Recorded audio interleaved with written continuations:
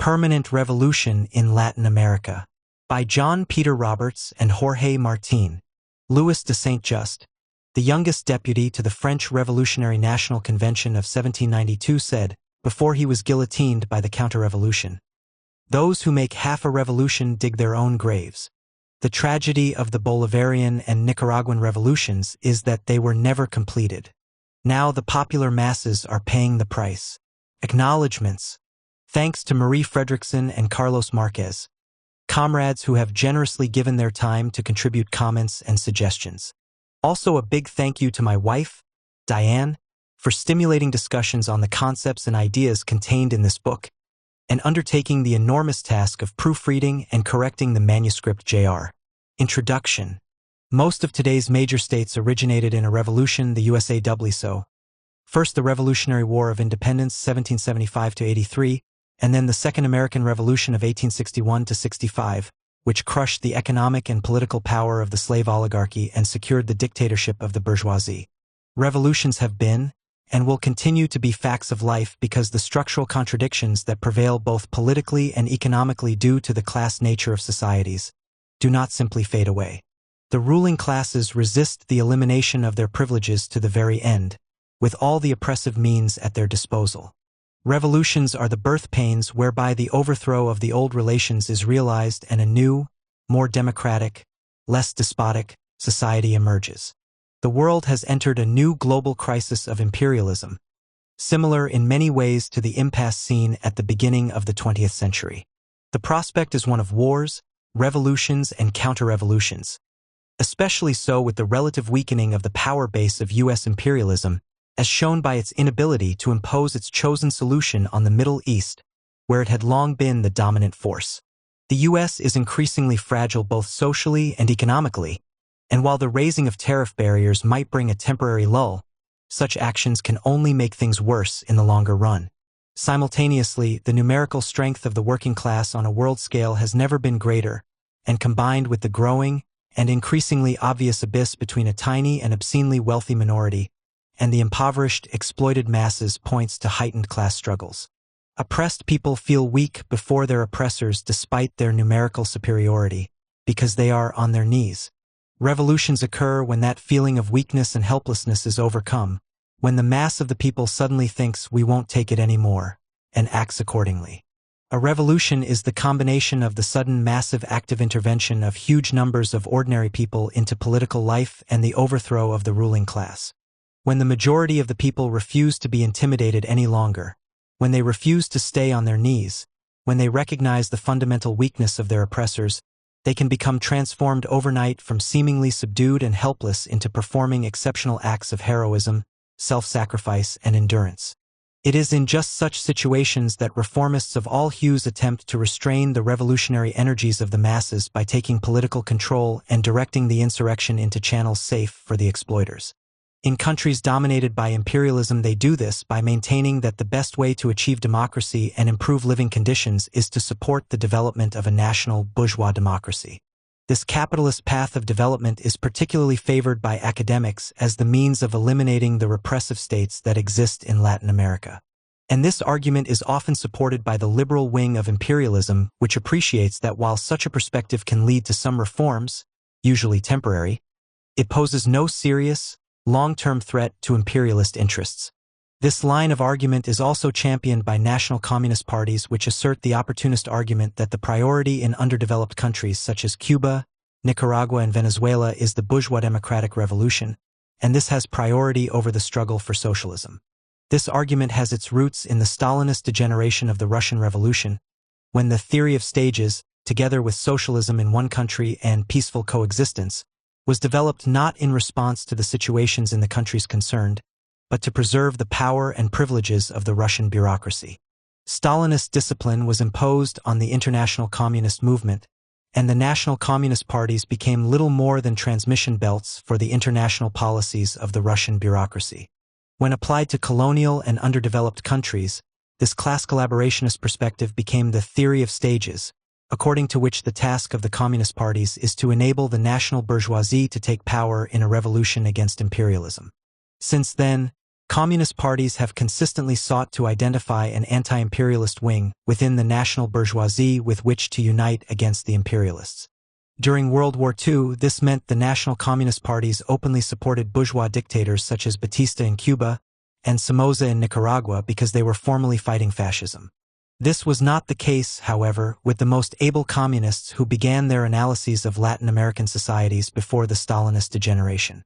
We show that the founders of the communist movement in Latin America, revolutionary leaders such as Julio Mella in Cuba and José Mariátegui in Peru, developed their own theories, and now that their writings are available, it is clear they argued for a strategy that was strikingly close to that of Trotsky's theory of permanent revolution. Theoretical distortions of Marxism were integral to the Stalinist degeneration. In particular, Marxism was perverted into economic determinism, whereby human history became a rigid series. Slavery, feudalism, capitalism, and socialism, in that order, were the stages through which all societies passed. The feudal nature of Spanish colonialism left important cultural legacies, and Stalinist historians sought to justify a political liaison with the national bourgeoisie by falsely claiming that the feudal nature of the latifundia persisted into the late 20th century. The history of Latin America gives a certain form to the class struggle. The great liberators, such as Simón Bolívar, correctly understood that Central and South America could tear themselves out of enslavement and backwardness only by uniting all their states into one powerful federation. This is an important reason why, as American replaced Spanish imperialism, it imposed on Central America a patchwork of small states, each with a belated and already decaying capitalism, kept in power either by direct U.S. military intervention or comprador strongmen who imposed military dictatorships. The American bourgeoisie, during its historic rise, united the northern half of the American continent into a single country, but now uses its power to weaken and enslave the southern half. We show that the belated South American bourgeoisie are thoroughly corrupt agents of a foreign power and are quite unable to lead a struggle to achieve national independence. We show that the popular masses, led by a young proletariat, are capable and willing to carry through the national democratic revolution against the bloody violence of the native compradors and world imperialism. We also show that the gains made in such a revolution can be safeguarded only by taking the first steps towards a socialist state. The natural slogan will be, the Soviet United States of Central and South America. In practice, the theory of stages means handing economic authority to the capitalists. In Nicaragua and Venezuela, this was most clearly seen in the refusal to implement a thorough land reform program to end the latifundia. We argue that the theory of stages has proved a fatal trap for bourgeois democratic anti-imperialist revolutions in the Third World, and this book describes and analyses 3 cases in which this theory has been tested in practice: Cuba, Nicaragua, and Venezuela. These were chosen because, despite significant common features, the revolutions in the 3 countries have unfolded in quite different ways. We show how, in all 3 countries, the national bourgeois, when faced with a make-or-break choice, sided with imperialism against the democratic revolution. In Cuba, the revolution has been to the benefit of the great majority of the population because it went all the way to abolish capitalism. In Nicaragua and Venezuela, the revolutionary masses initially made substantial gains, but gradually those gains were subverted, and now the great majority of the population are no better, and possibly worse off than before the revolutions. We explain the qualitative difference between the Cuban and the Nicaraguan and Venezuelan revolutions in terms of the theory of permanent revolution and the categorical failure of the reformist theory of stages. We show that, in the epoch of imperialism, to achieve the demands of the bourgeois democratic revolution, national independence, return of land seized by the latifundios to the peasants, a democratic state, greater social equality, and an end to the oppression of women, black people, and national minorities, the revolution must take the first steps towards socialism. We demonstrate that the alternative theory that claims these progressive, but still bourgeois democratic measures will be achieved by developing a national capitalism is a surefire way of ensuring the continued dominance of imperialism. The theory of stages is prettified by being presented in terms of the coming together of the widest possible popular alliance against imperialism and its agents. The nation's bourgeoisie, urban petty bourgeoisie, proletariat, and peasantry will unite in a common struggle against a common foe. People's power will seize only the enterprises and businesses of the imperialists, the compradors, and the supposedly feudal landed estates. However, as Augusto Sandino found by his own experience as a fighter for national liberation, The national bourgeoisie of Latin America is too servile, too weak, too tied to imperialism to carry through such a struggle. Only the workers and peasants will take the struggle through to its ultimate conclusion. For Sandino and later the Stalinists, this meant the popular masses would fight, guns in hands, for the national bourgeois revolution, and then having won political power would allow the bourgeoisie to retain economic power. The workers' and peasants' government formed as a result of the revolutionary upsurge would change social relationships in favor of working people. It would carry out important reforms for the benefit of the masses: education and health provision, improved working and living conditions, the growth of democracy, taking measures for a more equal distribution of wealth, etc. The stages theory argues that in a relatively economically backward country such as, say, Nicaragua, it will be the bourgeoisie jointly with the new government that will develop the productive forces, building an effective infrastructure for communications, electrical supply, transportation, water supply and sewage systems, etc. The socialist transition to a state-planned economy will take many years, possibly decades. The reformists invariably obfuscate that, during this period, the state is capitalist, using formulas such as broad popular alliance or people's power to disguise the fact that, in practice, economic power remains in the hands of the bourgeoisie. The stagist perspective means that the government resulting from the revolutionary uprising voluntarily accepts to be constrained within the laws of capitalism, usually under the misnomer mixed economy. The revolutionary democratic government would guarantee the property rights of the capitalists, subject to certain conditions, for instance, their refraining from economic sabotage. The new government would need the knowledge, expertise, and skills of the middle and professional classes who would retain their managerial positions and be suitably rewarded. We will show that there are fundamental problems that fatally undermine this schema. At a methodological level, the theory of stages fails to recognize that the roles of the relevant social classes are very different during the rise of capitalism and in the epoch of its decline. In the former, the bourgeoisie overthrew a decadent feudal system and was immensely progressive, but it must be remembered, only in Western Europe and the US. The American Civil War was the last great radical act of international capitalism. With it, the progressive role of the bourgeoisie came to an end.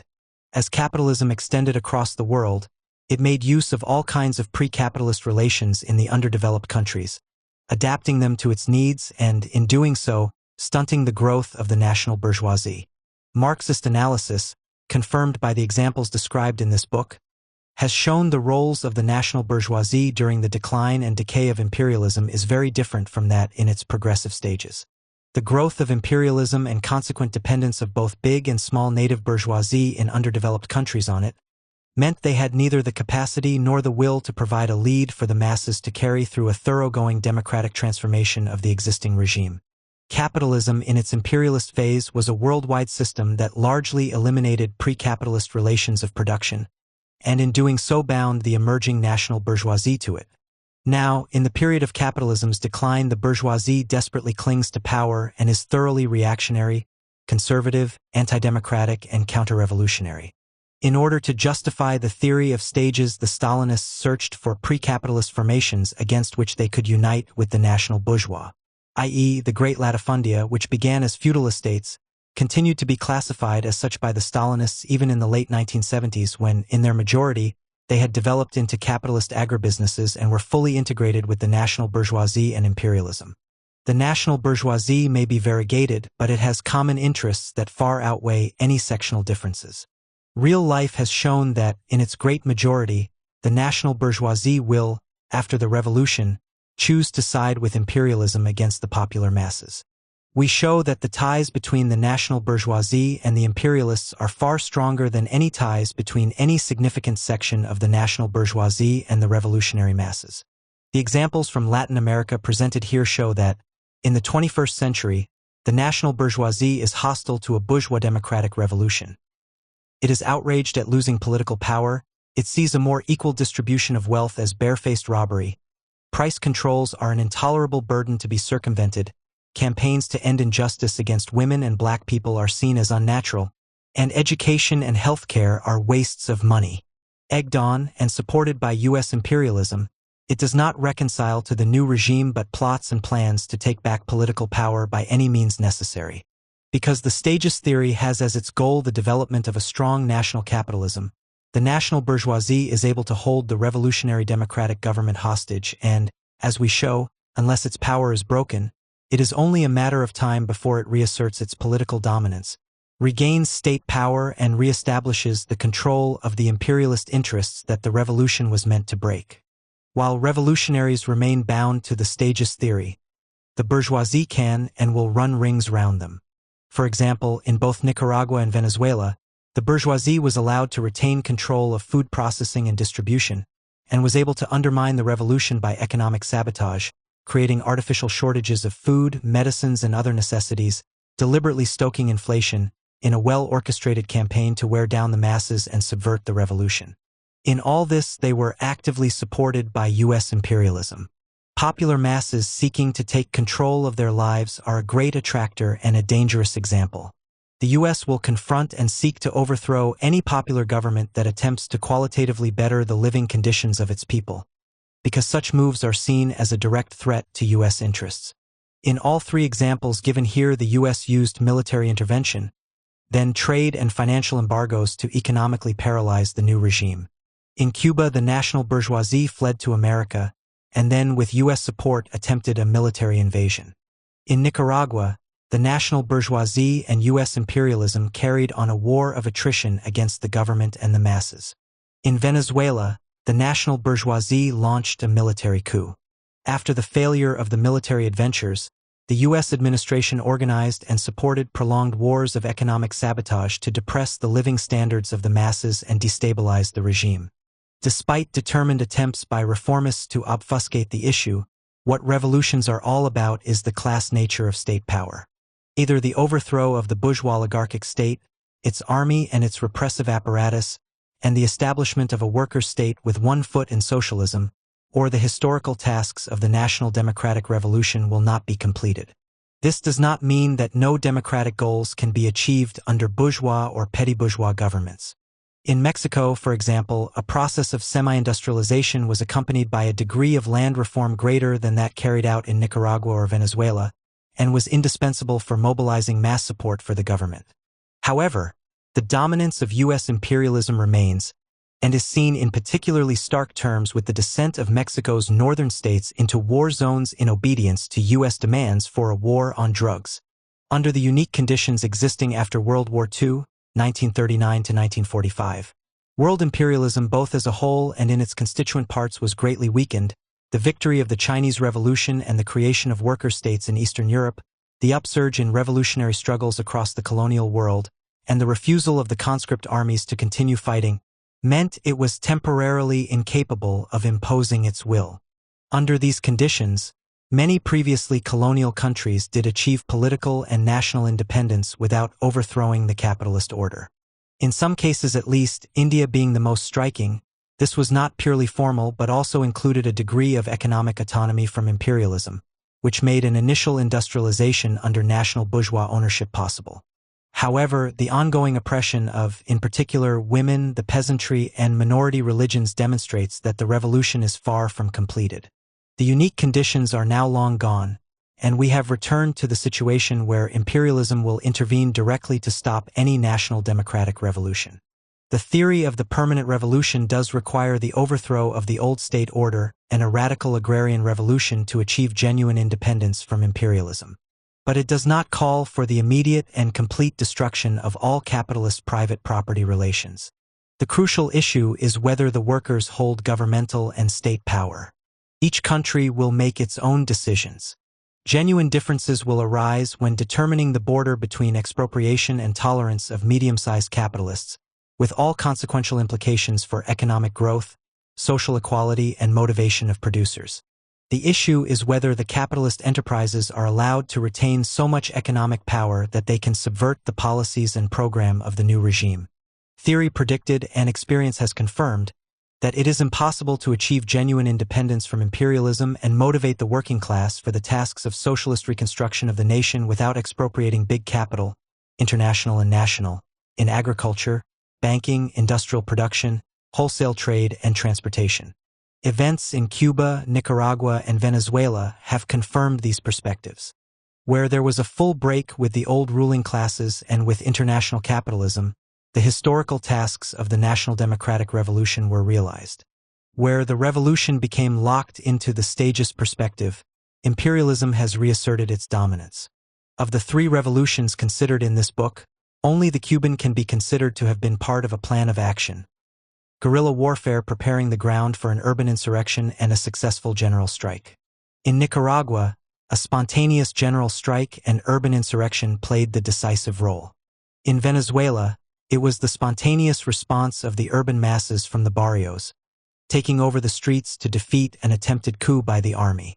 It is this entry of the broadest masses into political action that is the outstanding characteristic of revolutions.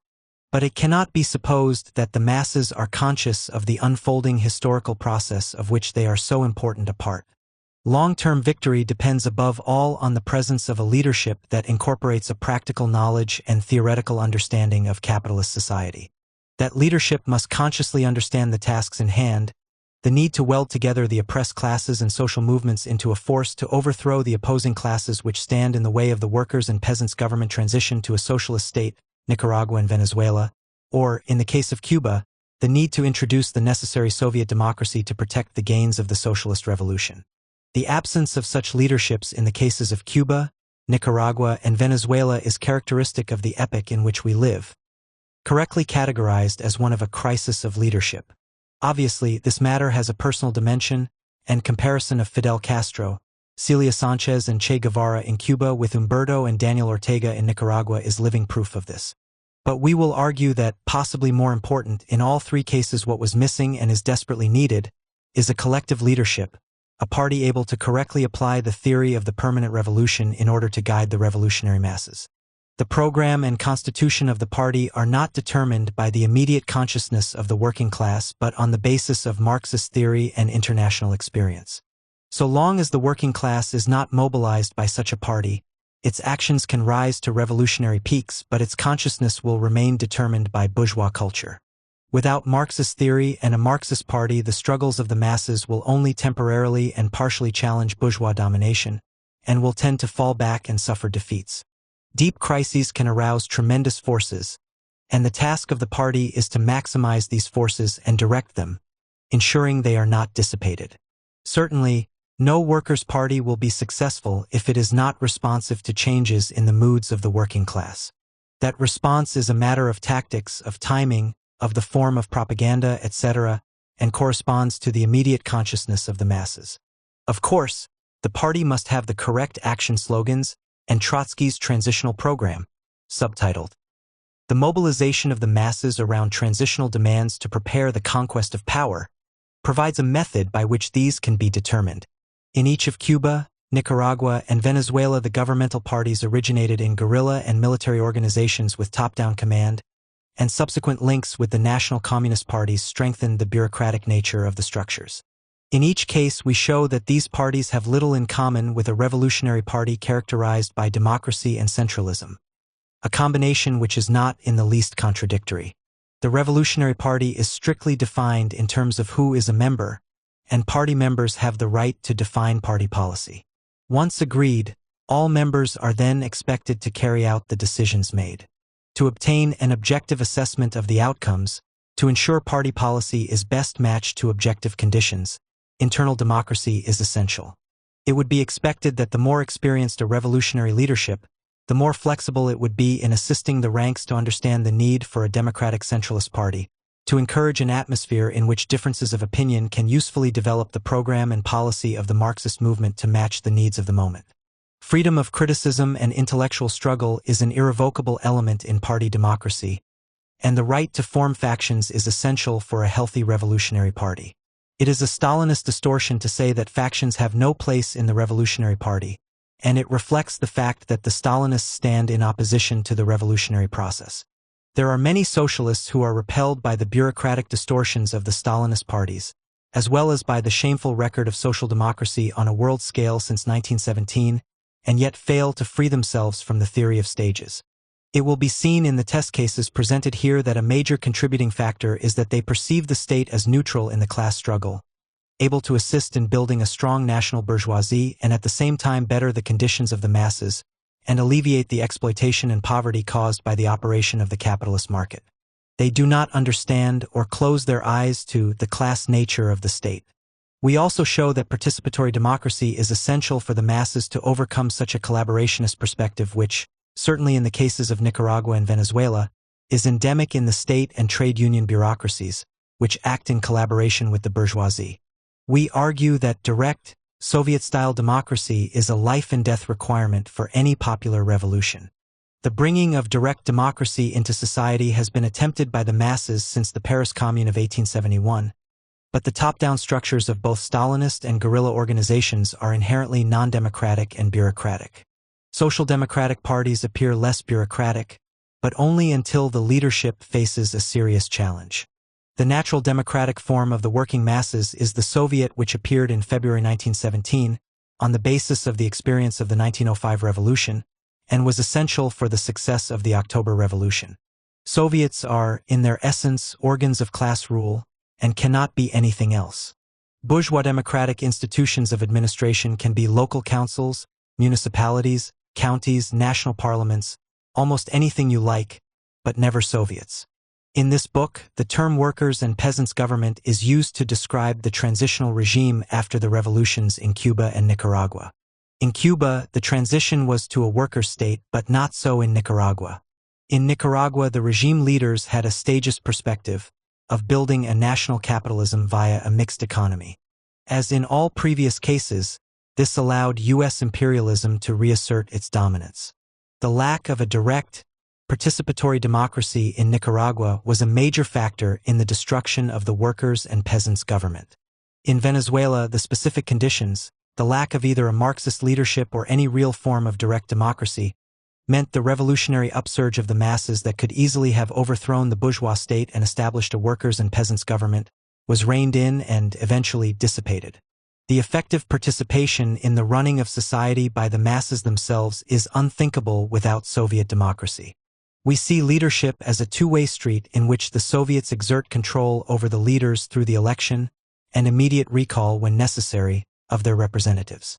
Soviet democracy gives the party the power to carry through both the democratic and socialist revolutions, while allowing the masses to exert control on the party. Democracy demands freedom of criticism and local initiatives, conditions incompatible with a bureaucratic regime which fears the masses with a perfectly bourgeois fear. We explain that counter-revolutions are not simply natural reactions to revolutions, the product of some inevitable social yo-yo. They may originate from the same forces that gave rise to the revolution, but with a qualitative shift in the socio-political relations. A genuine popular revolution generally implies a qualitatively increased level of political activity by the masses, but this cannot be sustained indefinitely, for obvious material and psychological reasons. The great masses of people cannot live permanently at a high level of excitement and expenditure of nervous energy. In this book, we describe and discuss the different factors at play in the three countries that led to the decline of mass political activity and, in Nicaragua and Venezuela, generated a deep economic crisis, high levels of unemployment, scarcity of food, and the impoverishment of the working masses. The recent histories of Cuba, Nicaragua, and Venezuela are the latest episodes demonstrating the penalty the working masses pay for the absence of revolutionary Marxist parties. Contrary to the expectation of the leaders in the three countries, the national bourgeoisie did not welcome a democratic revolution, did not help develop the economy, did not support education and health provision, fought hard against increasing democratic rights, anti-racist legislation, and any redistribution of wealth. In all three countries, the national bourgeoisie joined forces with imperialism to reverse the progressive measures made and to reintroduce their own and U.S. imperialism's stranglehold. In this, they were quite prepared to use violent methods, and when these failed, to starve the masses into submission. We have entered a decisive epoch in the world revolution, but, as in Nicaragua and Venezuela, reformists are holding that revolution back. In the face of experience, their solution to social crises is that revolutionary activities must be curtailed. The goal of the revolution must be limited to a progressive, independent bourgeois state. This book is a contribution, intended to convince the exploited and oppressed to reject these false friends and avoid the mistakes made in Nicaragua and Venezuela, to learn from the lessons of the past, and by basing themselves on revolutionary Marxism achieve victory over exploitation and oppression. August 2018. Chapter 1. Dynamics of the Cuban Revolution. Where now? 1. Introduction. The Cuban Revolution of 1959 overthrew capitalist relations, blacked the eye of American imperialism, and established the only worker state in the Western Hemisphere. This revolution was entirely novel in that it was led throughout by a group that considered itself radical bourgeois Democrats. What was not new and had to be rediscovered yet again was that the demands for national independence, the liberation of the Cuban people, social equality, and a better life could not be realized in a capitalist Cuba subject to imperialist domination. To achieve these goals, it would be necessary for the Cuban Revolution to take the first steps towards socialism and create a workers' state. The Cuban Revolution booted out US-backed dictator Fulgencio Batista in a victory for popular democracy, for the exploited masses of Cuba and the world. Its continuing existence is a daily reminder to US imperialism of its defeat and the triumph of the Cuban people. To follow and understand what happens in Cuba is a duty for every socialist, every revolutionary, and every socially aware person, because knowledge of what happens in Cuba is essential for understanding the social dynamics in all so-called third world countries. Cuba led the way forward not only for Latin America but the world, and how it has developed and will develop holds important lessons for hundreds of millions of people.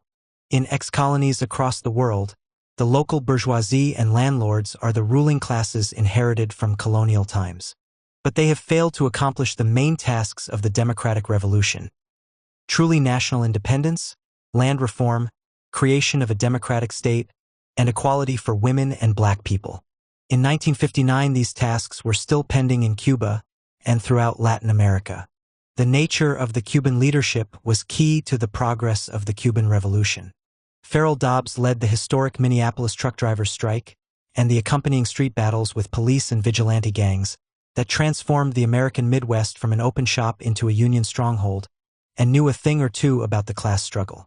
He described the characteristics of those initially left-wing reformists within the Union who, under the pressure of events, adopted a revolutionary position. He listed their characteristics. They had to be committed to the cause of the working class, they had to be honest, they had to have the vision to see that victory was possible, they had to be prepared to try new things, to have the foresight to see the potential gains of the struggle, but most importantly, they had to have guts. We will argue that the Cuban guerrilla leaders possessed these qualities and were prepared to transcend bourgeois limits when those limits became a barrier to bettering the conditions of the Cuban people. To achieve democratic goals, they were ready to transform the Cuban struggle into a struggle for socialism. The decisive element in the victory of the Cuban Revolution was unquestionably the leadership provided by Fidel Castro and his team, who succeeded in overcoming the long default in revolutionary leadership due to Stalinist domination of the world labor movement, bypassing the Cuban Stalinists from the left. Naturally, the masses responded, as did the overwhelming majority of young people throughout the world, who rallied to support what they hoped would be the opening of the democratic anti-imperialist revolution in all oppressed colonies. The appearance of a new leadership, generated in the very process of a revolution, largely untainted by Stalinism and imbued with revolutionary determination, was hailed with immense enthusiasm. The background of the Cuban Revolution was, at least initially, propitious. The context was a highly unstable world situation. 1. With the end of World War II, there had been a significant decline in the power of imperialism internationally. The U.S. had been forced to take on the central responsibility for world capitalism, but it had recently been fought to a standstill in Korea. 2. The Soviet Union had risen in status to the second strongest power in the world. 3. World War II had given rise to a tremendous groundswell of national liberation movements that challenged imperialism and served to weaken it further. China, the most populous nation on earth, was now a worker state. However, the growth of Stalinist parties as a result of the Soviet victory in Europe and the Chinese Revolution obscured Stalinism's essentially counter-revolutionary nature and blocked the growth of mass Marxist parties that could challenge capitalism in the advanced capitalist countries. 2. Some history. The history of Cuba can begin with the invasion of Cuba by Spaniards in the first years of the 16th century and the indigenous population who fought the conquistadors being driven to virtual extinction. Spain attempted to keep tight control of Cuba. However, a series of momentous events eventually freed the island from the grasp of the Spanish crown, but placed it in thrall to its neighbor, the imperialist giant, the United States of America.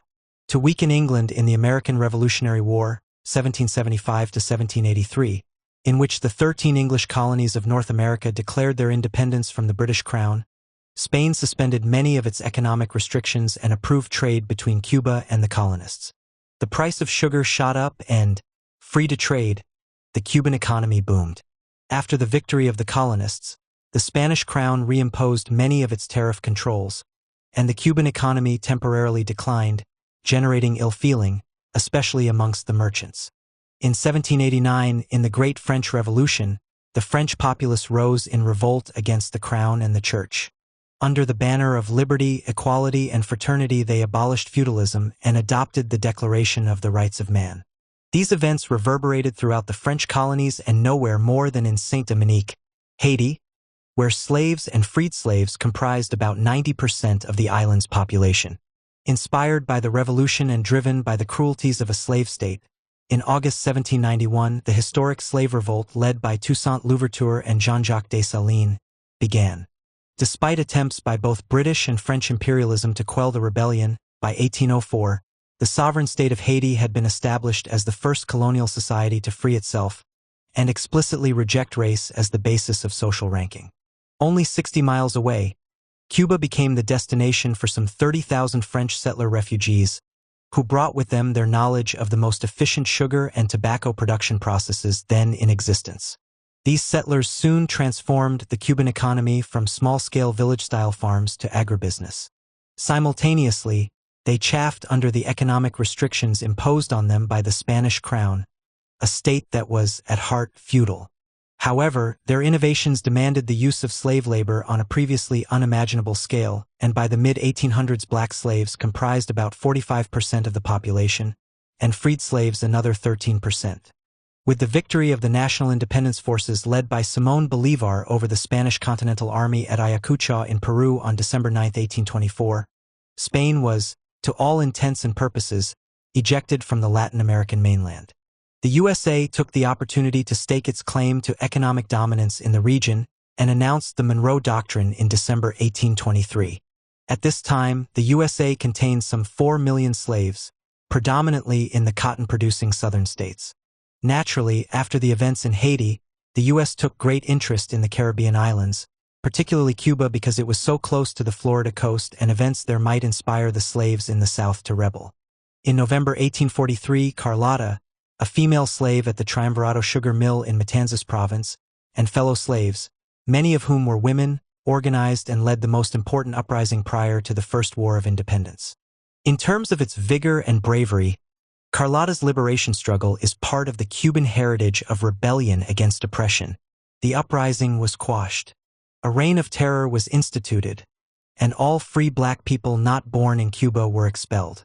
A few days after the rebellion began, the Vandalia, a U.S. Navy corvette, appeared in the port of Havana under the command of Rear Admiral Chauncey who, accompanied by the U.S. consul in Havana, officially notified the Spanish colonial governor that he could count on the aid of the U.S. to crush the Afro-Cuban rebellion. In 1845, the USA annexed the newly independent Republic of Texas as the 28th state in the Union. President Polk, who had campaigned on the slogan that the U.S. should extend from sea to sea, instigated a war with Mexico in 1846 by sending troops to occupy land then in dispute between the two countries. The Americans emerged victorious in 1848, and the Treaty of Guadalupe Hidalgo gave the U.S. the vast northern provinces of the Mexican state that would become the states of California, Arizona, New Mexico, Nevada, and Utah. By the mid-19th century, the U.S. had emerged as Cuba's largest trading partner, taking sugar, tobacco, and coffee in exchange for manufactured products. Cuba was producing about a third of the world's sugar, and between 1848 and 1854, the U.S. made 3 offers to buy Cuba, which were welcomed by the majority of Cubans engaged in business or trade. Each time the Spanish crown refused and, to silence the voices of dissent, increased its despotic and unpopular hold on the island. 2.1 The 10-Year War, the end of slavery and José Martí. Then, in 1867, in a move that seemed designed to provoke outrage and resistance by the sugar, tobacco, and coffee plantation owners, Spain imposed a new tax on land and increased taxes on incomes and trade. The result was the First War of Independence. In October 1868, Carlos de Céspedes, a 49-year-old lawyer and landowner, called his friends, co-thinkers and slaves to hear him formally declare Cuba's independence on the grounds that the Spanish crown was no longer fit to rule Cuba on account of its excessive taxes, corruption, and deprivation of political and religious freedoms. He declared Cuba to be a republic based on universal suffrage, freed his own slaves, many of whom joined his volunteer army, and called for the indemnified emancipation of all slaves. Other local planters joined in, freed their slaves, and, by November, the rebel army had grown to 12,000. Certainly, the moment seemed propitious because Spain was riven by civil war, but both sides insisted on retaining Cuba as a Spanish colony. It was too valuable for either side to let go. To supplement the 22,000 ill-paid, ill-disciplined troops at his disposal, the Captain General recruited a volunteer force of poor white immigrants. Most of these were from the Spanish mainland, had been granted land by the Spanish government, and were loyal to the motherland. They were often deeply racist, and the authorities played up the fear that the emancipation demands of the rebels would turn Cuba into another Haiti. A well-organized force of some 35,000, the Voluntarios, was formed, faithfully reflecting the views of the slave traders and most backward of the landowners against emancipation. This was the 10-Year War, ending on February 11, 1878, when both sides signed the Treaty of Zanjan. The treaty contained face-saving clauses for the rebel leaders, but neither independence nor emancipation were mentioned. The outstanding and leading rebel guerrilla fighter, Antonio Maceo Grajales, son of a free black Venezuelan farming couple, opposed the treaty and was exiled to Jamaica. However, the victory of the North in the U.S. Civil War, 1865, and other factors had made the sugar barons reconsider their need for slaves. With 80% of Cuba's overseas earnings coming from sugar, fluctuations in market conditions meant big risks for the sugar barons. It was becoming increasingly obvious that slavery was not as economically beneficial to the slave owners as might be first thought. Sugar production in Cuba is highly seasonal, requiring intensive labor only a few months of the year. The summer months bring the rains, the so-called dead season, and sugarcane farmers require few laborers. In October, the soil begins to dry and the cane farmers prepare the harvesting equipment. By January, the sugar mills are ready, and so begin the feverish activity that will last until about June. Coffee production followed much the same cycle. The sugar barons did their calculations. By the 1880s, sugar production in Cuba had been totally reorganized in a new economic system that de facto ended slavery. Seasonal laborers and field hands, the former slaves now working for wages, had to feed, clothe, and house themselves and their families from May/June to November/December with little or no paid work available. Capitalist emancipation meant, for many former slaves, worse living conditions. American capitalism was brimming with aggressive self-confidence. In 1803, with the Louisiana land purchase, Thomas Jefferson had bought the French title to a swathe of land extending from the Gulf of Mexico to the Canadian border, containing the present states of Arkansas, Iowa, Kansas, Missouri, Nebraska, and Oklahoma. It had seized Texas at gunpoint, thrashed the Mexican army, and taken the American Midwest, 1845–48.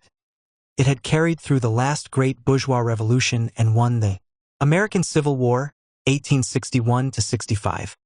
It was rapidly clearing the Native Americans from their homelands, and in 1893 U.S. Marines invaded and seized Hawaii. By 1894, most sugar mills in Cuba were in the hands of American companies.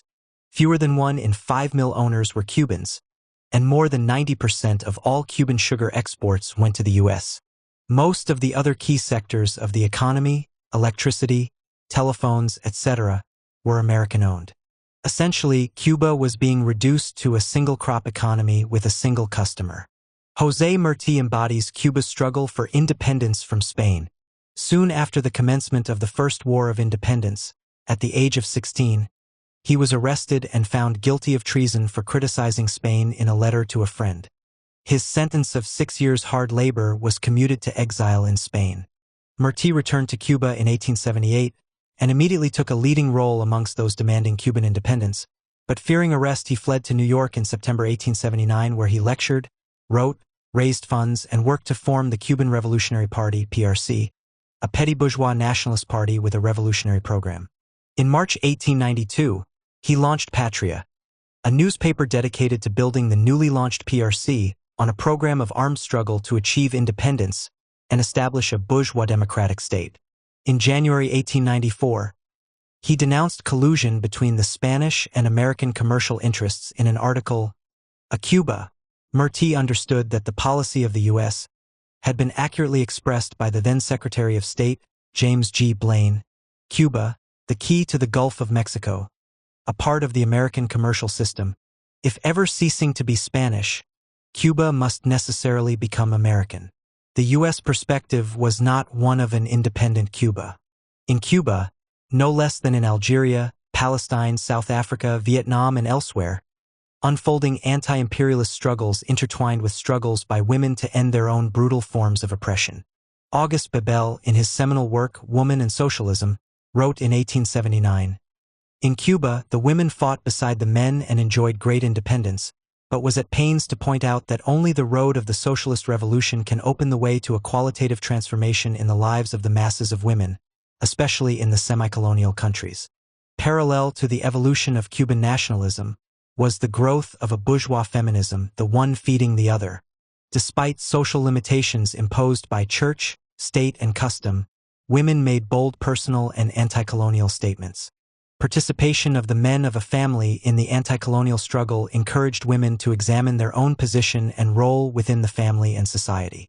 In a dramatic shift of cultural attitudes, many women began to view themselves as equal partners with men. Disseminating leaflets, raising funds, speaking in public, and writing political pamphlets opened their minds to expanding their rights not only as Cubans but also as women, and soon the slogan "Votes for Women" was heard. Its economic dominance of Cuba now assured, the U.S. was determined that the country would be neither a Spanish colony nor fully independent. It decided to take control of Cuba while appearing to act within international law and at minimal cost. Its method was devious, presenting an appearance that blatantly contradicted the reality. The Spanish Empire was falling apart. Everywhere its colonies were on the point of open rebellion. The American strategy was to publicly encourage the independence movements while working behind the scenes to ensure they would be so handicapped in terms of supplies that a quick victory was impossible. The U.S. would strive to ensure the two sides would battle to a state of mutual exhaustion, at which time they would step in on purely humanitarian grounds to become the new colonial master. Murty and his fellow Cuban rebels had planned to launch the War of Independence in February 1895. But on January 12th, 3 or 4 ships full of armaments bound for the rebels were stopped at Fernandina Port, Florida, by U.S. authorities, their cargoes confiscated and the Spanish government alerted. Despite this terrible blow, Murty and Maceo, the latter representing continuity with the veterans of the First Cuban War of Independence, did return to Cuba in early February 1895 to renew the struggle, and were both killed in the Battle of Dos Rios on May 19th. On paper, the colonial forces looked impregnable, and robbed by the U.S. of most of their armaments, the rebels had no choice but to adopt a guerrilla-style war. But the mood in Cuba had changed dramatically since the 10-year war. Now the rebels had the support of the overwhelming majority of the population. The war did not go well for Spain, though neither the rebels nor the Spanish forces were able to win a decisive victory. The Mombases, the independence fighters, despite being outnumbered and outgunned, were inflicting defeat after defeat on the Spanish forces. In January 1896, General Valeriano Weyler y Nicolau, nicknamed the Butcher, took control. Weyler, recognizing that the guerrillas had the support of the civilian population, attempted to break the link by introducing containment camps. 500,000 peasants were crowded into squalid, unhealthy containment camps with little provision made for food, housing, clothing, sanitation, or medical care.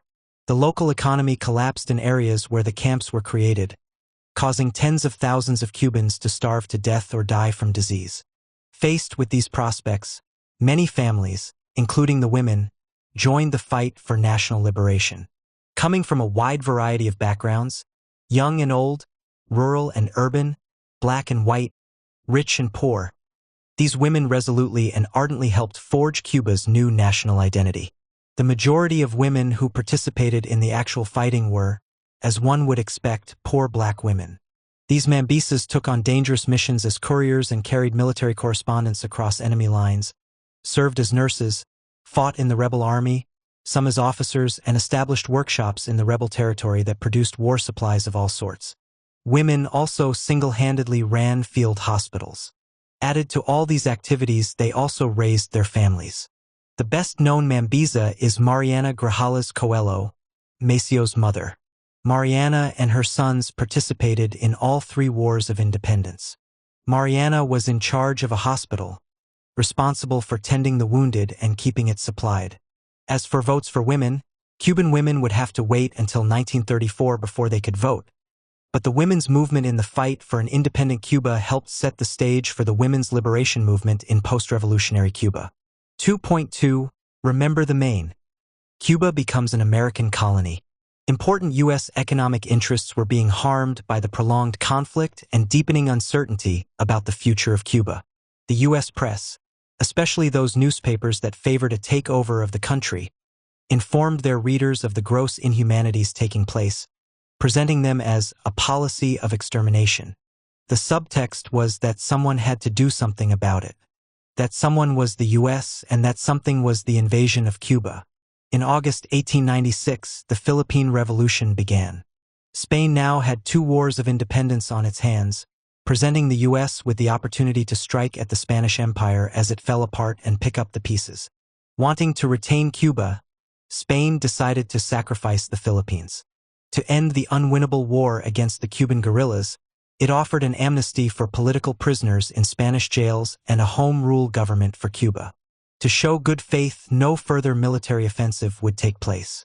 But the offer was too little, too late. The rebels who remained were determined to fight on for full independence. On January 25, 1898, the U.S. battleship USS Maine arrived in Havana Harbor in a show of strength to ensure American property and lives were not threatened. On February 15, the Maine exploded. A naval court of inquiry was inconclusive, but the American Yellow Press laid the blame on a mine planted by the Spanish.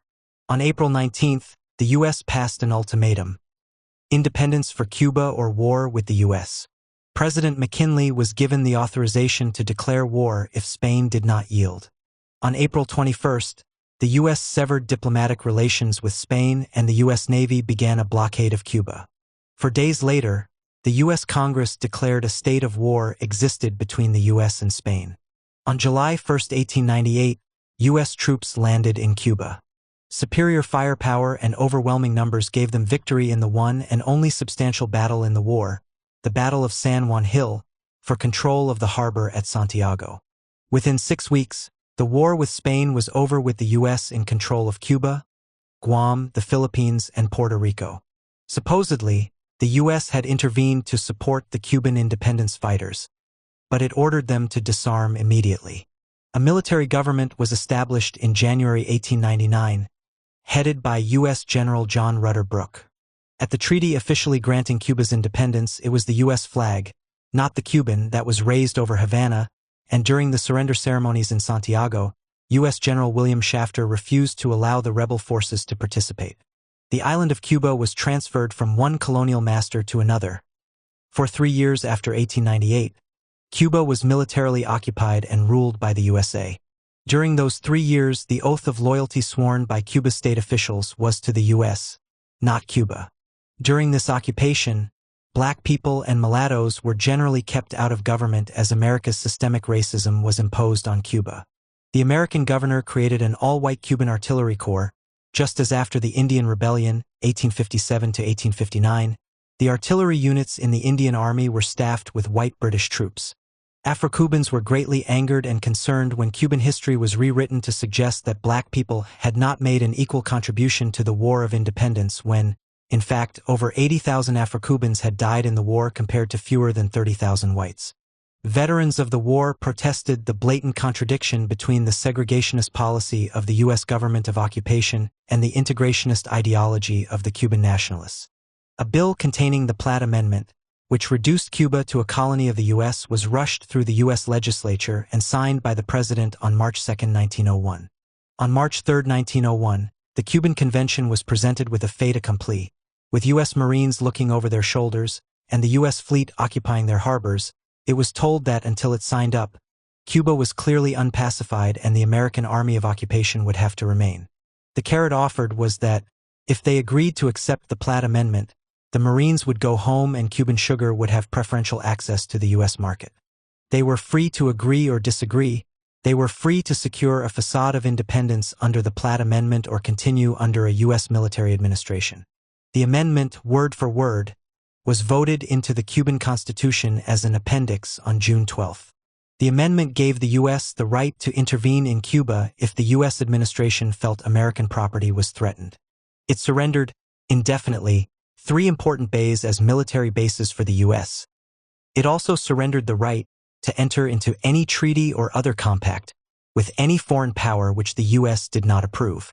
For Cuba, the period of the pseudo-republic had begun. In December 1902, a convention was signed in Havana, which gave U.S. companies preferential treatment regarding import duties. From now on, U.S. imports would pay between 25% and 40% less than those from Western Europe or elsewhere. In return, Cuban sugar, i.e. what would soon be United Fruit Company sugar, would be given a virtual monopoly in the U.S. market. 1 year later, the Platt Amendment was included in a permanent treaty between the two countries and received the formal approval of 2/3 of the Senate. The U.S. formally handed over power to the new Cuban government in May 1902. Guantanamo Bay and Bahia Honda were leased to the U.S. as military bases in perpetuity. Bahia Honda was given up in 1912 in return for the expansion of Guantanamo. Cuban politics for the next 60 years would be determined by the U.S., which sent in its troops no fewer than 4 times: 1906 to 1909, 1912, 1917 to 1920, and 1933. In each case, save 1912, to install a government of its choice. The crushing domination of the U.S. relied not only on overwhelming military force, but on an economic system whereby a few landowners owned most of the land while the great majority of peasants were landless laborers. The war for independence had seen the wholesale destruction of the smaller, more isolated sugar mills. Of the 1,100 sugar mills registered in Cuba in 1894, only about 200 survived the war. The capital to buy up bankrupt estates, to rebuild and refurbish came, as expected, mostly from American sources. By 1905, nearly 2/3 of rural properties were owned by Americans. The United Fruit Company purchased nearly 200,000 acres, 80,000 hectares, of land in Orient at the giveaway price of $1 per acre. Soon, fewer than 0.1% of farms occupied 20% of the land, while at the other end of the scale 40% of farms occupied only about 4% of the land. Where Cubans sought capital to invest and expand, it came from American banks. Machinery for the mills came from American companies. Increasingly, senior managers and administrators were American. During and after the 1906 elections, there was considerable unrest, and President Roosevelt, to protect U.S. interests, sent in the Marines. 2,000 U.S. Marines landed near Havana in September 1906. The U.S. established a new provisional government headed by a U.S. judge, Charles Magoon, and U.S. Marines kept order until 1909. The Magoon administration attacked each and every political and social gain made in the struggle for independence. The remnants of the Liberation Army were demobilized. All the institutional expressions of a free Cuba, Cuba Libre, in which Afro-Cubans had registered important gains, disappeared, and with them political positions, military ranks, and public offices. In response, in 1908, Evaristo Estenas and others founded the Partido Independiente de Color (PIC) to address these losses, but found itself facing the entrenched racism of the American and Cuban bourgeoisie. The Mora Law of 1909 was passed, which effectively banned the PIC by banning political parties based on race or class, with no independent allowed to run for president. Simultaneously, a limit was placed on immigration of Black Haitians and Jamaicans. In 1910, in an attempt at intimidation, the leaders of the PIC were arrested and charged with conspiracy against the Cuban government. After being found not guilty, the PIC held a mass, peaceful demonstration on May 20, 1912, behind the slogan "Down with the Mora Law." Bourgeois newspapers presented the demonstration as the beginning of a race war, carrying exaggerated and lying reports of the demonstration. El Dia on May 26, 1912, portrayed the demonstration as an uprising of blacks, and subsequently reported fictitious attacks by blacks on whites, including murders and rapes. Former members of the Voluntarios formed the backbone of white vigilante groups which sprang into existence all over the island, harassing, arresting, and killing Afro-Cubans simply out of suspicion. Those protecting civilization did so with impunity. Bodies of suspected rebels were left hanging outside the towns for moral reasons, and severed heads were placed on the side of railroad tracks for the edification of train passengers. This massacre achieved what Mora's amendment and the trial against the party in 1910 had been unable to do. It put a definitive end to the PIC and made clear to all Afro-Cubans that any further attempt to challenge the social order would be crushed with bloodshed. The true reason for this concerted attack on black people soon became clear. In 1912, the Cuban government lifted the ban on importing black workers, and the United Fruit Company was granted special permission to bring in workers from Jamaica and elsewhere, who would be paid less than Cuban workers. United Fruit and other employers built villages on their properties for these new employees, who were kept separated from the rest of Cuban society. U.S. sugar tycoons increased their profits tremendously. Between 1912 and 1931, over 250,000 black workers from Barbados, Haiti, Jamaica, and other Caribbean islands arrived in Cuba to work in the expanding sugar industry, mainly in the eastern provinces of Orient and Camagüey, where the biggest and most modern estates on the island had been developed by U.S. capital. Meanwhile, the living conditions of the Cuban masses were hard hit. In good years, 25% of the workforce was unemployed, and the percentage went up to 50% in bad years. Illiteracy was over 90% in many rural areas where few dwellings had either running water or electricity. World War I, 1914-18, brought temporary prosperity as Cuban sugar replaced that loss due to the war. The price of sugar doubled and output increased by 175%.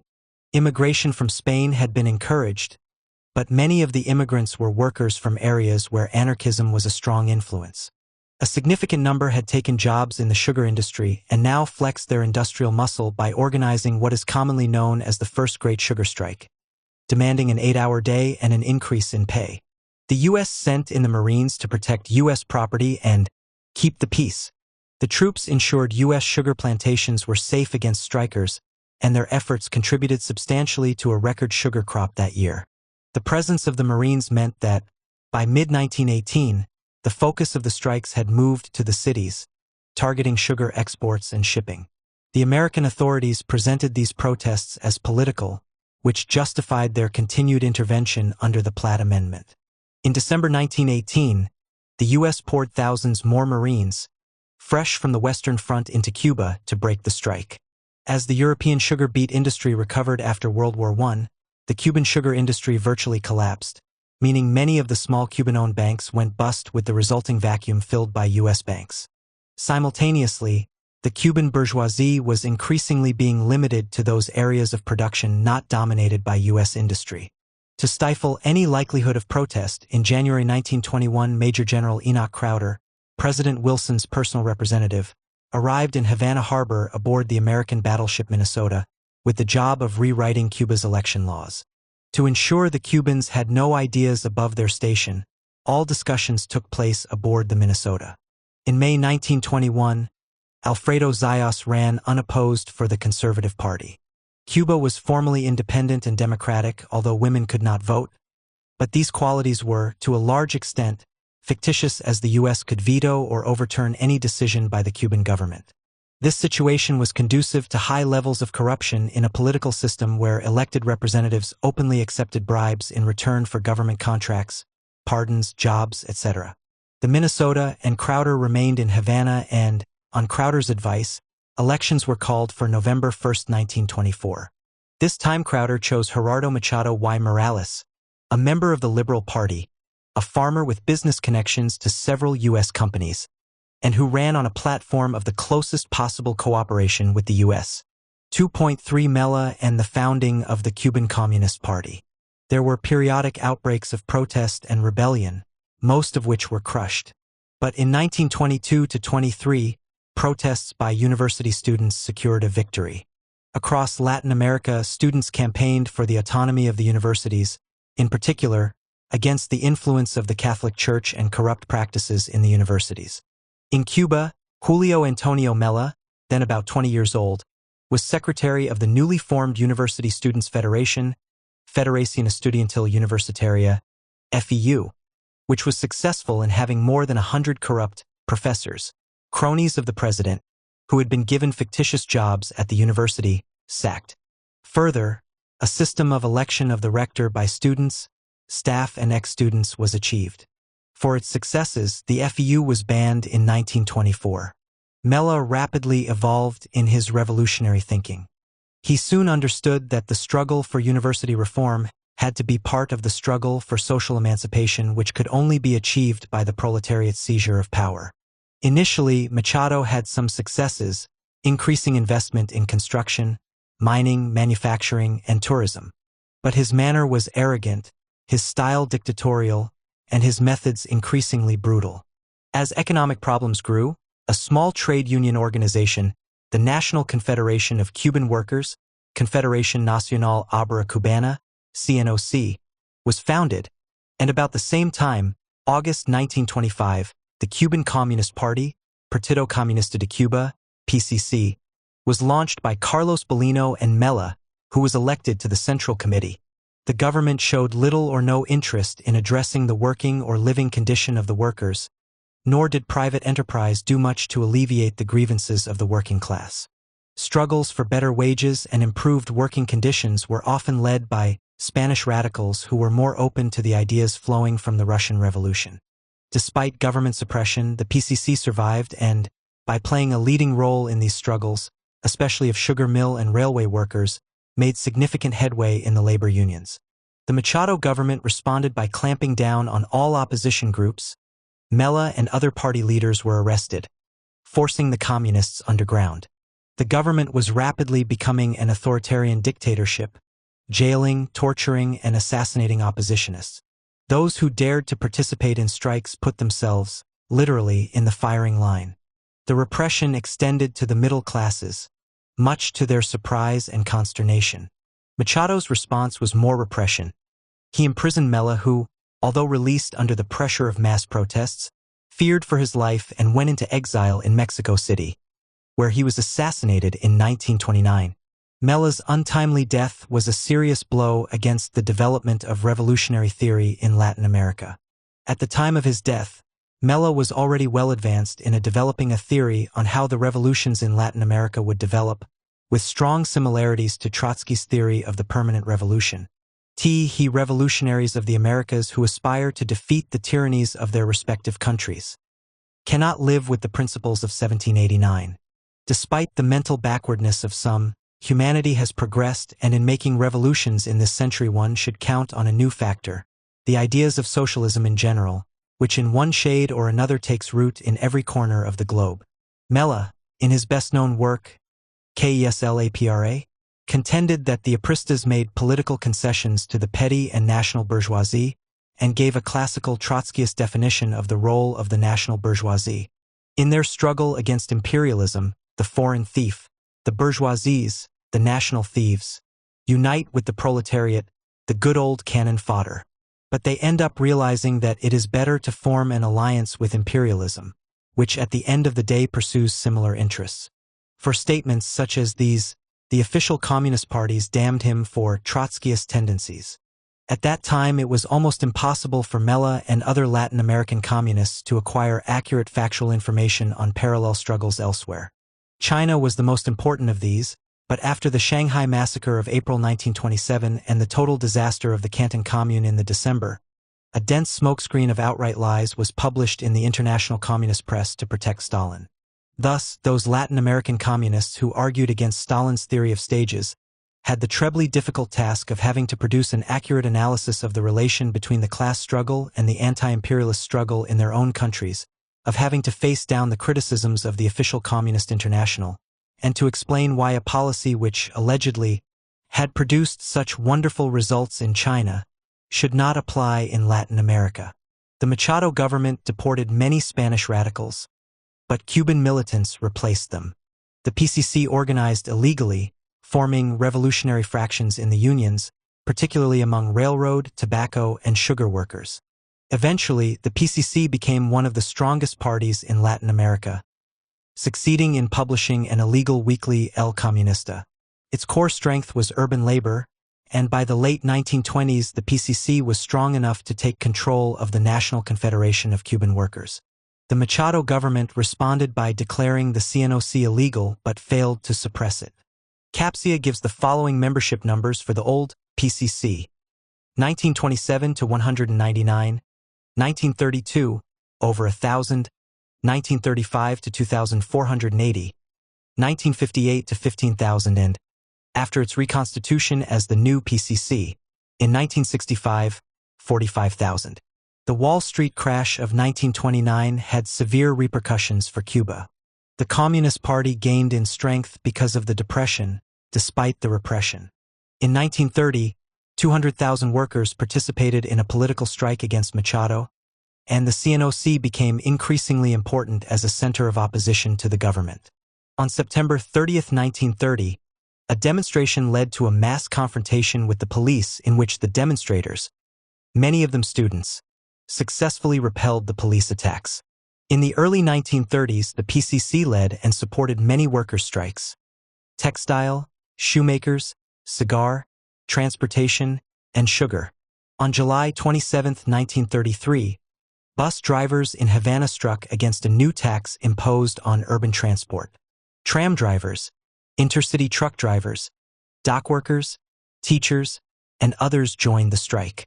Fearing U.S. intervention, the PCC reluctantly supported the workers' immediate demands, but then, to everyone's surprise, added a call for an end to the Machado government.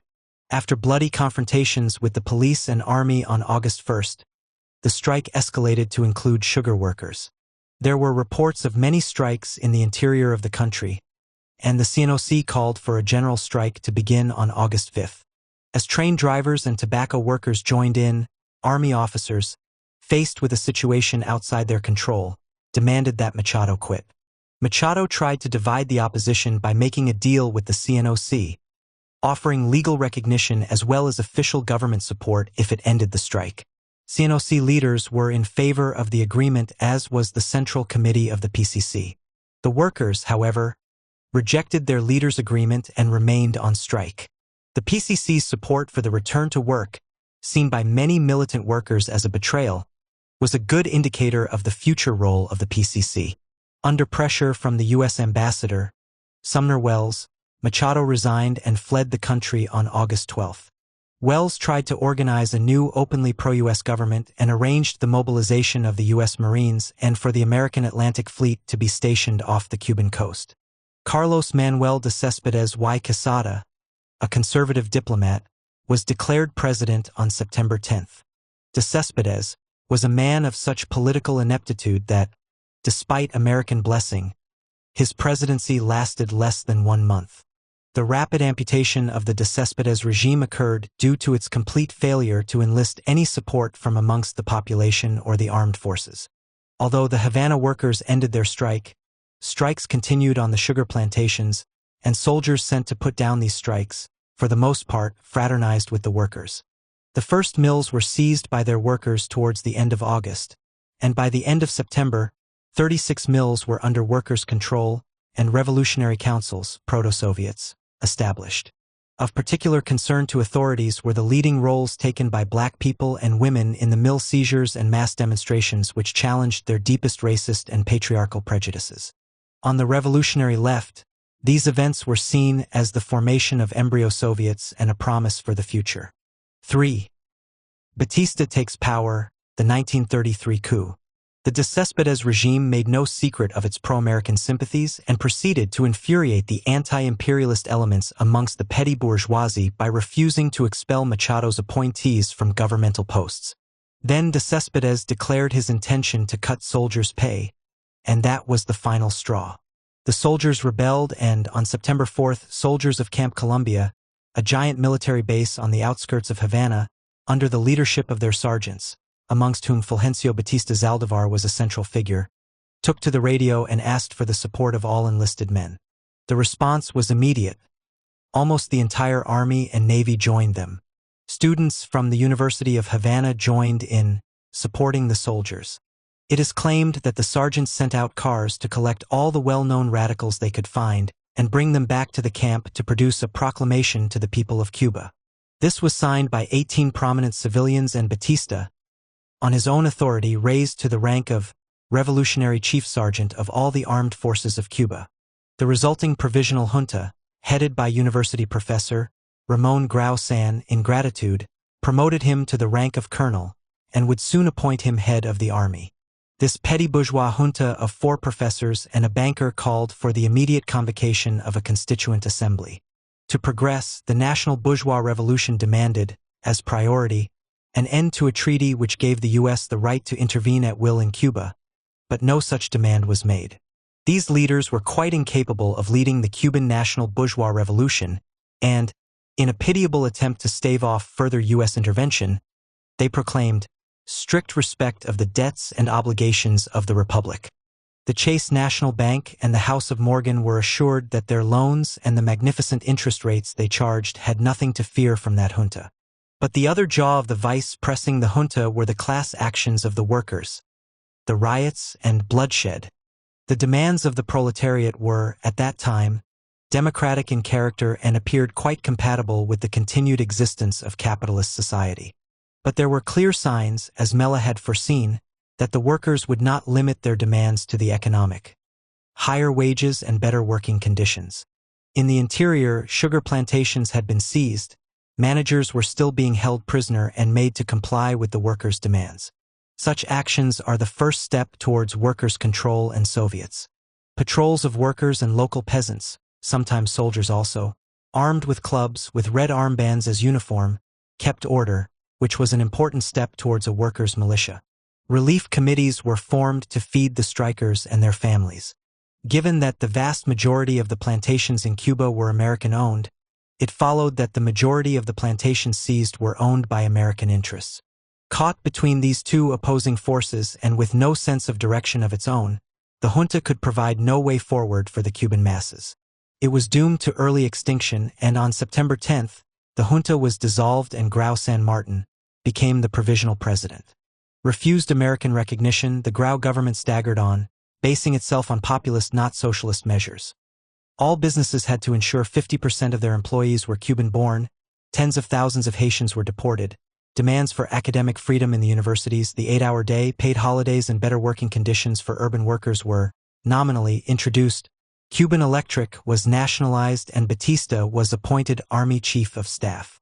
The only pro-worker and consistently anti-imperialist actions of Gran San Martin's short-lived 100 Days government were introduced by Antonio Guterres, Minister of Labor, a Cuban revolutionary who started from the position of armed struggle for national liberation and who had adopted socialist ideas. It was during this period that the PCC made significant headway, and most Cuban trade unions affiliated to the CNOC, with the result that CNOC membership was 300,000 by January 1934. The army under Batista remained a repressive force. On September 29th, for example, it attacked a memorial rally for Julio Mella and sacked the headquarters of the National Labor Confederation. The U.S. sent warships into Cuban waters but did not intervene, possibly because during the entire period of the Grau presidency, Batista was in secret talks with U.S. Ambassador Wells and had mutually agreed on a front man for interim president. Colonel Carlos Mendieta was duly installed in a coup organized by Batista on January 18, 1934. Batista's coup marked a turn to the right, but it did not mean the immediate and total reversal of all the gains made under Grau. Batista still claimed to be a revolutionary. While he was willing to repress militant workers, he also wanted to win popular support, which required him to accept some progressive reforms. In some ways, Batista in his early years was comparable to other third-world bourgeois nationalist leaders of military origin, such as Perón and Nasser. Within 5 days, the U.S. recognized Cuba's new government. For the next 6 years, Batista ran the country from the background, using a series of puppet presidents: Carlos Mendieta, 1934–35, José Barnet, 1935–36, Miguel Gómez, 1936, and Federico Bru, 1936–40. Mendieta is the best remembered of this bunch because, in February 1934, a provisional constitution was approved, formally extending the vote to women, and on June 9, 1934, the Platt Amendment was abrogated and the Reciprocity Tariff Act signed, giving Cuban Sugar, United Fruit Company Sugar, preferential access to the U.S., and U.S. manufactured goods preferential access to Cuba, seriously impeding Cuba's industrial development. The Platt Amendment had been a major source of hatred of the U.S. in Cuba and throughout Latin America. This concession was one of the results of the workers' upsurge, which had been powerful enough to shake the rule of the exploiters to the very foundations. Renouncing the Platt Amendment and granting a few reforms were measures taken by the American imperialists, in conjunction with the native exploiters, to reinforce the position of Mendieta, to prevent any rekindling of the revolutionary fires and to protect the capitalists and landowners. The years of colonial and semi-colonial domination, by Spain and then the U.S., restricted and distorted all aspects of Cuba's development, with women suffering the extreme oppression that is characteristic of countries dominated by imperialism. By the 1930s, many Cuban women from the upper and middle classes considered themselves revolutionary feminists. Given their social positions, these women assumed their voices would be heard and listened to. They were shocked when they weren't. Their activities began with charitable works and education of the less privileged, but their support of women's issues such as maternity rights meant that they were soon involved in the rights of domestic workers. These women wanted political representation not to challenge the social system, but to better the welfare of women. However, even this limited goal could not be achieved without the women's movement attacking traditional norms, such as the Catholic Church, patriarchal privilege, and the social order embodied in the plantation-centered economy. This was a society in which women were discouraged from taking part in public life, and in many families, women were not even allowed to venture out of the house without a chaperone. Fewer than 10% of urban women worked outside the domestic environment, primarily as nurses, secretaries, and teachers, though a few found jobs in factories, mills, or mines. Some peasant women found work in the sugar-cane fields. However, the great majority of working women were employed as servants of the rich, so the centuries-old myth that women were not suited to work outside the family domain went largely unchallenged. Contraception was generally unavailable and abortion was illegal, which meant many women were forced into prostitution to survive and feed their families, a survival route that was encouraged by many in authority. This legacy of economic and social backwardness was the most serious obstacle to women's equality. Real changes could only occur with economic development and the incorporation of women into social production. Thus, changes in the situation of women in Cuba took place in step with the struggle against underdevelopment, against the Catholic hierarchy, and against the many who held to traditional Spanish customs and myths that denigrated women, machismo. Although the women's movement succeeded in inserting women's rights and laws against gender discrimination in the workplace into the Cuban Constitution of 1940, it was not until Cuba implemented the Family Code in 1975 that wives who worked were officially regarded as equal wage earners. The 1933 coup had not fully extinguished the revolutionary mood, and more than 100 strikes occurred between 1934 and 1935. In late February 1935, teachers and students in Cuba's public schools staged a walkout, demanding increased government funding for public schools. By February 25, 4,000 teachers and 100,000 students were on strike. They were joined by students and staff of the University of Havana, who appealed for a general strike to re-establish civilian government. As a colonel, Mendieta was widely regarded as representing the armed forces, the military to be subject to civil authority, withdrawal of all troops from educational institutions, and restoration of social and economic stability. Initially, the CNOC and the PCC were reluctant to support a general strike, declaring it premature. In Latin America, the policies of the national communist parties followed the Stalinized Communist International, which had entered its ultra-left third period and viewed all governments, whether of a bourgeois reformist or pro-imperialist hue, as fascist, and all non-communist workers' organizations as the moderate wing of fascism, and were accordingly denounced as social fascist. Such a stance meant the CNOC leadership was divided, and it took until March 10 to issue a strike call.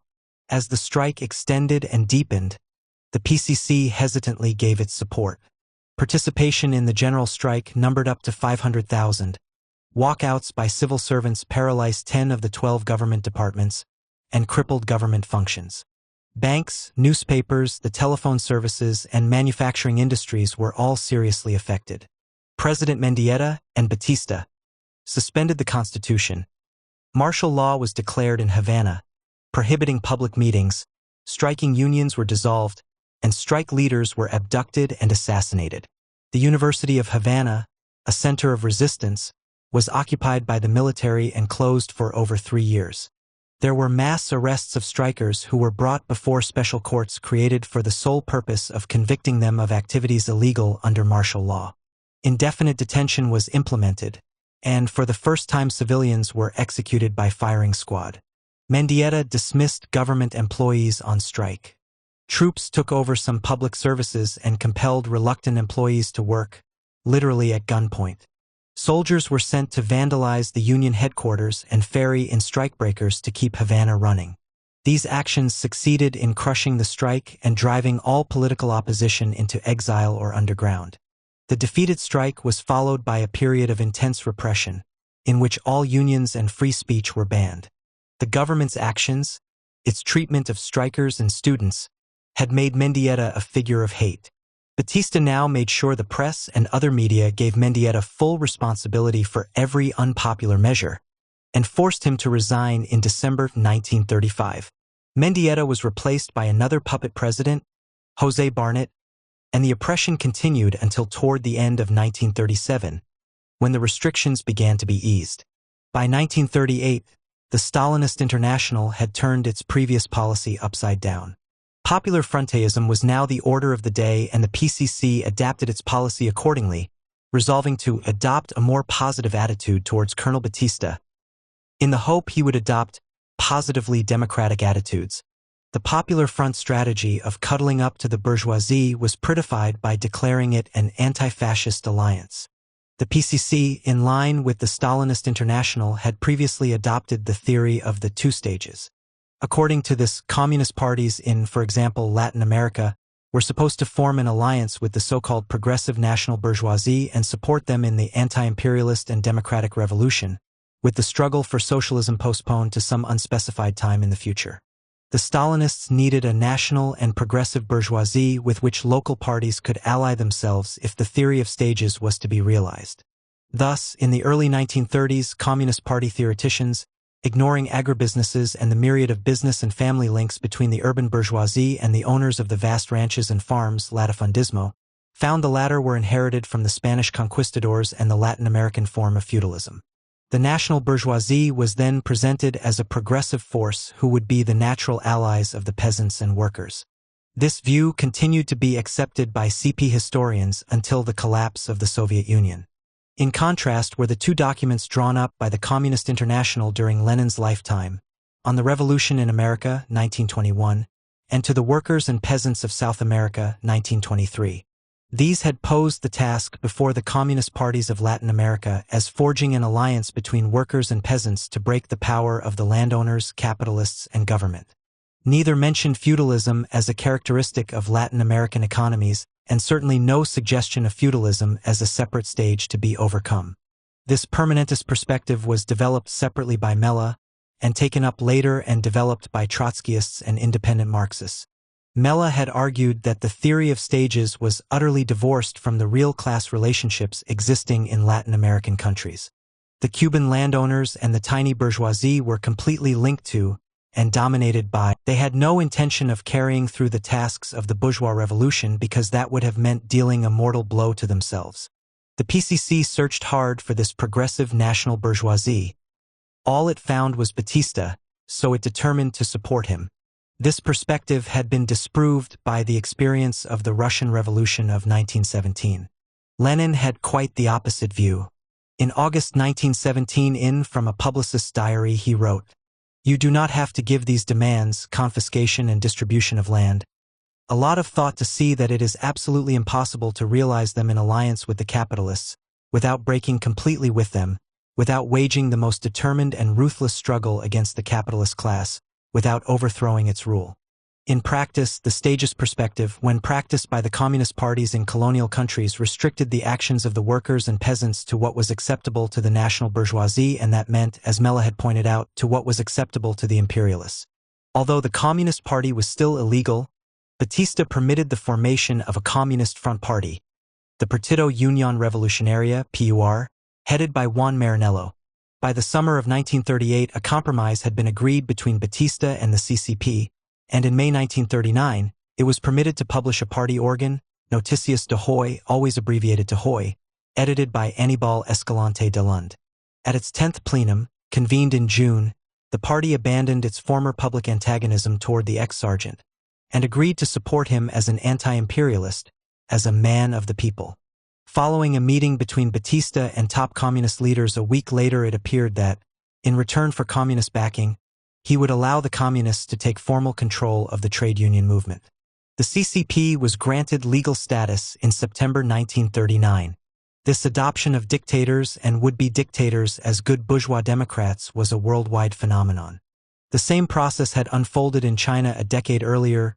Chiang Kai-shek was lauded as an anti-imperialist, even elected to the Central Executive Committee of the Communist International, and his army trained and armed by the USSR.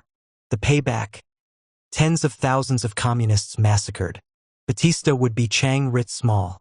However, without this coalition, Batista could never have got into a position to secure his bloody dictatorship, which definitely involved two stages. In the first, the revolutionary forces supported a man of the people, who was supposed to carry through the bourgeois democratic stage of the revolution. In the second, on taking power, the man of the people destroyed the revolutionary forces and consolidated his dictatorship. Now legal, the PCC immediately began to organize to take leadership positions within the labor movement. In January 1939, the Cuban Workers' Confederation, Confederación de Trabajadores de Cuba, CTC, was established under Lázaro Pena, communist leader of the Tobacco Workers' Union. Soon, most of the urban labor unions had joined, with a total membership of some 500,000. The CTC was given favored status by the Ministry of Labor, and significant advances and improvements in pay and working conditions of urban workers followed. The Communist Party and the PUR merged into the Unión Revolucionaria Comunista, URC, and, in the 1939 election for the Constitutional Convention, won 6 seats on the basis of an election campaign which included demonstrations to demand the inclusion of workers' rights in the proposed constitution. The Communists delivered their end of the deal by calling on the workers to support Batista in the 1940 presidential election. Batista's deal with the PCC, which included giving them substantially enhanced authority within the trade unions, was a blow to revolutionaries who were also trade unionists. During the 1930s, the Cuban Trotskyists had a significant presence in the trade unions, controlling the Havana Workers' Federation, Federación Obrera de la Habana, the umbrella trade union body for the capital, and whose general secretary was Gaston Medina. They were also strong in Orient Province, traditionally the revolutionary heart of Cuba, where their trade union work was through the Orient Workers' Union, Unión Obrera de Oriente. In particular, they were strong in Guantanamo, forming the leadership in the local trade union federation, Federación Obrera Local, and also had strong bases in the Railway Workers and Local Bakery Workers Union. The Guantanamo militants, specifically Antonio Nico Torres, would join the Castroist guerrillas and provide the model for their industrial organization. With Batista's backing, the Cuban Constitution formulated in 1940 gave substantial benefits to labor, making it one of the most advanced in the capitalist world. Among the commitments in the new constitution were equal pay for equal work, provision for social insurance, 8-hour working day and 44-hour working week, prohibition of child labor, 1-month annual paid vacation, maternity benefits, right to organize and to strike. Amidst a great fanfare, Juan Maranello and other PCC leaders took credit, claiming the gains made confirmed the correctness of Communist Party policy. Few of these provisions were even partially realized. On the other hand, the proletariat paid a very high price for the small gains actually made. Direct interference and de facto state control of the unions and the virtual destruction of legitimate, independent labor organizations such as the General Confederation of Workers, CGT. After the invasion of the Soviet Union by Nazi Germany in 1941, PCC members themselves policed the unions, denouncing militants to the police as class traitors. These actions contributed to a hostility towards the PCC that continued for many years amongst both workers and peasants, including amongst many members of the radicalized petty bourgeois youth. Cooperation between Batista and the communists continued through World War II, with the labor unions supporting the president. Batista's confidence in the PCC was demonstrated when it was allowed its own radio station, Radio Mil Diez, Radio 1010. Launched on April 1, 1943, it broadcast from Havana under the slogan Voice of the People, and is still remembered today for its cutting-edge music programs, particularly Cuban jazz. The number of registered communist voters increased from 90,000 in 1940 to 150,000 by 1946, and several of their members, including CTC chief Lázaro Pena, were elected to the National Congress. Additionally, in March 1943, Juan Maranello and Carlos Rafael Rodriguez became the first Latin American communists to hold cabinet posts. During the war, the communists changed their party name to the Partido Socialista Popular, PSP. During and after World War II, the degree to which the communist parties of both the USA and Latin America prostrated themselves before the US and local bourgeoisies is, today, almost unbelievable. By declaring the economies of Latin America feudal, the development of capitalism became a revolutionary objective. The Cuban CP published a pamphlet lauding collaboration between bosses and workers. The Mexican CP was wholeheartedly in favor of an historic worker-boss pact, both to be based on an alliance of the workers and capitalists, and other communist parties, most notably in Bolivia and Brazil, followed suit. All this was to be achieved with the active collaboration of U.S. imperialism. Later, Batista insisted that his cooperation with the PSP was necessary for the struggle against fascism, and that he made an important distinction between international communism, represented by Lázaro Pena, and local communism, represented by Eusebio Mujal, who quit the PSP for the Cuban Revolutionary Party, also known as the Auténticos, whose main slogan was Cuba for Cubans, but which had a substantial base in the unions. Batista did not contest the 1944 presidential election. Instead, he left office a very wealthy man as a result of corruption and a last-minute raid on the Cuban treasury, and migrated to Miami. In the election, the communists supported the Batista candidate who was defeated by Grau San Martin of the Auténticos, but managed to get 9 of their candidates elected to the Chamber of Deputies, 3 to the Senate, and more than 100 posts in municipal councils. The growing strength of the Auténticos, demonstrated by the election of Grau, was reflected in their attempts, led by Mujal, to take control of the CTC. In July of 1944, Lázaro Pena met with the new president, and it was agreed that Pena could remain as Secretary General of the CTC. In return, the PSP would support and cooperate with the Auténtico administration. With the onset of the Cold War, and under pressure from the U.S., the Grau government launched an offensive against communists in the unions, leading to communist union leaders being murdered by government thugs. The formal break between the PSP and the Auténticos came at the 5th Congress of the CTC held in May 1947, when the Auténticos tried to gain control. However, they overestimated their strength, and in July the Minister of Labor, Carlos Prayo Socorros, had the CTC headquarters seized by the police and handed over to union officials who were Auténtico supporters. Angel Cafifio of the Electrical Workers Union was declared the new Secretary General, and an executive council composed of Auténticos and independents imposed. Later, in 1947, there was a general purge of communists. Lázaro Pena and over 100 other communists were arrested and communist newspapers suppressed. The following year, 1948, Radio Mil Diez was confiscated.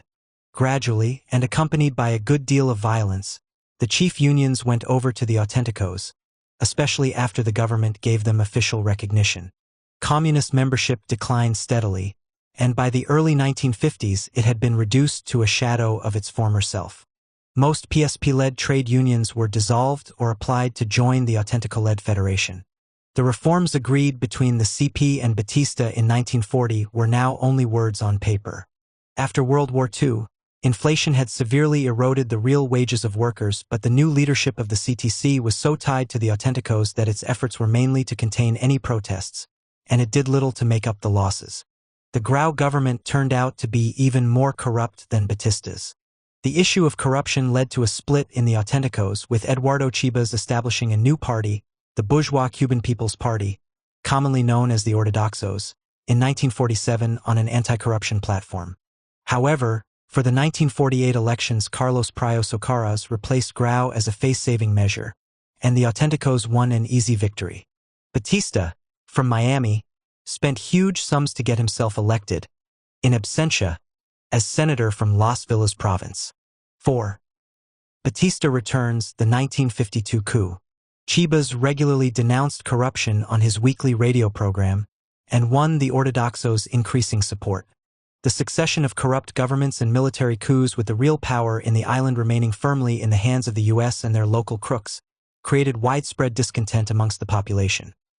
Small businessmen made bankrupt by the big monopolies, small landowners crushed by the big U.S. landlords, poor people who were going hungry, students who resented the foreign domination of their country, all supported the opposition. It was then that a young Fidel Castro became active in politics as a supporter of the Ortodoxos. But in 1951, Chibas committed suicide, depriving the Ortodoxos of their most popular leader and candidate for the May 1952 presidential elections. Batista had declared himself a candidate, but the opinion polls placed him a poor third. Although no longer an army commander, Batista still had support amongst army officers. He sounded out young officers and NCOs, who had gained nothing from the rampant political corruption and saw gangsterismo as an insult to national pride. On the night of 9 to 10 March, 1952, Havana's main army base, Camp Columbia, arrested the senior officers and sent tanks to surround the presidential palace. The ambassadors for both the UK and USA welcomed the coup's timing and its leadership. They also noted the support given to the coup by Cuban business, commerce, and industry. They expected Batista to tackle the problem of low labor productivity with a stick rather than a carrot, to restrict the ability of the Cuban workers to defend their wages and working conditions, and to reduce the power of organized labor. The most significant resistance to Batista's coup was on March 10, when hundreds of students at Havana University staged a protest rally, but this had little support because Batista was in contact with CTC leader Muzurewa and promised that he would respect the existing labor laws and confirmed all existing trade union officials would remain in post.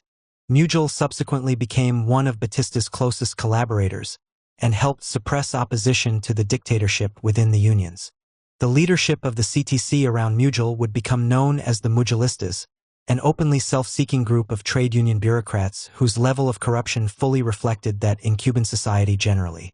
The arguments used by Muzurewa were the same as those used by class collaborationist trade union officials everywhere, that any pay deal had to be within the limits the company could afford, that workers in employment should be prepared to sacrifice pay and conditions to create jobs for the unemployed, and, when the price of sugar on the international market fell, workers had to accept pay cuts.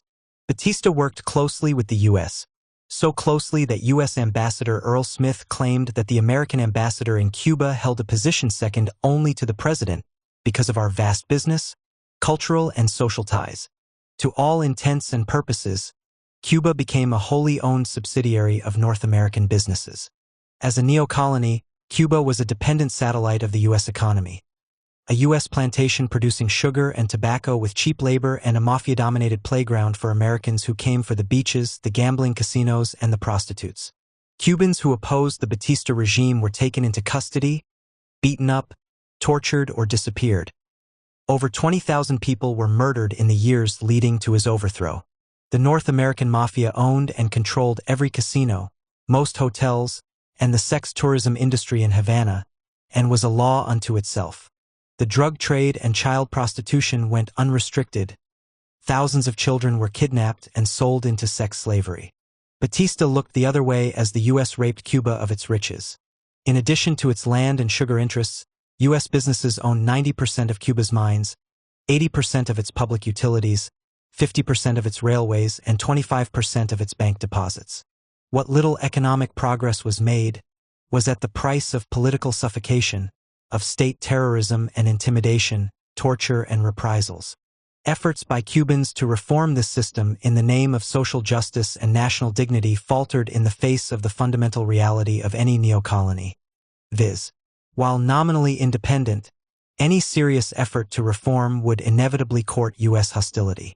Reform was not possible without real independence, and that required a revolution. The PSP remained legal until November 1953, when it was banned. At first, the ban was not enforced strictly, and the illegal Communist Party continued to maintain a base in the urban areas and trade unions. but not enough to challenge Mutual for leadership of the CTC. Its remaining support largely evaporated when, in 1957, the regime launched a wave of assassinations of PSP members and repression of the PSP. Henry Gitano has given a brief review of conditions in rural Cuba at this time. 60% of the peasants lived in huts with thatched palm roofs and bare dirt floors without running water or sanitary facilities of any sort. Kerosene lighting was used by 70%, with the remaining 30% having no illumination at all.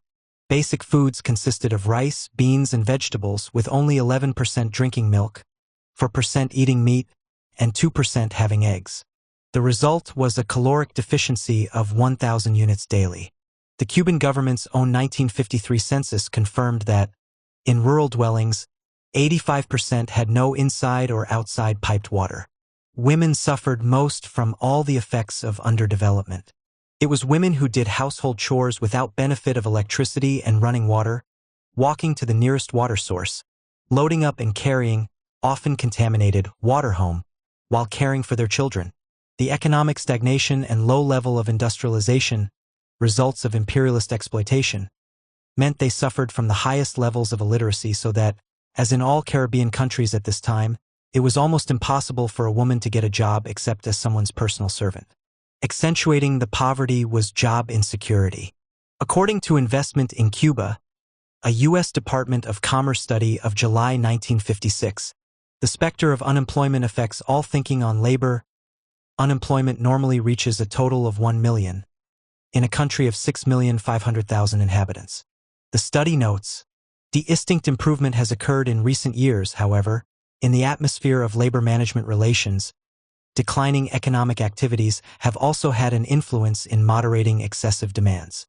A starving people and a corrupt, puppet dictatorship provided an ideal environment for U.S. investors. 5. Revolutionary struggle against Batista.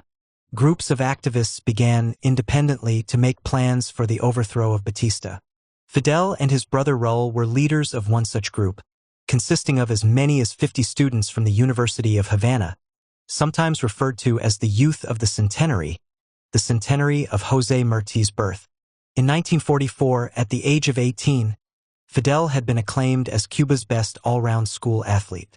At university, he demonstrated he was an exceptional student leader, outstanding public speaker, charismatic, with great self-assurance and a dominant physical presence. His height was 1.93 m, 6 feet 4 inches. From university, Fidel became a lawyer in Havana, taking the cases of poor people, many of whom could not afford to pay him. His first-hand experience made him extremely critical of the great inequalities in wealth that existed in Cuba, for which he blamed the American businessmen who controlled the country. Raul, the youngest of the 5 Castro children, had joined the PSP youth group while at university, and in 1953 attended a World Youth Congress where he met and befriended Soviet diplomat Nikolai Leonov, a KGB agent, who would be posted to Havana in 1960. In 1947, Fidel joined the newly formed Ortodoxos, attracted by its campaign against corruption and injustice. He was attracted to anti-imperialist policies, which included his participation in a failed military expedition to the Dominican Republic to overthrow the Trujillo dictatorship in 1947. Later, he was part of a delegation to a student congress in Colombia, where he witnessed the Bogotazo uprising, which followed the assassination of radical leader Jorge Eliezer Gaitan on April 9, 1948. With his public speaking skills and charisma, he soon built a strong following amongst the young members of the party. In 1952, he was an Ortodoxo candidate for Congress and expected to win, but during the campaign Batista thwarted the election by staging his coup. Fidel Castro concluded that revolution was the only way the Cuban People's Party would gain power, and with an armed group of about 130 men, this figure has appeared variously as 120, 123, 135 and 140, and 2 women, the overwhelming majority being Ortodoxos, attacked the Moncada Army Barracks on July 26, 1953.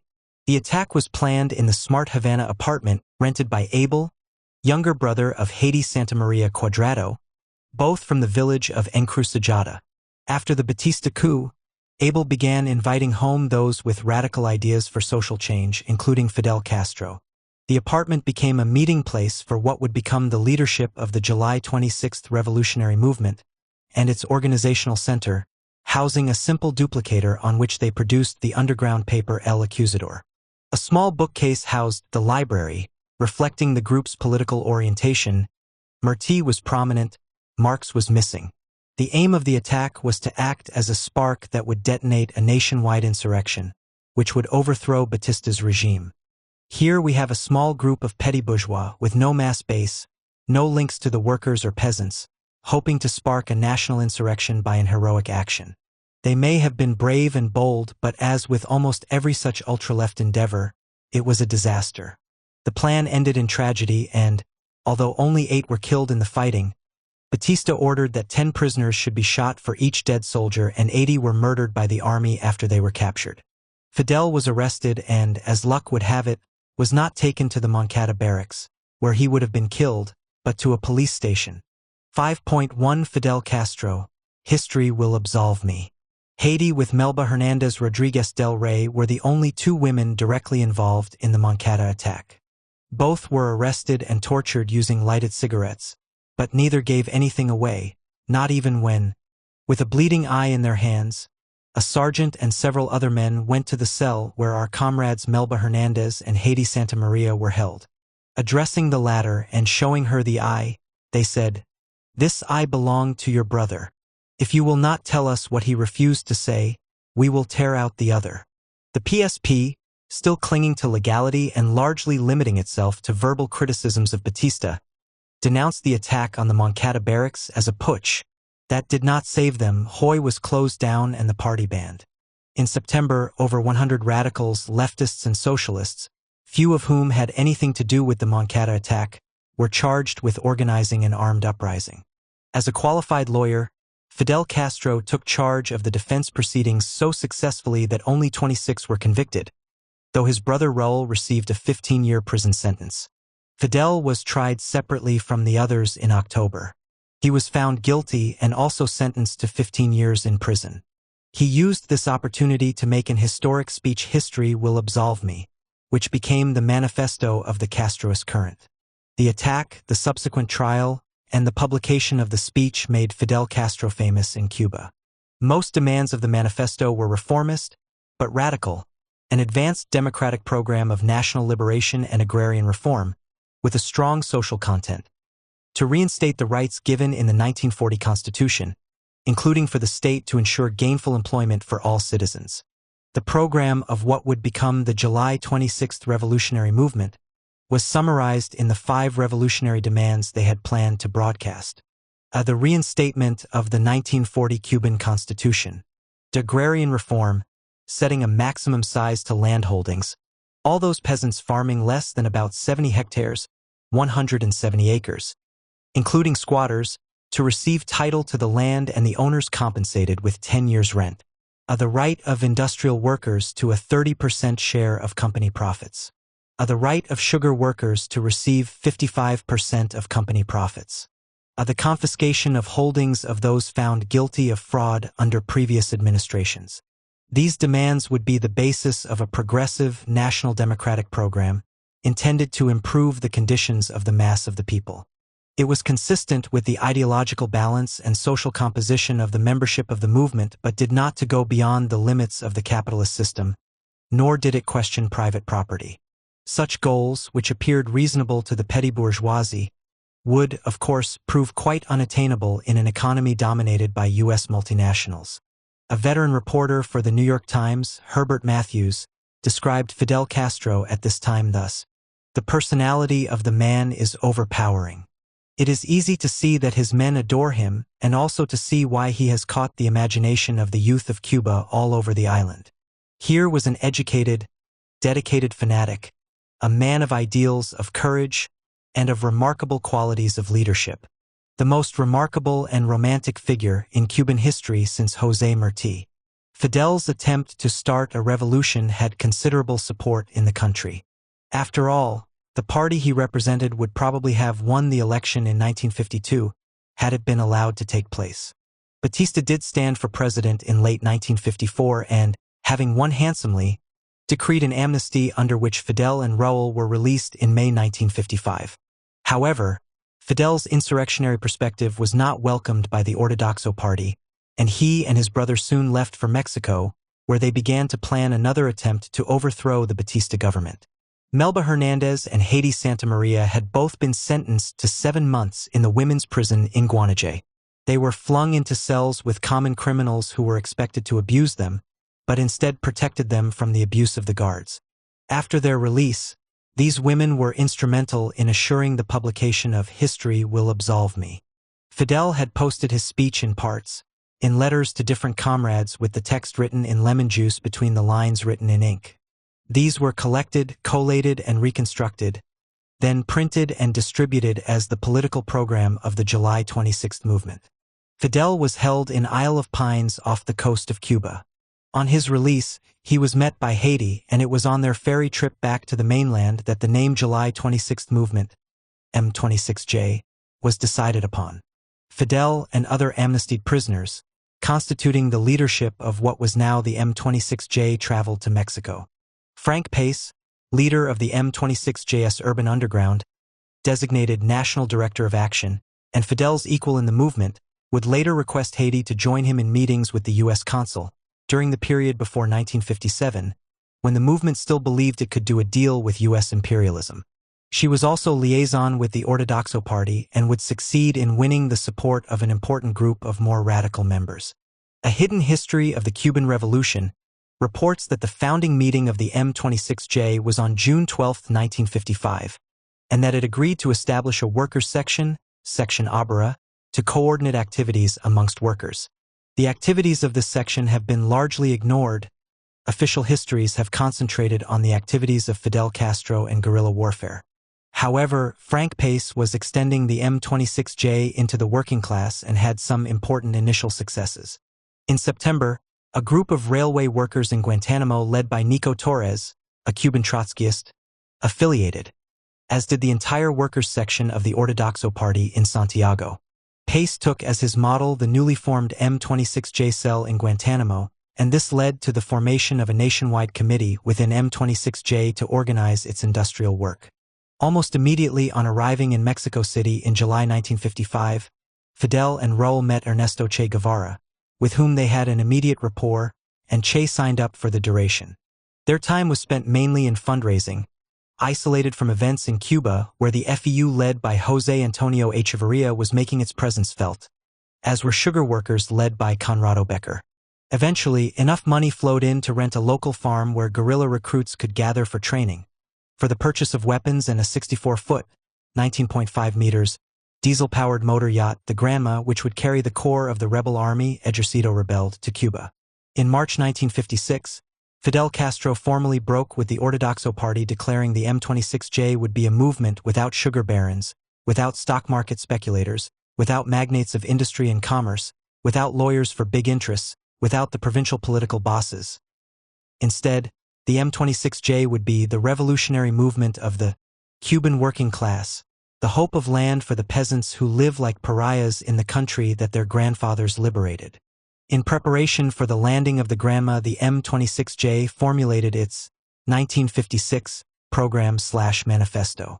As to be expected, it was much the same as that drafted in 1953, defining itself as guided by the ideals of democracy, nationalism, and social justice of Jeffersonian democracy.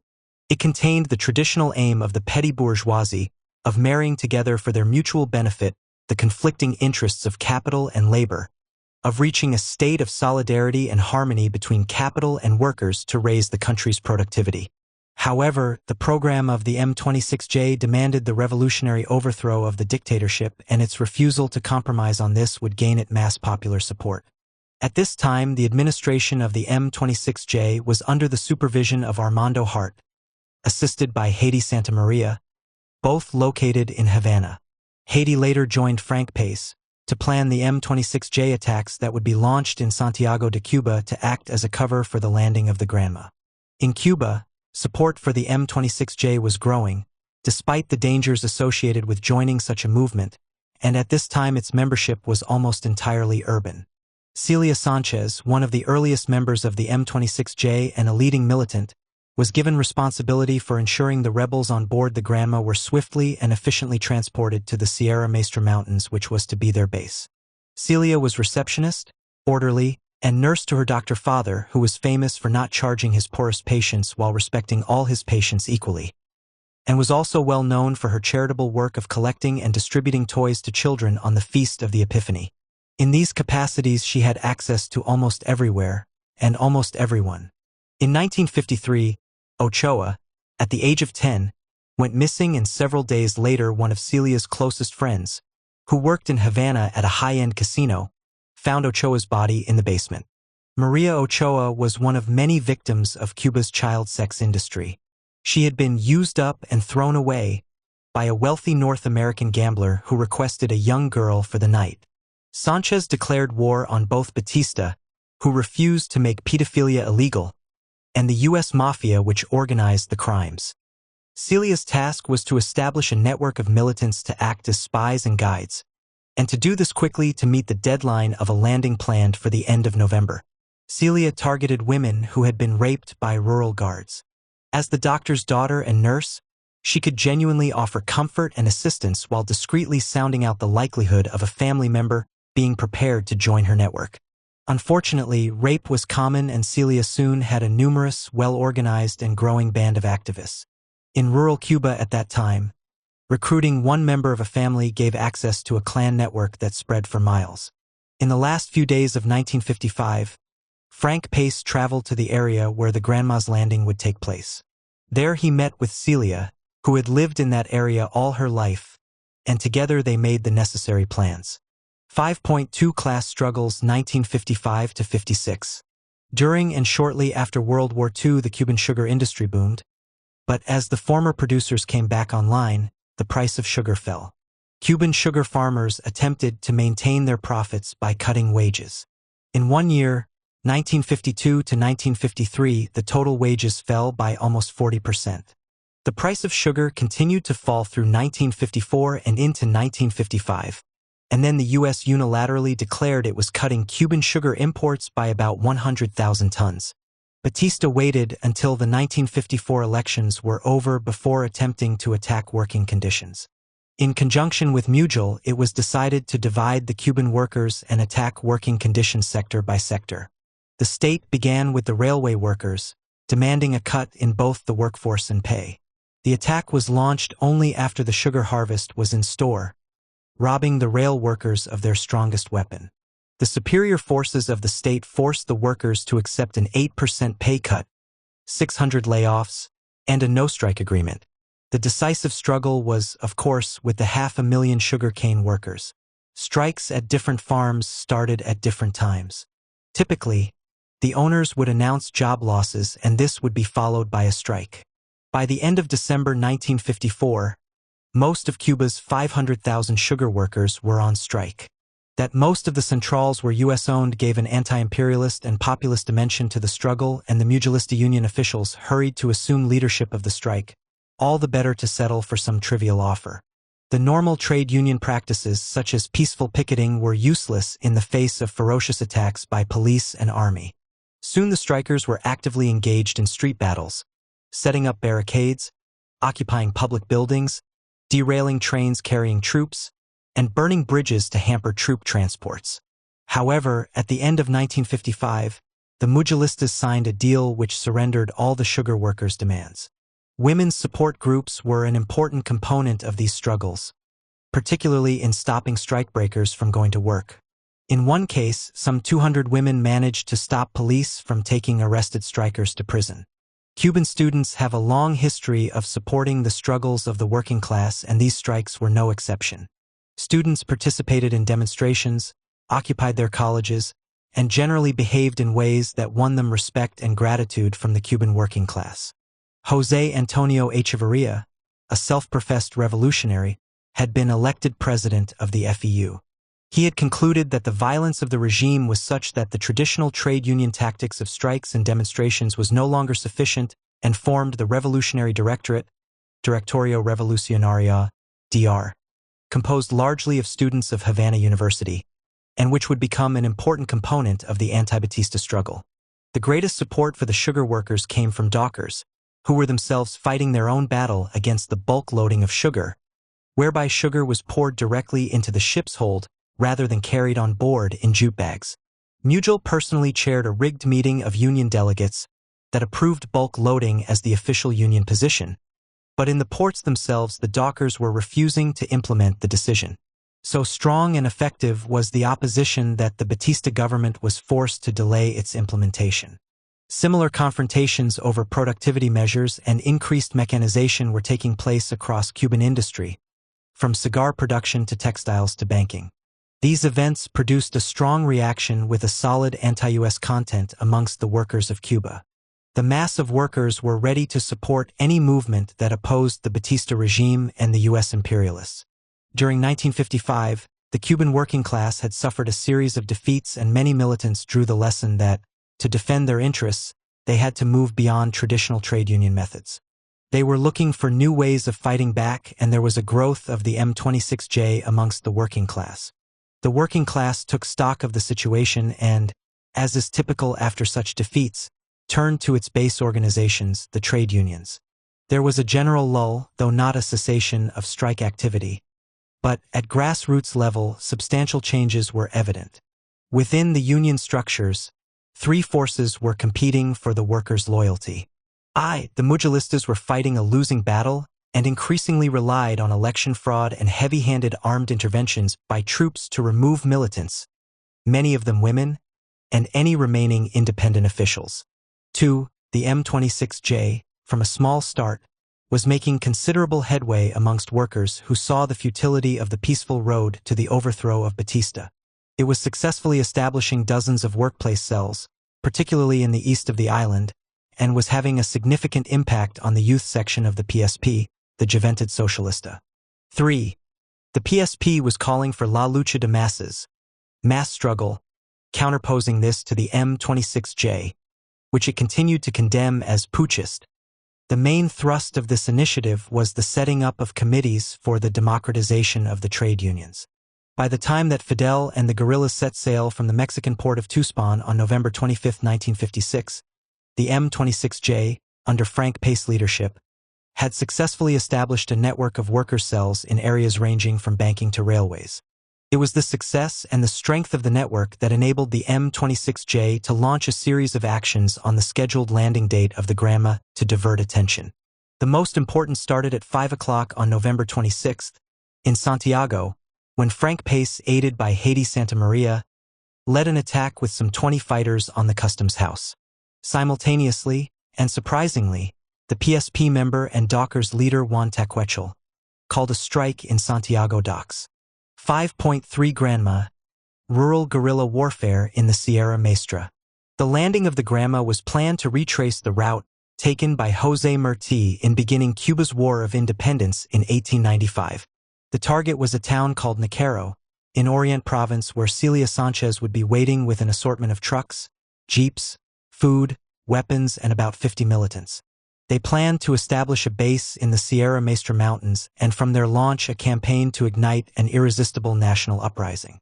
The Granma, overloaded with 82 guerrillas on board, leaking and delayed by bad weather, landed at Playa Las Coloradas, about 15 miles south of the designated spot, 2 days late, on December 2, 1956. The well-planned diversions that had taken place had alerted the local police and army that something was afoot. Forewarned, Batista's troops were waiting, killing many, and capturing 22. The trucks organized by Celia were long gone, and the remaining guerrillas had to walk the 50 kilometers to the Sierra Maestra. These remnants were harried by Batista's troops and, by the time they reached the Sierra Maestra, there were only 16 left with 12 guns between them. Lost, hungry, and exhausted, it took 10 days before contact was made with the local resistance. One Crescencio Perez, an outlaw peasant leader who had been recruited by Celia and would play a central role in obtaining local support. The Batista regime maintained that Fidel had been killed in the landing, and to refute this lie the M26J decided to combine a national leadership meeting on January 17 with an interview with the renowned New York Times reporter Hubert Matthews. The task of making arrangements was given to Celia. Armando and Haiti flew from Havana to Santiago and then drove with Frank and Vilma Espin-Gilwa over the mountains to the meeting. Che and Raul came with Fidel.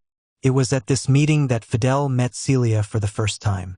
The first of Matthew's 3 articles appeared on the front page of the Times on February 24, 1957, declaring Fidel was alive, and painting a picture of a young, vigorous, and committed group of rebels who were running rings around Batista and his troops. This was a serious blow to Batista's prestige. Soon after, differences arose between Frank Pace and Fidel.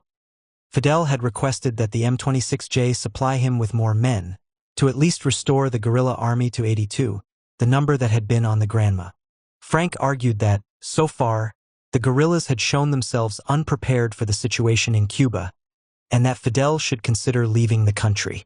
Frank decried the poor level of organization shown thus far by the guerrillas.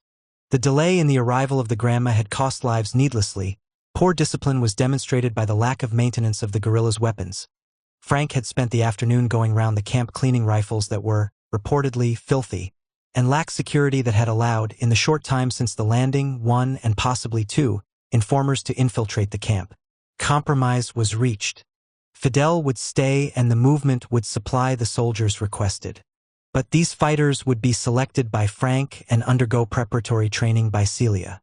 Frank and Celia decided that her organization skills were desperately needed on the Sierra Maestra, and on Tuesday, April 23, 1957, Celia Sanchez became the first woman to become a member of the rebel army. Fidel, Che, and the majority of the rebel army were urban. Frank was sending those members of the urban underground whose cover had been blown and were in danger of being killed. The guerrillas needed to integrate themselves into the local communities. They did this by teaching the peasants to read and write and providing medical services. Che acted as doctor and, so it is said, was extremely proud of his skills at extracting teeth. For the next few months, the guerrillas raided isolated army garrisons and were gradually able to build up their stock of weapons, all the time their numbers growing, with many of the additions being local peasants. Frank Pace worked on widening the network of support for the M26J with the priority of supporting and supplying the guerrillas in the Sierra Maestra. The M26J had surrounded a number of front organizations, one of which was the Civic Resistance Movement, Movimiento de Resistencia Civil, MRC, composed mainly of local business owners and professionals who were sufficiently radical to give financial and other support to the M26J.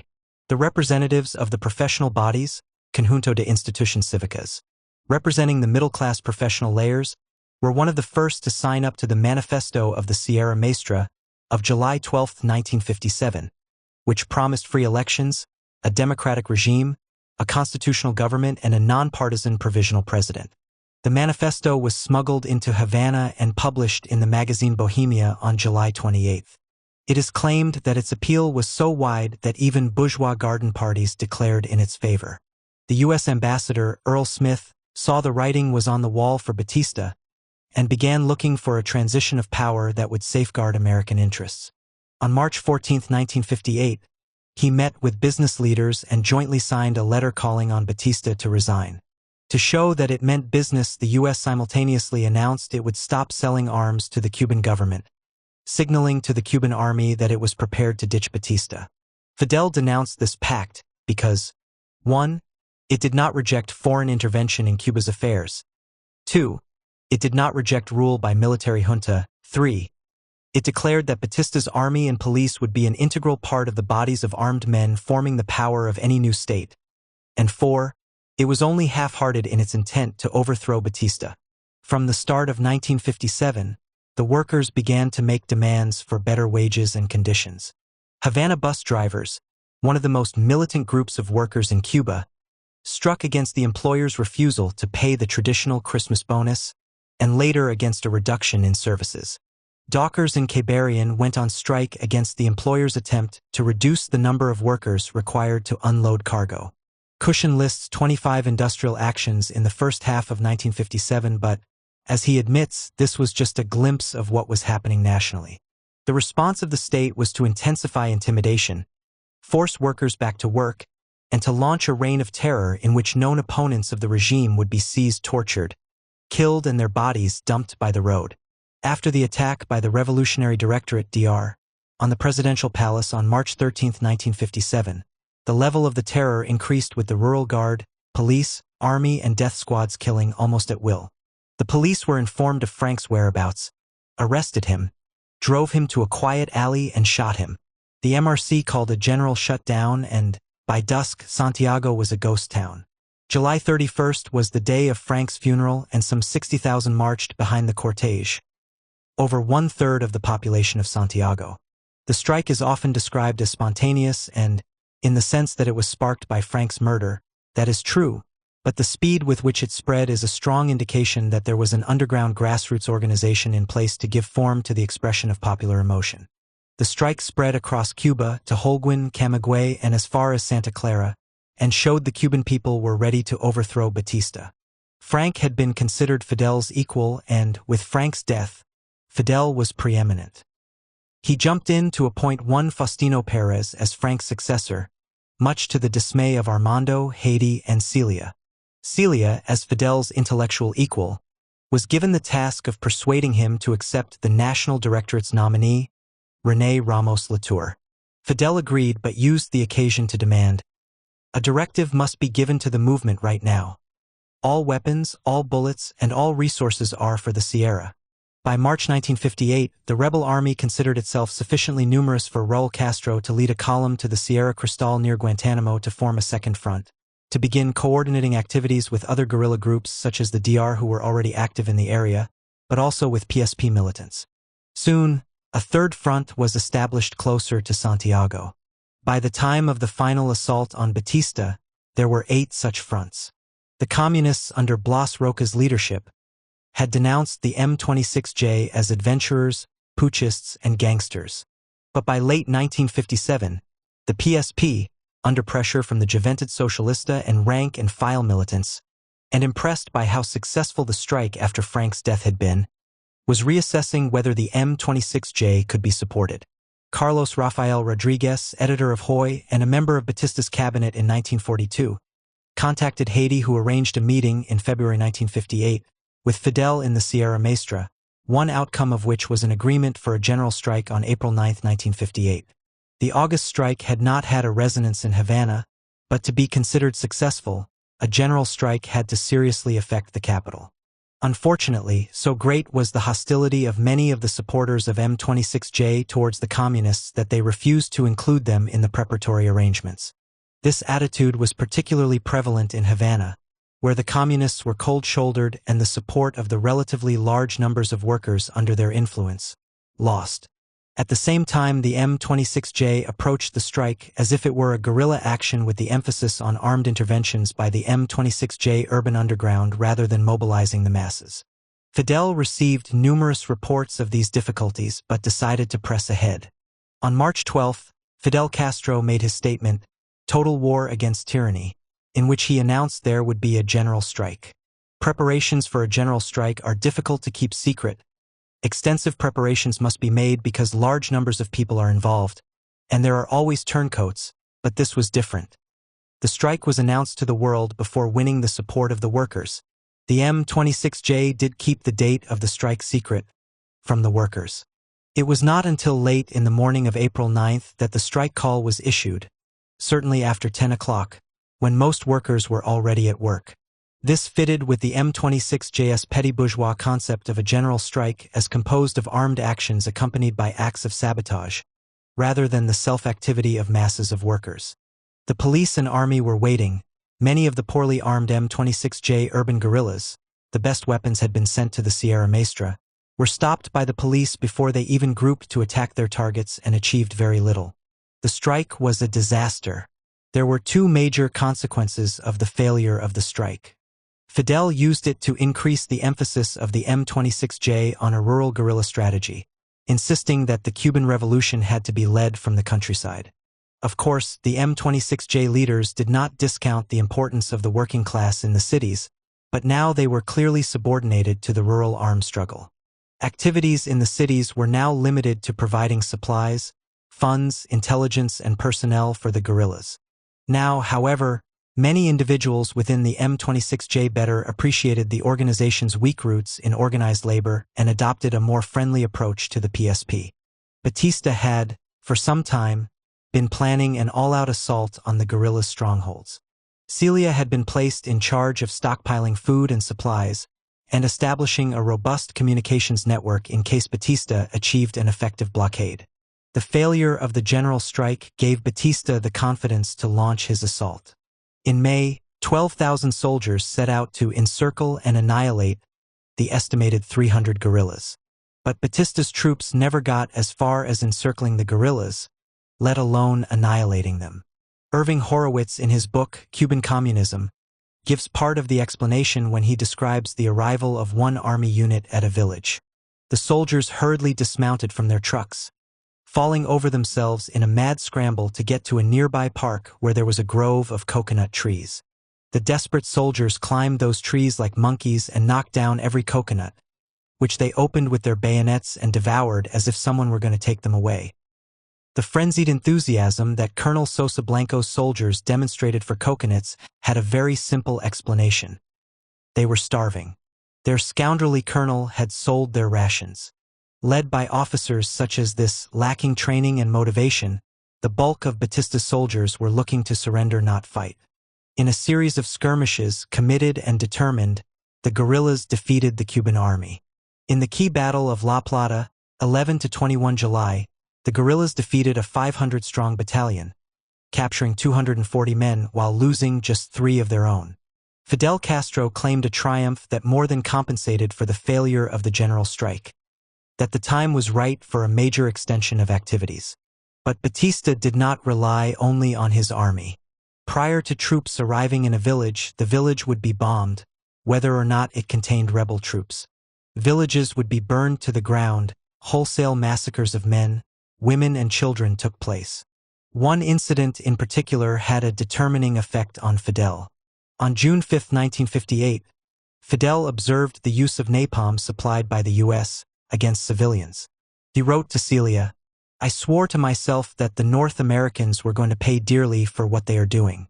When the war is over, a much wider and bigger war will commence for me, the war I am going to wage against them. I am aware that this is my true destiny." All the atrocities were to no avail. Batista's army, comprised mainly of peasants, had no stomach for fighting a courageous opponent who was voicing their own aspirations. Over the summer and autumn, all Cuba's focus of attention was on the war between the guerrillas and Batista's army. Strikes and demonstrations were few and far between. To further undermine Batista's war effort, the Cuban economy was collapsing as factories closed due to a lack of supplies, layoffs in the docks due to so few ships coming into harbor, redundancies due to cuts in public services, and so on. Unable to find work elsewhere, thousands of homeless women with their children roamed the streets of Havana. Most were to be found begging on church steps. Out of necessity, young women sought sex work because vice dominated the cities and resort areas. By the end of the year, Batista could no longer ensure even basic commercial activity. He had lost control of the roads and railways to guerrilla roadblocks and blown-up bridges. The city workers favored the revolution, and by the summer of 1958, the Mugilista Union bureaucracy, tied directly to the Batista dictatorship, was quietly fading away in order to protect its own skin. In the first days of September, Che Guevara set off westwards for the central province of Las Villas. He was accompanied by Camilo Cienfuegos, who would proceed to Pinar del Rio, the most westerly province. In the Sierra del Escambre of central Cuba, Guevara and Cienfuegos formed a united front with guerrillas from the DR, cutting road and rail links crossing the country. Guevara and Cienfuegos started with 230 guerrillas, but, as they marched westward, recruits flooded in, and by the time the two columns arrived at their destinations, they had grown tenfold. These forces were in place by November and ready for a combined assault on Batista's army. Supported by workers in the towns, the rebels now had an unstoppable momentum, which would culminate in their victory on January 1, 1959. Because it was a crime, meriting severe punishment, to treat wounded or sick members of the underground, many doctors fled to the Sierra Maestra for self-protection.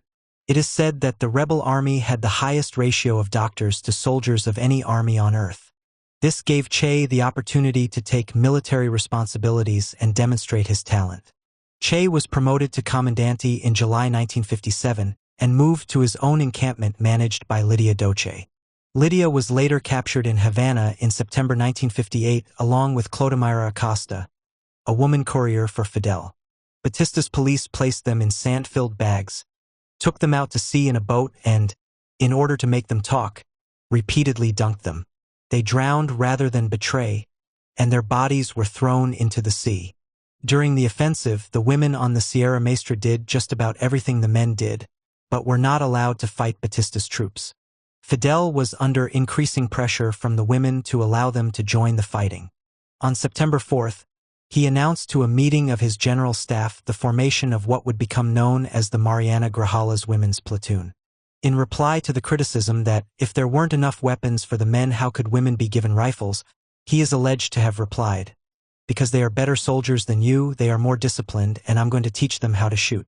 Fidel did teach the platoon to shoot and placed Isabel Riello, the best shot, in command. The platoon's first combat was in the Battle of Cerro Pelado, only 3 weeks after their formation. They acquitted themselves so well that every member was armed with the highly prized M1 semi-automatic carbine. By the victory of the revolution, it had grown from an initial membership of 13 volunteers to company size. 5.4 The fall of Batista. Fidel came down from the Sierra Maestra and won a series of engagements that meant he would soon have control of Santiago de Cuba. In a key battle, Guevara captured the central city of Santa Clara on December 31, 1958. Faced with the rapid progress of the rebel army and a popular uprising, Batista cut and run, fleeing Cuba with his family and closest associates in 3 planes heading for Santo Domingo. The U.S. did its best to appear to endorse a change of government while, in reality, keeping everything much the same by supporting the transfer of power from Batista to another army officer. During the early hours of January 1, 1959, General Eulogio Cantillo stepped into Batista's shoes and appointed Supreme Court Justice Carlos Piedra as provisional president. The M-26J replied by calling a nationwide general strike, demanding unconditional surrender to the rebel army and pledging to continue the armed struggle. The message by Fidel, broadcast by Rebel Radio, Radio Rebelled, in the early hours of New Year's Day, was sharp and clear: revolution yes, military coup no. Speaking over the radio from Santiago, Fidel called on all workers to seize their union offices, bring all workplaces to a standstill and paralyze the country. Everything stopped. The strike was decisive in stopping the maneuvers of U.S. imperialism and the army chiefs. It delivered the island to the revolution. Faced with such a display of popular support for the new regime, and the news of Batista's flight, army units throughout the island simply ceased to resist and surrendered their weapons. The apparatus of the dictatorship collapsed like a house of cards, with its henchmen fleeing as fast as they could. With its target met, Fidel called a halt to the strike. This completely successful strike ensured the consolidation of the new revolutionary power. The dawn of 1959 brought forth a massive outpouring of popular joy over the fall of Batista and nearly unanimous support for M-26J. Cienfuegos took over the Camp Columbia base and Fidel marched into Santiago on January 2, 1959. In his victory speech, Fidel promised, "This time will not be like 1898, when the North Americans came and made themselves masters of our country. At this stage of the revolution, it would be true to say that the vast majority of Cubans, the M-26J included, were motivated to get rid of the hated Batista for national independence from U.S. gangsters in hopes of a better society. This gave the revolution a very wide base with support from all sections of Cuban society. The guerrilla army was the mainstay of revolutionary power and authority throughout the country, in cities, towns, villages, and the countryside. It took over all military posts and police stations everywhere and became the revolutionary administrative apparatus throughout Cuba. Initially, summary executions of the worst of the military butchers and most hated secret policemen took place by firing squad. Then public trials were held before mass juries of the population. Evidence against each prisoner was presented and, if a guilty verdict was reached, executions were promptly carried out. A total of some 600 were executed, a small number compared to the tens of thousands jailed, tortured, and murdered by Batista's henchmen. However, great play was made by the more reactionary media in the US and Europe of the swift and exemplary justice handed out to Batista's policemen and torturers. Alan Dulles, head of the CIA at the time, commented, "When you have a revolution, you kill your enemies." There were many instances of cruelty and repression by Batista's army. Now there will probably be a lot of justice. The judiciary at this stage of the revolution was left relatively untouched. Known Batista enthusiasts and all Supreme Court judges were removed, a new layer of magistrates appointed whose determining feature was that they had not been Batista supporters. M26J had launched a heroic 3-year-long guerrilla struggle, which won the overwhelming support of the Cuban people, with the exception of only a tiny handful of people directly linked to the regime, to the landlords, and to U.S. imperialism. Both urban and rural groups were eager for an end to the terror and repression that was the Batista regime, were eager for democratic freedoms. But, in the countryside, the only way of solving the problem of poverty was the expropriation of the land. The guerrillas of the Sierra Maestra did play the central role in overthrowing Batista, but they won only because of a broad underground support movement throughout Cuba as well as in Miami, New York, Mexico City, and Puerto Rico. The basic objectives of the movement were adherence to the democratic provisions of the Constitution and national liberation. The M26J adopted a more radical orientation after its experiences with the Sierra Maestra peasants, but it still adhered to bourgeois democracy and was willing to make programmatic compromises. By its origin, aims, and social composition, the M26J was a petty bourgeois formation, but an extremely radical one. Other, similar groups committed to the overthrow of Batista were engaged in negotiations with the M26J for united action. Most important was the Revolutionary Directorate that, during the revolutionary upheaval, had seized and still held both the Presidential Palace and Havana University. What distinguished the Castro team, and which proved decisive, was that it made a principle of no compromise with the Batista dictatorship or its supporters. They were determined to carry the armed struggle through to the end, and to achieve this aim, they launched a peasant guerrilla movement that has been compared to Mao's. Better parallels can be found, however, in the revolutionary experiences of Latin America, including Cuba itself. The guerrillas had the support of the peasantry, which shaded into a great mass of agricultural workers employed in the sugar industry, a dynamic section of the Cuban proletariat. These groups solidly backed the revolution. In a country like Cuba, where the sugar crop provided the main economic base, this was crucial to victory, and the core slogan of land reform, which became the banner and spearhead of the movement, mobilized the oppressed Cuban masses to fight for the seizure of the land. As the military victories grew, support in the countryside broadened in massive waves. There was a continuity in the political perspective of the M26J. From Fidel's History Will Absolve Me speech through to his July 12, 1957 manifesto from the Sierra, there was no suggestion that the guerrillas would take steps in a socialist direction. In response to a question on his views at that time, Fidel later stated, he considered himself a revolutionary but not a Marxist-Leninist. Fidel proclaimed on May 21, 1959, "Our revolution is neither capitalist nor communist. Our revolution is not red, but olive green, the color of the rebel army." 6. Revolutionary struggle, from dual power to a workers' and peasants' government. Soon after the seizure of power, Fidel went to the U.S. on a goodwill tour, declaring in New York, "I have clearly and definitely stated that we are not communists. The gates are open for private investment that contributes to the development of Cuba." As an aside here, note the similarity with Mao's comments made before the Korean War. China must industrialize. This can be done in China only by free enterprise and with the aid of foreign capital. Chinese and American interests are correlated and similar. They fit together economically and politically. Fidel's initial moves were intended to be seen by the U.S. as placatory. The first government was a coalition based on the 1940 Constitution. On Fidel's initiative, meeting the promises given to the MRC, Dr. Manuel Urrutia Leo, a jurist who did not belong to any party, a leading figure in the civil resistance movement against Batista and known to be anti-communist, was made president. Dr. José Miro Cardona, president of the Bar Association, another noted leader in the civil opposition to Batista, a liberal academic who had been Fidel's professor and known to be an anti-communist, was named prime minister. Fidel at first refused any government post, but eventually was appointed military commander-in-chief. Only 3 of the 25 members of the new cabinet, a body without any unified program or policy, came from the guerrilla army. The official title of the January 1959 government of President Urrutia was the Cuban Revolutionary Government, though there was little revolutionary about Urrutia. In February, new ministries were created, including the enormously popular Ministry for the Recuperation of Misappropriated Goods, headed by Faustino Pérez Hernández, which, it was widely believed, would seize and redistribute the properties of Batista and his associates.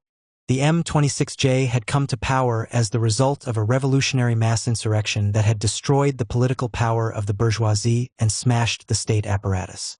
A petty bourgeois group, the M26J, was the effective force in the government, and the power of the state, the special bodies of armed men referred to by Lenin in State and Revolution, was in its hands, but it was generally welcoming to other groups such as the DR, which had proved themselves in the fight against Batista. The main demands of the peasantry were an end to hunger, an end to Batista's savage killings, and agrarian reform. These demands had become the slogans of the M26J. On taking power, the M26J established a coalition government, the composition of which corresponded to the political aims of the revolution as they were then conceived by its leaders. It was not long before differences between the guerrilla fighters, the men of action who wanted to get on with the job of land reform, and the others in the government became apparent. Fidel explained, in the hands of the ruling class at this moment were all the financial resources, all the economic resources, the entire press, all the big radio and television stations. They were, to put it simply, still the owners of the country. The responsibility for making revolutionary laws was in their hands. We waited to see what would happen. The weeks went by and they had not passed a single revolutionary law. The Urrutia government stood in opposition to the demands of the insurgent masses and to the commitments of the M26J. To satisfy these demands, the revolution urgently needed to make far-reaching inroads into private property, including imperialist holdings. As Fidel and his collaborators pushed for moves that fulfilled the promises of agrarian reform, they met resistance from their partners in the coalition.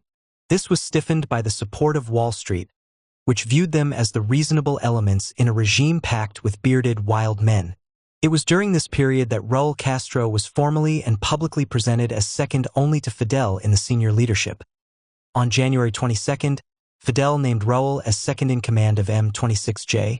In February, he was named Commander-in-Chief of Cuba's armed forces, and on October 15, 1959, as Minister of Defense. This approach was justified as necessary in the circumstances, but was a worrying sign of the lack of the democratic accountability of the leadership. In June 1960, Raúl personally visited Moscow to establish closer links with the Soviet military and obtain a steady supply of arms and munitions. The contradiction between the masses' demands for radical measures and the government's determined inaction forced Cardona to offer his resignation on January 17, 1959. It was accepted on February 13 along with those of other members of the cabinet.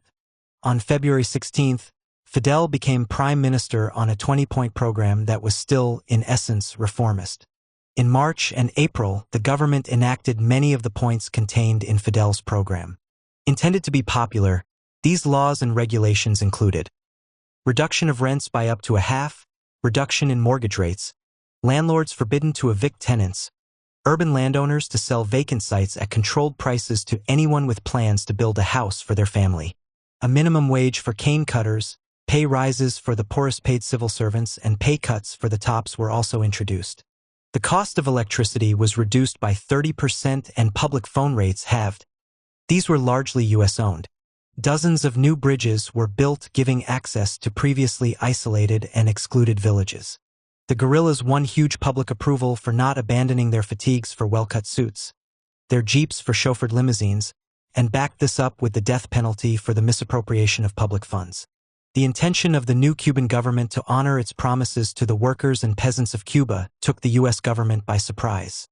This was something new.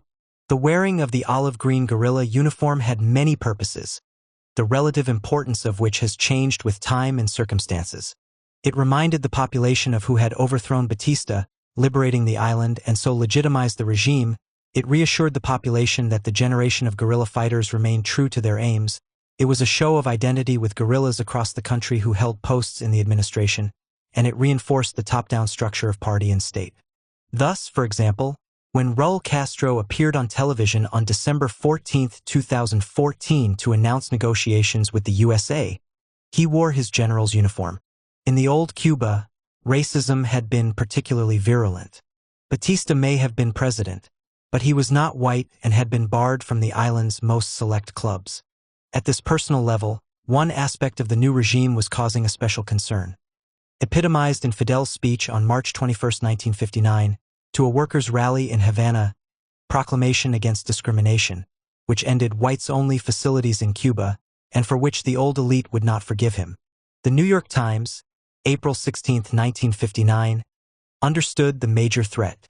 If Cuba got rid of U.S. economic exploitation, its example might be copied throughout Latin America. If we didn't have Latin America on our side, our situation would be desperate. To be denied the products and markets of Latin America would reduce the U.S. to being a second-rate nation and cause a devastating reduction in our standard of living. Latin American raw materials are essential to our existence as a world power. By October, the New York Times and Washington would have deepened its criticisms, damning the new regime for vowing to end hunger and unemployment, for introducing economic planning, for organizing cooperatives, financing and managing practically all the land on the island. In the Sierra Maestra, during 1957–58, the guerrillas had implemented small-scale land distribution to tenant coffee growers and subsistence farmers, and had confirmed at first hand the importance of agricultural reform for the peasants. The first major revolutionary legislation was the Agrarian Reform Law announced on May 17, 1959 with the slogan, "Those who work the land shall own it." This reform law was, de facto, the first class issue of the revolution, the first issue to divide opinion along programmatic lines. On June 11th, 4 cabinet members resigned, including the Minister of Agriculture. The National Institute of Agrarian Reform, INRA, was created to implement the new law. On July 18th, President Urrutia resigned and publicly attacked the communism of the new order. Less than 2% of the population owned half of all farmland, and the new law was intended to abolish these latifundia. Privately owned land over about 400 hectares, 1,000 acres, or, in the case of the cattle ranches and sugar farms, over 1,300 hectares, 3,200 acres, was intervened, taken over, by the INRA, notionally headed by Fidel Castro but with Che Guevara and Raul Castro in day-to-day charge. The property of Batista's henchmen was expropriated outright, but there were exceptions. Those farms that were highly productive, producing at least 50% more per hectare than the national average, were exempt. All land expropriated was to be run as cooperatives or distributed in parcels to peasants, free of charge. Henceforth, agricultural lands could only be inherited or sold directly to the state, eliminating any building up of large estates. The turn to cooperatives was determined by Fidel's belief that large farms and plantations were more efficient than individually owned plots, that the large landed estates had already trained a section of the Cuban peasantry in cooperative labor, and that would make the transition to cooperative and state farms comparatively easy. The reform law was intended to progress the interests of all social classes and groups interested in change, e.g., the rural and urban proletariat, the peasantry, and the middle classes, amongst others. The only ones adversely affected were the sugar bourgeoisie, the importing bourgeoisie, and the capitalist investors in agriculture, sugar, and foreign trade. Landowners were to be indemnified with 20-year bonds carrying 4% interest, with the sting in the tail that this compensation was based on the owner's own valuation submitted to the authorities for tax purposes. United Fruit refused to accept the offer. Its resistance to the measures was backed by the U.S. administration. These lands were finally expropriated in April 1960, and the U.S. pulled the plug on the sugar quota. A popular revolution with a limited program of progressive land reforms clashed head-on with the interests of the big landlords and the U.S. multinationals. To carry through the program of the democratic revolution in a backward country in the epoch of imperialism meant to challenge capitalism and imperialism itself, confirming the practical experience of the Russian Revolution in 1917 and China after 1949. It is at this point, confronted by imperialism, that, typically, the petty bourgeois leaderships of national revolutions pull back, reassess their program, and drop the more radical demands. The Cuban leadership now demonstrated its unique character. It reassessed its program and decided to pursue its demands, even if it meant rupture with U.S. imperialism. We must accept that part of the answer lies in the personal qualities of the leadership. The use of U.S. napalm against Cuban civilians had given Fidel Castro the guts to stand up to American imperialism, that he and his team were committed to the cause of the Cuban masses and had the vision to see that victory was possible. We have since learned that these are rare qualities. The Cuban leadership appreciated the threat hanging over land reform. If they continued, it was only a matter of time before the U.S. would stop importing sugar from Cuba. In June 1959, Guevara was sent on a tour of the Third World to see what deals could be done. In Cairo, he had his first meeting with Soviet officials who agreed, in principle, to an initial exchange of crude oil for sugar. Although the agrarian reform law had been signed by all the cabinet, many were hostile to it and considered its provisions to be indicative of communism.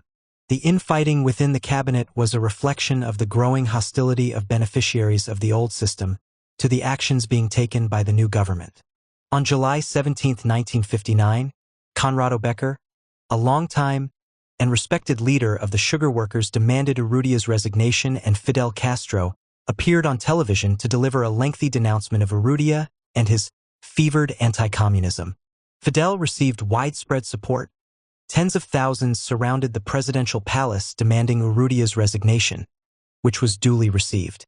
On July 23, 1959, Fidel appointed a staunch supporter, Osvaldo Dorticos, a leading member of the PSP, as the new president and took the opportunity to replace others. The revolutionary government had clashed with the interests of the International Telephone Trust, the International Mining Trusts, and the interests of the United Fruit Company. It had clashed with the most powerful interests of the U.S. and relations deteriorated rapidly. In Cuba, this conflict precipitated a political crisis, which was resolved by a categorical turn to the left and the implementation of sweeping agrarian reform. Responsibility for land reform was given to the INRA, which was empowered to enforce its rulings. INRA contained many who had been active guerrillas, and who tended to follow their wartime practices of assuming whatever authority they felt necessary to achieve their objectives. Simultaneously, it used its powers to implement a broad social program, including building new houses and schools, thereby ensuring the revolution had an immediate impact on the lives of the peasants. It would be a fair comment that the INRA was in effective control of the Cuban economy in the early years of the revolution. The takeover of the land proceeded relatively peacefully. The landholders protested against the land reform, both individually and through their associations, and sabotaged its progress as much as they could without directly confronting the new regime. They increased their rate of cattle slaughter, reduced purchase of fertilizers, bought hardly any new equipment, and neglected plowing, sowing, and planting. Many attempted to convert their physical assets into cash and transfer it out of the country. After the revolution, the CTC changed its designation to CTCR, CTC Revolutionary, and at the first CTCR Congress in September 1959, Fidel gave a speech to more than 3,200 delegates. He emphasized that, though the vast majority, possibly as high as 90% of delegates were M26J activists and supporters, they had been freely elected by the grassroots.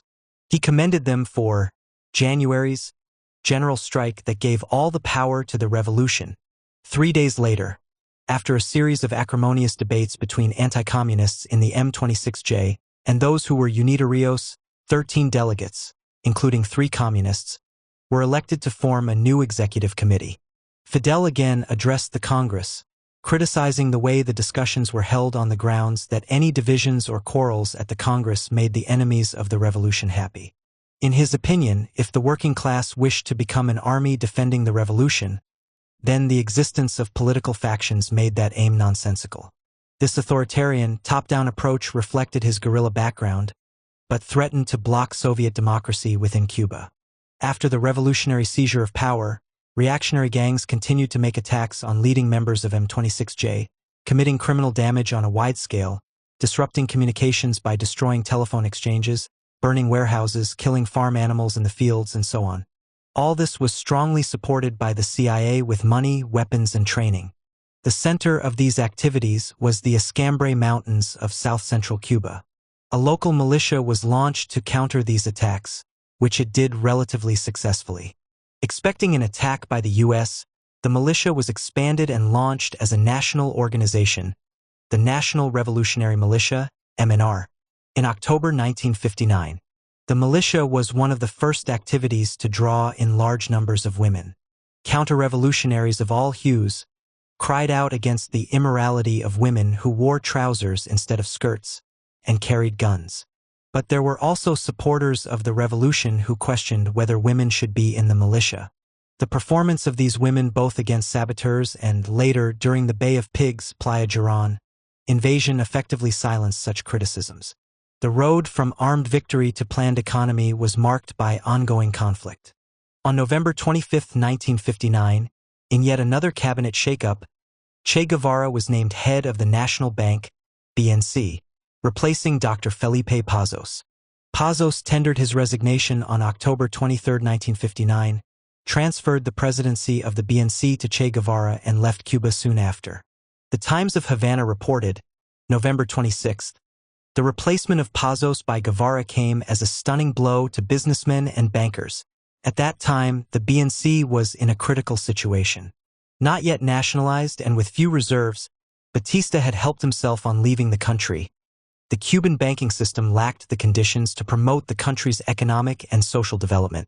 The revolutionary government needed to take control of the banking system, and Guevara immediately enacted reforms that freed Cuba from American banking interests. Under his presidency, between 1959 and 1961, all American banks were kicked out, allowing Cuba the freedom to control its own money through a state-run bank. When Guevara assumed the presidency of the BNC, he retained close links with the leading personnel at INRA. 6.1 The Workers' and Peasants' Government. Che's promotion to president of the BNC marked a clear turning point in the direction of the revolution. It symbolized an end to coalition government and a qualitative change in the banking system. The Cuban government declared its independence from the bourgeoisie.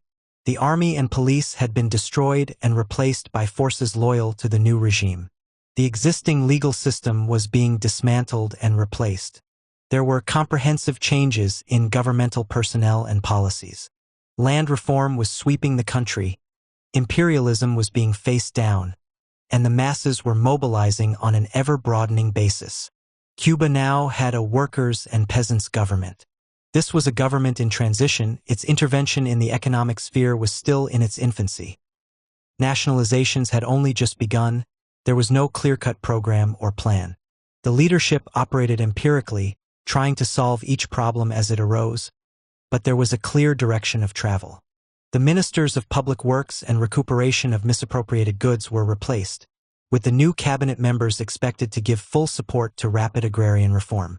The new Minister of Public Works accelerated the pace of road building to speed up rural communication and transportation, and the Ministry for the Recuperation of Misappropriated Goods began to transfer the properties it seized to the INRA.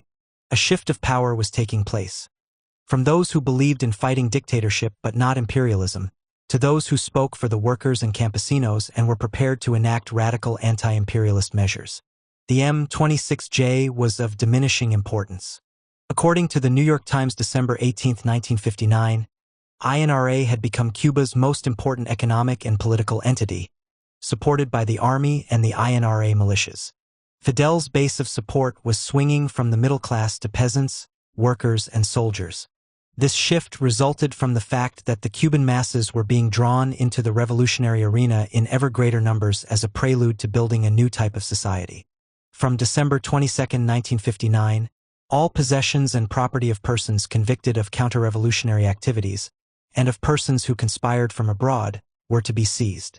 The Cuban workers and peasants' government firmly resisted imperialism and its Cuban agents, resolutely proceeded with agrarian reform, disarmed the reaction, armed the people, and nationalized capitalist properties. All this was coupled with bold projects to meet the needs of the masses for employment, housing, education, recreation, and culture. During 1959, the Cuban government effected a series of important expropriations, even if limited, of capitalist property and social prerogatives. At this time, there were many articles in the U.S. news media praising the achievements of the revolution. In improving the level and quality of food production, the provision of housing for those earning less than $100 per month, the creativity of the new cooperatives in meeting their own needs, provision of schools and hospitals, etc. But there were also reports of the Federation of Cuban Sugar Workers having trained and armed 55,000 sugar workers in the interior to defend the sugar crop. In January 1960, the U.S. threatened to cut the sugar quota unless U.S. interests were protected, and the test case would be the interests of United Fruit. Havana Radio, February 5, 1960, carried Che Guevara's defiance of the backers of free enterprise. During the past 7 years, Cuba has lost $450 million. We were paying for the privilege of having a so-called free enterprise. This is why some time ago I said that we are not interested in free enterprise. We serve the Cuban people and profits are invested in works beneficial to the nation.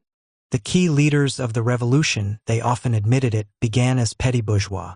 Why then, despite this background, did Fidel and his collaborators not hesitate to nationalize the land and industry, introduce a planned economy, and take many measures for the immediate benefit of the workers and peasants? Why did a petty bourgeois leadership with no intention of doing so, at least initially, lead a national bourgeois revolution onto a socialist revolution in one continuous process? The answer lay in the way the new regime had come to power and the character of the leadership, the tasks it faced, and the constraints imperialism imposes on the development of neocolonial countries. The objective reality of the situation facing Cuba was that the leadership could make good on its promises of a better life for workers and peasants only if it went beyond its original economic goals and took the first steps towards socialism. Fidel and his comrades of the M26J movement were finding out by their own experience that the revolution had become a test of their strength of character.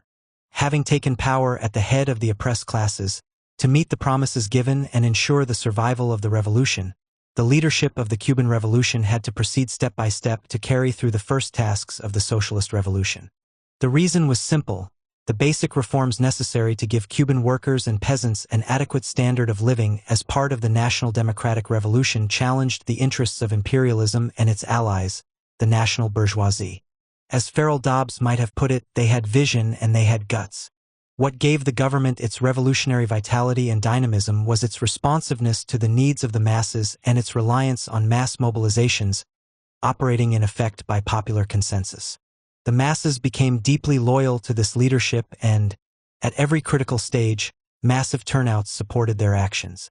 It should be noted that, during the period 1960 to 1962, following the launch of the militia in October 1959, a number of mass organizations mobilized hundreds of thousands to take to the streets to voice their demands.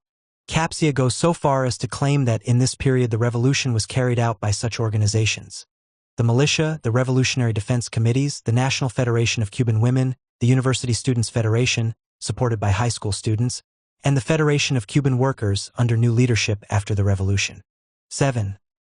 Revolutionary struggle: Cuba becomes a worker state. The Cuban Revolution took place at the peak of the Cold War. By breaking with capitalism, the Cuban leadership was inexorably propelled in the direction of the USSR. But this process was not free of conflicts and difficulties. The presence of the Soviet Union restrained the U.S. State Department and Pentagon, who now had to consider the international repercussions of their actions vis-a-vis Cuba.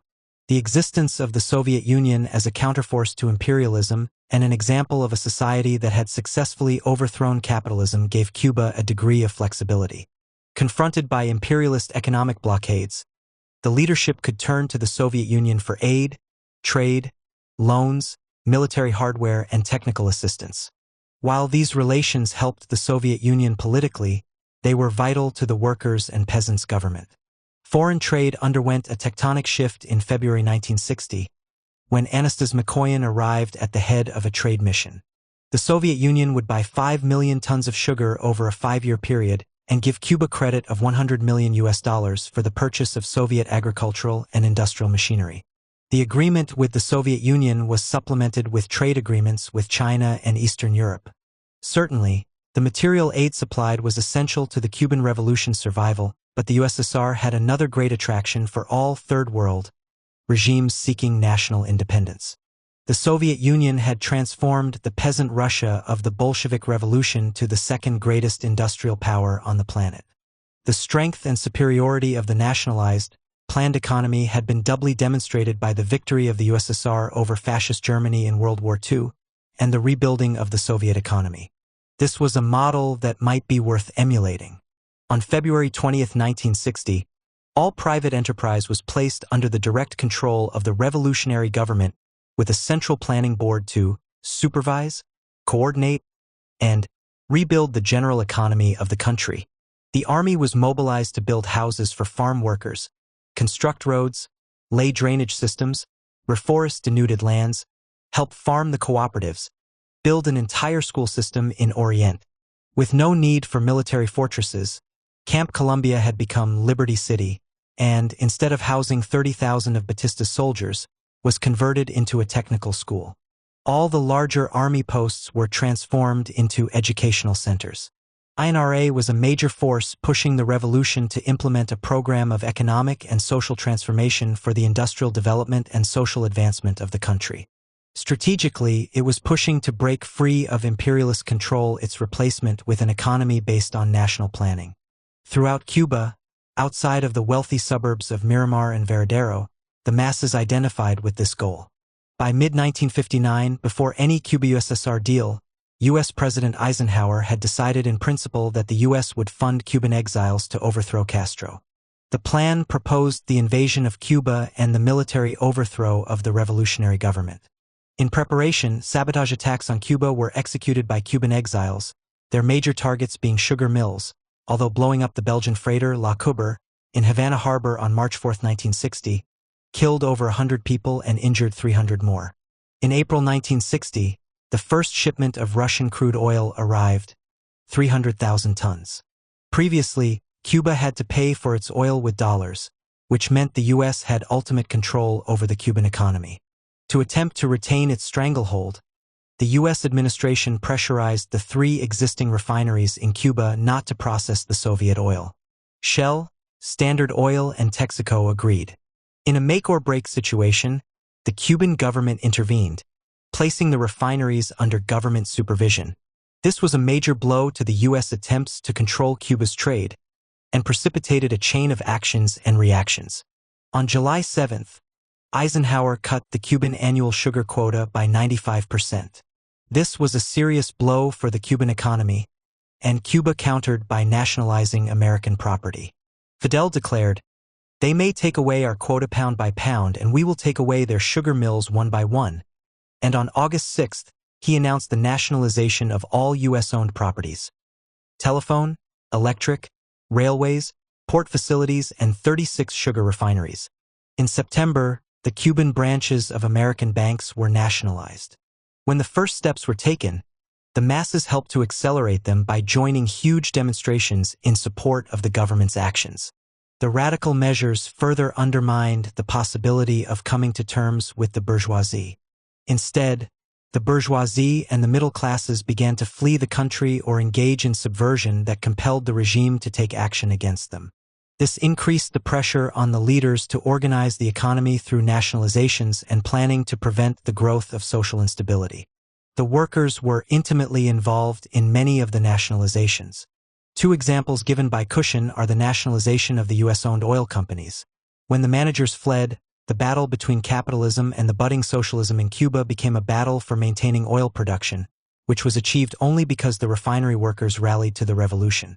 The second example is the workers' takeover in June 1960 of the newspaper Diario de la Marina, the public face behind which the forces of reaction and counter-revolution were coalescing.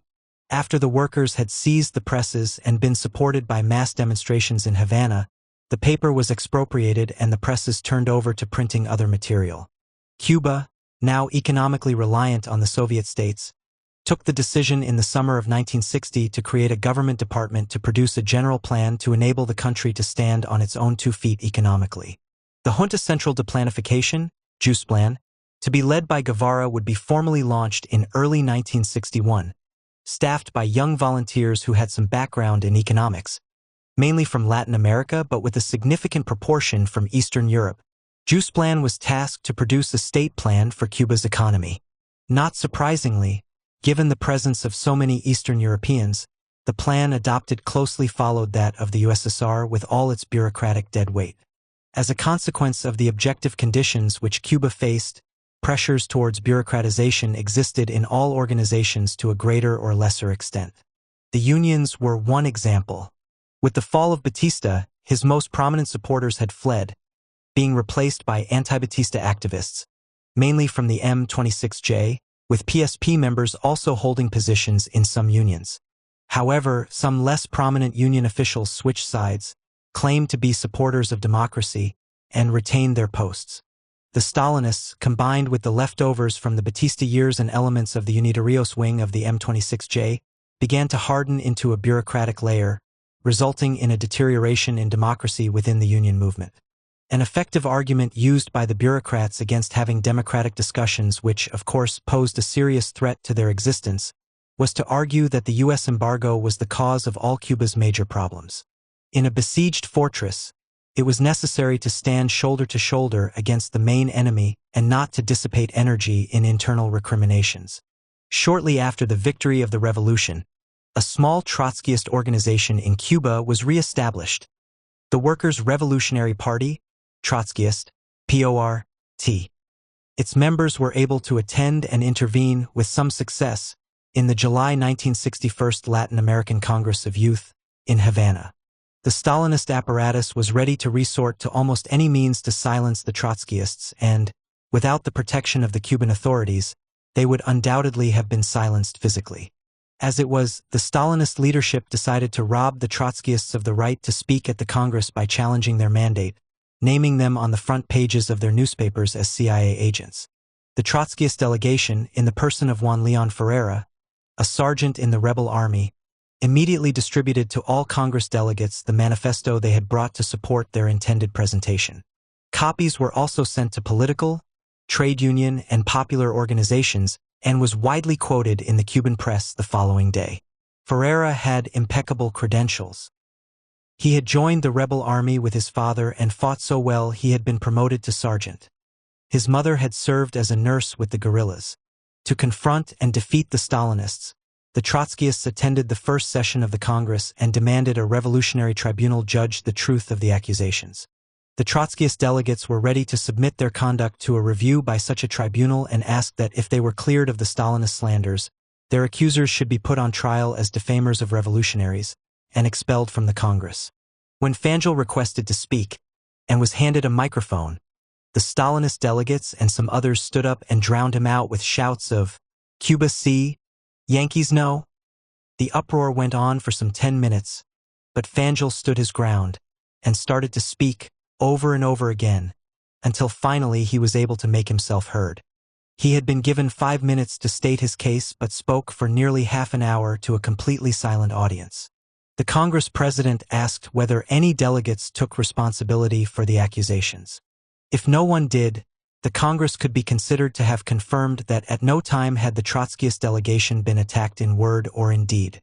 No one rose to take responsibility for the slanders.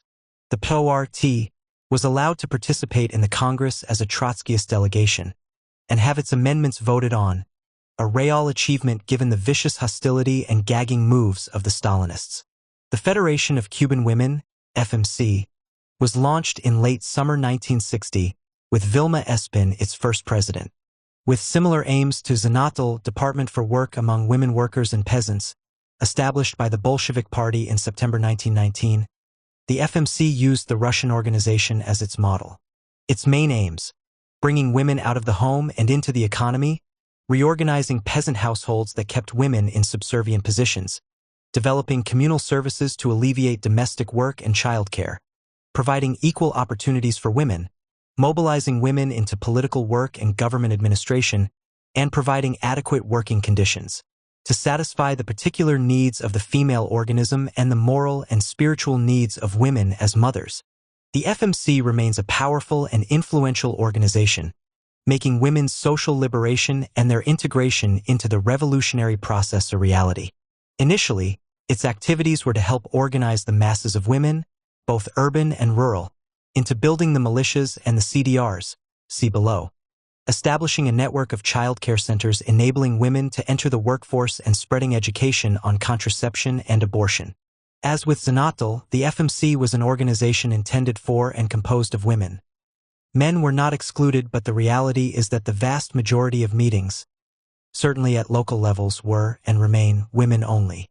Thus, women who had never previously participated in public activities could feel comfortable in its ranks. With both Zanatal and the FMC, the link with the PCC was / is at the top. In Russia, the president of Zanatal reported personally to the political committee of the party via the org bureau. In Cuba, the link is less direct, as the FMC is officially an NGO and party control is ensured by having the president and FMC tops as PCC members. In late September 1960, the Revolutionary Defense Committees, Comités de Defensa de la Revolución, CDRs, were launched to combat CIA terrorism and sabotage that had mushroomed in the run-up to the Bay of Pigs. CDR units were established on each city block throughout all urban areas. Rural areas had their counterparts. The CDRs were intended to act as a neighborhood watch to protect public buildings, locate and identify terrorist activities, and feed information to the police. Women soon provided over half the total membership. The functions of the CDRs expanded over time and now include approval of proposed building works, change of address, and organization of voluntary work such as the growing of fresh vegetables in gardens and upkeep of chickens in backyard plots. Current estimates give the CDRs a membership of as high as 8 million.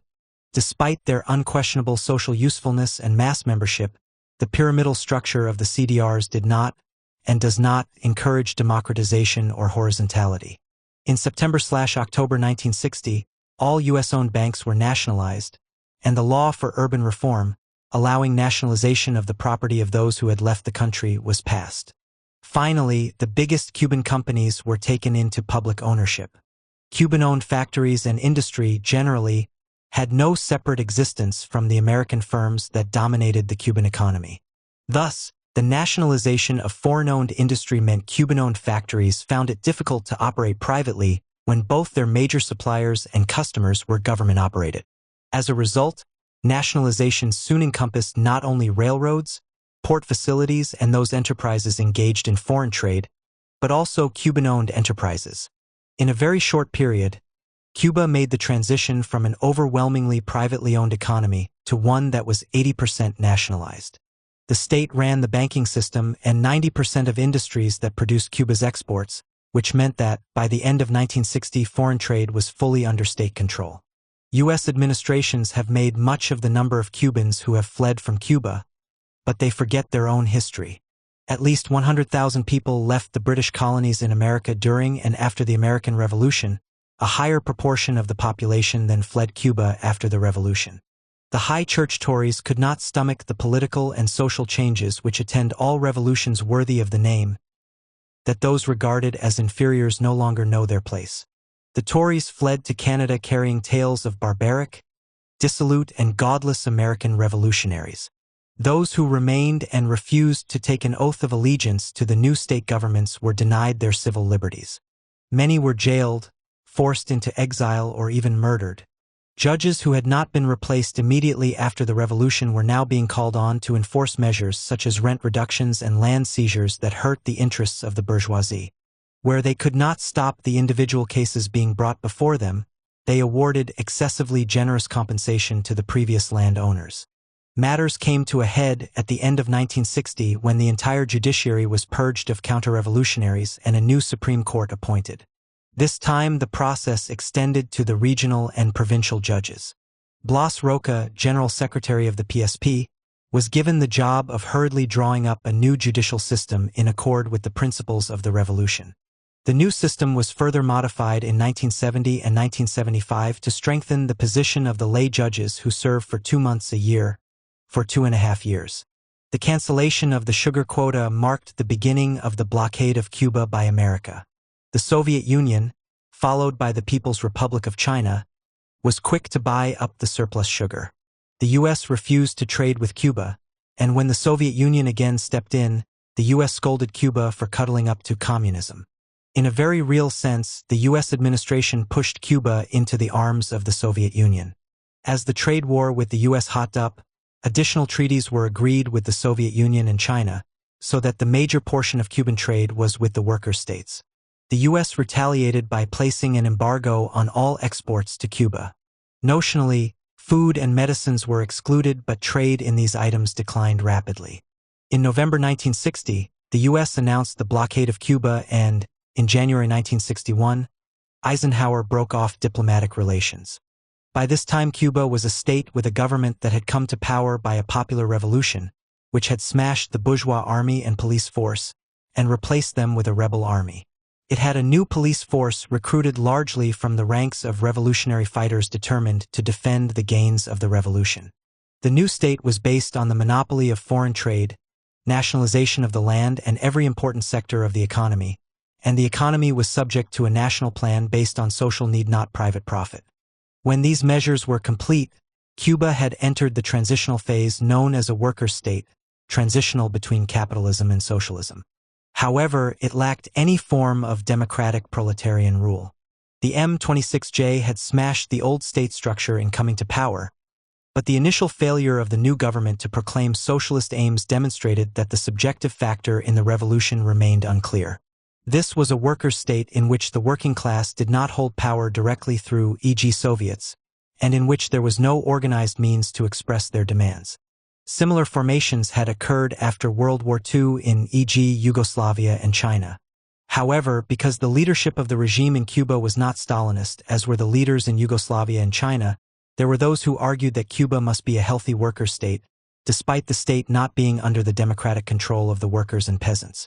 Politically, the revolution was not keeping pace with the economic developments. The M26J was not a Leninist party. Proletarian democratic forms, such as the Soviets of the Russian Revolution, were not established. Control rested with Fidel Castro and a thin layer of leaders who set policies and saw to their execution. The leaders had the enthusiastic support of the workers and peasants, but the masses could not express their views through institutions which allowed for rank-and-file discussion and decision-making. For example, the declarations of Havana, both 1 and 2, were presented to mass rallies, read through by Fidel and carried by acclamation. That was not Soviet democracy.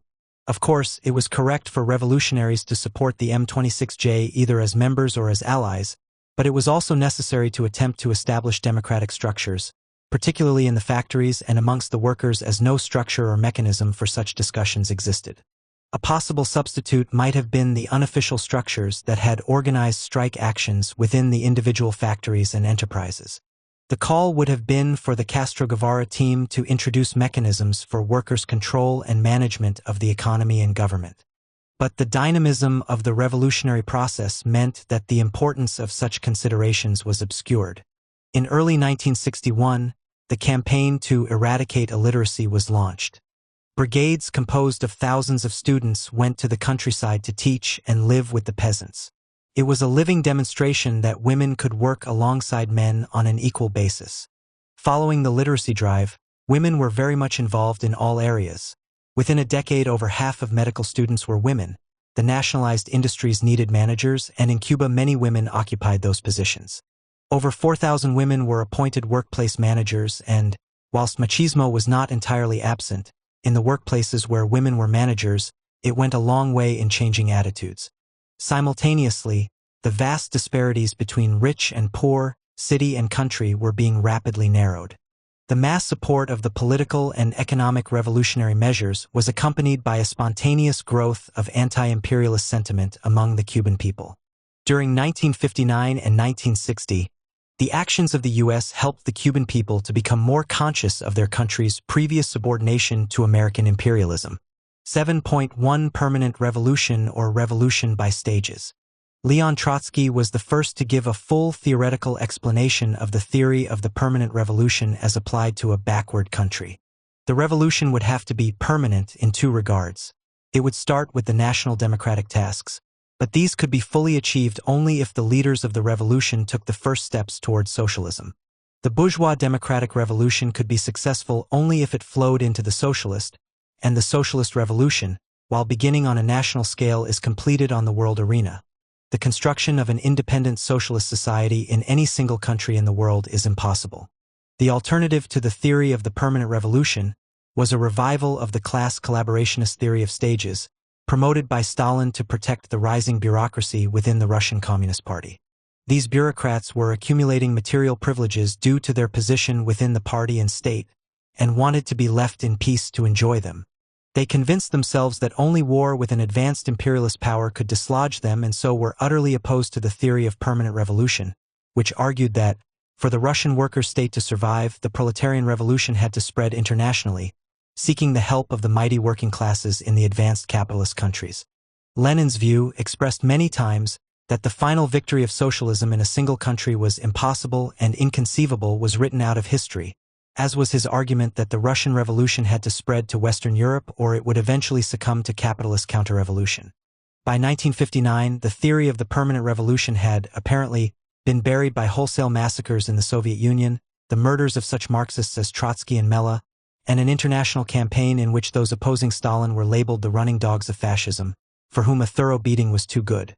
Such gangster methods can never resolve a theoretical question because it will keep rearing its head in new guises. The theory of stages would, apart from a sudden lurch to the left in the late 1920s, imposed by internal Russian considerations, flow into the People's Front, then peaceful coexistence, and finally the downfall of the Soviet Union. It was not war that overthrew the worker states, but higher levels of productivity under capitalism and better quality goods. Stalin's approach was both schematic and formalistic, epitomized by the argument that, because the revolution in a backward country had as its immediate objectives bourgeois democratic goals, the national bourgeoisie could not betray its own revolution. Thus, there was a unity of interests between the national bourgeoisie, petty bourgeoisie, workers, and peasants, referred to in the Chinese Revolution as the bloc of four classes, against the common enemy imperialism. Unfortunately, to keep the national bourgeoisie on side and preserve the unity of the Popular Front, it was necessary for the workers and peasants to restrict their demands to what was acceptable to the national bourgeoisie. There was no historical justification for this argument. Indeed, the facts of the Russian Revolution demonstrated just the opposite. The first application of the theory was in China during the 1925 revolutionary upsurge. Its application led to the defeat of the revolution and the deaths of tens of thousands of Chinese revolutionaries and communists. The Chinese national bourgeoisie, faced with revolution, discovered they had more in common with the imperialists than Chinese workers and peasants. For factional reasons, to protect their interests, the Russian party bureaucracy stood reality on its head and hailed the defeat as proof of the correctness of the new theory, which was then enshrined in the program of the Stalinized Communist International. In The Permanent Revolution, Trotsky wrote, "With regard to countries with a belated bourgeois development, especially the colonial and semi-colonial countries, the theory of permanent revolution signifies that the complete and genuine solution of their tasks of achieving democracy and emancipation is conceivable only through the dictatorship of the proletariat as the leader of the subjugated nation, above all of its peasant masses." The events which followed the seizure of power in Cuba are a striking confirmation of Trotsky's theory because the M26J leaders were forced to act in the opposite way they had intended. The Cuban Revolution, starting out as a bourgeois democratic revolution, was forced to move against capitalism to achieve its bourgeois democratic aims. The development of the Cuban Revolution between 1959 and 1962 is a dramatic, practical confirmation of Trotsky's theory. In Cuba, the national bourgeoisie in their majority followed the example of their counterparts in China and elsewhere, and played no revolutionary role. The most direct agents of international capital were thoroughly hostile to the mass upsurges and did what they could to sabotage them, before finally going into exile. The progressive bourgeoisie, those that remained in Cuba, attempted to subvert the revolutionary process through their influence within the coalition governments. Most of these would finally go abroad. A few tried to insert themselves into the state apparatus, hoping for an eventual turn in their direction. Initially, the government tried to set a moderate pace, endeavoring to collaborate with the remaining capitalists and with the upper layers of the peasantry. What upset their plans and forced them to take drastic action was the hostile reaction of the U.S. imperialists. The reality was that it was not possible to implement an advanced national democratic program for Cuba without clashing head-on with the interests of the U.S., which controlled the country's economy, and with the tightly knit alliance of landlords and national bourgeoisie that were imperialism's local lackeys. In an interview in August 1960, Armando Hart, Minister of Education, emphasized this aspect of the process. United States policy is forcing us to make our revolution much faster than we wanted to. It is a stupid policy because the reaction is always the contrary of what the US wants. Communism was no problem here. If it is now, the US created it by forcing us into policies for which we had no other choice. The Cubans were pushed into taking socialist measures to achieve their social goals, and the deepening of the social revolution dealt powerful shocks to the imperialist control of the economy. The Cuban Stalinists, such as Blas Roca and Carlos Rafael Rodriguez, often spoke of the need to avoid the super-revolutionary language of socialism, preferring to advance the theory of stages. Roca and Rodriguez conveniently forgot to mention that their own attempts to achieve agrarian reform and national sovereignty in Cuba, by following a stages strategy, had failed dismally. In Cuba, Trotsky has been completely verified. Those national movements in countries like India and Indonesia that won independence remained dependent on imperialism in the form of the international banks and imperialist powers for credit and other financial aid, including imperialist investment in the form of new factories which exploit cheap labor. Key aspects that show formal independence has brought neither real national emancipation nor real democracy are the ongoing impoverishment of the peasants and treatment of women. 8. Bay of Pigs and the rise of the Cuban Communist Party. Jack Kennedy became president in January 1961 and approved the existing plan for the CIA to find, fund and train, supposedly in absolute secrecy but, in reality in full view of the world, a small army of dissident exiles to invade Cuba and overthrow the new government. The plan was based on the false belief that there was widespread anti-Castro feeling across Cuba. A trial run took place in the autumn of 1960 when anti-Castro forces infiltrated into the Escambray Mountains, supplied by CIA airdrops, but local militia, informed in advance of the adventure, combed the area, taking possession of the airdrops and capturing most, if not all, of the bandits. The CIA changed tack and proposed landing an advance guard of 1,500, which would establish a bridgehead and trigger the expected popular anti-Castro revolt. On April 17, 1961, the CIA launched the invasion at the Bay of Pigs, Playa Girón. It was a disaster at every level. The Cuban army and local militia were prepared and waiting. The fighting was intense but lasted only 2 days. Of the 1,500 exiles who participated, over 100 were killed and nearly 1,200 were captured. The remnants fled back to the USA. The Cuban people rallied to their new government, which was now fully convinced that an alliance with the USSR, China, and Eastern Europe was the way forward.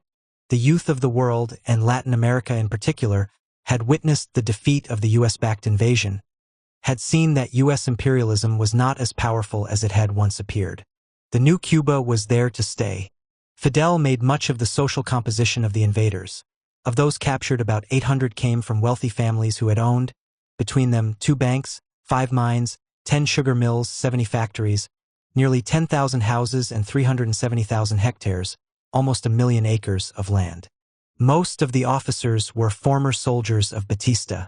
The class character of the invaders was presented as proof positive of the different class character of the new Cuba from the old. Prior to the counter-revolutionary invasion at the Bay of Pigs, the Cuban leaders generally had not described their actions as socialist, but on April 16, 1961, at the funeral of the victims of a US-sponsored air raid, Fidel and others openly proclaimed the revolution as socialist. At the May Day rally following the attempted invasion, Fidel declared to over 1 million Cubans, "This is a socialist regime, yes. Yes, this is a socialist regime." In a televised address on December 2, 1961, Fidel for the first time declared, "I am a Marxist-Leninist and shall be one until the end of my life. Marxism or scientific socialism has become the revolutionary movement of the working class." This was welcomed by revolutionaries worldwide as a proclamation of a socialist Cuba with a socialist government. In 1963, Fidel gave more details about his transition. It was a gradual process, a dynamic process in which the pressure of events forced me to accept Marxism as the answer to what I was seeking. So, as events developed, I gradually moved into a Marxist-Leninist position. I cannot tell you just when. The process was so gradual and so natural. There is a current within academia which promotes the line that Mao, Castro, and others gained power by deception, that they hid their true goals behind popular demands, and that, if the populations of China and Cuba had known their real motives, they would have stuck with Uncle Sam's nominees. On one occasion Fidel was asked, "If you had announced that you were a Marxist and openly espoused a socialist program while you were still a guerrilla leader in the Sierra Maestra, do you think you still would have been able to come to power?" Fidel responded, "Possibly not. It would not have been intelligent to bring about such an open confrontation. It cannot be denied that, in Cuba in 1957, proclaiming socialism would have been unpopular because of the enormous damage done to the reputation of socialism, of communism, by the record of Stalinism in the Soviet Union and in Cuba, where the PCC had supported Batista. However, what is a socialist program? Did Lenin's demands for bread, peace, and land constitute a socialist program? Fidel Castro was no Trotskyist and had no concept of transitional demands, demands which solve the problems actually faced by the workers and peasants and lead naturally to a socialist transformation of society. In the reality of a Cuba dominated by united fruit, had land to those that work it not become a transitional demand? What these academics fail to grasp is that, in the era of imperialism, it is necessary to take the first steps towards socialism in order to fully carry out the democratic revolution. Failing to understand the theory of the permanent revolution, they cannot comprehend how a democratic revolution can end up as socialist, feeling that somehow they've been cheated. In their vanity, they cannot see the fault is their own lack of comprehension. Instead, they label Castro as a deceiver. It was sensible of Fidel to avoid misunderstandings and, of course, he had been repelled by the record of the PCC. Ideological debates were not his strong point. He was a man of action, and the revolution moved forward under the slogan, "Armed struggle to overthrow Batista." Some might argue this was a particular form of a single-issue campaign, and on that basis the M26J avoided programmatic debates that would have differentiated the anti-Batista groupings. To protect the Cuban Revolution, it was the right and duty of the Castro team to establish whatever economic and military agreements with the Soviet Union they deemed necessary. The problem was the extent of political subordination to the bureaucracy. When Fidel gave unqualified praise to the USSR and its leaders, he did a great disservice to the struggle of the worker and peasant masses. He undermined the struggle of revolutionists everywhere against the bureaucratic counter-revolution and Stalinism. When the new regime broke with capitalism, the model it emulated was not that of Soviet Russia of 1917, but that of the Stalinist Russia of 1961, where all traces of Soviet democracy and workers' control had long been eradicated. Cuba's top leaders claimed that they were the government of the workers, peasants, and students, and it was true that the strength of the masses had brought them to power. However, the guerrilla struggle gave a top-down form to the new government that fitted well with the Russian system, but contained no mechanism by which the masses were organized as the supreme and legal state power. If the masses were to hold power, a new style of state apparatus was needed. To match the Soviet democracy of Lenin, it would be necessary to transfer authority to the revolutionary mass organizations, comprised of elected representatives. The Stalinists of the PCC had organizational experience that was generally lacking. This, together with the weight of the Soviet Union in Cuban affairs, meant they were being promoted within the state apparatus. The second CTCR Congress was held in November 1961, 2 years after the first, and in that time a seasoned communist leader, Lázaro Pena, had been appointed as chairperson and would remain in post until his death in 1974. The Bay of Pigs invasion brought a regime crackdown on all those seen as oppositionists or dissenters. At this time, the PORT was preparing to publish Trotsky's Revolution Betrayed. In May 1961, an issue of the PORT paper Vos Proletaria made a number of criticisms of the process by which the Cuban Communist Party was being formed. The paper was seized. Then the printing presses were closed down and the plates for the book smashed. Those who produced and sold subsequent duplicated editions of the paper were arrested and imprisoned on the grounds that they were calling for a provocative march on the Guantanamo naval base to expel the imperialists, a claim that has been vigorously denied. While supporting the new regime and limiting their criticisms to what they perceived to be distortions within the post-1959 revolutionary order, the PORT raised two important questions, both focused on the need for Soviet democracy, and based on Lenin's argument that, in the initial phase of a workers' state, it was necessary to have trade unions separate from the state, to protect the workers from their state. Stemming from the May Day declaration that Cuba was a socialist country, There was a common agreement amongst Trotskyist organizations that a constitution based on a government representing workers' organizations or councils was needed. Also stemming from the May Day Declaration was a general agreement that this representative workers' government must be led by a mass revolutionary party, open to the most class-conscious and active revolutionary fighters. The leadership of this party could be none other than the Castro team, but the new constitution should provide for a regime of genuine workers' democracy, in which all tendencies supporting the revolution had full freedom of expression and association. Trotskyists should be allowed to organize as a propaganda group because Trotskyism represented the continuation of revolutionary theory and practice and should be permitted to be a tendency within the new revolutionary party. The PORT called for free elections within, e.g. the Cuban trade unions, and for the right of all tendencies supporting the regime to be allowed to stand for office. Such a demand is, of course, a necessity for Soviet democracy. However, it is quite impossible for such a process to be effective without the right of those standing for office to organize. The PORT defended the right of all working-class parties and tendencies which supported the revolution and defended the worker state to an open and legal existence. They argued that the masses should have the right to choose their representatives from among these revolutionary tendencies and positions. The round of arrests and imprisonment reflected the growing political weight of the pro-Moscow Stalinists, but Fidel had already expressed a similar attitude in response to the raising of different opinions at the September 1959 CTCR Congress. The difficulty facing the PORT or any other revolutionary group supporting the revolution, but wanting to correct its deficiencies by calling for Soviet democracy, was that there was no party or other structure within which they could express their views. 8.1 The 1962 Missile Crisis. The Kennedy administration remained committed to the overthrow of the Castro regime, but the Bay of Pigs disaster had cured them of any intention of invading Cuba.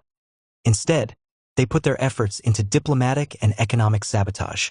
Nevertheless, after April 1961, the Cuban leadership welcomed the protection of the Soviet bureaucracy and, to strengthen the alliance, the Soviet Union was allowed to establish missile bases in Cuba as a deterrent to a U.S. invasion.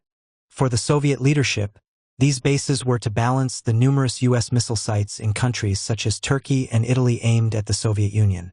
This led to the so-called Cuban Missile Crisis of October 1962. Initial discussions between Soviet and Cuban military leaders provisionally agreed a Soviet presence of 42,000 soldiers, MiG fighters, Ilyushin bombers, fast, lightweight missile-carrying boats, surface-to-air missile batteries, and a total of 40 intermediate-range missiles with nuclear warheads. The missile bases were detected by American U-2 spy planes while under construction. In the face-off between President Kennedy and Premier Khrushchev that followed, the missiles were removed in exchange for the removal of U.S. missiles from Turkey, and a verbal undertaking from Kennedy that he would not sanction a U.S. invasion of the island, though pirate raids by exiles continued along Cuba's coast for more than a decade. The Cuban political leaders were not involved in the decision to remove the missiles. Indeed, some authors, such as Gott, insist they were not even involved in the original decision to site the missiles in Cuba. Khrushchev handled the missiles crisis as a bilateral USSR-USA deal, with no reference to Havana. This gave the Castro leadership serious qualms over entrusting their future security exclusively to Moscow. In response, the early 1960s saw the Fidelistas seeking to establish and maintain a degree of political independence, both with regard to Latin American politics and within the world socialist movement. But the Soviet Union's economic stranglehold on Cuba was overwhelming and, increasingly, Cuba was forced to agree that its foreign policy decisions be coordinated with the Soviet Union. The close working relationship between the Cuban and Soviet armed forces not only helped strengthen the Stalinist and bureaucratic currents within Cuba, but there were parallel links between the Soviet KGB and the Cuban equivalent, the DGI. Finally, the process of bureaucratization would have a serious and negative impact on the leaders of the Cuban Revolution, especially regarding the democratic movements that would arise in Eastern Europe. 8.2 Che fails to export the revolution to Latin America. Khrushchev's deal with the U.S. at the time of the 1962 missile crisis made the Cuban leaders deeply suspicious of the USSR. Pushed by Che Guevara, the Cubans attempted to spread the revolution to other countries in Latin America and beyond, something which clashed with the policy of peaceful coexistence pursued by the Soviet Union as well as with the profoundly conservative outlook of most of the Latin American communist parties. Che announced, "There are no frontiers in this struggle to the death. We cannot remain indifferent in the face of what occurs in any part of the world. A victory for any country against imperialism is our victory, just as any country's defeat is our defeat. The socialist countries have the moral duty of liquidating their tacit complicity with the exploiting countries of the West." The period between 1963 and 1971 was one of widespread ideological and political ferment in Cuba. The discussions and debates can, at the risk of doing damage to the reality, be divided into four. Extending the revolution to the rest of Latin America through guerrilla action, which ended with the death of Che in 1967. The introduction of Soviet realism in art and culture generally, which generated widespread resistance especially in cinema and film. The struggle against Stalinism led by the philosophy department in Havana University, which ended with the closure of the department and the dispersal of its staff in 1971. Che's differences with Stalinists such as Carlos Rafael Rodriguez on whether it was possible to develop a socialist consciousness and industrial productivity simultaneously. Che is best known for his 2-3 Many Vietnam's message to the Tricontinental Conference in 1967, made all the more significant by his death in the October, in which he appeared to have come to the same conclusions on the nature of the national bourgeoisie as Mella. The indigenous bourgeoisies have lost all their capacity to oppose imperialism, if they ever had it, and they have become the last card in the pack. There are no other alternatives, either a socialist revolution or a make-believe revolution. During Che's life and until about a year after his death, Fidel showed a significant degree of independence from the Kremlin. During this time, he and Che still believed that rural guerrilla war on the Cuban model could be successful in other Latin American countries. Clearly, Fidel and Che saw the Cuban Revolution as part of the Latin American Revolution and, more widely, as part of the struggle of the colonial peoples against imperialism. This concept clashed head-on with the foreign policy of the Soviet bureaucracy and led to a conflict in many communist parties on the continent. However, the Cubans lacked an understanding of the need for a revolutionary party, and the emphasis on guerrilla action in opposition to the official communist parties meant a continental-wide debate between those supporting the guerrilla line and the more orthodox communists. This debate was carried on in the open. The issues were posed in terms of men of action leading rural guerrilla warfare having final command of the course of the struggle, which was the subordination of politics to the tactics of rural guerrilla warfare. Fidel made this the subject of a major speech, "Those who are not revolutionary fighters cannot be called communists," on March 13, 1967, at the University of Havana. The speech was immediately denounced by the political bureau of the Partido Comunista de Venezuela, PCV, which, soon after, under strong pressure from Moscow, officially renounced armed struggle. The Cubans affirmed the need for the masses to take the road of armed struggle and condemned the decision of the Venezuelan communists to revert to electoral politics and peaceful coexistence. The PCV advanced as their strongest arguments the need for a revolutionary party, and for the revolutionary vanguard to maintain its ties with the masses in the cities which, in his speech, Fidel had declared an absurdity. The Cubans were inexperienced in this kind of debate and, by default, the Stalinists were able to obscure the essential question of whether a revolutionary struggle was necessary to achieve socialism or it could be achieved by peaceful coexistence. In this factional struggle, when the votes were counted, the supporters of the Cuban line ended up a small minority, not only in Venezuela but throughout Latin America.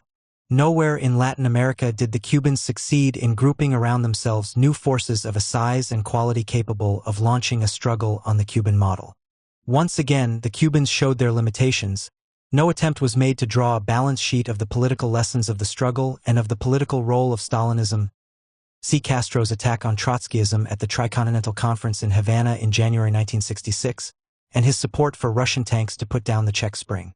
The top leaders of the PCV had moved towards an understanding with the Venezuelan government under which they would be released in exchange for stopping the guerrilla war. The rationale offered for this change of course was that conditions for guerrilla warfare had been proved absent in Venezuela, and that the correct policy was to build a mass party within the existing legal framework. The PCV had signed a conciliatory document on November 7, 1965, but delayed announcing its retreat until the following year. The PCV view of guerrilla warfare in Venezuela was as a means to push forward a general politically reformist perspective.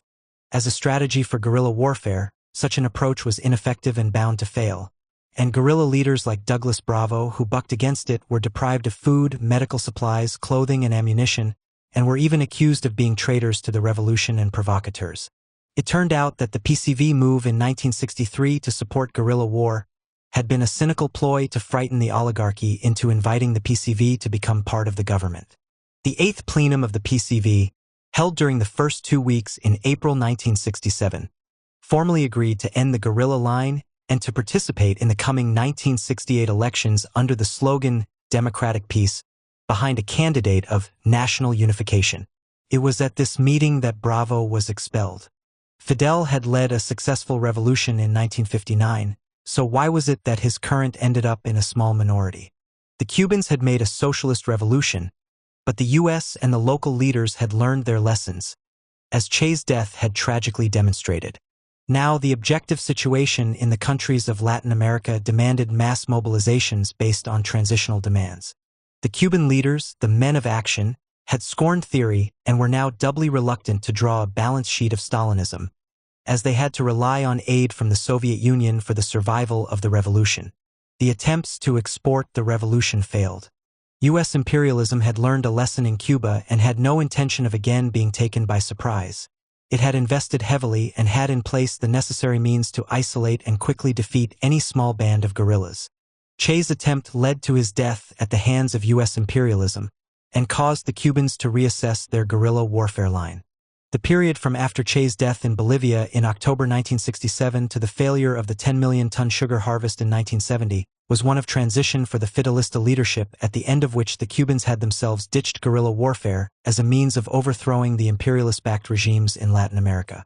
The failure of Che's attempt to spread the revolution and Russian pressure had made the Cubans draw back from the guerrilla line and reoriented their efforts. They no longer backed OLAS, Organization for Latin American Solidarity, launched by the Cubans as part of their guerrilla strategy. Fidel adopted a new line much more in accord with Moscow's strategy of peaceful coexistence. OLAS faded from the scene, leaving those who were actively engaged in rural guerrilla warfare to bitterly decry the Cubans for letting slip what they saw as a historic opportunity. However, there are none so blind as those that will not see, and a number of dedicated militants determinedly pursued the rural guerrilla line. One such was Inti Pareto, who, before he went into action, declared, "We will build an armed force. We are not trying to build a political party."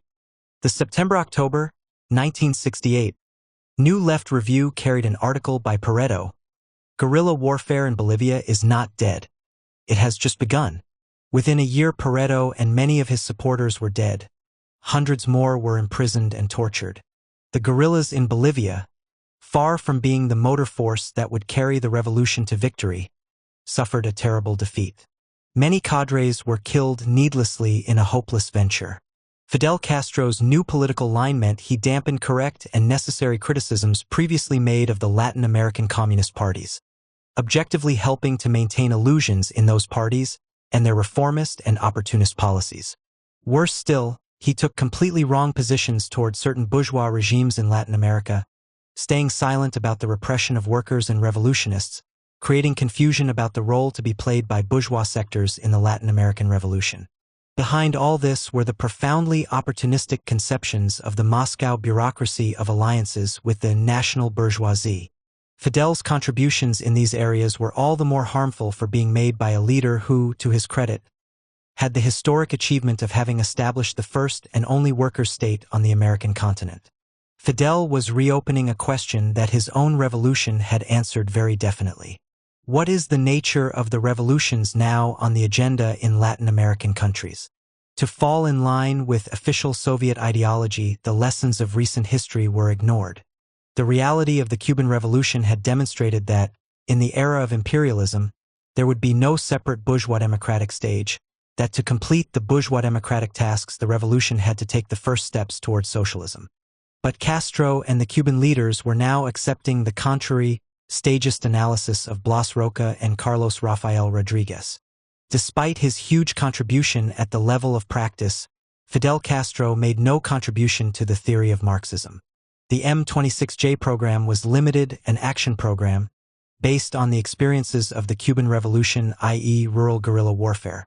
Fidel never understood some of the most important lessons and experiences of the world working-class movement, in particular the Bolshevik Revolution led by Lenin and Trotsky and the growth of counter-revolutionary Stalinism. This lack of understanding was expressed in Fidel's failure to establish any democratic centralist party in Cuba, in the lack of a democratic government based upon workers' and peasants' Soviets. While wholeheartedly supporting the Cuban worker state against imperialism, it is necessary to understand its political weaknesses: lack of workers' democracy, and acceptance of Stalinist organization, methods, and theory. Without workers' democracy, the question of who was to hold the government to account needed answering. The Cuban government functioned by decree and posts were filled by appointment rather than by elections and decisions of representative bodies. To the degree that Cuba remained constrained by its need for aid from the Soviet bureaucracy, it was inevitable that bureaucratic tendencies would develop and increase. What was needed was a form of proletarian democracy based on organs of a Soviet type, councils elected by the workers and peasants with members subject to immediate recall and structured in such a way as to form the real backbone of the worker state.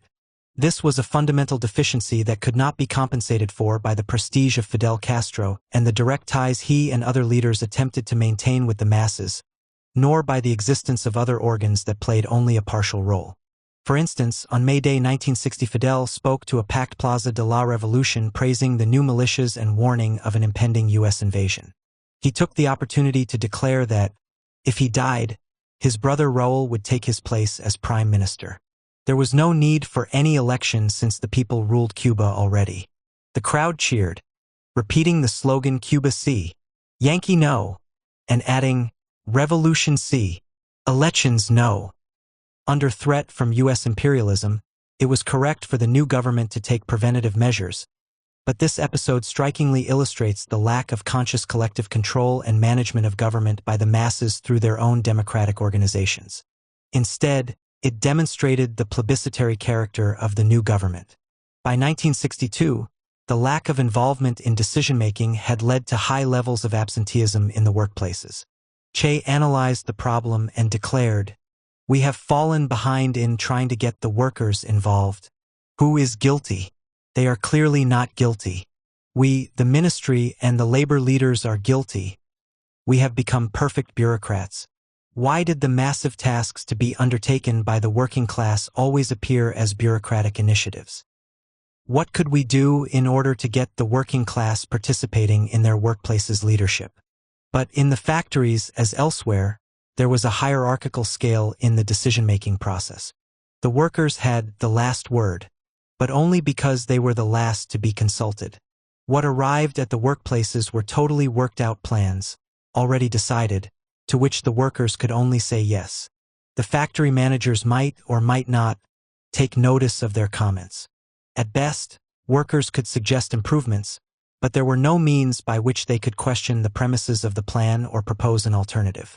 This was a road to socialism without basic democratic rights for the workers. The leadership had become self-selecting with virtually unlimited authority to make plans and enforce them, according to their own presumption of what was best for the people. The Soviet Union and Eastern Europe knew well enough that such a road generated nothing but apathy amongst the workers. For bureaucrats, perhaps that was not such a bad thing. Nor can it be claimed that the regime based itself in practice on democratic centralism as Lenin conceived it. For the first 15 years of its formal existence, the Cuban Communist Party was almost completely inactive outside of the Politburo. The 100-person Central Committee rarely met, and it was 10 years after its founding that the first regular party congress was held. During that time and still, the differences discussed in the leadership bodies are kept from the masses. Most damaging was that the USSR exported to an already chaotic, disorganized, and backward Cuban economy its own defective model of bureaucratic deformation and mismanagement. Despite tokens of workers' control in planning decisions, Cuban workers, urban and rural, enjoyed less and less real control over the economy. The Cuban workers were becoming a part of a Stalinized economy, headed by a Stalinized party and state machine. 1967 was the last year in which many of the activists who had placed such hope in the Cuban Revolution gave it unqualified support. The reason was the Cuban government's endorsement of the Warsaw Pact's invasion of Czechoslovakia in August 1968 to put down the revolutionary, democratic and anti-Stalinist upsurge that threatened to install Soviet democracy. 8.3 Creation of the Cuban Communist Party. The Escalante Affair. The transition to a worker state had, quite naturally, caused divisions within the M26J, resulting in increasing collaboration of the left wing of the M26J, essentially the military wing led by Fidel and Raul Castro, Che Guevara, etc., fewer than 3,000 persons, the DR and the PSP, by far the most numerous of the three groups with as many as 15,000 members, on practical tasks such as building the militia. Subsequently, the three groups would merge into the PCC, a process that took several years. With time, the initial occasional meetings became more regular and, in the summer of 1961, the three groups fused to become the Integrated Revolutionary Organizations, Organizations Revolucionarias Integradas ORI, then the United Party of the Socialist Revolution, and finally the Communist Party of Cuba on October 3, 1965. To mark the occasion, Hoy closed and Granma emerged as the New Party newspaper. The PSP was very much the conservative wing of the New Party. In the discussions on how to progress the agrarian reforms, Castro and Guevara were for converting the sugar-cane estates into state farms, but the PSP pushed for the subdivision of the land without collectivization, strengthening the individualistic tendencies of the peasantry. Nor did the PSP favor the general nationalization of business enterprises. On the very day Fidel was proclaiming the expropriation without indemnification of foreign industries, the leadership meeting of the PSP was discussing only moderate reforms. However, the Castro leadership team badly needed a disciplined political body to support the government. The M26J was a heterogeneous and amorphous collection of militants, and the leadership turned to the old Cuban communists, who had organizational skills and experience, but had been trained in Stalinist democratic centralism. Their practice of blind trust in the top leaders, and their conviction that socialism must be built from above, were qualities that meshed well with the top-down practices of the guerrillas. It was noticed that Fidel had delayed the merger of the M26J, the DR and the PSP until 1965, after all the major social and economic changes had already been implemented under his leadership and control. During this period, there began a process of bureaucratization. The task of setting up the ORI had been given to Aníbal Escalante, secretary of the PSP, who, in a sectarian and partisan manner, attempted to prepare the way for himself and the PSP to take control of the new party and, through it, the government of Cuba. Using his authority within the ORI, Escalante began to remove from power revolutionaries who had gained their positions because of their activities during the revolution and thus had a degree of independence. His aim was to create an apparatus in which there would be minimal participation by those who were capable of independent thought or action. What was not on the agenda was a mass Marxist-Leninist party, one that was alive, dynamic, comprised of the most politically advanced workers, which would make democratic decisions and eliminate bureaucracy. Escalante was intent on creating a structure that integrated the Fidelistas into a Stalinist-controlled party. In the provincial committees of the ORI and at lower levels too, Escalante appointed former PSP functionaries to leadership posts and called for extending the party organization inside the armed forces. Escalantismo grew in strength in the mass organizations such as in the CTCR, where the Communist Party had a base. Escalante's clear objective was to have Stalinists as the key personnel of the new party so that they would be able to control the national directorate despite having only 10 of 28 seats. Escalantismo was an extreme form of the bureaucratic layer that was starting to emerge in Cuba. Grounds for bureaucratic growth were present in the objective situation: shortages of goods, relative economic backwardness, a capitalist world environment, the ongoing U.S. blockade, and, most important, Cuba's dependence on the bureaucratized Soviet Union. The so-called Escalante Affair was the response of the Fidelistas to the damage caused by Escalante and an attempt to avoid similar problems in the future.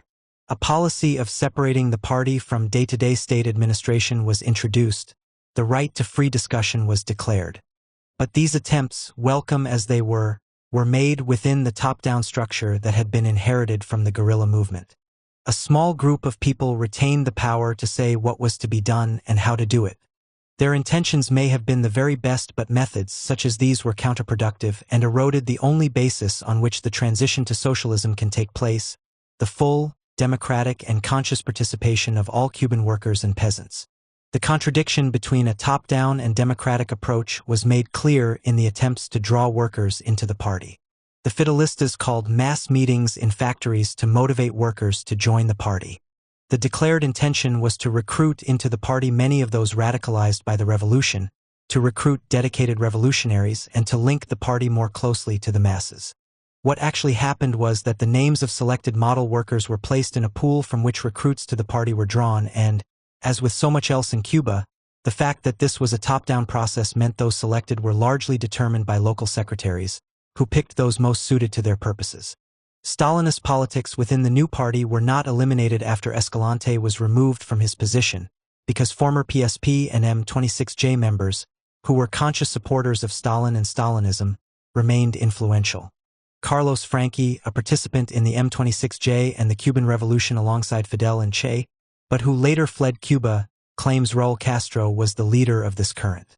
He reports that at one meeting Raúl shouted, "Nobody offends Stalin when I'm around," taking his jacket off and squaring up for a fight to stop any continued criticism of his hero. The way the revolution had triumphed through the leadership of a guerrilla army played a role in the bureaucratic nature of the state after the revolution. As Fidel explained, a war is not led through collective, democratic methods. It is based on the responsibility of command. Unfortunately, this attitude extended into the post-war period and was reinforced by the Bay of Pigs invasion and the undeclared war, that is, the blockade by the USA. After the revolutionary victory, the leadership had huge authority and widespread support. However, there were no mechanisms of revolutionary democracy through which ideas could be debated and discussed and, above all, through which the masses of workers and peasants could exercise their own power and hold their leaders to account. The Castro-led forces came to power with a great deal of popular support, prestige, and credibility, but the M26J was very far from a classical Marxist workers' movement engaged in self-emancipation. Fidel's radical policies were passed down to the masses, who could then express their support. This constituted a serious obstacle to raising the political consciousness of the Cuban people, reducing their understanding of the necessity of their active participation in all decision-making. In February 1963, the ORI itself was dissolved and replaced by the United Party of the Socialist Revolution, Partido Unido de la Revolución Socialista, PURS. The national directorate of the new party was the same as for the ORI, with the exception of Escalante. But now, the Fidelistas were aware of the importance of retaining the organizational reins in their hands, and only one of the 6 members of the Secretariat was from the PSP. It is claimed that, as a result of the struggle during 1962–63, the ORI expelled about half its membership in a succession of purges to eliminate Escalante's influence. In 1964, to drive home the lesson of who was in charge, the Fidelistas placed a prominent Stalinist, one Marquitos Rodriguez, on trial for crimes against the revolution committed under Batista. In the mid-1950s, the PSP had assigned informers and provocateurs to disrupt the activities of the student doctor. In the summer of 1957, Marquitos had supplied the police with the whereabouts of 4 leading DR members, who were then immediately gunned down. Marquitos was brought to trial, found guilty and sentenced to death. Veteran PSP leader Joaquin Ordokwi, member of the ORI Directorate, was arrested and expelled from the party for his role in concealing the affair. Ordokwi later died in jail. Rejection of Stalinism was very strong among a generation of revolutionaries who had come to Marxism through their own experience in the Cuban Revolution. The team of the philosophy department at Havana University, for instance, rejected the Soviet manuals of Marxism-Leninism, and worked out their own curriculum based on the study of the original texts of Marx, Engels, Lenin, and the classical philosophers. The same group of revolutionaries, most of them young, began publishing a magazine, Critical Thought, Pensamiento Critico, in which they debated, in an open and critical manner, different versions of Marxism, trying to break with the ossified, distorted, and anti-Marxist version they were getting from the Soviet Union. In the field of arts, culture, and cinema, there were sharp public polemics against the attempt of the Stalinists to impose Soviet realism and censorship of anything that deviated from it. In 1964, Cuba and the USSR signed a new trade agreement. The Soviets were committed to purchase 2.1 million tons of sugar in 1965 at the preferential price of $287 million. For the next 5 years, it would increase annually the amount of Cuban sugar it purchased. The sugar was now expected to provide adequate foreign exchange earnings to enable the purchase and importation of modern machinery and equipment. The obverse was a return by Cuba to a one-crop economy. There was a minor hiccup in 1968 when Escalante, having returned from diplomatic service in the Cuban embassy in Czechoslovakia, raised his head again to found a microfaction, which made wide-ranging criticisms of the party and its functioning. That no one listened to the members and too much depended upon Fidel's personal views. In the economy, there was too much emphasis on moral incentives and voluntary labor, and not enough on material incentives. Escalante and 8 others were purged from the party, accused of organizing a faction which was treated as a crime. This was a clear warning that organized opposition, criticism, or disagreement with the official political line was not going to be tolerated. To many, this was an attack on Stalinism. That was the appearance, but not the content. This was an attack on party democracy, a demonstration by Fidel that he intended to maintain his personal preeminence and a degree of independence from the USSR. The Cuban leadership perceived the family as primarily an economic institution, appreciating that, with it and private property, the oppression of women came into being. They believed that it is necessary to see the family as an economic unit if one wants to end the oppression of women. Engels, in The Origin of the Family, Private Property, and the State, argued that, to free women, it was necessary to 1. End their economic dependence on their husbands, 2.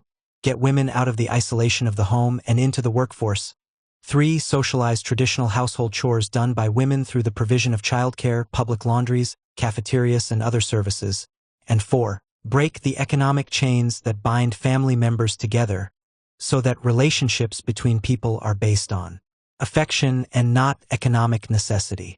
Starting in 1964, to help overcome the effects of the U.S. blockade, the FMC began a campaign for women, on an unpaid and voluntary basis, to assist in the provision of health care and education systems, and to rebuild agriculture by going into the countryside at weekends to pick crops.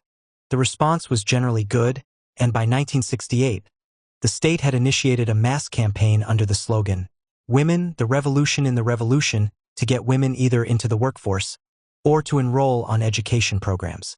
The state was keen to increase the number of women in the workforce and, to that end, it carried out an extensive survey of the reasons for the lack of women applying for shop floor jobs in Cuban industry. 3 reasons predominated. The first was that the pressures of housework, due to a lack of access to modern consumer goods, especially washing machines, made housework arduous and time-consuming. The other 2 showed the effect of the revolution.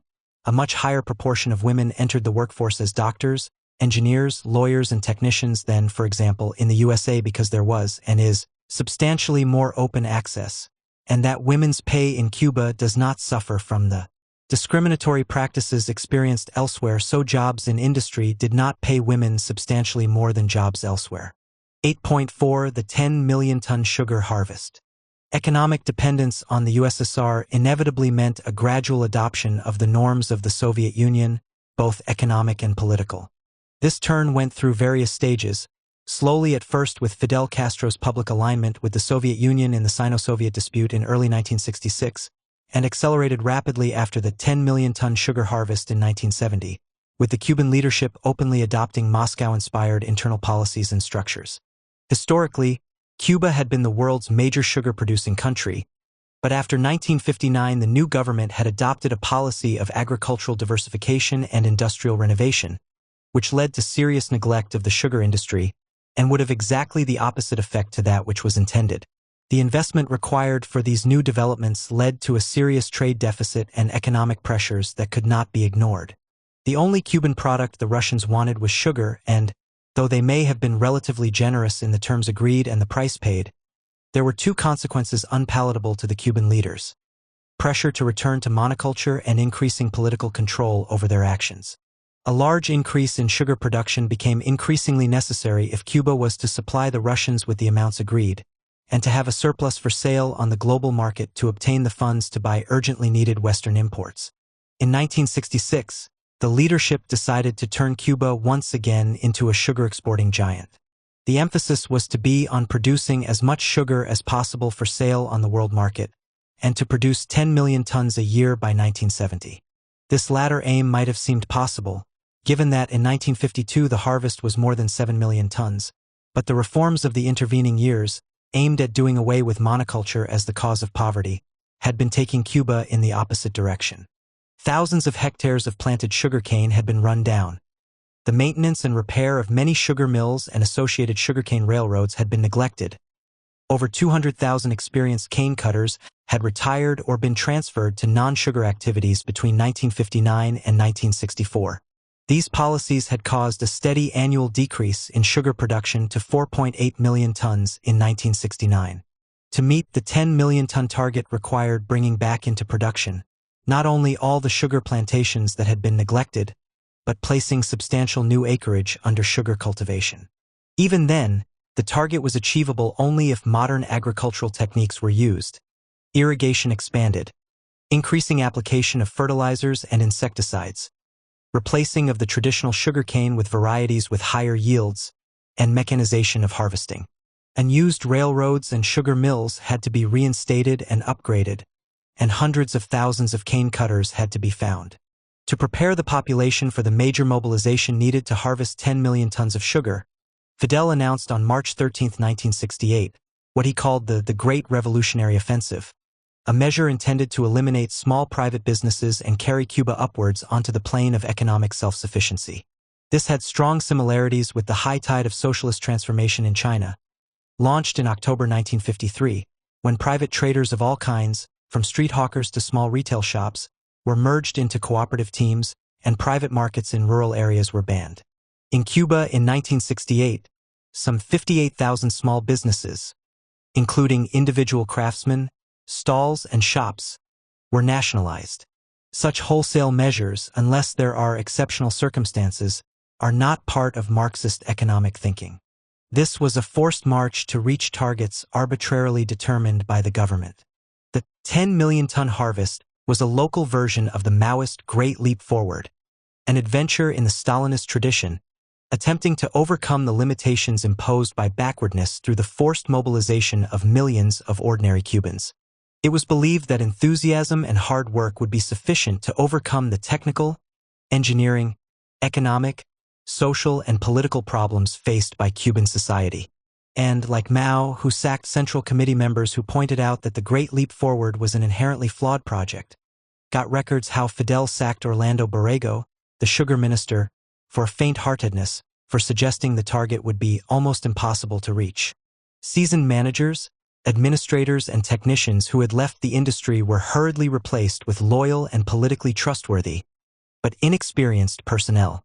The 10 million ton harvest was officially inaugurated in December 1969, but the technical difficulties in achieving the target, as in China, proved to be greater than could be overcome by exhorting the masses to undertake extra work.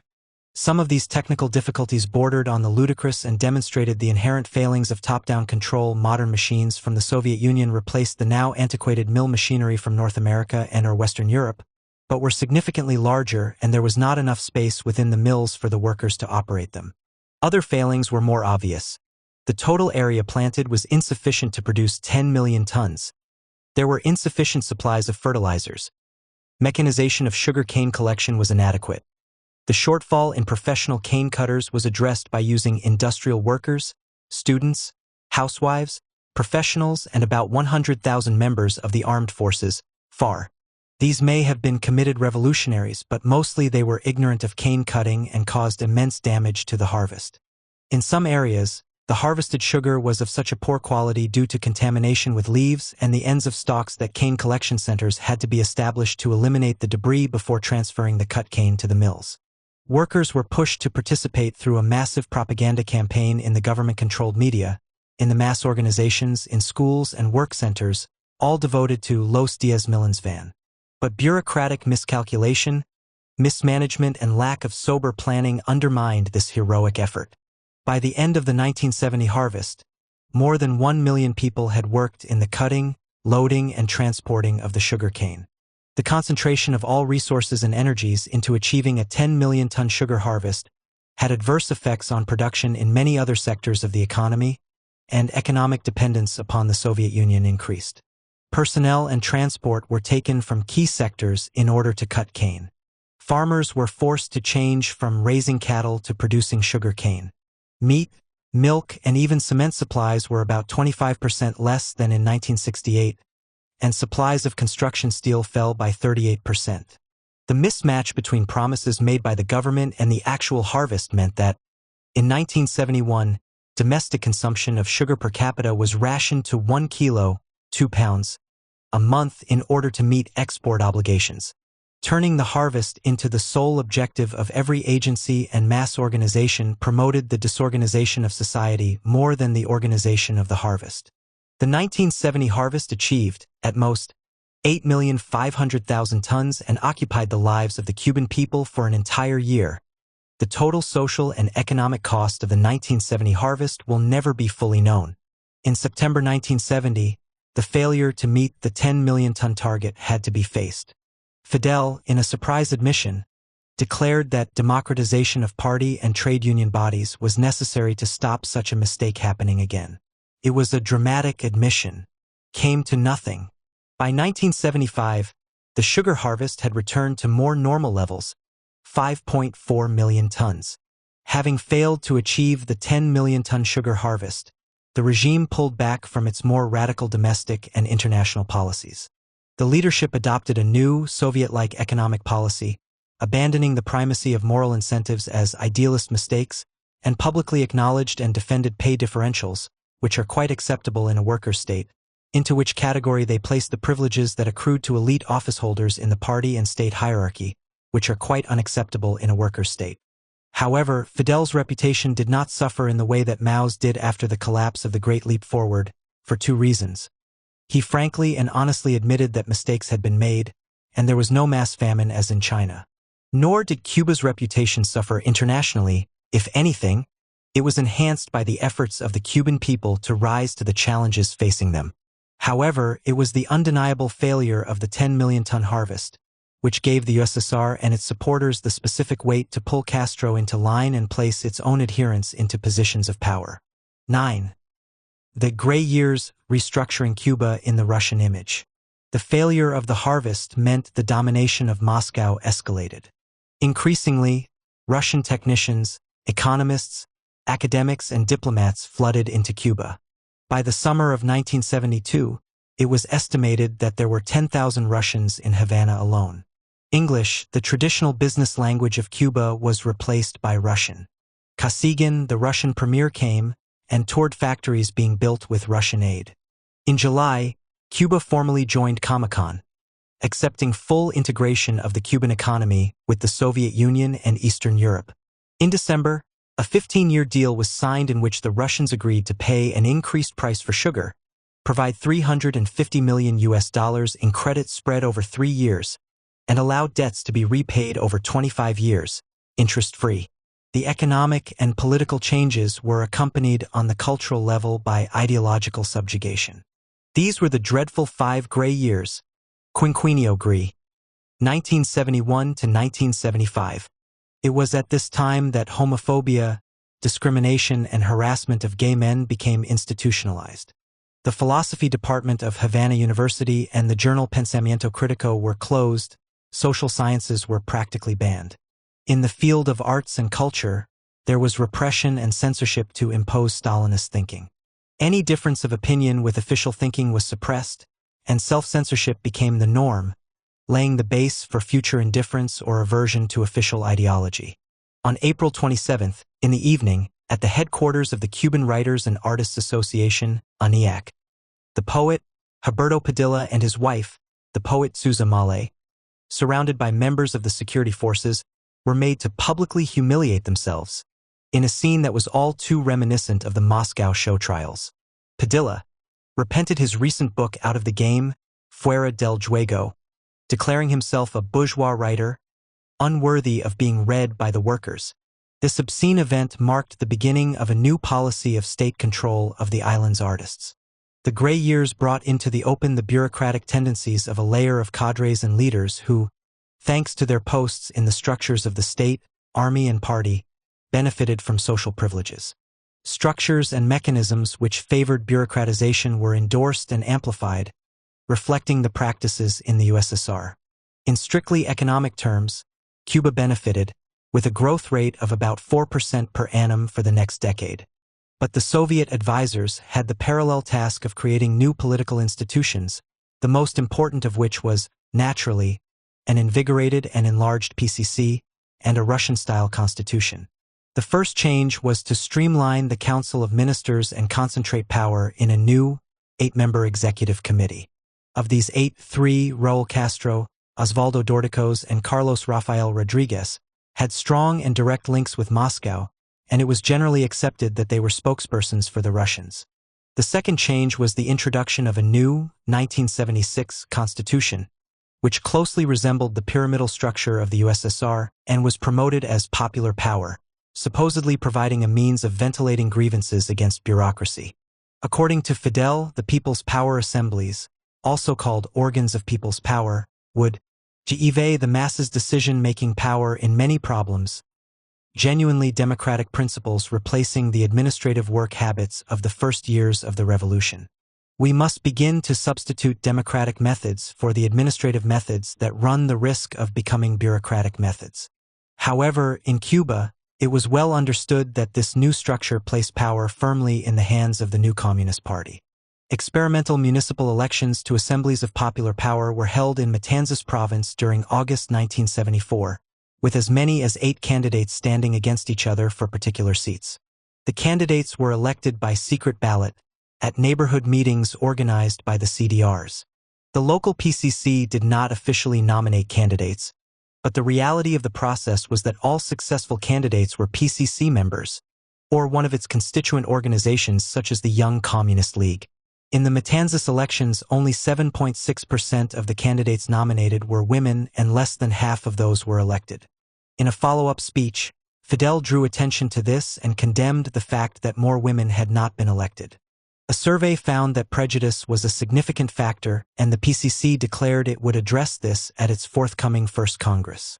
At the local level, there appeared to be a genuine decentralization of popular power, in sharp contrast to the centralization in the upper levels. The members of the decision-making provincial and national assemblies were not directly elected but were, instead, elected by those candidates who had been successful in the municipal elections. The latter could vote for one of a list of candidates pre-selected by party functionaries and the mass organizations controlled by the party, which were listed in Article 7 of the new Constitution. The Committees for the Defense of the Revolution, the Cuban Women's Federation, the National Association of Small Farmers, the University Students' Federation, the High School Students' Federation, and the Union of Cuban Pioneers. Hierarchical voting had been introduced by the Stalinist party apparatus in the faction struggles in the Russian Party in the 1920s to sieve out the opposition. In Moscow, for example, the supporters of the opposition claimed they were in a majority in the party cells, but they attained only 36% of the vote in the district conferences, which was further reduced to 61 votes against 325 in the provincial conference. The structure was intended to superimpose the PCC on the new state edifice. Subsequent analysis of election results showed that 3/4 of the municipal delegates were party members and almost all 614 national deputies were members of the party or the communist youth. However, in Cuba, there was an additional safeguard. 45% of the National Assembly deputies, including Fidel and the whole central government team, were not subject to popular election. At the time of writing, the local People's Power delegates did not receive salaries. They had a week off work without loss of pay for their duties. They lived in and among their constituents and so have close personal contact with them. They represent very small districts, typically between 1,000 to 1,500 voters, and must report back to their constituents every 6 months at open public meetings. They are subject to recall if 20% or more of their constituents petition for it. Only local delegates can be recalled by popular demand. The elected provincial and national representatives are subject to recall only by the delegates of the municipality they represent. Given that the great majority of delegates and representatives are PCC members, the matter is, de facto, a party, not a popular decision. Only if the relevant body determines that a recall is justified is the matter referred to the electorate. Naturally, some people took the declaration that popular power was the highest authority in Cuba at face value and presented their problems and complaints, predominantly concerning housing, to their local municipalities. They were then confronted by the obvious fact that there was no real control over the central state, which defined its priorities with little or no reference to the rank and file. The Cuban people soon understood the deficiencies in what was called the most democratic system in the world. There was a sense of déjà vu here, this being the very same description used by Stalin for the USSR's 1936 constitution. Fidel's justifications for a new constitution were dressed up in radical rhetoric and spelled out in November 1973. The core of his argument had been developed nearly 40 years previously by Joseph Stalin when launching the 1936 Soviet Constitution. The principle is, from each according to his ability, to each according to his work. In the USSR, this formula was intended to justify the inequalities existing. From each according to his ability meant the extraction of the maximum labor by any means possible, including the whip of police intimidation, and to each according to his work meant the majority of the working population living in general want and on near starvation wages while preserving privileges and luxuries for the tops. Fidel put it thus: logically, every worker's remuneration should be linked to the quality and quantity of the work he does. If he is in a responsible job, an important job, he should be paid more. The wages of personnel in charge of directing production must compare favorably with those of tractor drivers and operators of other equipment. About this time, there was a distribution of refrigerators, electrical appliances, and 100,000 TV sets to those workers recommended by union and party organizers. The criteria for distribution should have been open to public scrutiny, but the organizers had their own criteria, and while these may have been quite correct and proper, they were not subject to democratic control. The moves towards material rewards were not only due to pressure from the Russians. The expected improvements in productivity were not happening. In 1979, it was expected to be 4% when, in fact, it was 0.8%, and the response was to link wages more closely to productivity through a bonus system paid by the individual enterprise in money or consumer goods. In parallel, wage differentials were allowed to increase. The number of administrative and managerial staff rose rapidly, and the bonuses they paid themselves reduced the profitability of the enterprises, while increasing wage inequality between workers and management. In any such system, egalitarianism can be left far behind. This, of course, is not to deny that post-revolutionary Cuba had largely wiped out pre-revolutionary social inequalities. For example, life expectancy has risen by 20 years, from 53 years in 1959 to 73 in 1984. Despite this and other important gains, the U.S. embargo had imposed a system of generalized want on Cuba, a condition that invariably sows the seed for a self-seeking bureaucracy, which places its own interests above those of society generally. Control of the distribution of consumer goods is an important stage in the development of such a bureaucracy, as had been demonstrated 40 years earlier in the USSR. The third change was to reconfigure the PCC along the lines of the Russian Party. This was a necessary preparation for the 1976 Constitution because, in Article 5, the Cuban CP was defined as the superior leading force of society and the state, in charge of organizing the common effort towards the goals of building socialism and advancing towards a communist society. The fourth change was to legitimize certain small-scale craft activities on payment of a license fee. This was recognition that the public sector was failing to supply certain essential services such as repair of domestic appliances, fridges, washing machines, and so on. About 50,000 workers took out these licenses as plumbers, mechanics, joiners, dressmakers, etc. The PCC had been established in 1965, but there was a 10-year delay before its first Congress in 1975. Both the Fidelistas and PSP had a policy of top-down decision-making, where differences in the leadership were covered up, where decisions already made were presented to the membership for approval, not discussion. The long delay was a sure sign that there were serious differences within the Cuban leadership that were proving difficult to resolve. A recruitment drive preceding the Congress had more than doubled the CP's membership from about 100,000 in 1970 to just over 200,000 in 1975, and would rise to over 400,000 in 1980. The PSP leaders were now old men, of diminishing importance with no prospect of making a comeback. They were handed a few posts of lesser importance. The Fidelistas dominated the new political bureau, secretariat, and central committee that were unveiled to the membership. The Reformed Party was warmly welcomed by the Soviet bureaucracy and acclaimed by Brezhnev as evidence of the growing maturity of the Cuban Revolution. No doubt, the almost complete elimination of any reference to Che was a factor in this. A very important decision at the Congress was to incorporate a ban on factions into the party statutes. Such a ban is a defining character of a Stalinist party. It acts as and is intended to be a barrier to both internal party and Soviet democracy. Even Fidel's staunchest supporters had to admit, the Cuban Communist Party is not a Leninist party. It allows no democratic internal life in the Bolshevik sense. There are no organized tendencies and factions around programmatic points that could advance the clarity of discussion and contribute to solving the problems facing the Cuban Revolution. Moreover, to a certain degree, the Cuban Communist Party is not a political party as we think of one, so much as a part of the administrative apparatus. It suffers from the same bureaucratic degenerations as the rest of the governmental apparatus. These factors notwithstanding, the first Congress took time to discuss how to advance women's equality. Their proposal was in two parts. The first was to reduce the burden of domestic housework by, amongst other things, greatly expanding child care, e.g. providing creches in workplaces, more laundries, more workplace cafeterias, and setting up Plan Jaba, literally, Plan Shopping Bag, drop your shopping list at the store and come back later to pay and collect your shopping. The second part was to launch a wide-ranging ideological debate across the island on women's rights. This was centered around proposed changes to the Family Code, Articles 24 to 28, that men and women were equal in marriage, that men should share in housework and raising children, that both members of a couple should have an equal right to pursue an education or have a job, and that the couple should cooperate with each other to make that possible. One of the most revolutionary aspects of Cuban society was the diverse and creative manner in which Cubans had socialized the responsibilities previously assumed by the family.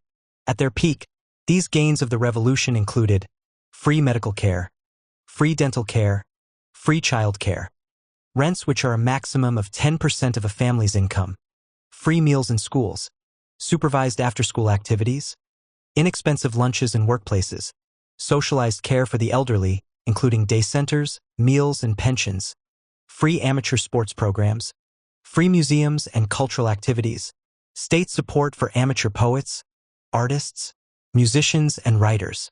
Before the revolution, marriage was a matter of economic survival for women and divorce was not easy. Millions of women remained married to husbands they may have hated, because they had no economic alternative. Many women of the older generation believed the right to freely choose a marriage partner and leave one with whom they did not want to live was one of the most important gains of the revolution. It was at this time that the PCC, in its theses on women's equality, pointed out that views inherited from capitalism on women as sexual, decorative, and passive objects whose highest aspiration was marriage were a major obstacle to the realization of equality between men and women. Beauty contests, in particular, were seen as encouraging objectification and sexist attitudes in society, and were singled out as negative and absurd, vulgar and grotesque hangovers from capitalism not in keeping with revolutionary Cuba's view of women. With direct, mass interventions by the FMC, beauty contests were soon banned. The Family Code, in its entirety, was endorsed by the majority of the population and passed into law on International Women's Day, March 8, 1975. The document around which the debate took place was titled, On the Full Exercise of Women's Equality. This document says many fine things that all progressive people will applaud, but it was silent on the central question of a woman's right to control her own body, i.e. to decide whether or not to have an abortion. In all major countries in 1917, women were enmeshed in a thick web of discriminatory laws and sexist oppression. The Soviet government of October 1917 took swift action, and women in Soviet Russia achieved full legal and political rights, including the right to abortion. But, with the growth of the bureaucracy, the marriage and family laws established by the October Revolution were rewritten. The clock was turned backwards. In 1934, homosexuality was made a criminal offense, punishable with up to 8 years of imprisonment. In 1936, legal abortion was abolished except where life or health was endangered. It is possible to detect the dead hand of Stalinism reaching out to corrupt the present in the influence of the PCC on abortion law in Cuba. Before the revolution, abortion was illegal under the Civil Defense Code except to save the life of the mother, when the pregnancy was the result of rape, and to avoid birth defects due to hereditary sickness or contagious disease. This aspect of the code remained in force during the first 5 years of the revolution, and for reasons that have never been explained, the Castro government opposed changes in the abortion law during this period. In form, the law was highly restrictive, but the reality was that most middle and upper-class women were able to afford private abortions when necessary outside of the law. With the revolution, the number of private abortions climbed, but so did the mortality rate, and in 1965 the Ministry of Public Health, Ministerio de Salud Pública MINSAP, stepped in to institutionalize abortion, extending the scope of legal abortion, no longer restricting it to extreme cases, and agreeing that abortions should be carried out by public doctors free of charge rather than by private practitioners. After 1965, despite the formal restrictions, Cuban women were largely free to exercise their right to choose. It took until December 1979, when Article 267 was inserted into Cuba's penal code, before abortion became legal. Or, to be more precise, ceased to be illegal, since Article 267 did not legalize a woman's right to choose, but instead it defined what constituted an illegal abortion and set down prohibitions and punishments. In December 1987, Cuba updated its penal code but made no substantive changes to the section on abortion. If gestation is less than 5 weeks, the woman concerned, including minors, need show no proof of pregnancy and menstrual regulation is used. For gestation of 10 to 12 weeks, abortion requires confirmation of pregnancy. Women under 18 must have parental approval and women under 16 must have approval of a medical committee. Abortions after week 12 require the authorization of a committee comprising doctors and a social worker. Stone has observed how, after the 1975 Congress, the position of women in Cuba did improve, reporting that between 1975 and 1981, in terms of per 100 households, the number of refrigerators rose from 15 to 38, the number of washing machines from 6 to 34, the number of childcare places almost doubled, and the percentage of women in the workforce rose from 25% to over 30%. Today, that figure is 42%, a high figure for an underdeveloped country. But it also means that a large proportion of Cuban women are primarily housewives. Cuban women also benefit from a level of maternity care that has reduced infant mortality to 4 per 1,000, lower than the 6 per 1,000 of the USA. Contraception is available to all women, who also have the de facto right to abortion free of charge, as are all medical services. Black women, poor women, and peasant women have benefited most from these processes. In terms of representation, in 2013, Cuban women comprised just under 50% of the members of the National Assembly, ranked third in the world, while in the USA, the Senate and Congress had just 20% women, ranked 101 in the world. Trade with Comecon, where Cuba was the sugar and tropical fruits provider, inevitably brought with it further adoption of Soviet economic norms, material incentives, and growing autonomy for managers. In the same way that Russian had become the new business language to facilitate trade, so a new Soviet-style management and planning system was adopted. In all the productive branches, there was a general mood of discontent. This showed itself as high levels of absenteeism from work and other unrevolutionary attitudes such as slovenly work, bad timekeeping, high levels of waste, and lack of care of expensive machines. Dr. Jorge Risqueast, Minister of Labor, gave an inkling of the real causes of this malaise. He attributed the country's economic problems to widespread passive resistance by the workers, admitting that there was no proper rapport between workers on the one hand and the state administration, the officials of the Communist Party and the trade unions on the other. Party pronouncements began to reverse the theory proposed by Che Guevara regarding the sources of the revolution's bureaucratization. Che had argued that the institution should reflect the changes in society, not society reflect the new bureaucratic structures, that the state bureaucracy could, in itself, be a source of bureaucratization.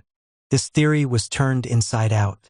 Now it was an insufficiency of bureaucrats that was the source of bureaucratization.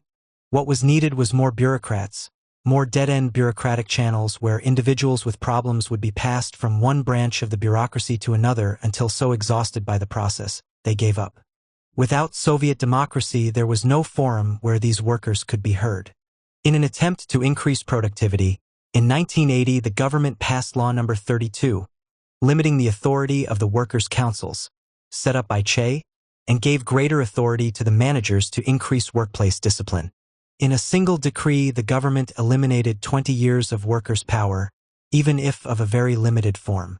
By 1984, the CTC itself was moved to protest that the new law was being used arbitrarily and excessively, sometimes as a cover for bonus payments which increased inequalities. However, the Cuban government justified its measures by pointing to the five-fold increase in the incomes of the poorest section of the population between 1960 and 1982. Workers in agriculture, the lowest paid sector, left in their thousands, reducing the production of food just when it was needed.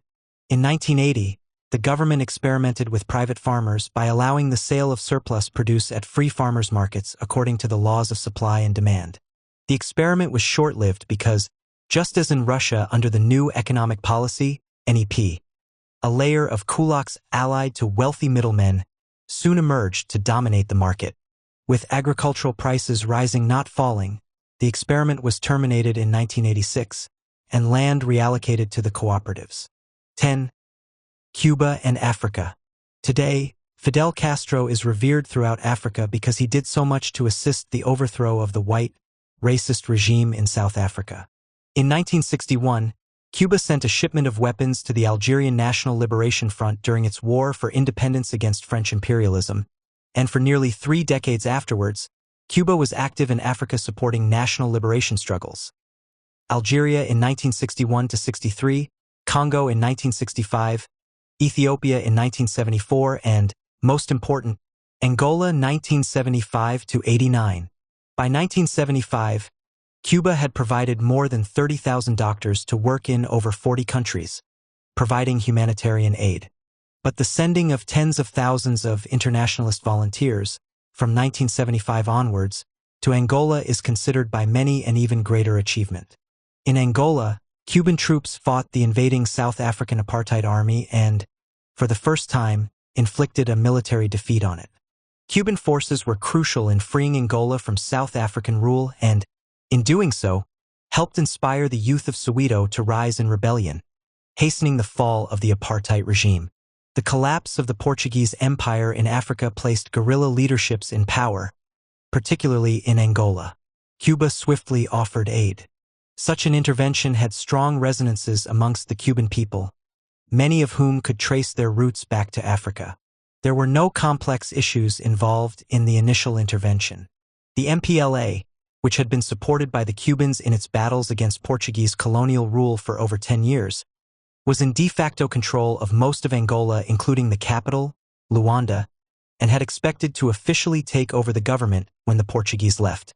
Now they were challenged by armed resistance from rightist forces, the National Front for the Liberation of Angola, FNLA, led by Holden Roberto, who was on the CIA payroll, and the National Union for the Total Independence of Angola, UNITA, led by Jonas Savimbi, who was well known for his collaboration with the Portuguese colonialists during the Civil War. The situation in Angola was complicated by the role played by China. At that time, China's foreign policy in Africa was dominated by its determination to oppose Russian imperialism, even if that meant supporting openly counter-revolutionary forces. As the MPLA developed ties with Moscow, so Peking supported the FNLA. In May 1974, 200 Chinese instructors arrived in Zaire to start training FNLA guerrillas, despite the FNLA being firmly under the thumb of Mobutu and, behind him, U.S. imperialism. There is some evidence that the Chinese flirted with the idea of supporting Savimbi, but his links with racist South Africa were too much for them to swallow. The independence movement in Angola had a profound effect within South Africa itself, as would soon be shown by the Soweto Uprising of 1976. South African imperialism, therefore, had every reason to want a client regime in Angola to be obtained by supporting UNITA. It decided in 1975 to intervene to assist in the military overthrow of the MPLA. This had the tacit support of the major world imperialist power, the US, but a defeat for the MPLA would have represented a severe humiliation for the diplomatic, military, and strategic interests of the Russian bureaucracy. The strategy behind the interventions, orchestrated by the US, had the intention of dividing Angola between Zaire and South Africa. The first intervention was from Zaire to the north by the FNLA, supported by the CIA. Zaire's pro-imperialist dictator, Mobutu Sese Seko, was to annex the oil-rich province of Cabinda and whatever other Angolan territory he could, so that U.S. oil companies would have control of the largest oil and gas reserves on the African continent. The second, and of more immediate danger to the MPLA, was by UNITA in the south, where Savimbi was being used as a front for the South African Defense Force, SADF. Gott has claimed that, in July 1975, President Gerald Ford authorized covert assistance of $24 million to Roberto and Savimbi. In August, South African troops moved into southern Angola under the pretext of protecting its investment in the massive Cunena hydroelectric project. Fidel phoned the Kremlin and announced Cuba was going to send help to the MPLA, but Brezhnev was more concerned with peaceful coexistence and refused to assist. That Fidel went ahead can be taken as an indication, both of his personal commitment to the African liberation struggle and that Brezhnev did not categorically veto the enterprise. In early October, 480 Cuban instructors arrived in Angola and quickly dispersed to 4 training camps. On October 14th, the SADF went onto the offensive and, with about 1,000 UNITA guerrillas, moved deeper into Angola. They soon reached Benguela, a coastal town halfway to Luanda, and the road to Luanda looked open. Fidel chose not to consult the Russians, using the excuse there was no time, and sent Cuban troops to defend Luanda. Operation Carlotta was launched. The Cuban effort inspired Gabriel Garcia Marquez, Nobel Prize-winning author, to write Operation Carlotta, which provides details of the mechanics of the operation.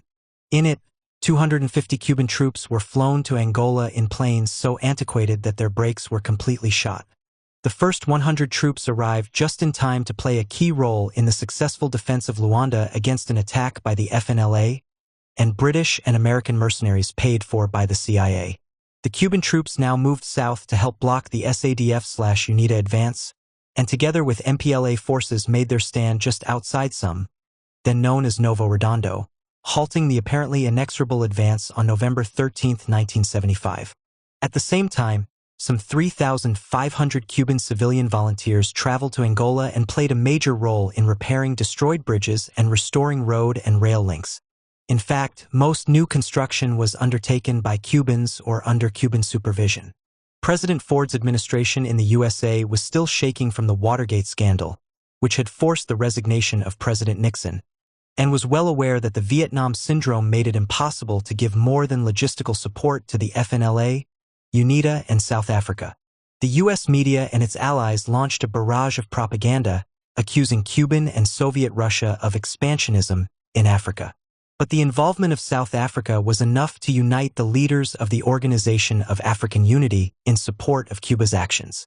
Nigeria, the most pro-Western of the black African states, praised the role played by Cuba. Worldwide, sympathy for the struggle against the South African apartheid regime spilled over into support for the Cuban intervention, the only non-African country that fought and spilled its blood for Africa and against the odious apartheid regime. The political benefits of Cuba's intervention were too obvious to be missed, and the Kremlin was soon providing extensive economic and military support.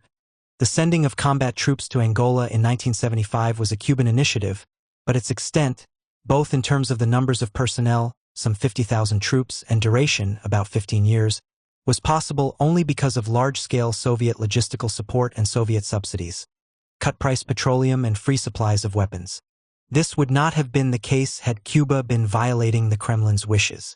By early 1976, the emphasis was on stamping out the counter-revolutionaries in the north, driving the FNLA back across the border into Zaire. However, from bases in occupied Namibia, South African-backed UNITA forces and regular troops of the SADF maintained a program of sabotage, rural guerrilla warfare, and economic disruption, which cost billions of dollars. Instead of being swiftly withdrawn, Cuban troops became an integral part of the defenses of the Angolan regime. If Cuba and the Soviet Union had not supported Angola, it would have been partitioned between South Africa and Zaire.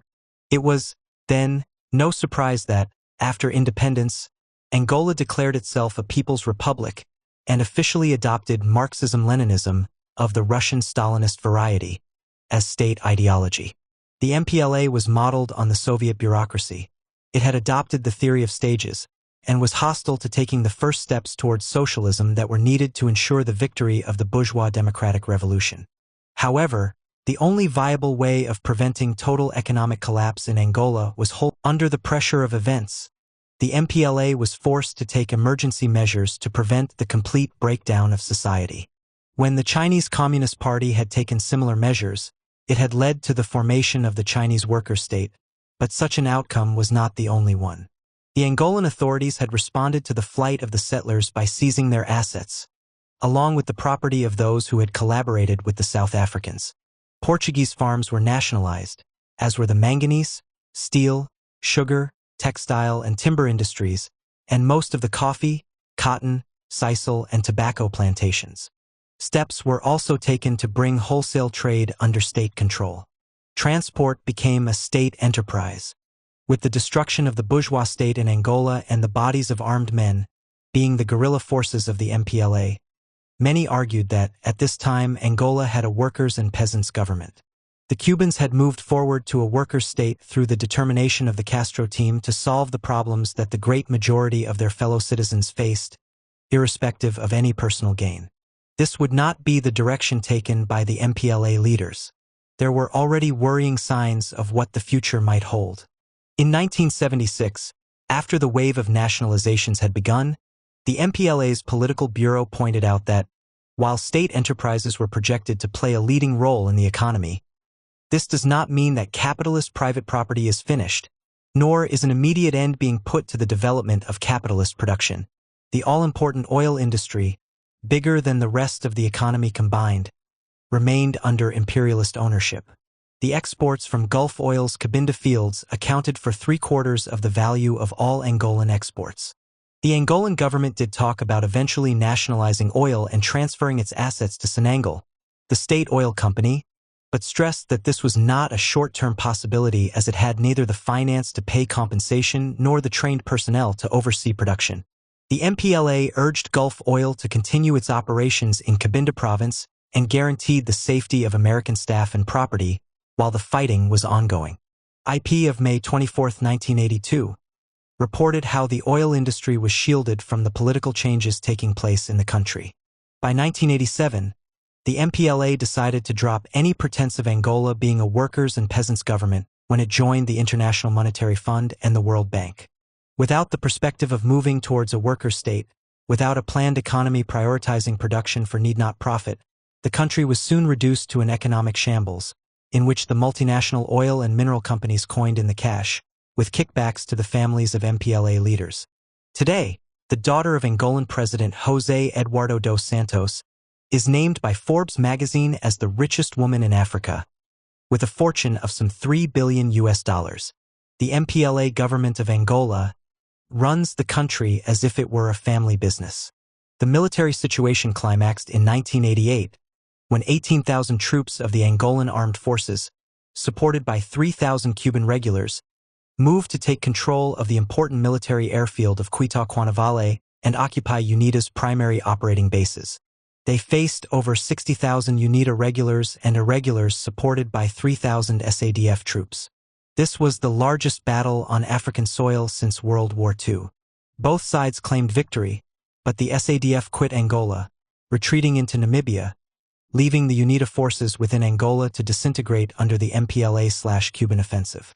This battle had a major impact on politics throughout southern Africa, greatly boosting the confidence of South Africa's black majority. 3 years later, on July 26, 1991, Nelson Mandela, in a speech made in Matanzas, a center of black culture in Cuba, thanked the people of Cuba for their unparalleled contribution and explained the defeat of the South African army at Cuitaquanavale was a victory for all of Africa, a turning point in the struggle to free the continent and our country from the scourge of apartheid. After 1988, differences appeared between the MPLA and the Cubans over what policy to adopt towards UNITA. The Cuban forces had joined with SWAPO, the Southwest Africa People's Organization, which was fighting a guerrilla war for the liberation of Namibia, to attack and inflict significant defeats on UNITA without the consent of the Angolan leadership. By this time, the MPLA leaders were pocketing U.S. financial support, and it was only a matter of time before they struck a deal with UNITA. With the SADF ejected from Angola, the U.S. offered to broker a deal between the MPLA, the remnants of UNITA, and South Africa. The offer was for Namibia to become a notionally independent country on condition the Cuban troops withdrew. The Soviet Union informed Fidel that arms supplies for the Angolan War were to be discontinued. The tripartite deal was signed in December 1988 and, as part of the deal, SWAPO would be kept north of the 16th parallel, well away from Namibia. It would have been quite wrong for the Cubans to have attempted to use their military presence to attempt to impose a worker state on Angola. But the Cuban leadership could have and should have made political criticisms of the MPLA's policies. Instead, the Cubans restricted their advice to within the constraints set by the Stalinist theory of stages. In the national liberation struggles in Africa and the successful revolutions in Latin America, such as that of Nicaragua in 1979, the Cubans offered invaluable practical and material support and solidarity, but the political advice given by the Cuban leadership was not to follow the same path as the Cuban Revolution in abolishing capitalism. This advice not only had a negative impact on the Nicaraguan and Venezuelan revolutions, it also compounded the problem of the isolation of the Cuban Revolution. 11. The fall of the USSR, Cuba, and the world market. However, despite the process of Stalinization, the Cuban Revolution was not dead, and its vitality and roots amongst the masses came back to the surface at the end of the 1980s, with the collapse of the USSR. For nearly 2 decades, the Cuban economy, blockaded by the U.S., had become completely dependent on that of the USSR and the Eastern European countries. The collapse of the Stalinist regimes was catastrophic for the Cuban economy. The first sign of the trouble ahead was when Raúl Castro was summoned to Moscow in March 1983 and informed that the USSR would no longer commit ground forces to the defense of Cuba, with the added warning that Russia now had a new strategic reality. Sensing trouble ahead, the National Assembly passed a law enabling tenants to become house owners and encouraging the people themselves to become active in building their own homes. There were at least 3 targets here: to reduce the financial burden on the state by placing greater responsibility on individuals to both provide and maintain their own accommodation, to solve the housing shortage, and to revive the mass mobilizations of the early 1960s, which had been successful in tackling many entrenched problems. In immediate terms, this initiative was a great success. Over 100,000 dwellings were constructed in 1984 to 85, most by private initiative. But Cuba was a poor country and, almost immediately, large quantities of construction materials began to be stolen. This was followed by private construction for sale and a consequent growth in corruption. The construction boom spotlighted the differences in income that existed, with luxury apartments being built for top earners. The experiment was brought to an end in 1987. At a conference, Foreign Debt of Latin America and the Caribbean, in Havana on August 3, 1985, Fidel announced that Cuba's debt was unpayable and that Cuba would have to reorient its economy. In February 1986, at the 3rd Congress of the PCC, Fidel announced a new economic plan to reduce reliance on imports, which included more centralized control of foreign trade and an austerity program. To deal with the balance of payments deficit, servicing foreign debts was suspended, and to reduce reliance on material incentives, place greater emphasis on exhortation. The crisis in the Cuban economy led, of course, to a political crisis. The 3rd Congress was held in 2 parts, Part 1 in February and Part 2 in November-December 1986. The party responded to the new situation with wholesale changes in the personnel holding party posts. Those who had played any leading role in steering the Cuban economy into the whirlpool of the Russian economic collapse were unceremoniously sacked. In an effort to prepare the party for the coming economic shocks, 1/3 of the Central Committee were replaced and, later, so too were nearly half of municipal party secretaries. The economy had never really recovered from the rupture with the U.S., made worse by the chaos of the 10 million ton harvest, and now there was the coming break with the Soviet Union. On January 11, 1987, the first round of austerity measures were announced, including an end to free meals in works canteens, increased fares on public transport, replacement of the evening meal served at playschools by a snack, and the elimination of the traditional work breaks at 10 a.m. and 4 p.m., which took about 2 hours out of the working day. To offset these unpopular moves, the lowest wage rates were increased and a brake put on increases at the top. The bureaucrats had their expenses cut by 15%, and the provision of official vehicles substantially reduced, but, despite Fidel's personal intervention, these latter measures were largely a dead letter. Mikhail Gorbachev visited Cuba in April 1989, when he warned that Russian subsidies to Cuba would soon be phased out. Those in positions of authority, such as enterprise managers or local party secretaries, could and did use their positions to overcome the shortages, to acquire scarce goods and food. The level of corruption was small beer compared to the Stalinist states, but it was an affront to the sense of equality that had been a bulwark of Cuban society against U.S. imperialism. Symbolic of the turbulence of these times were a number of high-profile anti-corruption cases, in particular the Arnaldo Ochoa affair. General Ochoa, one of the best-known and most decorated soldiers in the Cuban army, had commanded Cuban forces in Angola and had imported Cuban sugar and sold it on the local black market to raise funds to feed his troops. Part of the payment was in diamonds, some of which stuck to Ochoa's fingers. Angolan diamonds began to be sold in Panama. Very rapidly, this illicit enterprise escalated into the extremely lucrative field of drug smuggling. The first shipment, in April 1987, was 300 kilograms of cocaine bound for Florida.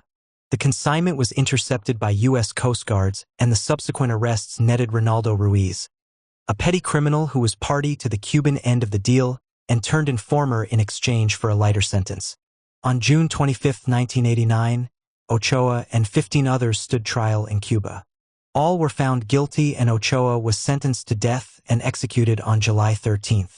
The minister in charge was dismissed, tried, found guilty of negligence, and sentenced to 20 years in prison, where he died in 1991.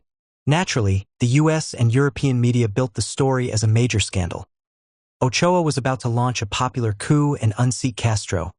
This was a purge of those supporting a Russian course for Cuba, that Castro had personally approved the drug smuggling. But the scandal was short-lived and came to nothing, drowned out by the political tsunami caused by the collapse of the Stalinist regimes in Eastern Europe and Russia.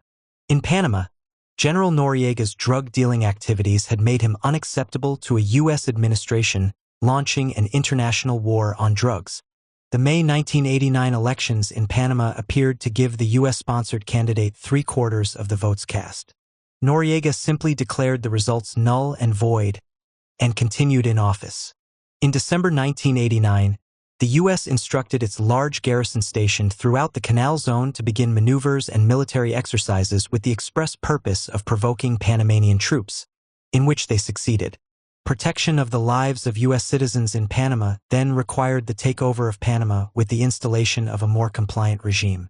This U.S. intervention was a clear warning to revolutionary forces throughout Latin America that Uncle Sam believed direct, limited actions by U.S. troops would now be acceptable to the American people. In the February 1990 elections, the Sandinista government in Nicaragua was defeated by a U.S.-sponsored coalition and Cuba lost an ally. This was a double blow, bringing not just the loss of economic and political support but also coming at a time when Russian sponsorship would soon end.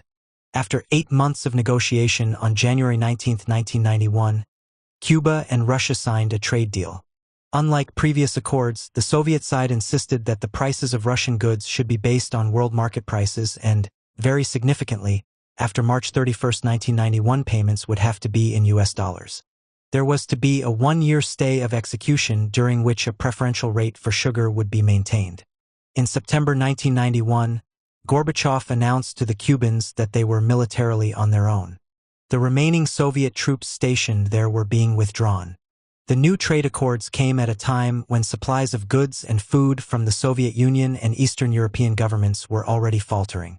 Cuba was now deprived of trade on favorable terms. Access to finance for industrial development and the purchase of products on the world market was cut off. Immediately prior to the collapse of the USSR, 80% of Cuba's trade took place with the USSR and the Eastern European bloc. 63% of Cuba's imports of food came from the USSR and 80% of imported machinery. All of this vanished almost overnight. This led to a collapse of Cuban GDP between 1989 and 1993 of 40%, comparable to the 1929 crash in the U.S.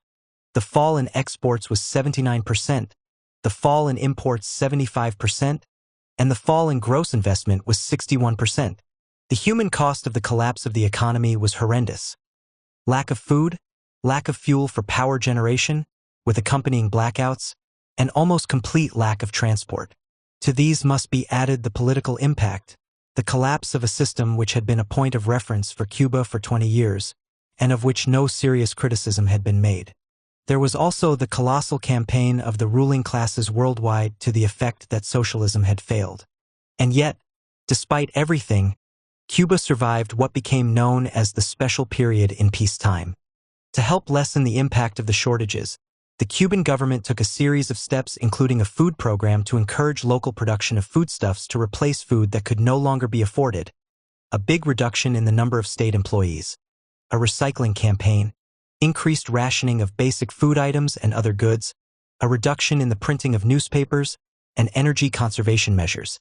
An American, Margaret Randall, in Havana at the time, reported an adult food ration of 1/4 of a kilo of meat, half a pound, a week, 3 eggs per week, 1 tin of condensed milk per month, fruit and vegetables that varied with the season, but were adequate. Children under 12 had, in addition, 1 liter of milk every day, but children were also fed at school. And Randall claims they ate well. Other sources, however, tell a different story, of villages where food was so scarce that there were outbreaks of optical neuropathy. In the USSR, the leadership of the misnamed Communist Party led the restoration of capitalism, attempting to become capitalists themselves, through the theft, looting, and plundering of state property. In Cuba, the revolution resisted and rejected the restoration of capitalism, despite all the hardships. It was a time in which the spirit of struggle of the Cuban Revolution was reborn. Russian oil supplies to Cuba dropped from 13.1 million tons in 1985 to 8.1 million tons in 1991 to 5.5 million tons in 1993. The cause of this was not Cuba's failure to pay its bills on time. With privatization, the Russian oil industry suffered its steepest decline in crude oil production since World War II. Russian shipments were delayed or failed to materialize altogether, with severe disruption of the Cuban economy. In fact, the period of transition back to capitalism was the most catastrophic peacetime economic collapse in history. In only 6 years, the Russian economic production fell by over 50% as uneconomic enterprises were shut down. But the collapse of the USSR should not have been a shock to the politically aware. Lenin and Trotsky, the leaders of the Russian 1917 revolution, had both warned that the Soviet Union could not survive without a socialist revolution in the advanced capitalist countries. Before Lenin's death, Lenin and Trotsky had united in a struggle against the bureaucracy that was forming within the party and the state machine. The analysis of the Stalinist bureaucracy was one of Trotsky's greatest achievements. As early as 1936, Trotsky's analysis foresaw the direction the bureaucracy was heading and the eventual outcome. One may argue that the big bureaucrat cares little what the prevailing forms of property are, provided only they guarantee him the necessary income. This argument ignores the question of his descendants. Privileges have only half their worth if they cannot be transmitted to one's children. But the right of testament is inseparable from the right of property. It is not enough to be the director of a trust. It is necessary to be a stockholder, a new possessing class. In the end, the Russian and Chinese revolutions were defeated not by external enemies but by the pro-capitalist wings of their own bureaucracies. In May 1992, a new Russian government led by Boris Yeltsin made clear the new relationship with Cuba. Work on a Russian nuclear power plant in Cuba would continue only after Cuba agreed to assume all hard currency expenses associated with the project. The plant, when fully operational, would have replaced over 1 million tons a year of imported oil. Work ended in September, when the Cuban government announced it could no longer afford to meet the demands of the Russian government to finish the plant. The heroic resistance of the Cuban Revolution after the collapse of the USSR is truly impressive. It was the will of a people who had conquered freedom and were determined not to be enslaved again that carried the country forward. Fidel and the Cuban leadership defended the gains of the revolution. A generation was alive which still remembered what life was like before the revolution, and many others who had served abroad could compare their own living standards with those of neighboring countries under capitalism. The Cuban people collectively found ways and means of overcoming the economic hardship. The Castro team fully appreciated that the special period in time of peace would be one in which Cuba's economy suffered severe contraction.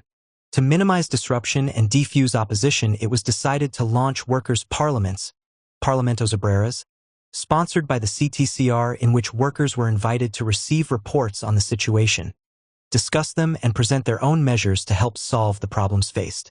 These took place over 3 months between January and March 1994. 85% of the workforce participated, about 3 million workers in 80,000 workplaces. Summaries of the workers' suggestions, which, of course, contained many comments about their specific work situations, were forwarded to municipal and provincial meetings of the CTC, at which delegates from the municipal, provincial, and national assemblies were present. While it is obviously true that the general public was being asked to make proposals to ease an already agreed policy, it is also true that this was a national census without precedents anywhere in the world, and helped provide the basis for the discussions at the special session of the National Assembly held on the 1st and the 2nd of May 1994, and the regular session held on the 3rd and the 4th of August 1994. In some factories, the workers expressed considerable skepticism at the start of the process, since they had raised similar issues at workers' meetings for years. But it was soon clear that this was a serious attempt to gather information that would be acted upon. Roman claims that by mid-February these workers' parliaments had the support of about 80% of the workers. Generally, the issues discussed fell into 4 categories: the venting of grievances such as the poor quality food served in the factory canteen, or wanting the authority to reject defective raw materials. Occasionally, these issues took up the majority of the meetings. A recurring theme was bad management and mismanagement, the covering up of theft from the factory, allowing those faking illness to receive their wages and engage in other jobs. In this context, about half of workers wanted collective or individual productivity bonuses, and for managers to stop letting slackers get away with it, which pulled average productivity down. Considerable anger was expressed against the small private sector, because private vendors such as stall owners were seen to pay no taxes, despite earning much more than those who worked for a wage. Again and again, there were calls for action against the thieves who stole products, speculators and mesetas, those who amassed fortunes through illicit activities.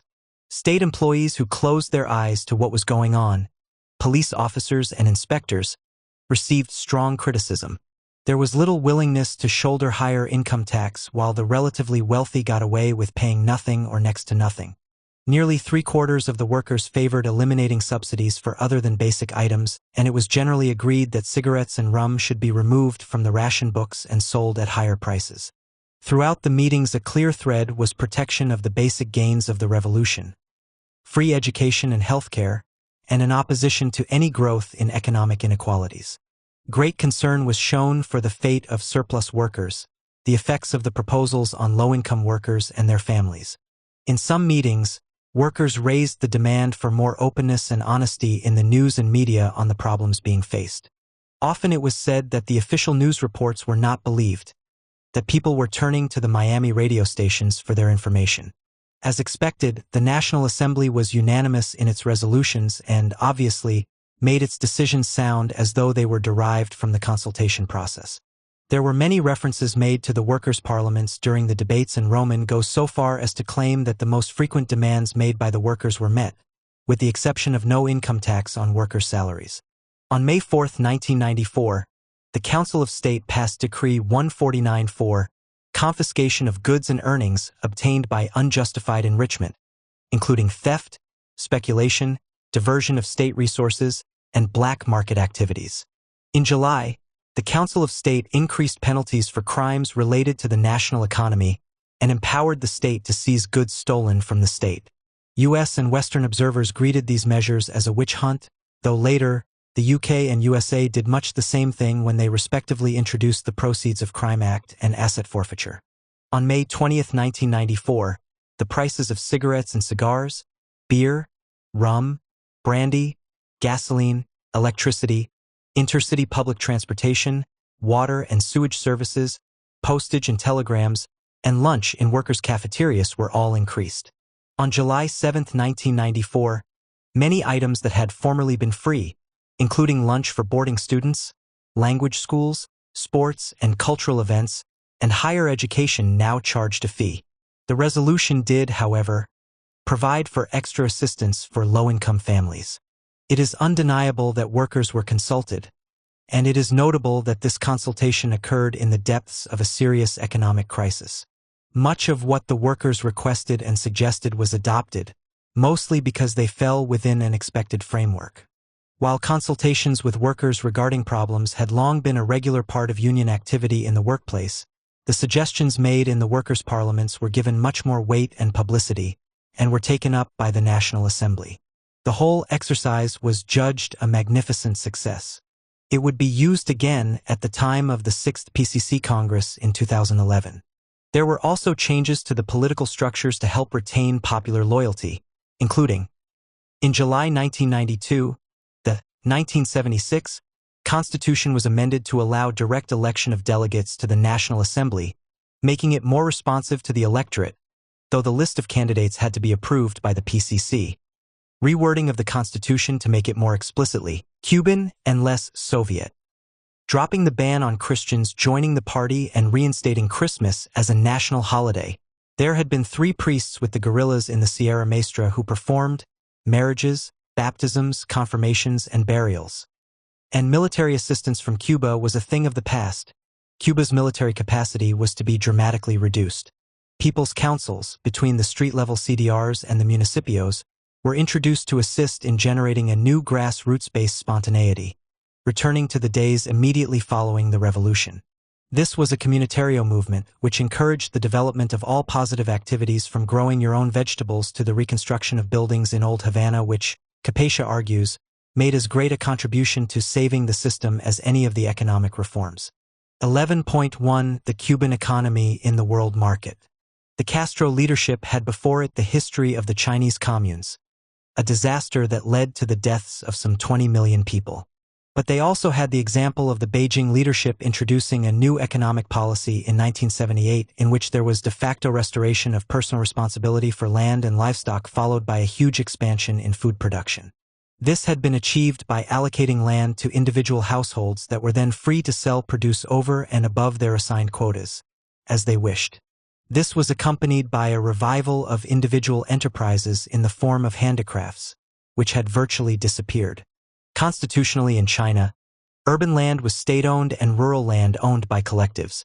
But the 1978 measures allowed land to be treated as private property under the slogan of collective land ownership but individual land use. This was accompanied by the removal of state control of prices to help ensure the profitability of the more efficient farms. These moves were eminently successful in increasing production of agricultural produce. The Cubans thought they could learn from this experience. Isolated by the U.S. blockade, the actions taken had proved insufficient and further liberalizing measures were agreed. Legalizing small businesses such as cafes, bars, and restaurants that had emerged to service the tourist trade. Allowing private farmers, small peasant cooperatives, and state farms to sell above quota produce at free market prices at non-state agricultural markets. As in China, small-scale agricultural production flourished and soon every city block in Havana had its own market stall selling fruit, salads, vegetables, and even meat. Virgilio Diaz, a cooperative beneficial owner growing garlic, maize, sweet potato, papaya, and sorghum on a 22-acre plot leased to him for 20 years, claimed his income rose by over 70%. He was able to build a new house and request a lease on more land. Diaz claimed he and his 5 fellow cooperative workers would, between them with favorable weather, produce 200 tons of food a year. Such initiatives were welcome after the straitjacket of bureaucratic control, which feared any sign of independence. But bureaucratic mismanagement continued to obstruct private agricultural producers who still had to negotiate with a bureaucratic state system to determine their quotas and purchase their produce. With delays in payments and problems in accessing fertilizers and seeds, it is quite acceptable within a worker state for individual peasant families to farm state-owned land and sell anything produced above their quotas on the free market. This was the new economic policy introduced by Lenin into the Soviet Union. In China, however, the acceptance that land could be treated as private property while formally remaining state-owned became the first step in the return to capitalism.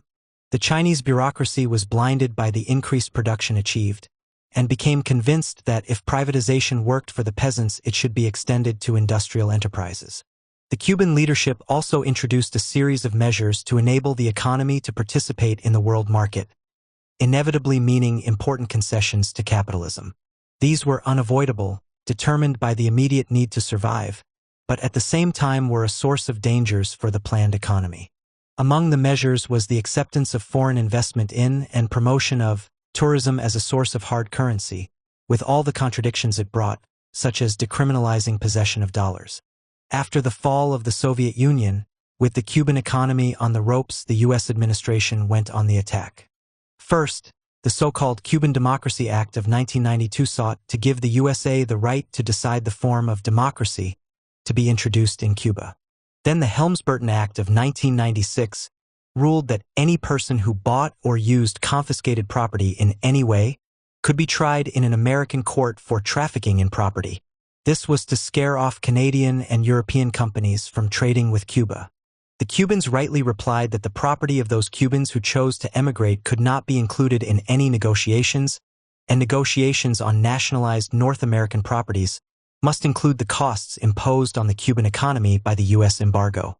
Tourism became a major source of income, but an important negative effect of this was the reinforcement of a layer of relatively better-off Cubans, such as managers of the new tourist hotels, many of whom now look to capitalism as the solution to Cuba's problems. Tourism, especially, was used to launch joint ventures with overseas partners who were given permission to take their profits out of the country as hard currency. The Havana Times, at the end of October 2013, reported that, while a foreign investor was limited to owning 49% of the venture, this constraint was more apparent than real. The foreign investors always supplied the finance and often supplied the know-how, so, for the most part, the final decisions were left in their hands. The participation of Cuba in the world market was taking place on very unequal terms. Based predominantly on raw materials and services, the Cuban economy needed to import almost all manufactured goods. The role of industry in the Cuban economy was, and remains, extremely weak and oriented to service tourism. The economic measures taken at the time meant the inevitable penetration by the world market and threatened to unleash an unstoppable movement towards capitalism. The decisive factor was the weakness of the Cuban economy, which was then based on the export of services, mainly doctors, nurses and teachers, income from tourism, and the export of nickel, cigars, and sugar. Cuba's nickel reserves are 5th largest in the world and production volumes are 10th largest. Nickel became Cuba's largest merchandise export with the collapse of sugar in 2002. Dependency on tourism generated contradictions and unevenness within Cuban society. A large part of the limited agricultural production had to be channeled towards this sector, to the detriment of the needs of the Cuban population in general. Those in contact with the tourist industry have access to dollars with which to supplement their monthly budget. But these supplementary payments could be relatively huge. A taxi driver paid in US dollars, a hotel doorman tipped in US dollars, or someone renting out a room for US dollars could get in one day more than the monthly wage of, say, a healthcare worker or a teacher.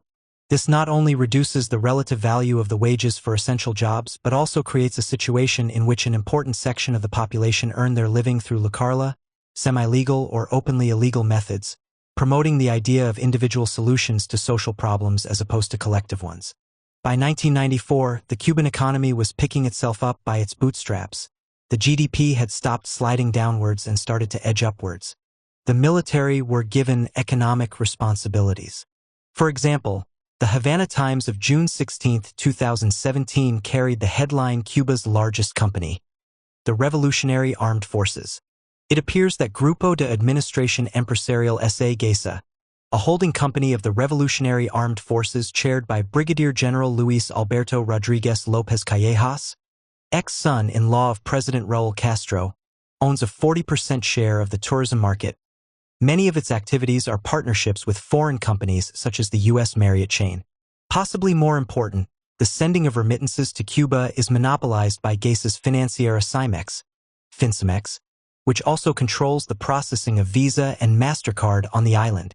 At the same time, we find the children and other relatives of the Cuban leadership being allocated important roles in many different areas. It has now been made public that Raúl's son, Colonel Alejandro Castro Espin, was the official representative of Cuba in the secret negotiations with the U.S. that ended with the decision on December 17, 2014, to open a new stage of bilateral relations. As part of these secret negotiations, the Cubans, to show their good intentions, released a number of so-called political prisoners. The Americans were deaf, however, to demands for the closure of the only prison on Cuba that systematically degrades, tortures, and dehumanizes its inmates, Guantanamo. In 1993, the Cuban government launched the convertible peso, CUC, in parallel to the peso in common use. The CUC was pegged equal to the dollar and to 24 ordinary pesos. In joint ventures, foreign firms pay a government agency in CUCs for the services of Cuban staff. The agency then pays the workers in Cuban pesos at the rate of 1-for-1, making a gain of 95% on the deal.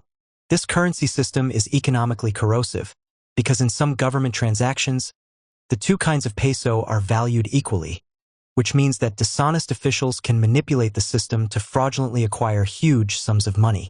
More seriously, it made many governmental accounts nonsensical, with the state unable to accurately identify which of its initiatives were efficient and which were not. In economic terms, it would be true to say that Cuba limped through the 1990s, but it did not collapse nor did its revolutionary spirit disappear. Tourism and joint ventures halted the decline in GDP, but distorted the economy with an accompanying black market, which increased the division in wealth between those with access to dollars and those without.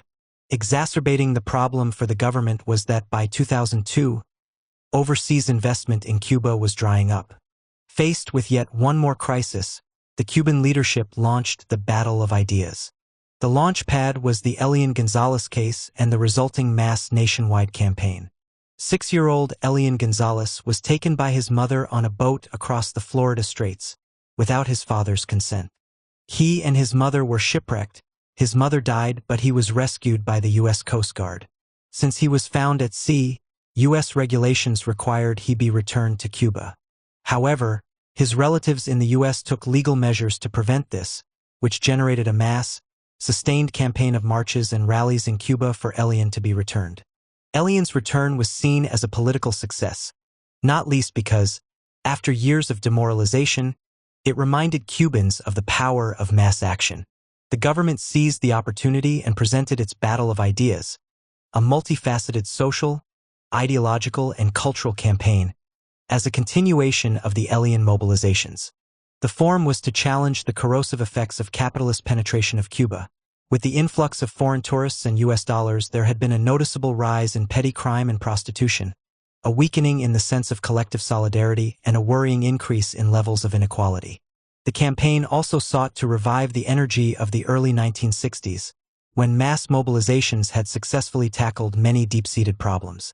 Additionally, the campaign was used to justify the previous economic policy of austerity and the proposed reforms, including the creation of a new layer of petty traders and artisans, in many respects the genesis of a new petty bourgeoisie.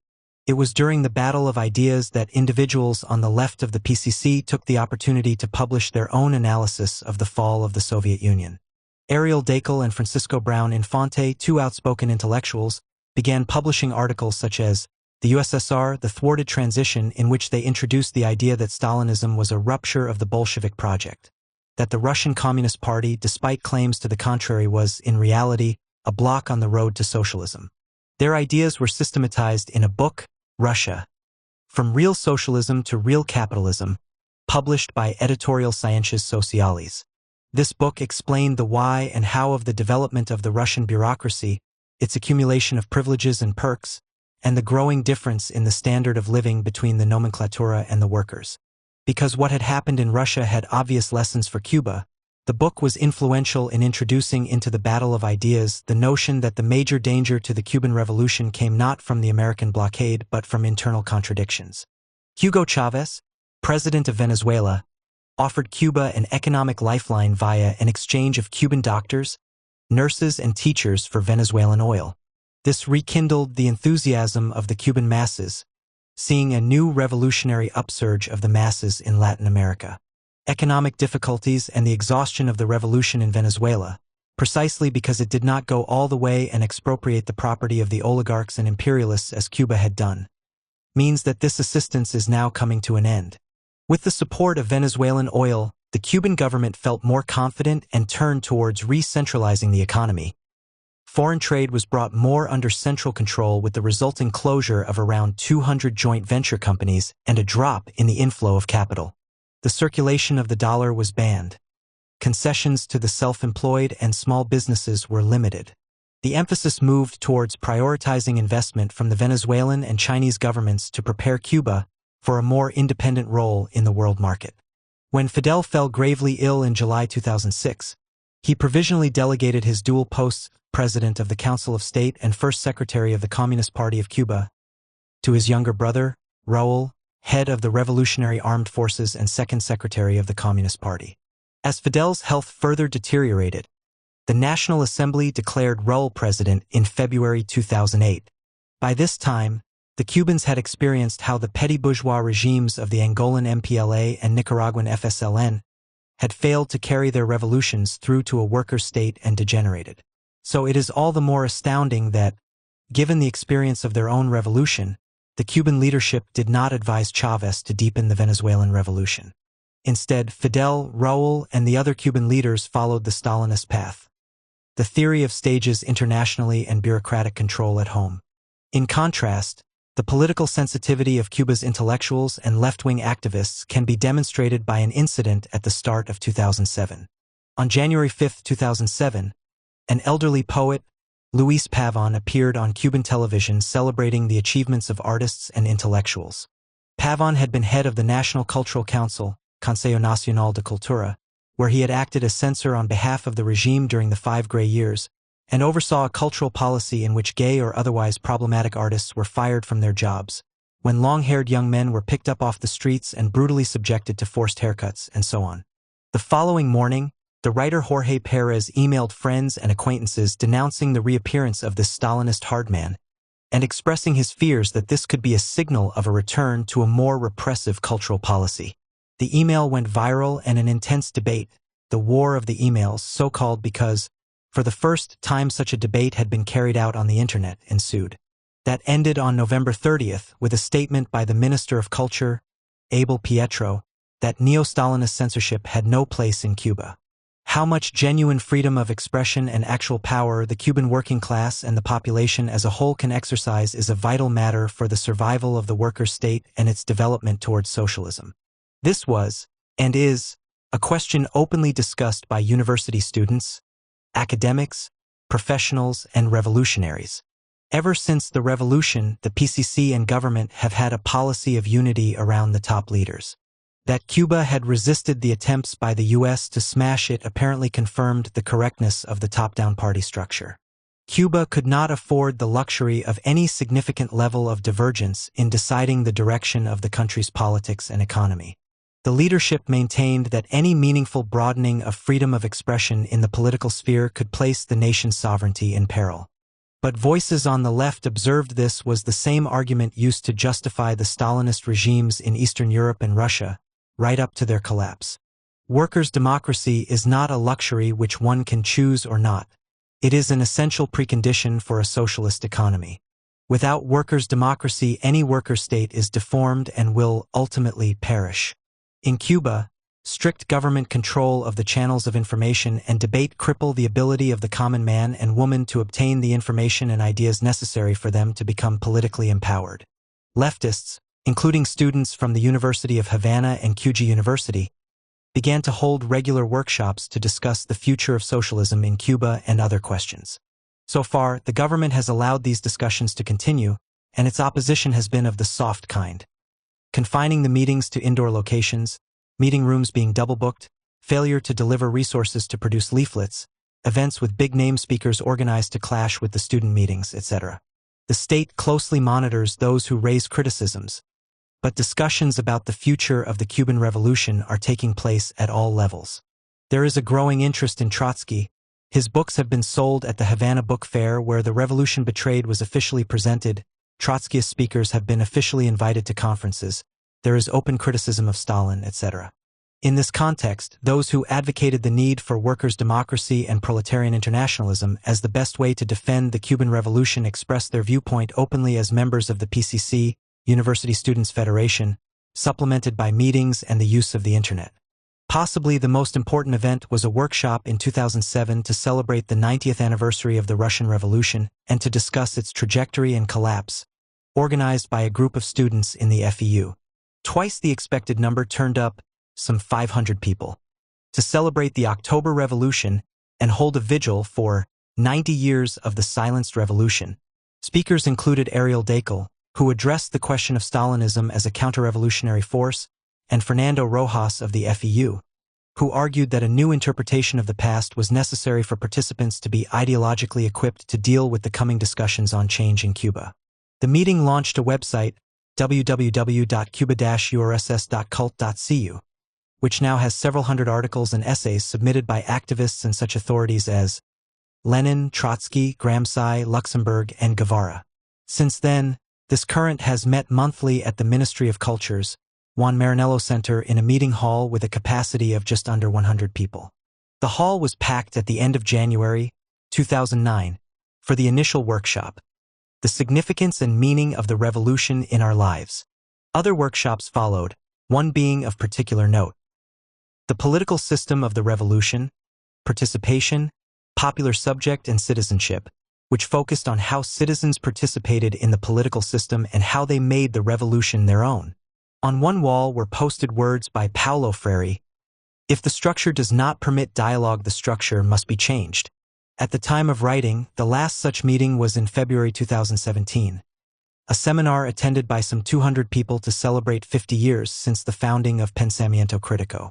At that meeting, punningly entitled Critical Thinking and the Transition to Socialism, Frank Josue Soler Cabrales, a Cuban communist and lecturer at the Universidad de Oriente, Santiago de Cuba, made a presentation, stating, "The only way to increase productivity and generate economic growth by socialist means is through consciousness, education, the formation of new men and women, with new social relations of production among them. In this sense, genuine workers' control over politics and the economy is not secondary, but the necessary condition for the transition, and the only way it can develop the productive forces in a socialist sense." After describing essential similarities between the Cuban and Russian revolutions, particularly the release of the creative energy of the masses and the freedom of discussion that occurred, he explained how the gains of the Cuban Revolution could not have been achieved under capitalism, that a socialist revolution was necessary. Cabrales explained that the reason why almost nobody talks about the transition to socialism in Cuba is due to a widespread misconception: socialism is very fair and works wonders to secure cultural and social rights, but economically it is a disaster. It is inefficient and does not create wealth, nor does it stimulate production and growth. Therefore, it seems clear that the solution should be to combine the best of both systems, capitalist economic mechanisms to produce wealth, and the socialist political model to distribute it as fairly as possible. But socialism is not a mere system of more or less fair distribution of wealth, but rather is the creation of a new culture, with new social relations, new human beings, along with the material basis necessary to satisfy people's needs. This purpose cannot be served by just any kind of economic development, much less one that is based on the exploitation of the labor of others, which engenders selfishness, inequality, and poverty. We cannot use the old whips of capitalism if we wish to achieve true emancipation. Cabrales presented his alternative to the official views. Genuine workers' control over politics and the economy is not secondary, but the necessary condition for the transition to socialism. Left criticism is not dangerous to the revolution but to the bureaucracy. Today, this left criticism is more necessary than ever to avoid capitalist restoration in Cuba. The unity of all revolutionaries is a precondition for the strengthening and defense of the revolution from attacks by imperialists and the right wing. But unity alone is not enough to further its development and prevent its defeat. Revolution must come with popular control over the bureaucracy, that is, as an effective exercise of popular power and a purposeful act of critical left thought. He explained the kind of socialism that Cuba should aim for. Most of the regimes that called themselves socialist in the 20th century had nothing to do with real socialism. Mistaking the Stalinist model for true socialism is like mistaking the Inquisition for primitive Christianity, which was revolutionary, collectivist, and tied to the popular masses. The The socialism that we strive for here and around the world is in favor of freedom and equality. The kind of socialism which points to a society of free associated workers, where the free development of the individual is the condition for the development of all, and where power and property belong to all. A new world, with no Caesars and no bourgeois. A revolutionary cannot settle for less. 12. The 6th and 7th Party Congresses, Obama and Trump. The long-delayed 6th Congress of the PCC was held in April 2011, on the 50th anniversary of the victory at the Bay of Pigs. Despite party rules requiring a Congress every 5 years, the previous Party Congress had been in 1997. The reason for the delay was obvious. Cuba had faced a sequence of serious problems, each one requiring the state taking action, and which had required the party tops to thrash out disagreements and make decisions. Such discussions took place behind closed doors with the masses excluded. The central document, Draft Guidelines for the Economic and Social Policy, which contained 291 proposals for consolidating or amending social and economic policy, was published earlier to allow for public discussion.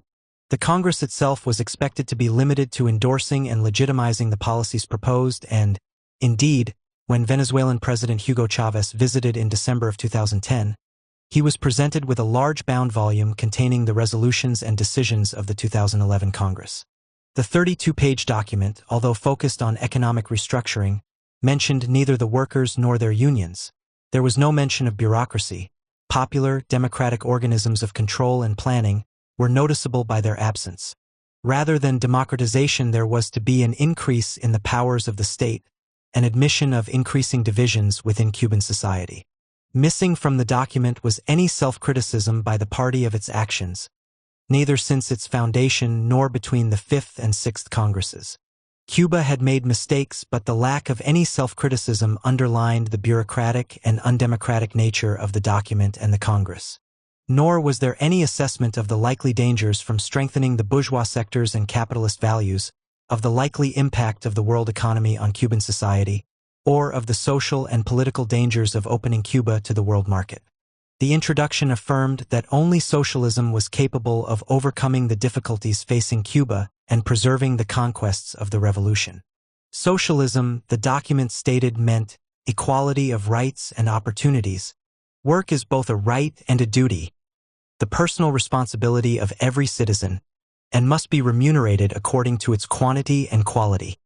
The package as presented by Raúl Castro was a Cuban version of the 4 modernizations announced by Deng Xiaoping after his election as vice premier in January 1975. Both Deng and Raúl had the same goal, to introduce economic reforms to save their revolutions. Raúl, aged 79, appeared a Cuban version of the geriatric Chinese Stalinist as he announced, the incomes of workers in the state sector will depend on the profitability of their business. Point 19. Shedding workers was one way of increasing profitability. Increased pay would be a means to persuade staff to accept the deal. Each enterprise to be empowered to set the prices for its products and services. Point 23. The market to decide the price of goods, i.e. supply and demand. Point 177. A strengthening of market forces within the country. The control of production to be decentralized and administered by local municipal councils. Point 35. Weakening the state plan. To expand the services provided by the self-employed, and the granting of credits to individual, self-employed workers. Point 158. The investments will be concentrated on the most efficient producers, i.e., not on the most socially useful sectors. Point 184. To continue the program whereby land declared idle is transferred as a rent-free loan to those agricultural producers with outstanding results. Between 2008 and 2014, over 1.5 million hectares, nearly 4 million acres, would be transferred in this way, nearly a quarter of Cuba's total arable land. These measures were, objectively, a significant step towards the restoration of capitalism. To divert attention and channel the discussion, the leadership included a series of proposals that were deliberately provocative. The cost of the proposed economic changes would be shouldered largely by the Cuban workers by such measures as the orderly elimination of the ration book, point 162, removal of subsidies from workers' canteens, point 164, and an increase in the price of electricity, 0.230. As would be expected, it was these points, which had an immediate and direct effect on people's lives, that generated most heat and gained most attention in the Congress discussions. Despite the enormous difficulties Cuba faced, there were important social compensations that improved the living standards of every Cuban, in particular access to education. Minister of Culture, Abel Prieto, explained that Cuba, a blockaded third-world country with 1/13 of the per capita GDP of the U.S., could still guarantee conditions for a decent life, rich in spiritual and cultural terms.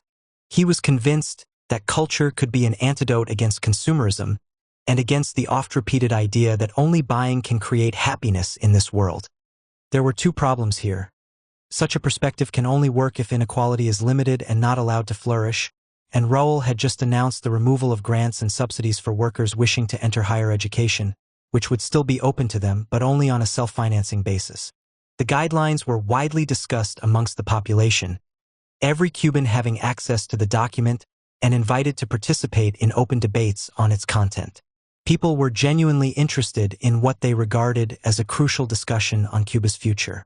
The questions of capitalism, private property, personal property, self-employment, etc., were all included in this discussion. Grammar reported that between December 1, 2010 and February 28, 2011, 163,000 meetings were organized by work or study centers, political and residential groups, so that every Cuban, regardless of political or organizational affiliation, was able to attend. It is claimed that, of a total population of 11.2 million, nearly 9 million people participated, and over 3 million comments were received. However, while the discussion was genuine, no democratic mechanism existed for processing the proposals and comments so they could be voted and acted upon. These proposals were sent up to a bureaucratically appointed committee which analyzed, classified, and modified them, placing a bureaucratic lid on the process. The Sixth Congress was attended by almost 1,000 delegates, who approved the guidelines and passed them to the National Assembly of People's Power for legislative ratification with only minimal changes. The Congress also acknowledged that the existing full employment was based on systematic overstaffing of government enterprises and endorsed the decision to cut more than 1 million government jobs. This was coupled with the approval of a series of policies intended to promote cooperatives and self-employment. The measures resulted in a decrease of government employees, down from 4.25 million in 2009 to just over 3.5 million in 2012, with a consequent peak of 3.5% in unemployment. Raul also announced an increase in the proportion of women, black and mixed-race people in leadership positions. Women were to be 42% of the new Central Committee, up from 14%. Black and mixed-race people were increased from 10% to 30%. Around 1/3 of the Cuban population are black or mixed race. Breaking with accepted practice, Raul recommended to the Congress that public officials be limited to a maximum of 2 5-year terms, and the unstated requirement that only a PCC member could hold public office be eliminated. As part of the discussions around the Sixth Congress, Frank Josue Soler Cabrales presented an article entitled, "Cuba, the Traps on the Road," declaring, "The socialist solution to Cuba's problems requires workers' democracy in the party and the state structures and government, the democratic participation of the workers in the planning of the economy, and an internationalist policy promoting the extension of the socialist revolution throughout Latin America and the world." Another current within the PCC raised the important question of workers' self-management, the participation of workers in the management of the economy and the decision-making processes at all levels.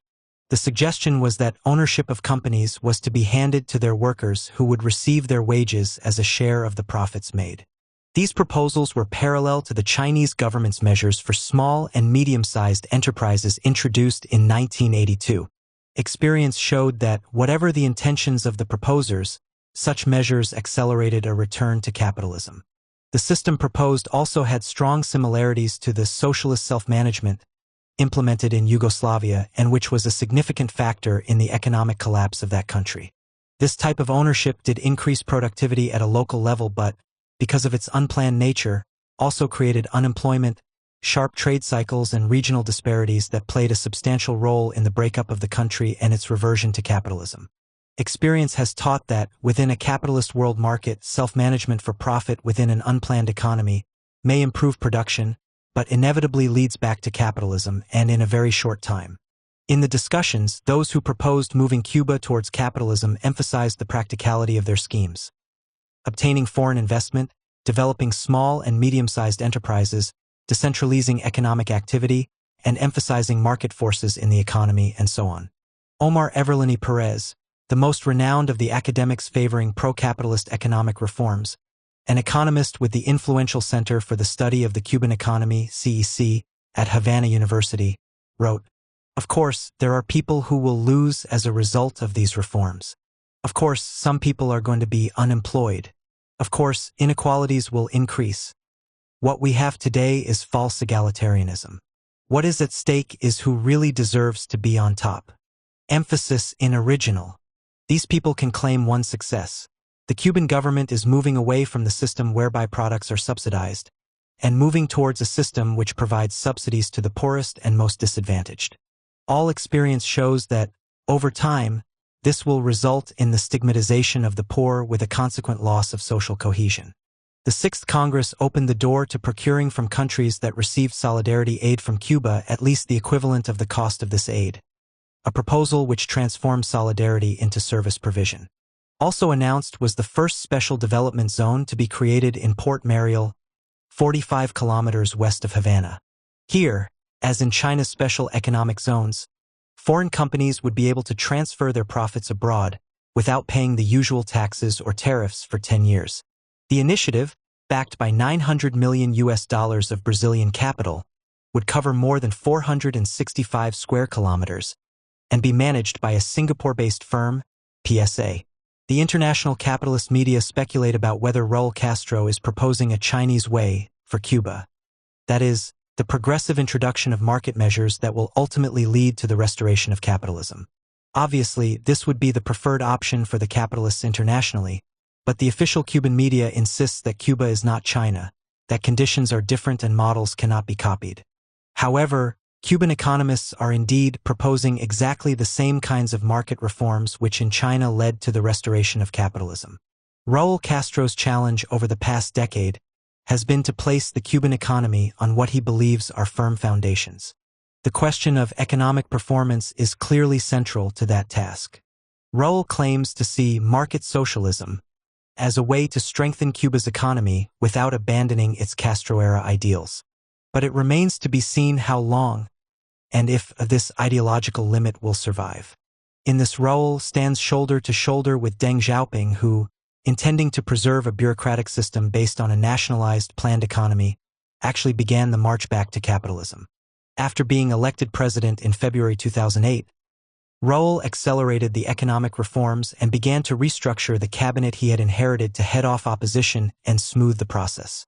A number of ministers, including the two, Carlos Lage and Felipe Pérez Roque, seen as likely to cause problems, were replaced by younger, more docile, more efficient and reform-minded specialists.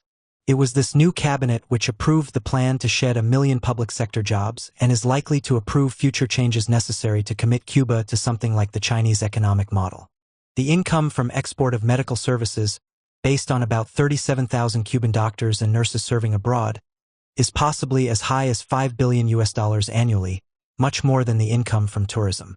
For example, in 2013, the Brazilian Ministry of Health signed a deal for the services of 4,000 Cuban doctors, for which it pays $270 million a year to the Cuban government.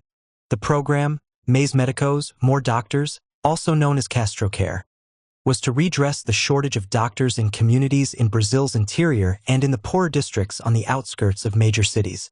The deal was extended for 3 years commencing September 2016 and, up to the date of renewal, 11,429 Cuban health professionals had participated.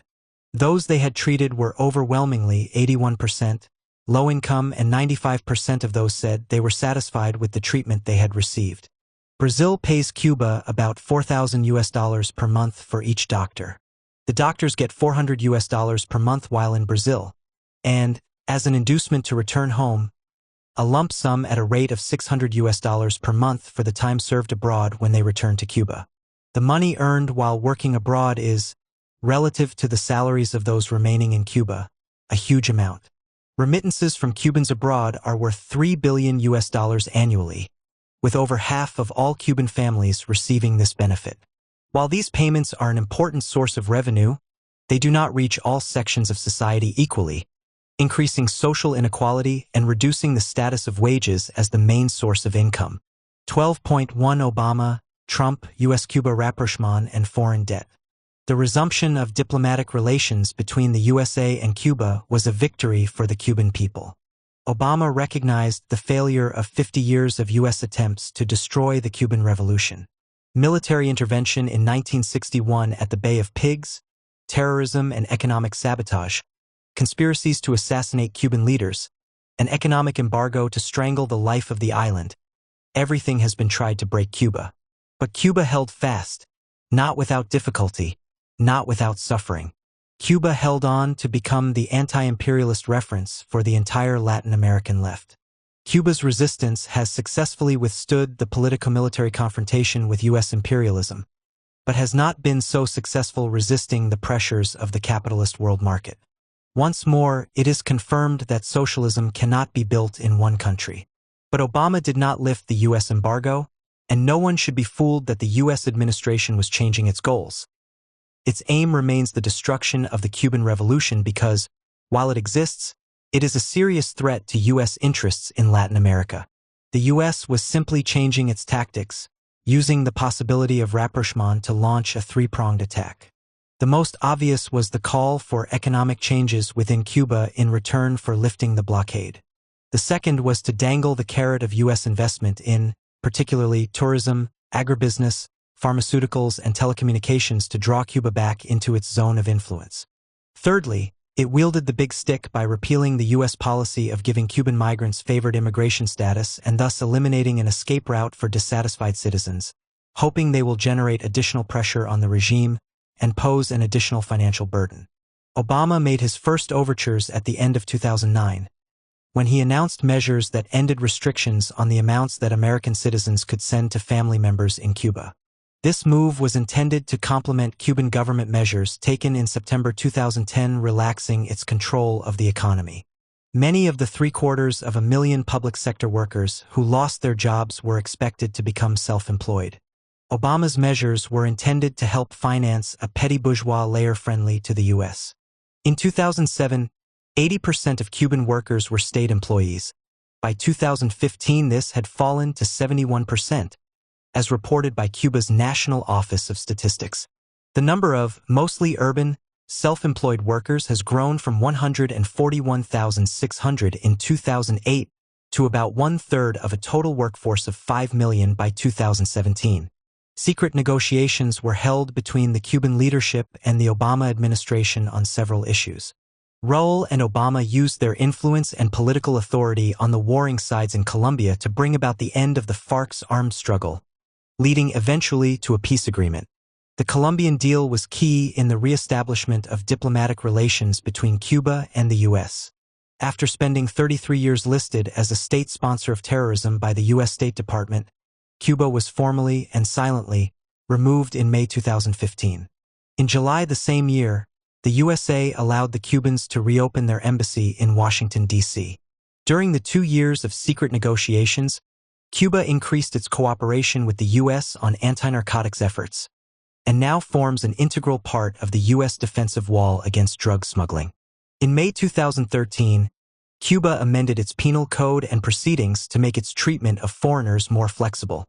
The courts are instructed to pay special attention where the accused are foreigners or individuals with permanent residence abroad, to guarantee they receive essential consular assistance. Those arrested for a crime should be held in jail, preventive, temporary imprisonment, prior to their trial, only in such cases where it is absolutely necessary. The least number of individuals should be imprisoned, and then only in highly serious cases. The policy of granting early prison release will be applied whenever possible. Cynics might say Cuba was preparing for an influx of capitalist entrepreneurs. In early 2014, the Cuban government passed Law 118 enacting the key points agreed at the 6th Congress. In certain important areas, this new law was an extension of the Congress decisions. Foreign investment was to be allowed in all economic sectors, including utilities, real estate, including houses, hotel management, and professional services. There will be an initial 8-year exemption on taxes, after which tax on profits will be half the current rate, 15% compared to 30%. Tax exemption when profits are reinvested in Cuba, and 100% foreign ownership permitted. Health, education, and the armed forces are excluded. These moves parallel the changes introduced in China in 1983 when, to boost the performance of the special economic zones, wholly foreign-owned companies were freed to operate in the country. This was followed by actively encouraging foreign-owned enterprises to set up in China, and, within 2 years, it had abandoned the monopoly of foreign trade. In Cuba, all investment must be authorized by the Ministry of Foreign Trade, and it remains the case that no foreign investor may hire labor directly. That continues to be done, as in China, by a government employment agency which both charges a fee for its services and insists the employees are paid in US dollars. This is such a lucrative activity that doubtless it will continue as a state monopoly.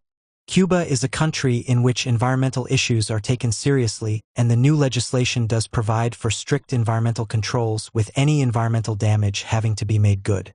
This has been cited by some on the left as a mechanism which will control the degree of capitalist exploitation that can take place. However, as China found, to maximize profits, many firms decamp overnight, leaving an empty factory, unpaid employees, and without redressing environmental damage. How Cuba deals with such situations remains to be seen. For ordinary Cubans, a major change will be the ability to buy and sell their homes on an open market, classified by the Wall Street Journal, April 3, 2015, as a real estate revolution. Here, it was noted that the asking price for luxury apartments in Havana is as high as $1.2 million and, using Airbnb, the daily rental rate for a room in a family house is between $16 and $50 per day, the latter being about the average monthly wage in Cuba. If anything can deal the CDRs their coup de grace, it is this new dawn of private property. Cuba is seeing the division between those who use their own homes for some commercial purpose, as a restaurant or workshop or simply to rent out, and those who do not. These divisions will deepen, bringing the danger of the polarization of the cities into well-to-do neighborhoods and shanties. Already in wealthy neighborhoods, private forms of security are becoming the norm. In August 1985, Fidel had announced that Cuba's debt had become unpayable. Some 30 years later, in December 2015, there was an historic agreement between Cuba and the major creditors of Cuba, also known as the Paris Club, including Canada, France, Italy, Spain, and the United Kingdom, to restructure its debt following its default in 1986. The terms of the agreement provided that the Paris Club wrote off the penalties that had accumulated, totaling some $8.5 billion, and Cuba would pay $2.6 billion, corresponding to the original principal, by 2033. There is a moratorium on interest levied until 2020, after which there will be an interest rate of 1.5% per annum until the debt is fully repaid. But all is not as charitable as it might seem. Creditors are using debt as a vehicle to obtain trade and investment advantages. The possibility of reestablishing diplomatic relations with the U.S. and of a gradual weakening of the blockade created a race between international investors to obtain the best conditions for accessing Cuba's high-growth sectors of tourism, mining, and pharmaceuticals. It is in this context that Cuba concluded agreements with China, Japan, and Mexico to write off billions of dollars of debt, and to restructure the remaining debts over 10 to 20 years on much easier terms. With Russia, 90% of Cuba's debt, estimated at $35.2 billion was written off, and in return, Cuba will pay the remaining $3.2 billion over a 10-year period. The settlement of Cuba's debts is central for attracting foreign capital, for the country's re-inclusion in international financial markets, and will greatly reduce obstacles to capitalist investment. In each of these agreements, trade concessions were central in obtaining debt cancellation. For example, both the Canadian and the Spanish are active in the tourism sector and wish to protect their position in the face of possible increased competition from U.S. companies. Canada heads the country sending tourists to Cuba, with 1.2 million visitors in 2016, while Spain is expected to be the major holiday destination for the Cuban nouveau riche. Another example of the kind of deals being struck was seen in May 2017, when the South Korean technology giant, Samsung, opened a store in cooperation with the Cuban retail chain, Caribbean TRD, owned by the Cuban Armed Forces, and which has over 50% of the Cuban electronics market. On sale will be Samsung products, including smartphones, TVs, and fridges.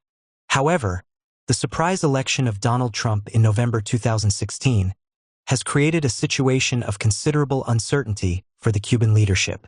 They had a deal with Obama which they thought would lead towards the lifting of the U.S. embargo at a time when the crisis in the Venezuelan revolution had already started to cut off what had been Cuba's oil lifeline for 10 years.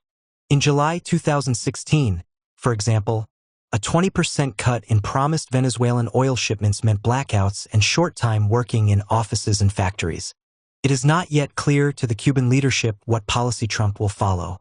On the one hand, he is a businessman, and the change in policy by Obama was based on the pressure of a substantial sector of U.S. capitalists who did not want to lose investment opportunities to Canada, China, and the EU. That sector still exists and will attempt to push Trump to maintain the same policy as Obama. On the other hand, there are powerful interests within the Republican Party, many in the Trump camp, that remain ideologically committed to banging the anti-communism drum.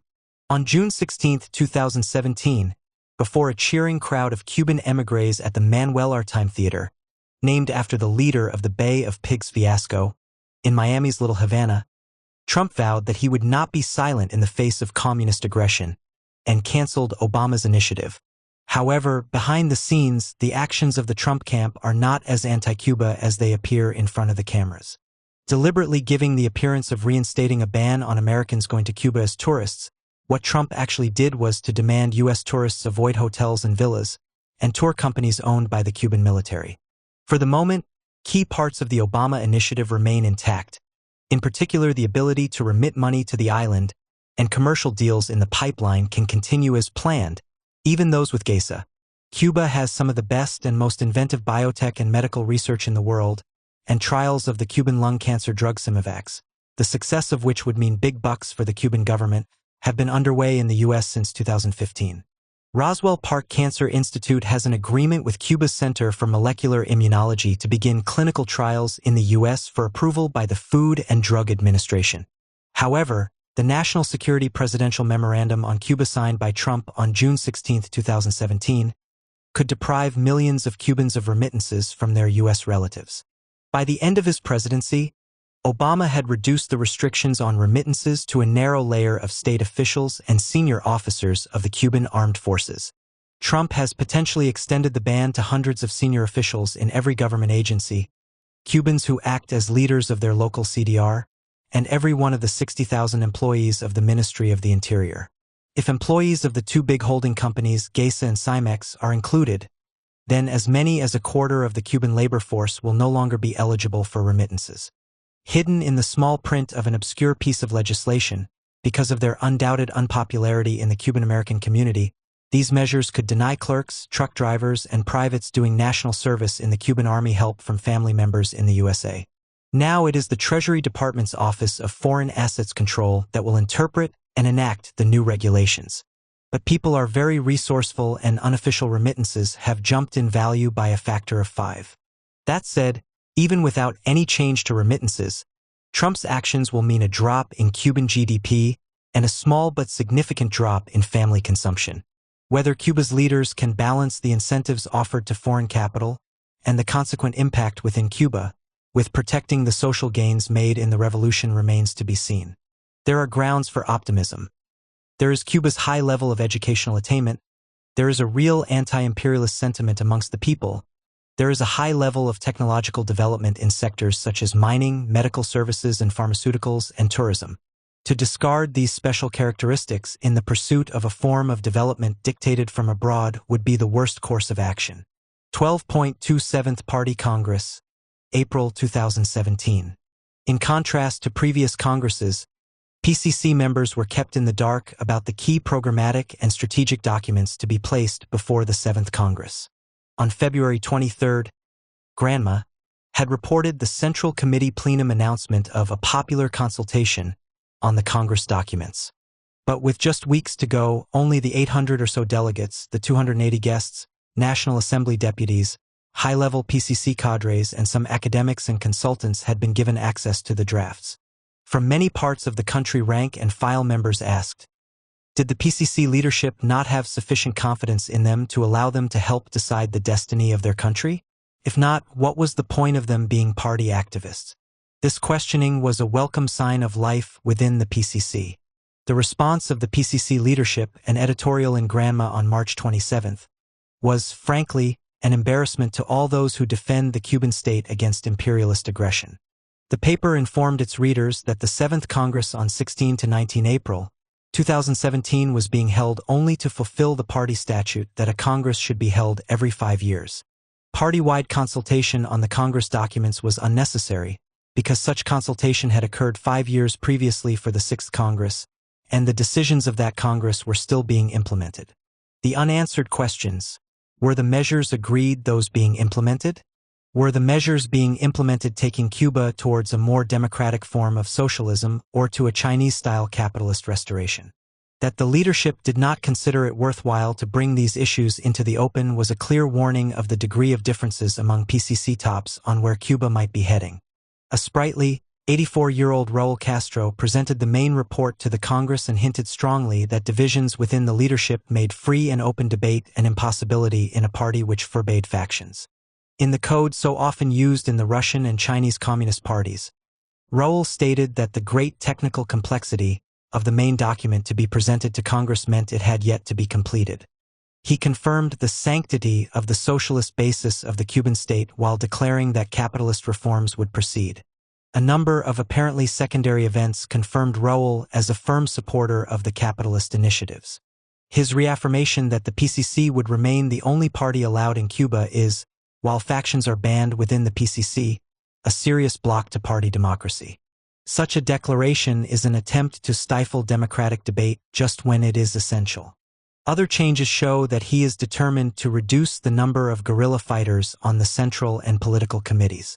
In his opening address, he stated, "We propose establishing 60 as the maximum age for joining the party's central committee and 70 for leadership jobs in the party," adding that the goal was the systematic rejuvenation of all party posts so that "we are never surprised by developments and succession flows naturally."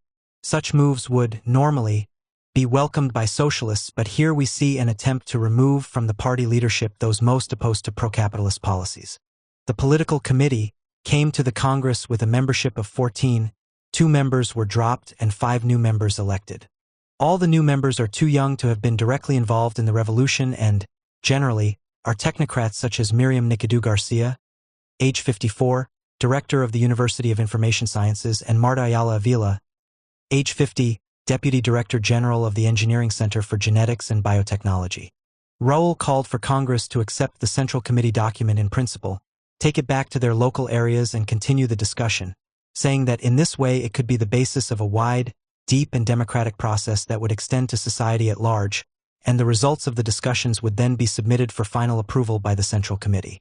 This would not be on the scale of the discussions around the 6th Congress because matters had already been decided in principle.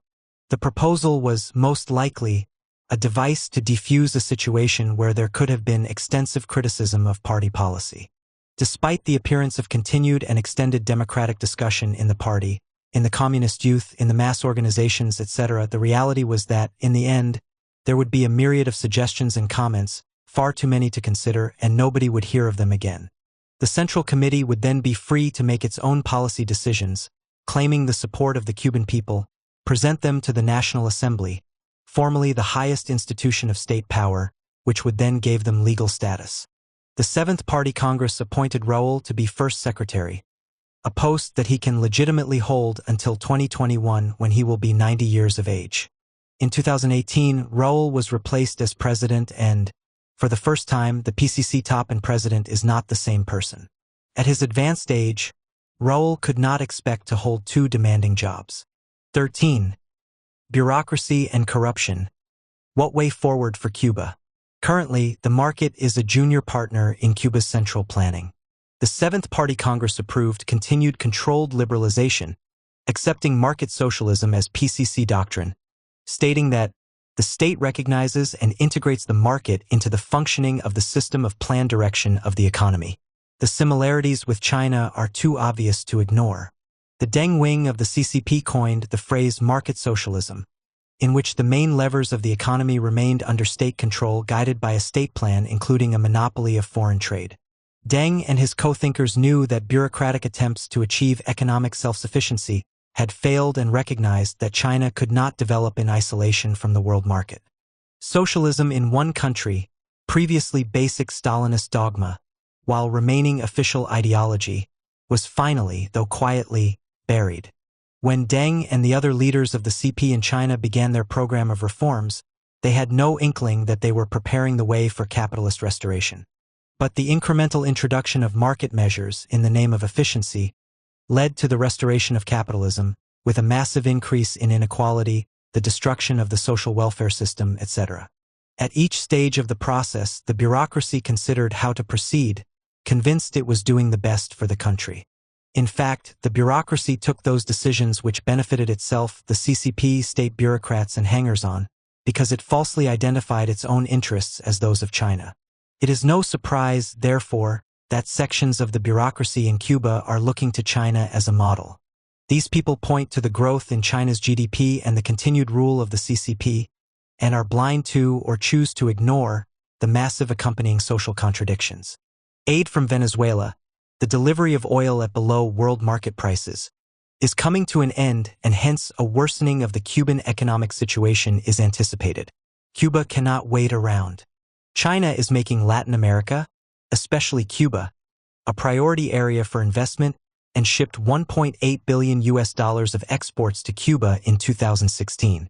Plans are in place for projects encompassing tourism, $460 million in golf resorts, telecommunications, a computer assembly plant funded by Hire with capacity for 120,000 laptops and tablets annually, and infrastructure. Shanghai Electric is funding development of bioelectricity plants. China is selling its products on soft credit, making Cuba China's largest creditor. But capitalist China does not have the same priorities as the former Soviet Union, and, sooner rather than later, it will be asking Cuba to settle its debts. There is a strong current amongst Cuban economists, supporting measures that, taken as a whole, can be called the Chinese way, with the aim of developing the economy but which will inevitably end up with the restoration of capitalism. Because of the strong criticism of China from left-wing intellectuals, the term preferred by the rightists is the Vietnamese model. Recent proposals include emulating the Chinese example by changing the basis of Cuban law to expand reliance on the private sector, to enlarge the free trade zone around the port of Mariel, and offer even greater tax exemptions to new business.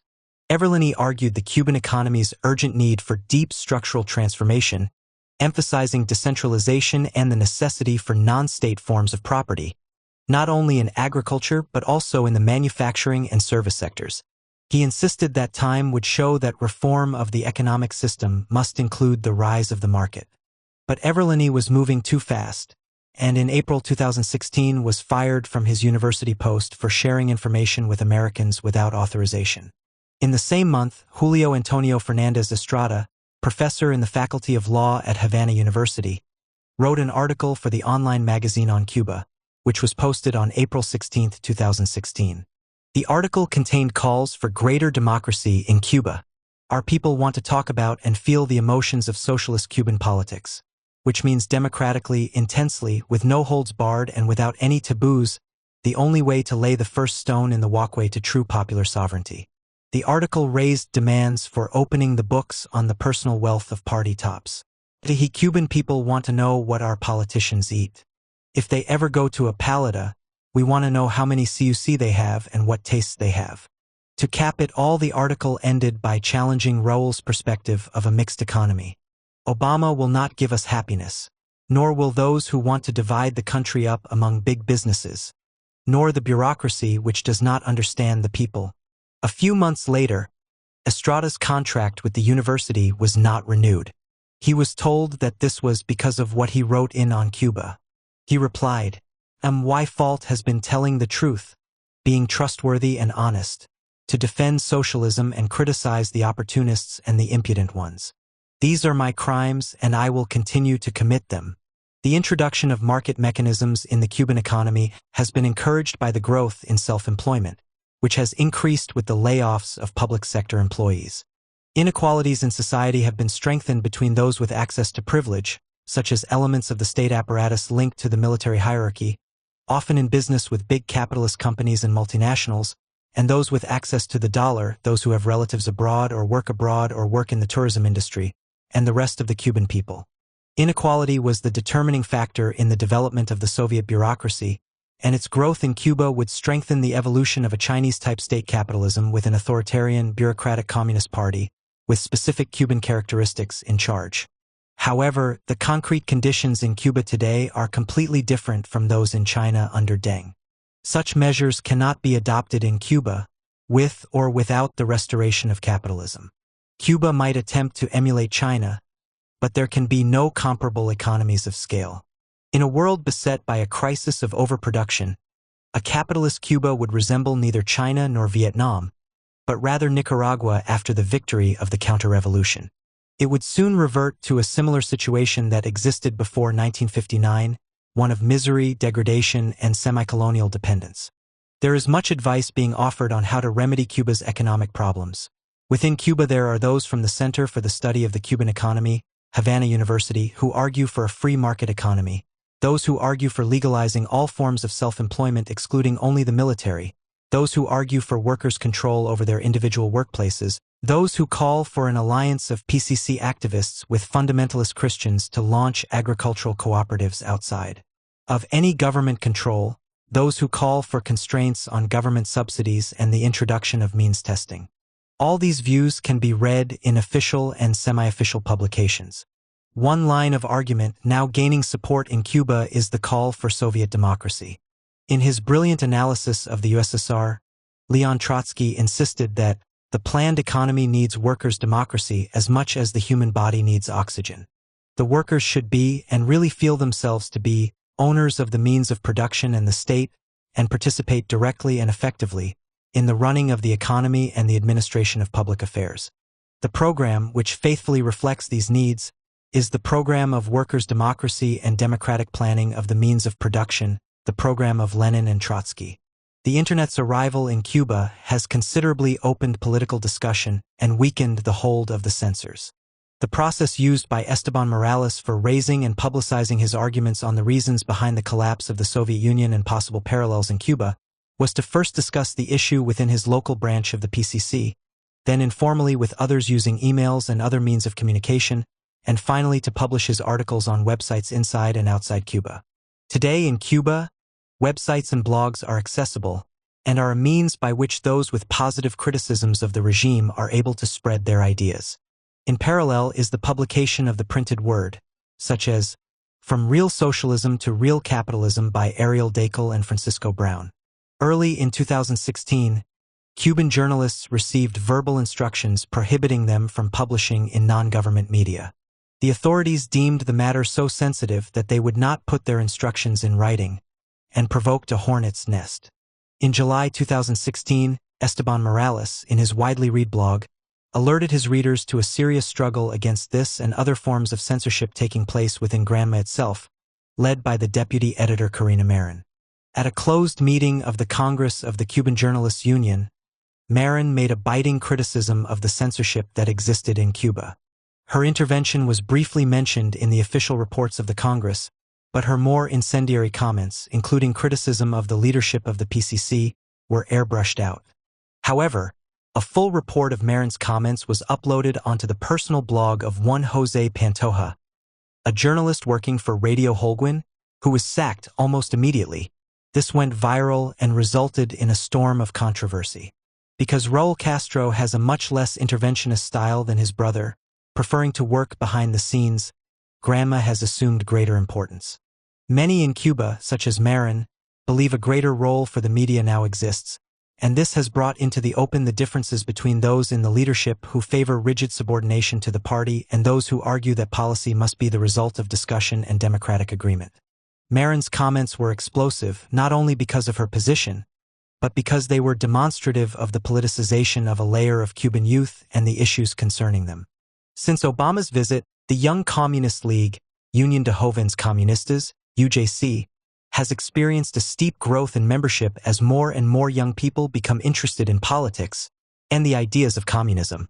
In July 2017, the UJC announced its membership had risen to over 300,000, reversing the trend of previous years. Many of these young people have been drawn into activity in order to participate in determining the future of their country and are a receptive audience for ideas on Soviet democracy. For example, on September 26, 2014, 43 college students disappeared in the Mexican town of Iguala. University students in Cuba were determined to show their solidarity with and support for the Mexican students. And on October 1, 2015, a group of about 30 youth marched from Havana University to the President's Avenue in Havana in solidarity with the Mexican students. This was a left-wing demonstration in Cuba, which had not been organized nor sanctioned by any official organization, and the university authorities used this to try to prevent them from gathering on the institution steps, an historical gathering point for revolutionary marches in Cuba before 1959. Amongst those who organized the protest were a group of students who had been following a course on Marxism at the Juan Maranello Institute. In November 2015, they and students from Santiago and other universities formed the Anti-Capitalist Youth Network, aiming to combat the growing depoliticization of wide layers of the population and increase the participation of the people in controlling economic policies. They want to stimulate the critical appropriation of Marxism and insist that it is necessary to relaunch socialism and anti-capitalism.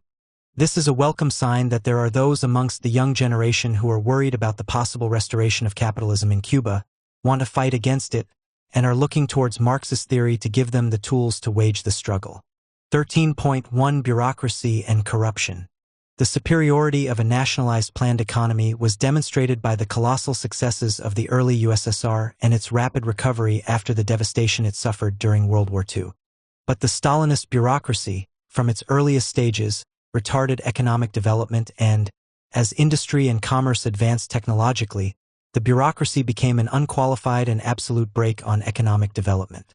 The bureaucrats' protection of their own interests had higher priority than the performance of Soviet industry, so they never considered introducing the most effective measure for solving the problems of the Soviet economy, workers' democracy.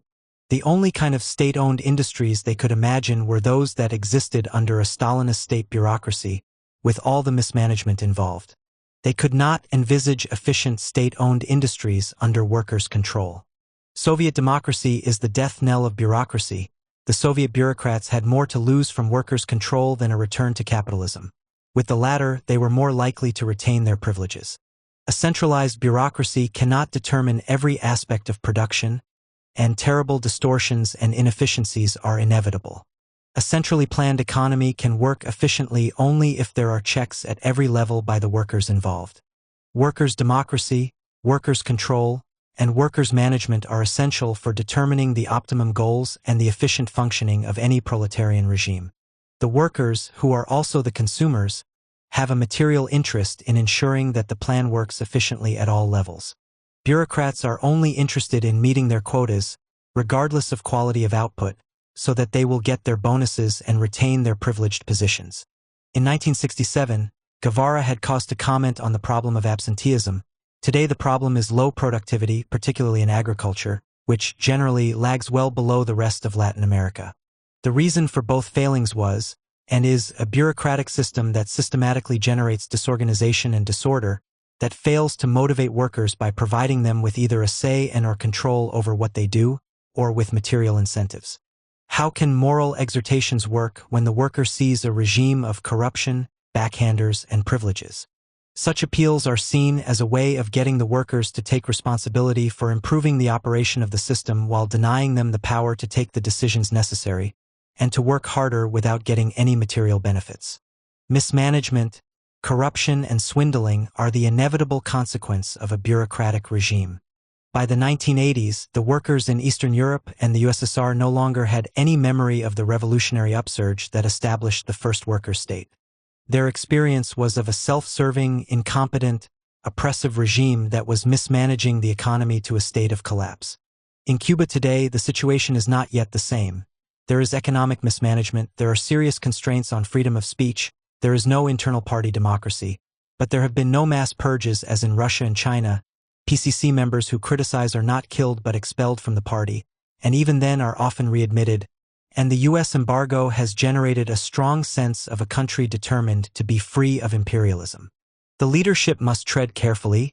The Cuban people have shown no great desire for increased inequality and strongly oppose corruption, both of which are integral to any attempts to restore capitalism. All those in Cuba who consider themselves revolutionary or communist are duty-bound to actively protect the gains of the revolution, and to do so must study the lessons of the degeneration of the Russian Revolution.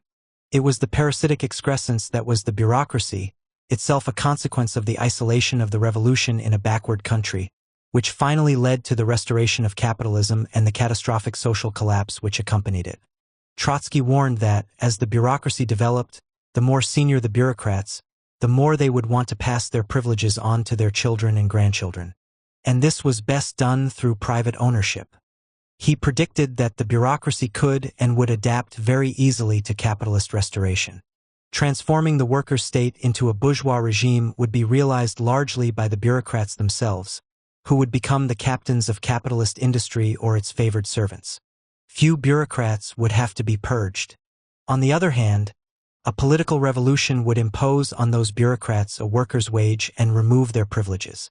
For most bureaucrats there was, and is, a bigger conflict with workers' democracy than capitalism. Trotsky's prognosis of capitalist restoration was almost a blueprint for the actions of the Chinese Stalinists and a warning to Cuban socialists. The chief task of the new bourgeois power would be to restore private property in the means of production. First of all, it would be necessary to create conditions for the development of strong farmers from the weak collective farms. In the sphere of industry, denationalization would begin with the light industries and those producing food. The planning principle would be converted for the transitional period into a series of compromises between state power and individual corporations, potential proprietors, that is, among the Soviet captains of industry and foreign capitalists. The dynamism of the Chinese economy and the chaotic collapse of the Soviet Union are very powerful factors in the thinking of Raoul and the other PCC leaders. There is every likelihood that at least a section of the PCC has concluded that the Chinese route should be followed, especially the retention of tight party control. The steps already taken are in this direction. Will the PCC, like the Chinese Communist Party, stagger from one empiric measure to the next, thinking it is avoiding the collapse that occurred in Russia, only to end up with a capitalist Cuba? One major factor stands in their way: fear of how the masses will respond. The problem of corruption and bureaucracy in Cuba was denounced by Fidel himself in an important speech to staff and students of Havana University on November 17, 2005. More recently, the matter was taken up in a sharp way by Esteban Morales. In an article published on the UNIAC website, he clearly identified the main counter-revolutionary threat in Cuba today. We can have no doubt that the counter-revolution, little by little, is taking positions at certain levels of the state and government. Without a doubt, it is becoming evident that there are people in positions of government and state who are preparing themselves financially for when the revolution falls, and others may have everything almost ready to transfer state-owned assets to private hands, as happened in the old USSR. Yes, the black market and corruption exists, but it is not the individuals standing outside shopping centers selling small amounts of black market goods who are the real criminals. Rather, it is those in the state bureaucracy who are supplying goods wholesale from government warehouses. Morales is keen to demonstrate that corruption at all levels of the bureaucracy is more dangerous to Cuba than so-called dissidents, who are being scapegoated.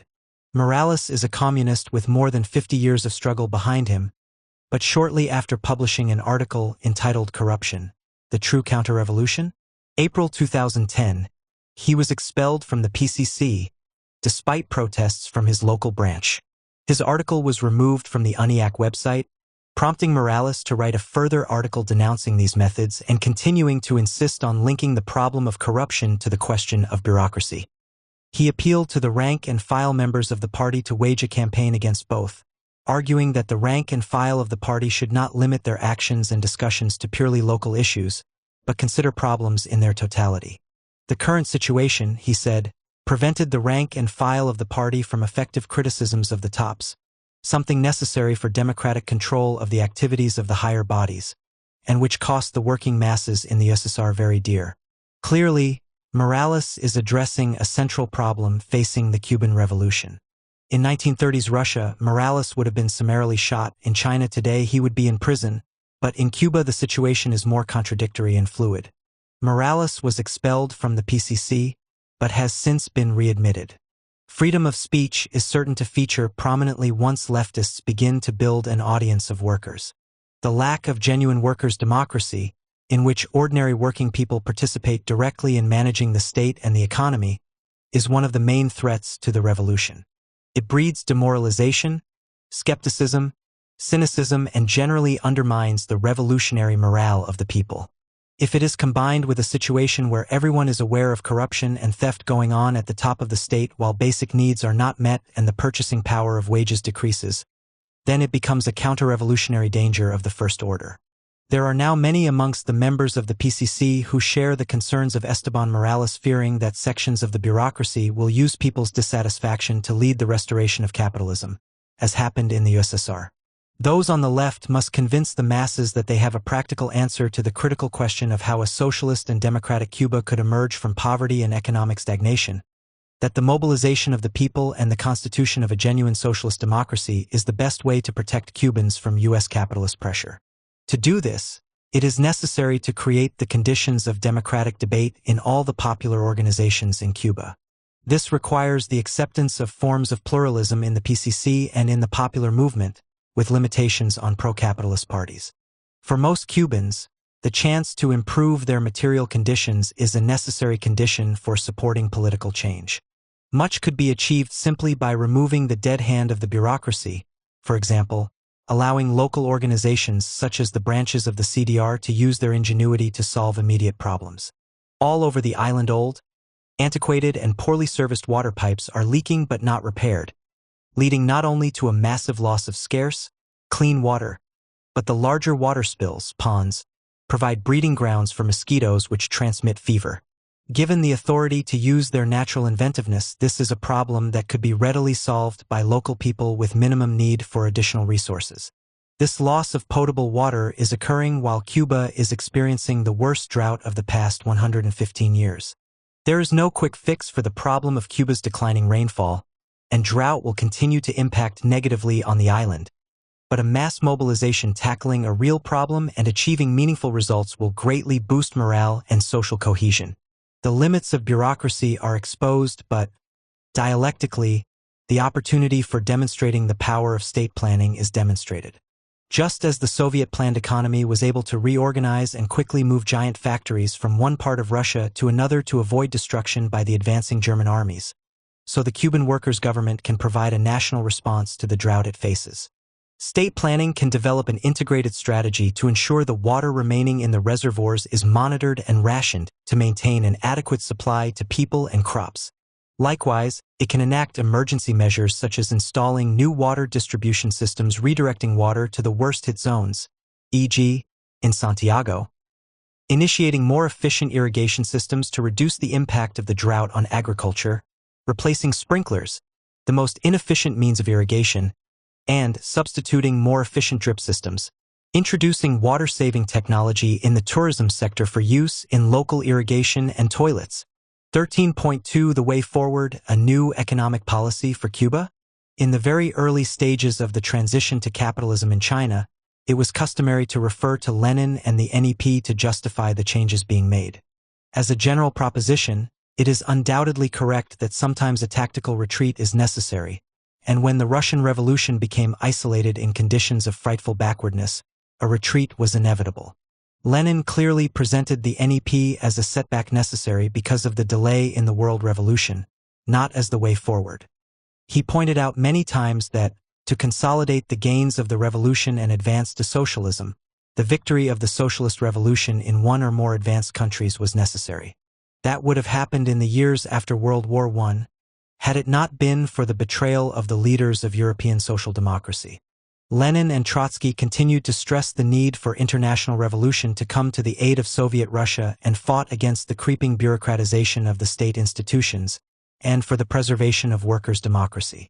All their hopes were based on the perspectives of the International Socialist Revolution, which is why they paid so much attention to building the Third Communist International. In the same way, Che Guevara understood that, in the last analysis, the only way to save the Cuban Revolution was to spread the revolution to Latin America, a cause for which he sacrificed his life. Today in Cuba we are faced not with a temporary retreat, but the very real danger of the subversion of the worker state. The changes being proposed for the Cuban economy pose a threat to the continued existence of the worker state. To defend the revolutionary gains, it is necessary that the key sectors of the economy, banks, heavy industry, e.g. mining, tourism, pharmaceuticals, and the wholesale distribution of food and goods, remain in the hands of the state. 2. The state and industry remain in the hands of the working class, e.g., national economic plan based on production for need not profit, and state control of foreign trade. And 3. The problem of bureaucracy and corruption is addressed, e.g., an end to social differentiation and special privileges, through the introduction of workers' control and Soviet democracy. Within that context, a relatively small private sector that meets designated needs could and should be allowed. The key is the bureaucracy, since it is the drive to protect its privileges that led the bureaucracies in Russia, China, and Eastern Europe to return to capitalism. Cuba desperately needs Soviet democracy, whether rank-and-file committees, organizations of workers' councils, or revitalized CDRs, to effectively combat the growth of corruption and privilege and halt the slide back to capitalism. At the 12th Congress of the CCP in September 1982, Deng Xiaoping announced the building of socialism with Chinese characteristics, of a so-called planned commodity economy. To increase productivity, managers of small and medium state businesses were given much greater autonomy, encouraged to produce goods outside the state plan for sale on the market, and permitted to introduce individual bonuses.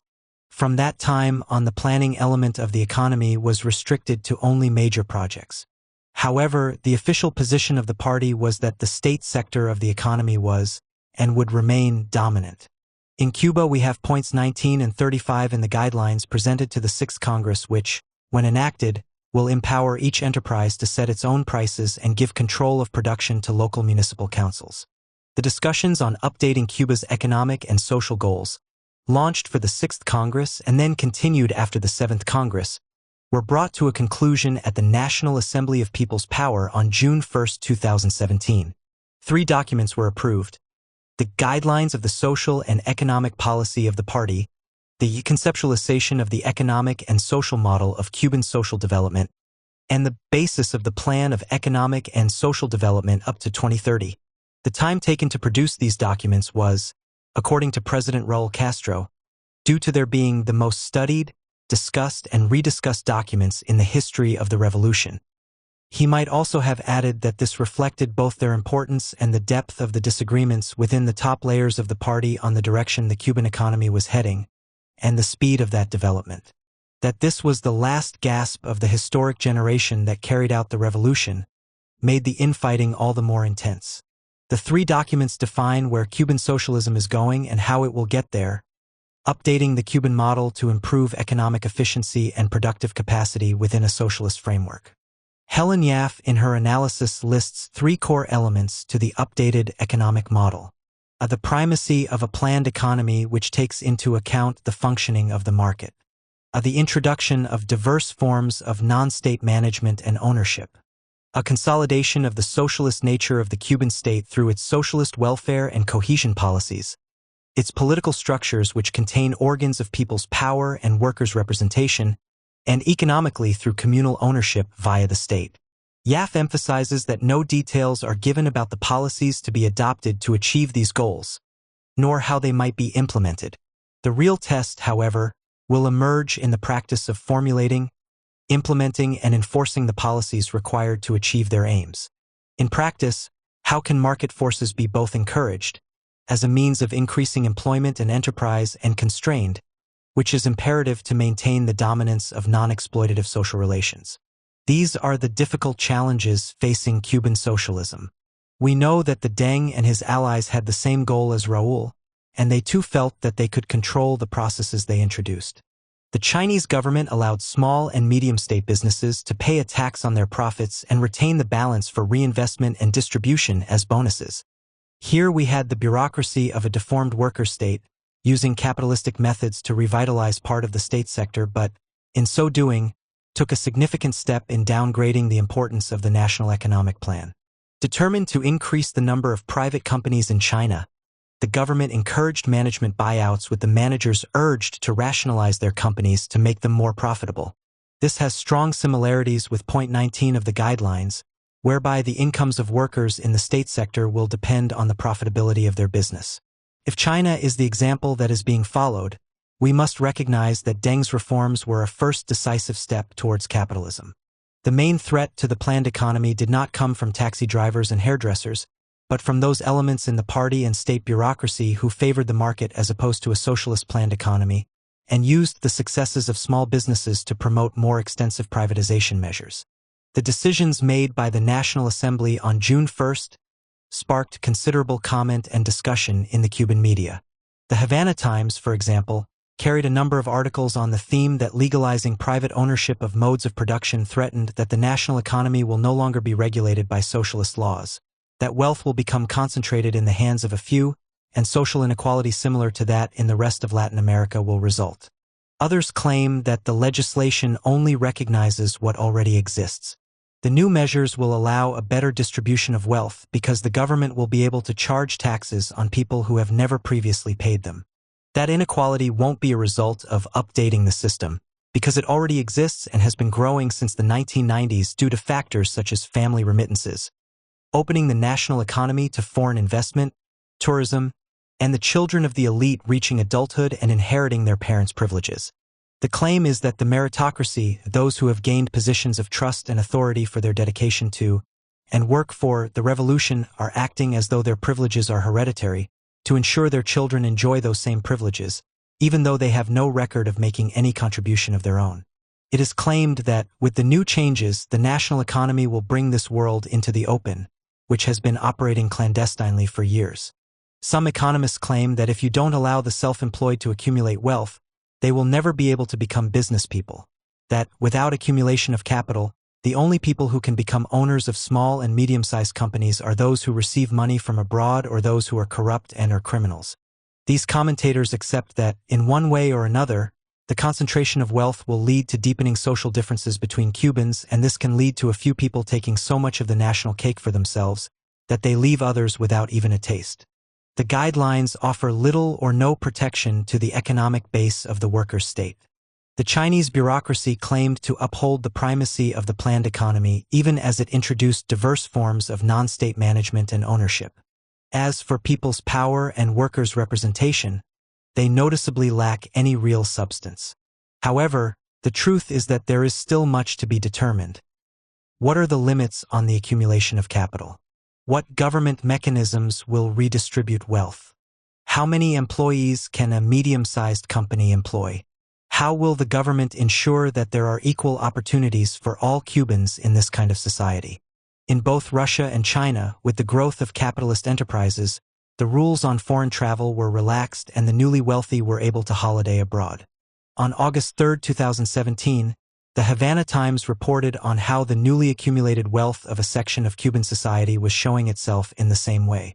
For summer 2017, Spain was the international holiday destination for those Cubans who enjoyed greatest purchasing power. Holidays were offered at about €2,500 and the package included a Schengen visa so they could enter Europe, the plane ticket, 4 days in Madrid and 2 in Barcelona, 4-star hotels, visits to the Royal Palace in Madrid, the Real Madrid Stadium, and Gaudi's crypt at Colonia Güell. Cubans who travel abroad are the tip of an iceberg. There are now many more, though still only a small part of the population, who can afford the €40 per night per person to stay at Cuban tourist hotels. These are predominantly members of business cooperatives, employees of foreign companies, or independent laborers.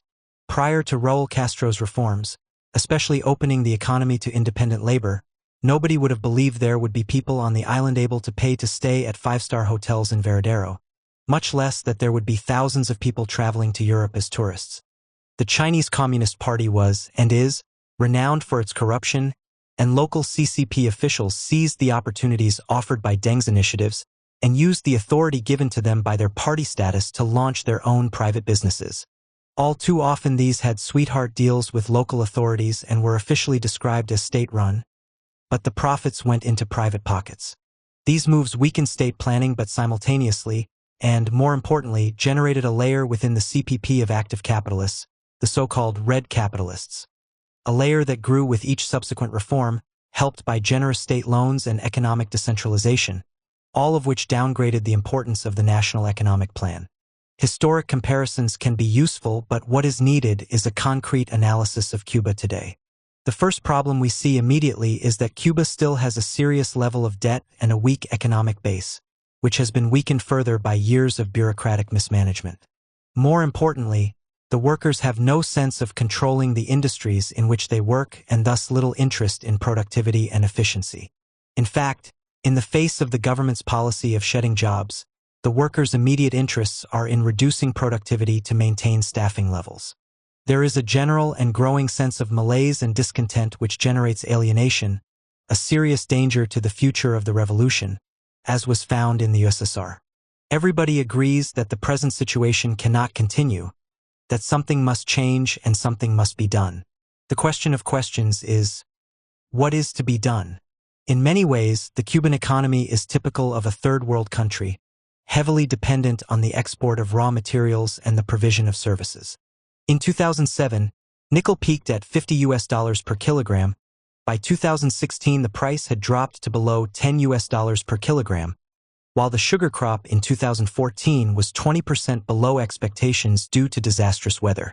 These are the sources of hard currency to purchase on the world market all the goods Cuba needs and which it does not produce, from food to buses for public transport. The need for hard currency is periodically increased by hurricanes which destroy crops, infrastructure, and houses. For example, 2008 was a particularly bad year and Cuba was hit by 3 hurricanes, Gustav, Ike, and Paloma, collectively causing damage worth $10 billion, 20% of GDP. Believing that the problems of the Cuban economy can be solved by pushing state employees into starting their own businesses is an error posing serious dangers for the future of the revolution. However, the leadership appears determined to move in that direction. Cuba's 2014 labor code specifies a maximum 44-hour working week and a minimum of 7 days paid holiday, but, importantly, removes previous restrictions on the number of employees that a self-employed individual can hire. This will create a sizable layer of tens of thousands of small capitalists and will open the door to the creation of larger capitalist enterprises. This step was extremely important in China's return to capitalism. Deng and his fellow Stalinist bureaucrats staggered towards capitalism, pushed by the red capitalists, opposed by the section of the bureaucracy representing the old, capital-intensive, loss-making industries. In Cuba, there is little heavy industry, so there will be a smaller proportion of the PCC with vested interests in opposing moves towards capitalism, and the rate of change could be very rapid. Ariel Dakel claims that the U.S. is confident that, with a free hand, it would take just 15 days to carry through the economic changes it wants. No doubt sections of the Cuban bureaucracy are taking measures and positioning themselves to take advantage of any loosening of state controls. Some will already be eyeing up the foreign multinationals from Brazil, Canada, China, Mexico, Spain, and others already operating in Cuba, preparing to act as compradors in the recolonization of the island. But there is no certainty that the Chinese way would lead to economic growth for Cuba. Far from it. Given the size of the Cuban economy, it is far more likely to lead to a rapid and catastrophic collapse. The restoration of capitalism in Cuba is more likely to throw the island back to the 1930s, dominated by foreign capital, a playground for tourists rather than an industrial dynamo. The first signs of this can be seen in the new capitalist enterprises. These often promote themselves on their pay rates being higher than in the state sector, but the extra money comes from the abolition of maternity and paternity benefits, ending equal pay for equal work, the use of the equivalent of 0-hours contracts, and black market activities. It is clear that the status quo cannot be maintained indefinitely. Within Cuba, there are many who do not see a solution to Cuba's economic problems along market lines. A clear alternative based on revolutionary internationalism and workers' democracy could rally thousands of honest communists, intellectuals, youth, and workers, who are not prepared to let the revolution be destroyed.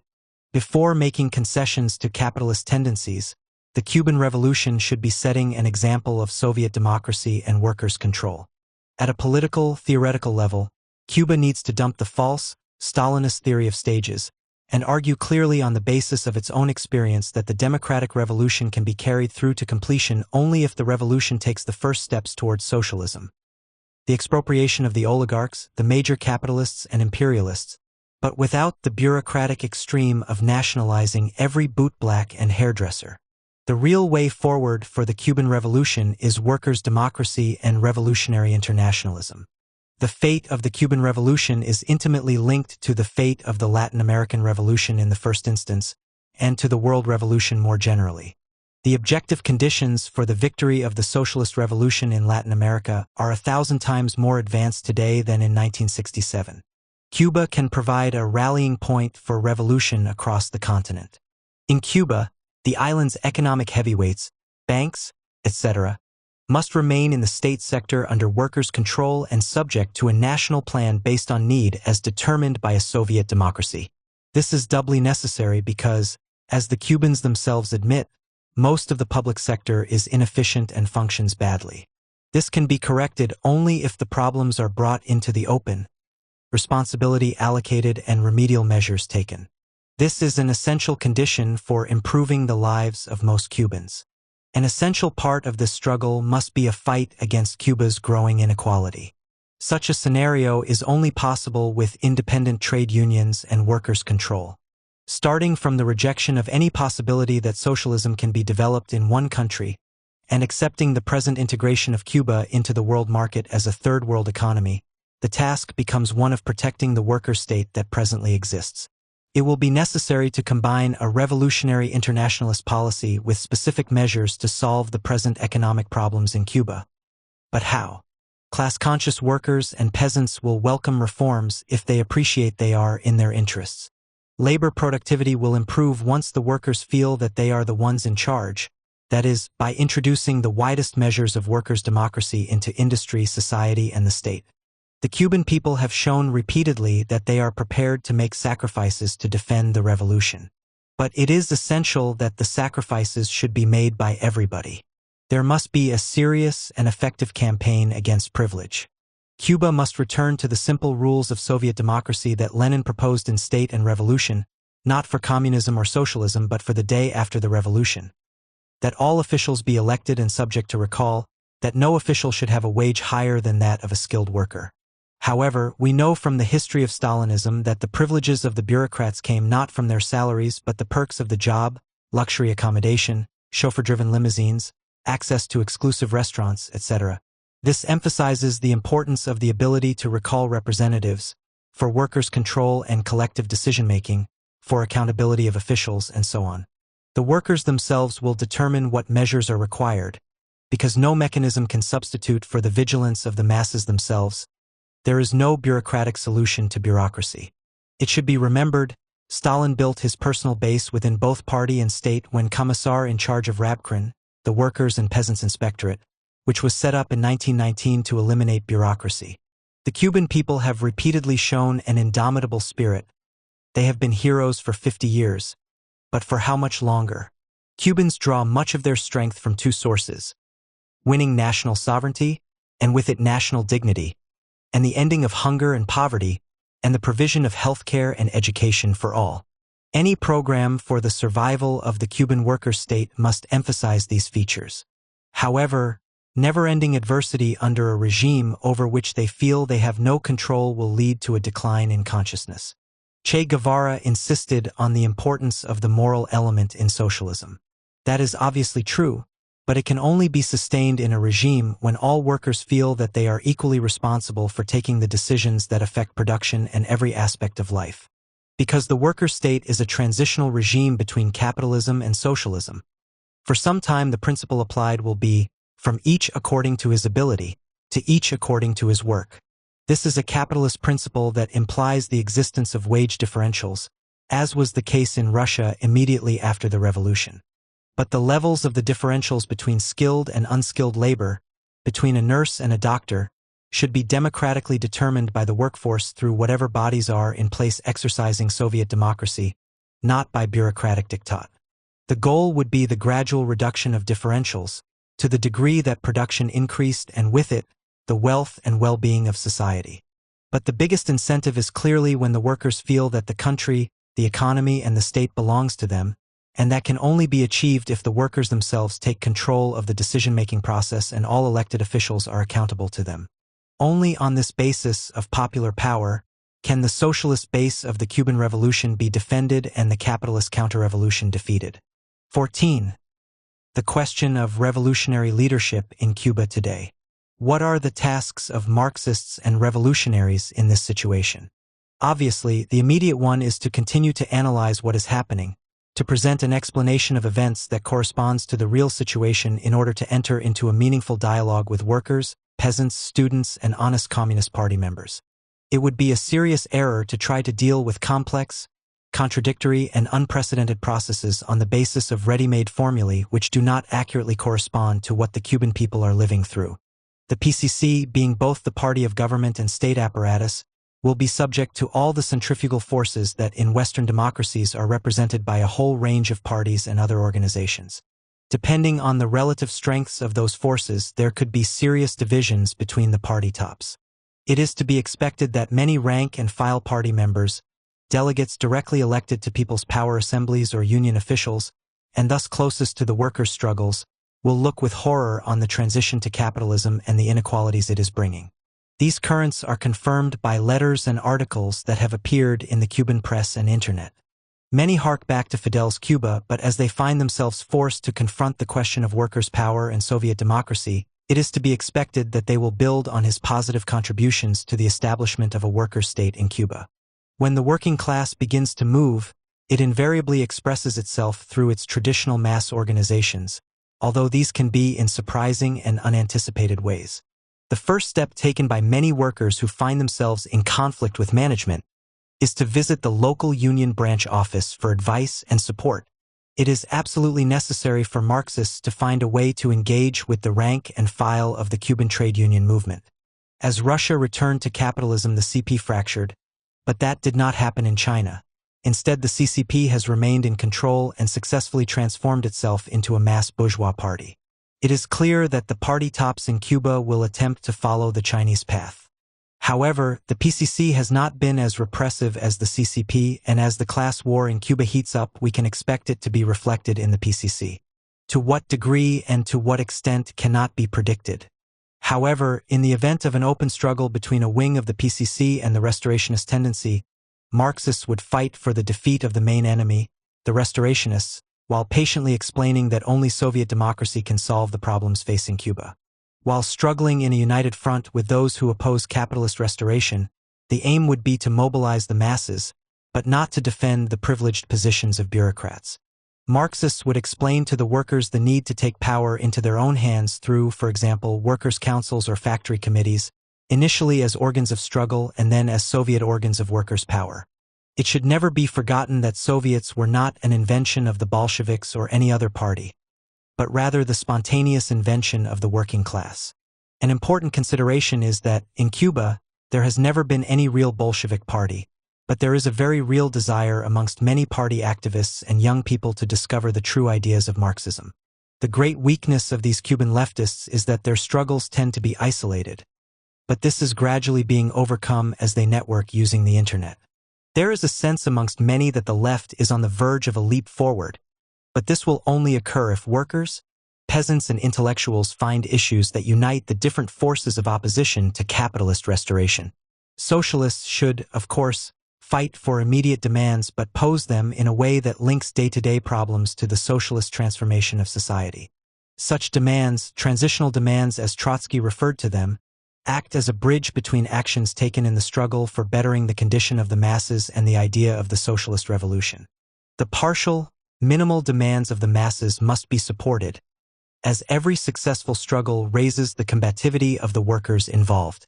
It might be necessary to start with small demands that are relatively easy to win in order to build up a dynamic, because when workers are in struggle, events tend to unfold fast. As the international capitalist system becomes ever more degrading and decadent, the most advanced workers should propose a platform of transitional demands, the essence of which is that they are directed to protect the foundations of the worker state and the planned economy. In their totality, these transitional demands would seek to systematically mobilize the masses for a political revolution. In their struggles, the workers need mass organizations, and these will be, in the early stages, trade unions. It is necessary for revolutionaries in Cuba to be active in the Cuban Confederation of Workers, because in Cuba it is in the CTCR that class relations are expressed most directly and immediately. Every attempt to subordinate the union to a capitalist enterprise must be opposed. Instead, workers must demand it supports their claims. Initially, at least, it will not be possible to replace the leadership of the CTCR at the top or regional level because of the way these leaders are chosen. However, it is quite possible to militate in local union branches for the election of shop stewards, to argue that the good practice of co-opting strike leaders onto local branch committees be universally adopted, and to form local, even if unofficial, committees to represent the workers in individual enterprises. A campaign for transitional/democratic demands could provide the basis for a powerful mobilization of workers and peasants. The precise demands, the way they are posed, and the means by which they are realized are extremely important, so they must be determined by those directly involved.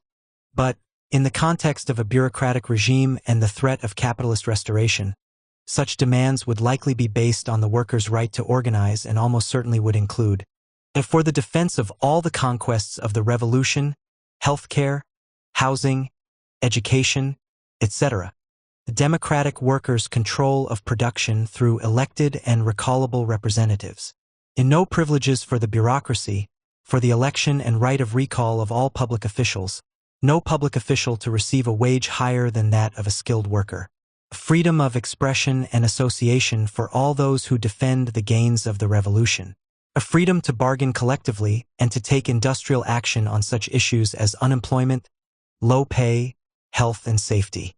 Such a program would rekindle the enthusiasm amongst the masses because it would start to address the key problems of the economic crisis.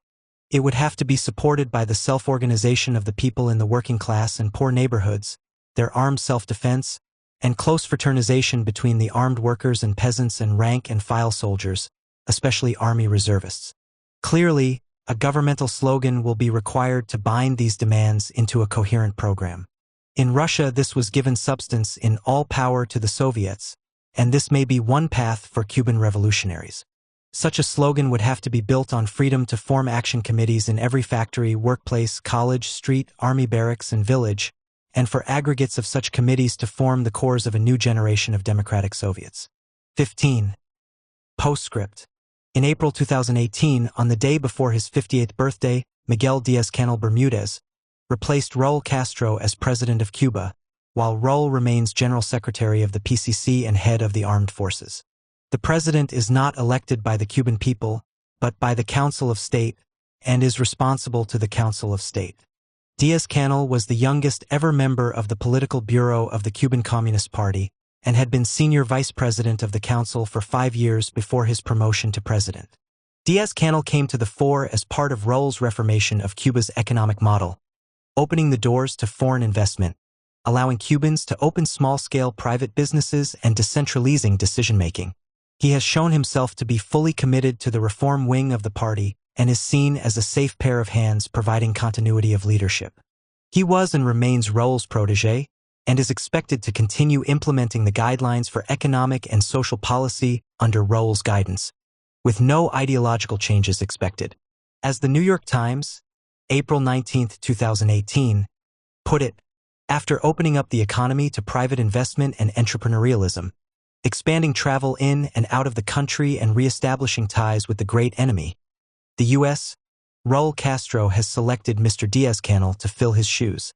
He faces the same challenges as when the guidelines were first introduced, to increase productivity and efficiency in state enterprises, to bring in foreign investment, to oversee privatization while limiting displays of inequality, but with the additional problem of how to handle Trump. The debate which is taking place on the reform of the Cuban Constitution gives very clear indications of the direction the leadership wants to go to. As Ariel Dakel has pointed out in a very sharp criticism, Adonde van las palabras que no se quedaron? Ariel Dakel, La Tiza, https://medium.com/la-tiza. A number of very significant words and formulations have been deleted from the new draft, including the aim of building a communist society, as well as the commitment that in Cuba capitalism will never be restored. Of course, the wording of the Constitution does not determine the character of the regime, but the fact that these sentences are to be removed tells us a lot about the socio-economic direction in which those who propose the changes wish to go. Chapter 2. Nicaragua, a country that did not finish its revolution. 1. Introduction. The insurrection of July 1979 overthrew the inhuman and despotic Somoza regime in Nicaragua in the most thoroughgoing democratic revolution in Latin America since the victory of the July 26 movement in Cuba 20 years previously. All sections of Nicaragua's 3 million population participated. Young, old, men, women, workers and peasants, and the middle class. It was an event of enormous and worldwide importance, offsetting both the defeat suffered in Chile 6 years earlier, when U.S.-sponsored generals overthrew the social democratic government of Salvador Allende and unleashed a regime of vicious repression against workers and peasants, and the 1976 coup in Argentina, which replaced Isabel Perón with a military junta that disappeared some 30,000 Argentinians. The Nicaraguan Revolution triumphed as part of a rising wave of revolutionary victories from which it drew strength and to which it contributed. As 1979 began, the Shah of Iran was overthrown, and in March a workers' and peasants' government, the New Jewel movement took power on the Caribbean island of Grenada. These advances followed the overthrow of Portuguese colonialism in Mozambique and Angola, 1974–75, the defeat of both U.S. imperialism in Vietnam, 1975, and the South African invasion of Angola, 1976, and the Soweto Uprising, 1976, which marked the political emergence of a new generation of revolutionary-minded youth in South Africa. Victory in Nicaragua spurred on the urban and rural revolutionary struggles, particularly in El Salvador and Guatemala. It was an inspiring revolution, raising the hopes, sympathies, and support of workers and youth around the world. Very few people can remember a more inspirational revolution than the Sandinista. In 1979, the people of the poorest Latin American country rose up and overthrew one of the most bloodthirsty and hated tyrants in the world, Anastasio Somoza, capturing the imagination of young people and workers in a way not seen since the victory of the Cuban guerrillas led by Fidel Castro and Che Guevara. But the experience of Cuba had created high expectations, so that when, a decade later, a reactionary government regained control of Nicaragua, the disappointment was all the greater. Today, Nicaragua is again the poorest country in Latin America and the second poorest country in the Western Hemisphere, after Haiti. But how did the reaction triumph in Nicaragua? By what process did it regain governmental and state power? Was the revolution doomed from the start? What lessons can we draw for today? What should have been the course of action of revolutionaries to maximize the chances of success? Notwithstanding criticisms of the Sandinista National Liberation Front, Frente Sandinista de Liberación Nacional (FSLN), its structure, program, and policies, the Nicaraguan Revolution was a great advance, demonstrating how the seemingly invincible military dictator supported by U.S. imperialism could be defeated. It was correctly common ground among both socialists and Democrats that imperialism's attempts to crush the Nicaraguan Revolution had to be resisted at every level. 2. Some history. Like all of Latin America and the Caribbean, Nicaragua was invaded, looted, and exploited by imperialism, first by Spain and Britain, and then by the USA. Having achieved independence from the Mexican Empire, the United Provinces of Central America, now Costa Rica, Guatemala, Panama, Honduras, Nicaragua, and El Salvador, under the leadership of Francisco Morazan, attempted to establish a federal republic of Central America in 1824 as a single, progressive bourgeois nation. There were two major obstacles: the medieval privileges of the church and the interests of the ultra-conservative caudillos, the wealthy landowners. The republic began a program of building schools and roads, enacted free trade policies, abolished slavery, invited foreign capital and immigrants, separated church from state, proclaimed religious liberties such as secular marriage and divorce, confiscated church property, and removed education from church control. These measures both downgraded the authority of the oligarchs and scandalized them. It was the Nicaraguan oligarchs who launched the civil war that began the balkanization of the region, its division into mini-states, none of which were economically viable. The common history of the region presented these countries with common problems both economically and socially, and what happens in any one is strongly echoed in the others. The USA saw this division of Central America as very much in its own interest, particularly in controlling trade routes between the Pacific and Atlantic Oceans. In 1882, Ferdinand de Lesseps had started work on a canal, but the effort ended in bankruptcy. The U.S. Congress agreed to take over the project in 1902. However, at that time Panama was not a separate country, but the base of the Colombian liberals, who were fighting a civil war against a U.S.-backed conservative government. Felipe Benavarilla, closely linked with the U.S. administration, arranged for a small revolt in favor of Panamanian independence in Panama City. Simultaneously, President Roosevelt dispatched the USS Nashville to ensure that no Colombian troops could reach Panama City. On November 3, 1903, after some 60 years of supporting the government in Bogotá, the U.S. switched sides and the Republic of Panama was born. Benavarilla was immediately appointed Panama's ambassador to Washington and within a fortnight had signed a treaty allowing for perpetual U.S. sovereignty over the Canal Zone, a strip of land 16 kilometers wide and 80 kilometers long, with permission for the U.S. Army Corps of Engineers to build a canal. Prior to the opening of the Panama Canal in 1914, Nicaragua had been considered strategically essential by the U.S. bourgeoisie because it offered an alternative route between the Atlantic and Pacific Oceans. Between 1896 and 1912, U.S. Marines invaded Nicaragua 4 times to ensure U.S. control over any canal built across the Central American Isthmus. After the 1912 invasion, the U.S. Marines provided Nicaragua with internal stability in return for not competing with the Panama Canal. They stayed for over 2 decades, until the last third of the 19th century, when coffee production was introduced. Nicaragua's economy was based largely on great cattle latifundios dominated by an oligarchy centered in the cities of Granada and Leon. The introduction of coffee brought wealth and power to a new coffee bourgeoisie, which was soon translated into control of the government, which enacted laws facilitating the appropriation of church, communal and public land by private individuals anxious to extend their estates. The dispossessed, with increasing numbers of immigrants, formed a free labor force working for minimum wages. Suppression of civil liberties was acceptable to the U.S., but opening negotiations with European companies on the possible construction of a second canal was too much. In 1909, the traditional landed oligarchy, in a feudal imperialist alliance, backed the U.S. overthrow of the government.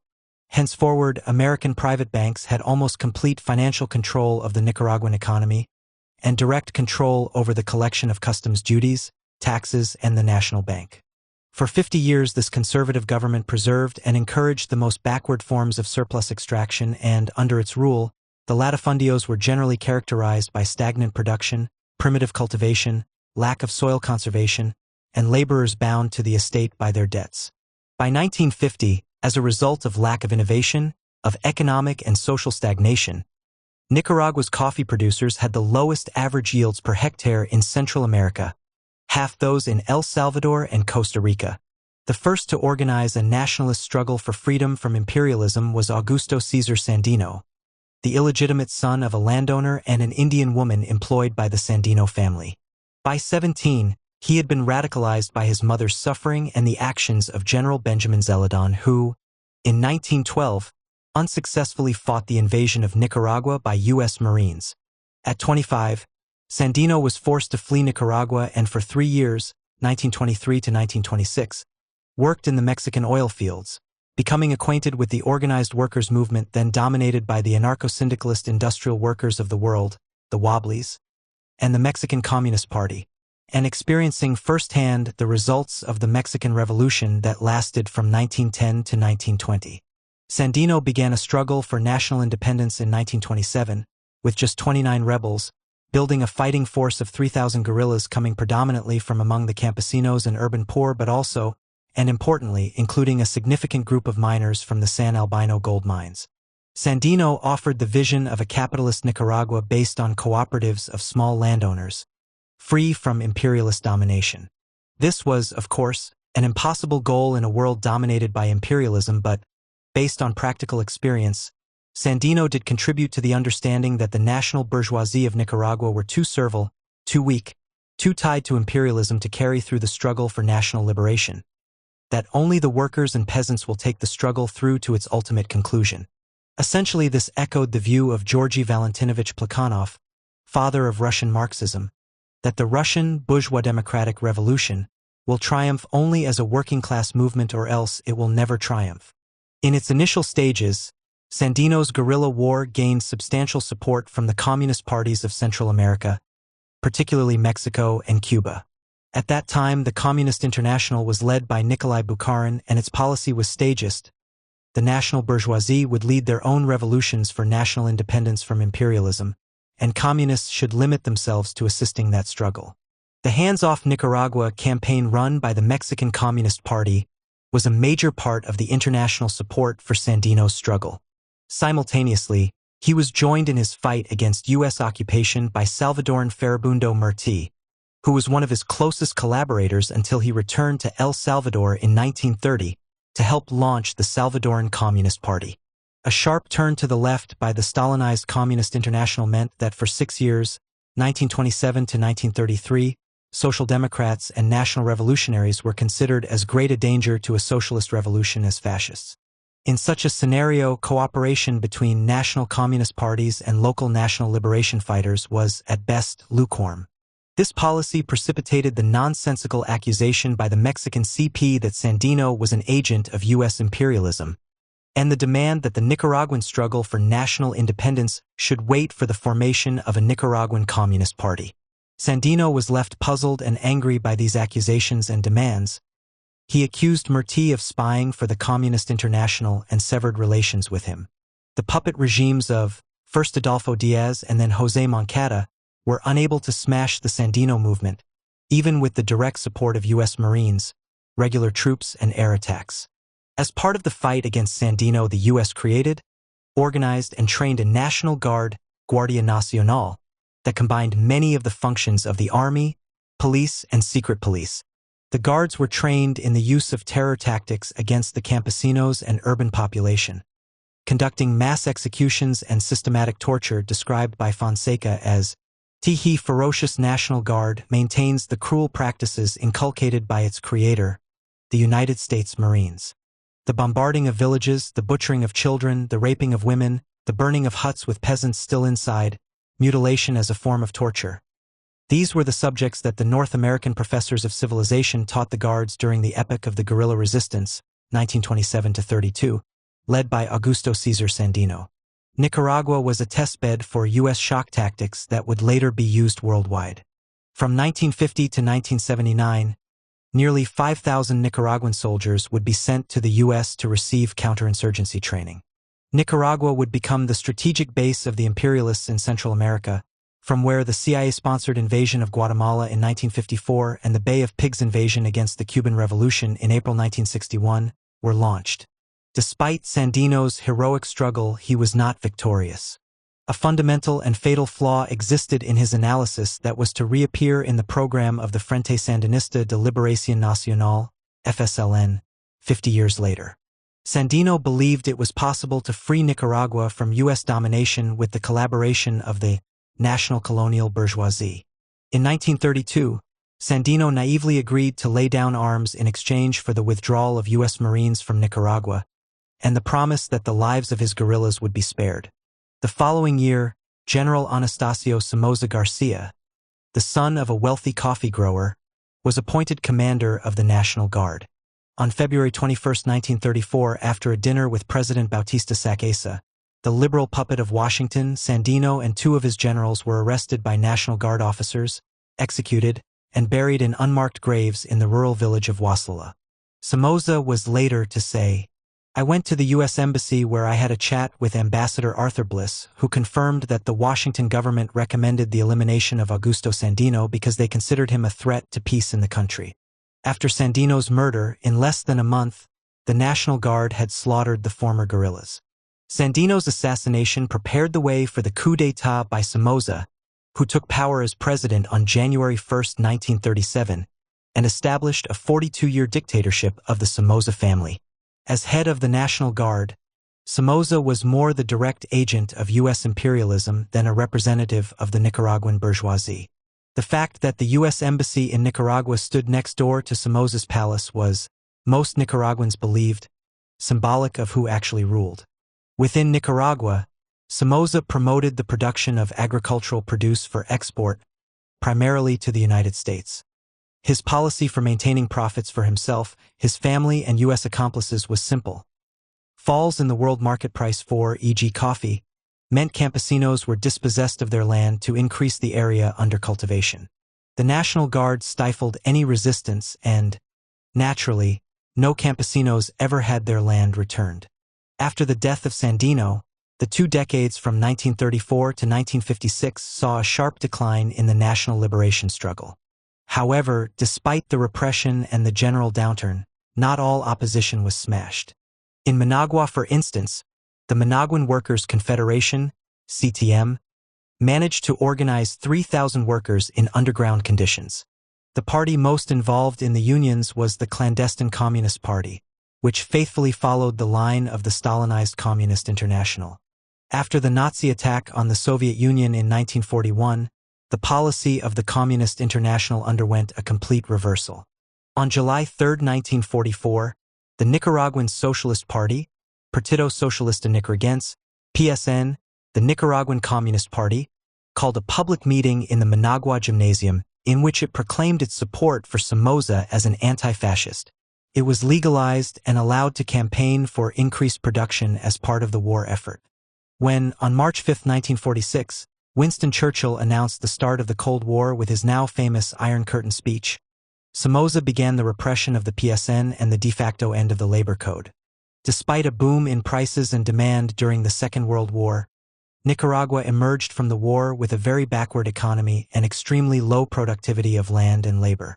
The cotton boom, which began in 1949, was a turning point for Nicaraguan agriculture.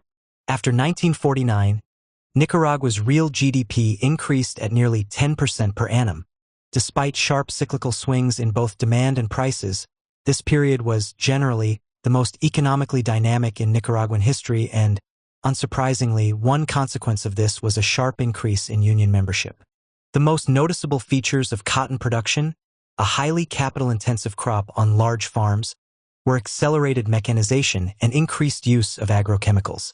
Credit and tariff policies were introduced to encourage investment in labor-saving machinery, to the benefit of large, export-oriented, capitalist producers. In 1950, there were fewer than 500 tractors in Nicaragua.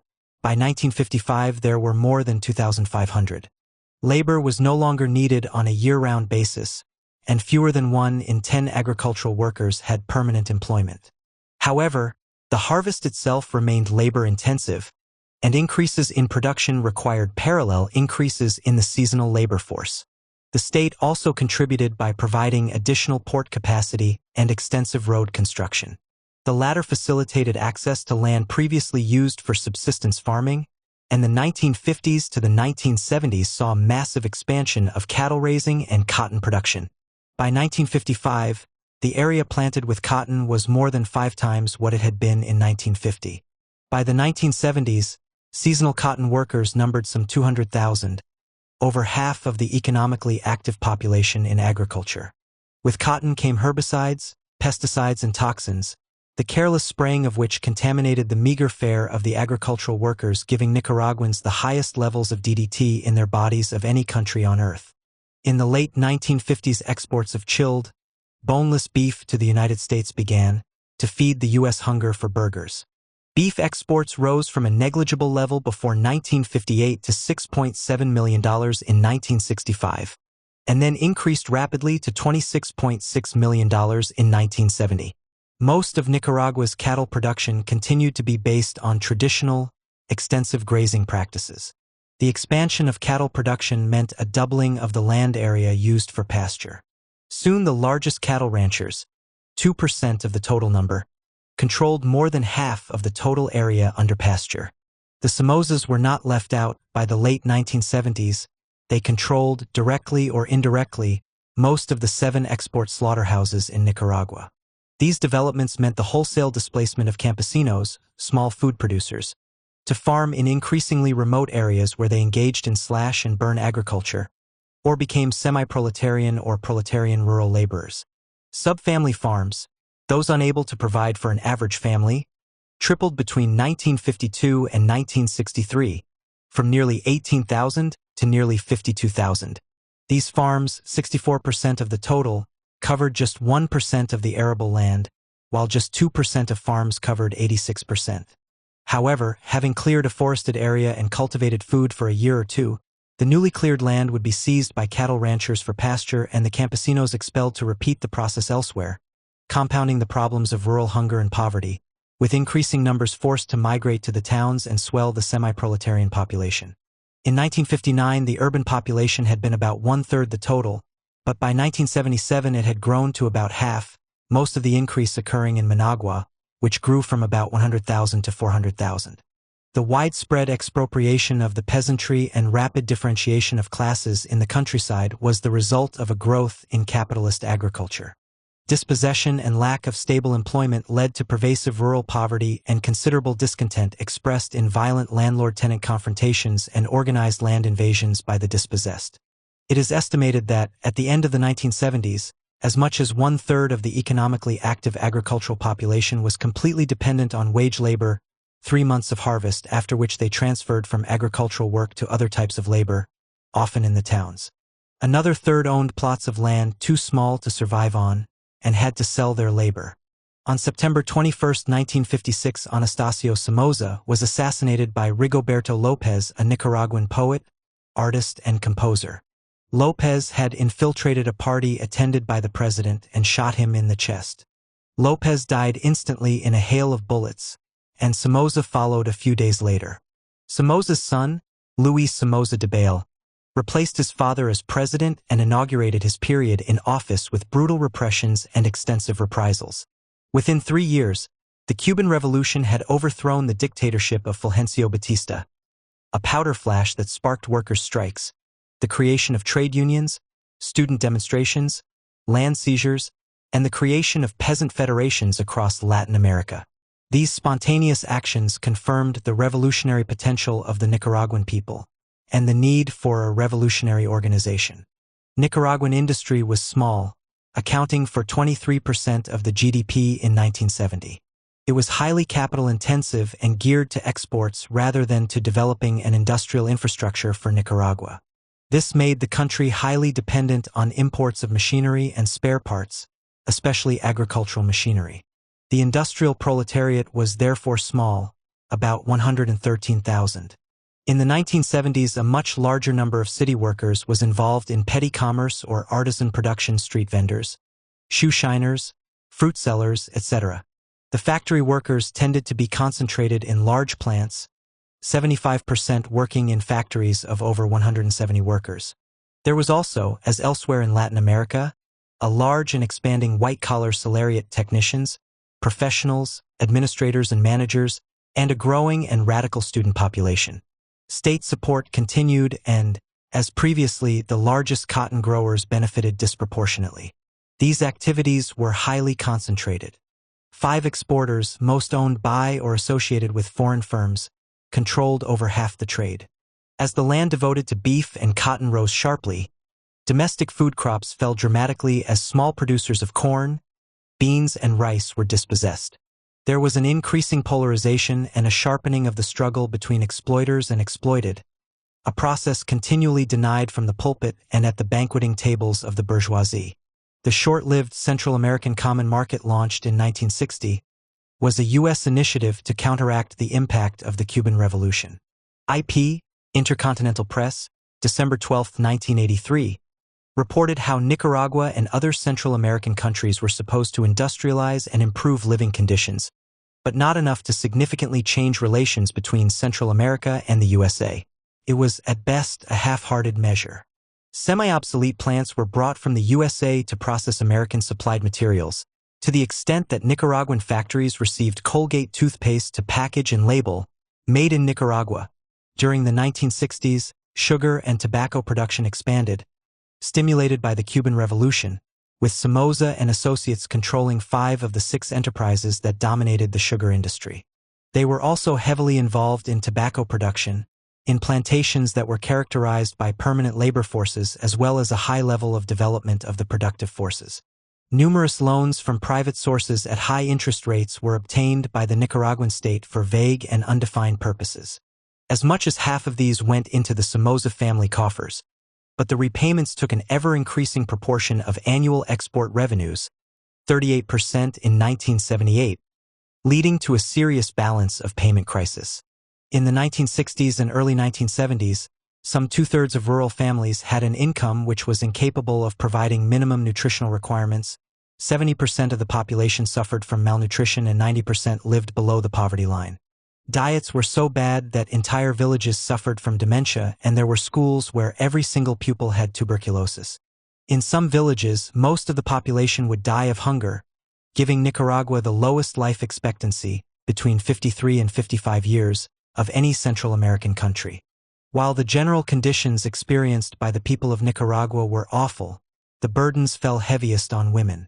Some 40% of the population was literate, but the illiterates were predominantly women. In some rural areas, not a single woman could read or write. In the poorer areas, lack of any kind of medical care meant 2 babies died for every 3 that lived. Women's unemployment was much higher than men's, forcing them to take the worst-paid jobs. So they made up the majority of seasonal laborers harvesting the cotton and coffee. This work pattern, and the machismo attitude prevailing amongst men, massively disrupted family life due to abandonment by fathers and husbands. Hence, a large proportion of mothers had to raise their families alone, bearing the full brunt of the brutal and inhuman conditions. By 1978, despite the patriarchal propaganda in the teachings of the Catholic Church, an estimated 1/3 of all families in Nicaragua were headed by women, and 2/3 in Managua. Of single mothers, 80% were wage earners. Because of the extreme oppression they faced, and the lack of perspective for improving their lives under capitalism, women in the colonial and semi-colonial countries were thrust into the vanguard of the struggle for social change. The Somoza state continued to preferentially assist its own supporters amongst the capitalist farmers via subsidies and infrastructure investment, subsidized construction of cotton gins and slaughterhouses, etc. However, the process was uneven in geographic, social, and sectoral terms.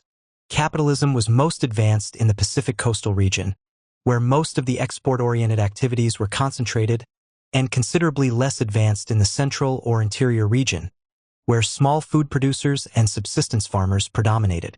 Economic activity in the Atlantic coast region was relatively low, limited to subsistence farming, mining largely owned by the Somoza family, but with significant U.S. investment, and timber.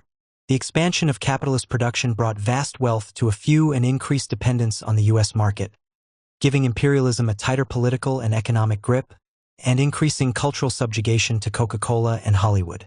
The rural workers, the poor and middle peasants, and the urban poor were all experiencing hunger, impoverishment, degradation, and facing the brutality of the National Guard, arbitrary arrest and torture.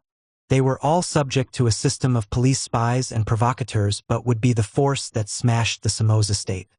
3. Founding, development, and differences within the FSLN. In 1957, Carlos Fonseca Amador, with Tomás Borga, established the first all-student branch of the PSN in Lyon. He subsequently traveled to the Soviet Union as a PSN delegate to the 6th World Festival of Youth and Students. In late 1960, Fonseca, still officially a law student, traveled to Cuba to see the revolution firsthand. There, he met Che Guevara, was inspired, and sought aid and training for the struggle in Nicaragua. He began to host meetings in his apartment which were frequented by people, many of whom would become leaders in the liberation struggle. On his return, he gathered like-minded young people, mostly students, around him and walked out of the PSN in disgust at its acceptance of the Somoza regime. In 1961 he founded, again with Tomás Borga, the Frente de Liberación Nacional, which changed its name in 1963 to Frente Sandinista de Liberación Nacional. That became the nucleus of the Sandinista guerrillas.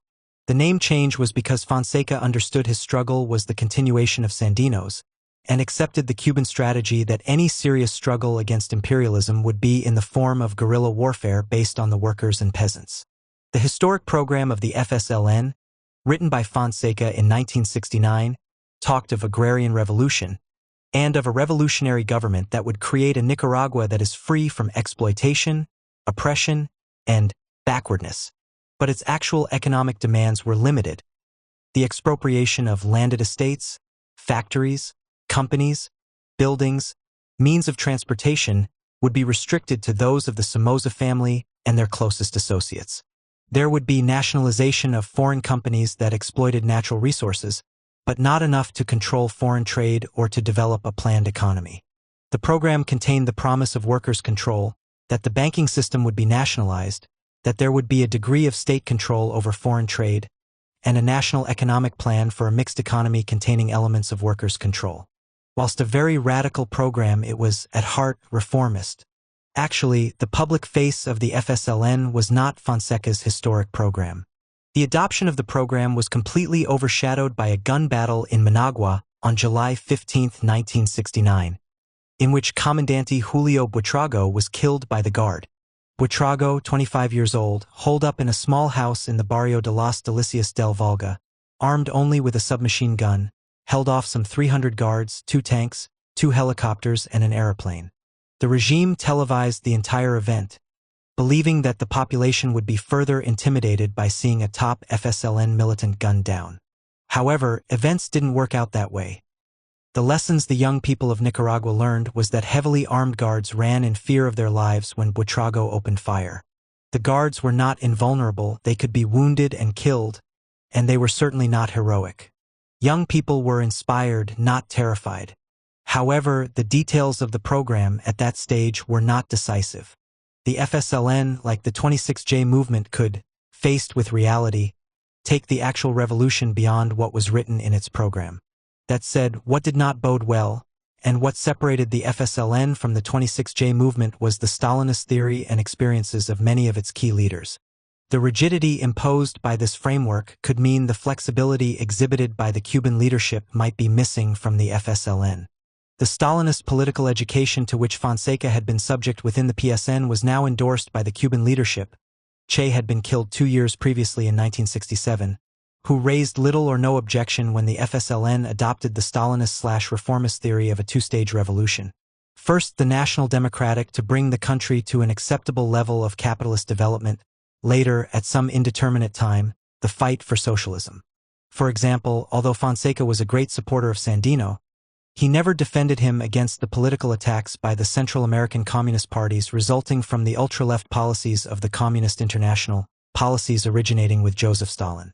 This reflected an important theoretical weakness in Fonseca's writings. By the 1960s, Nicaragua had a small, newly created, hereditary working class. A constant theme throughout the history of capitalism is that self-awareness by the working class usually occurs in the second and third generations of those who migrate to work in industrial centers.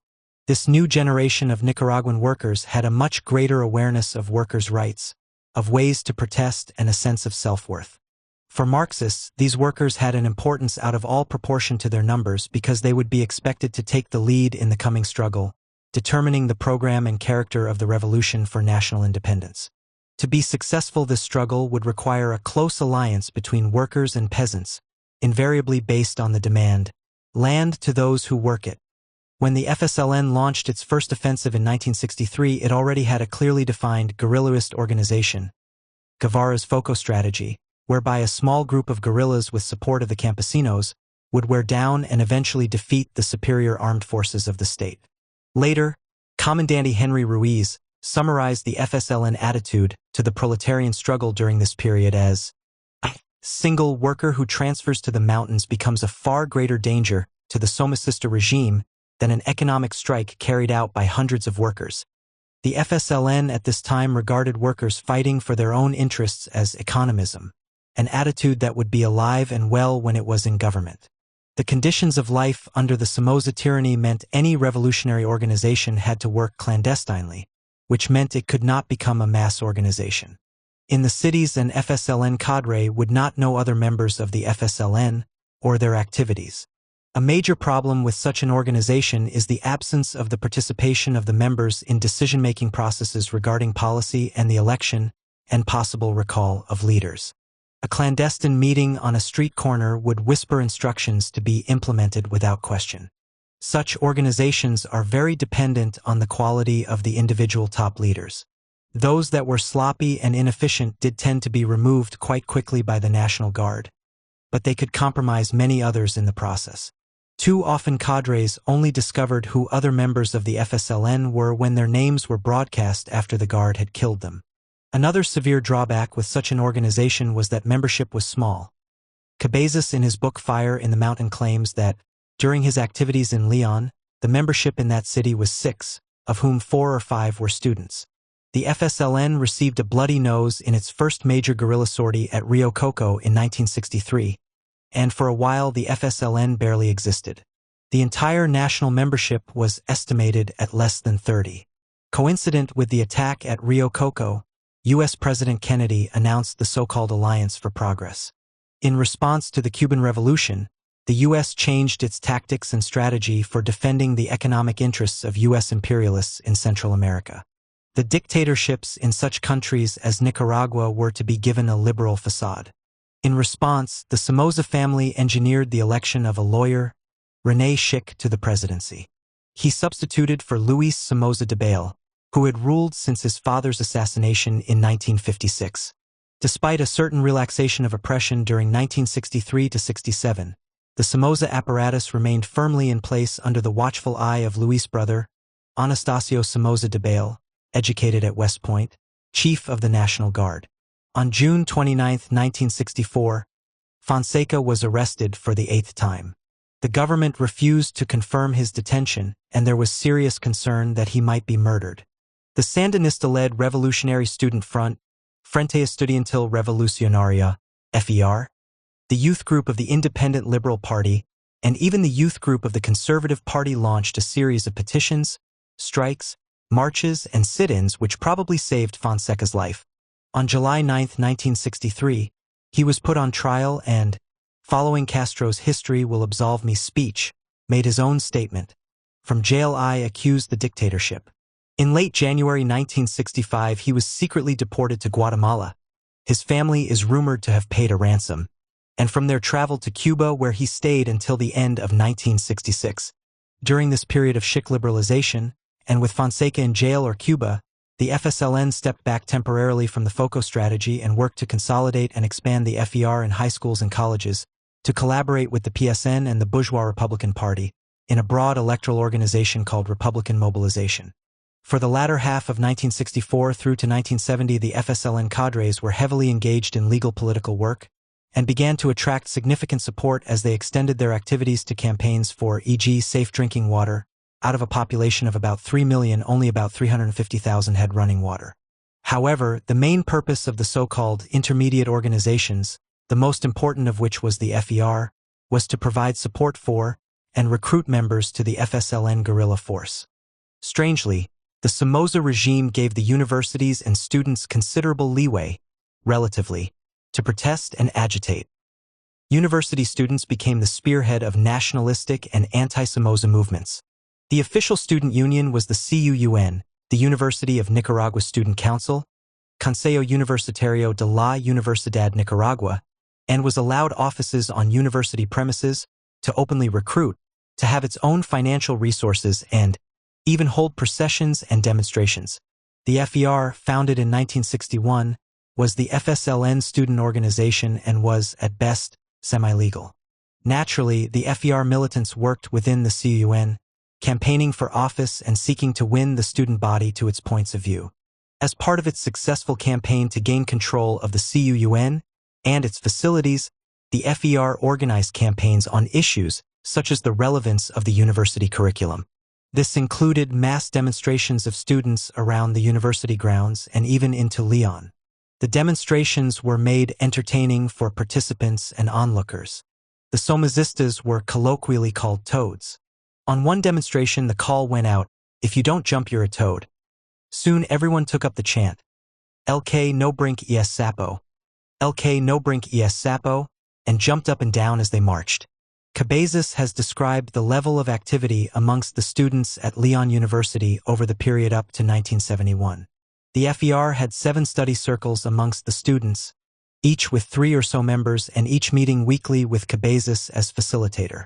These concentrated on theoretical discussions using the Communist Manifesto and Marta Harnecker's elementary principles of historical materialism.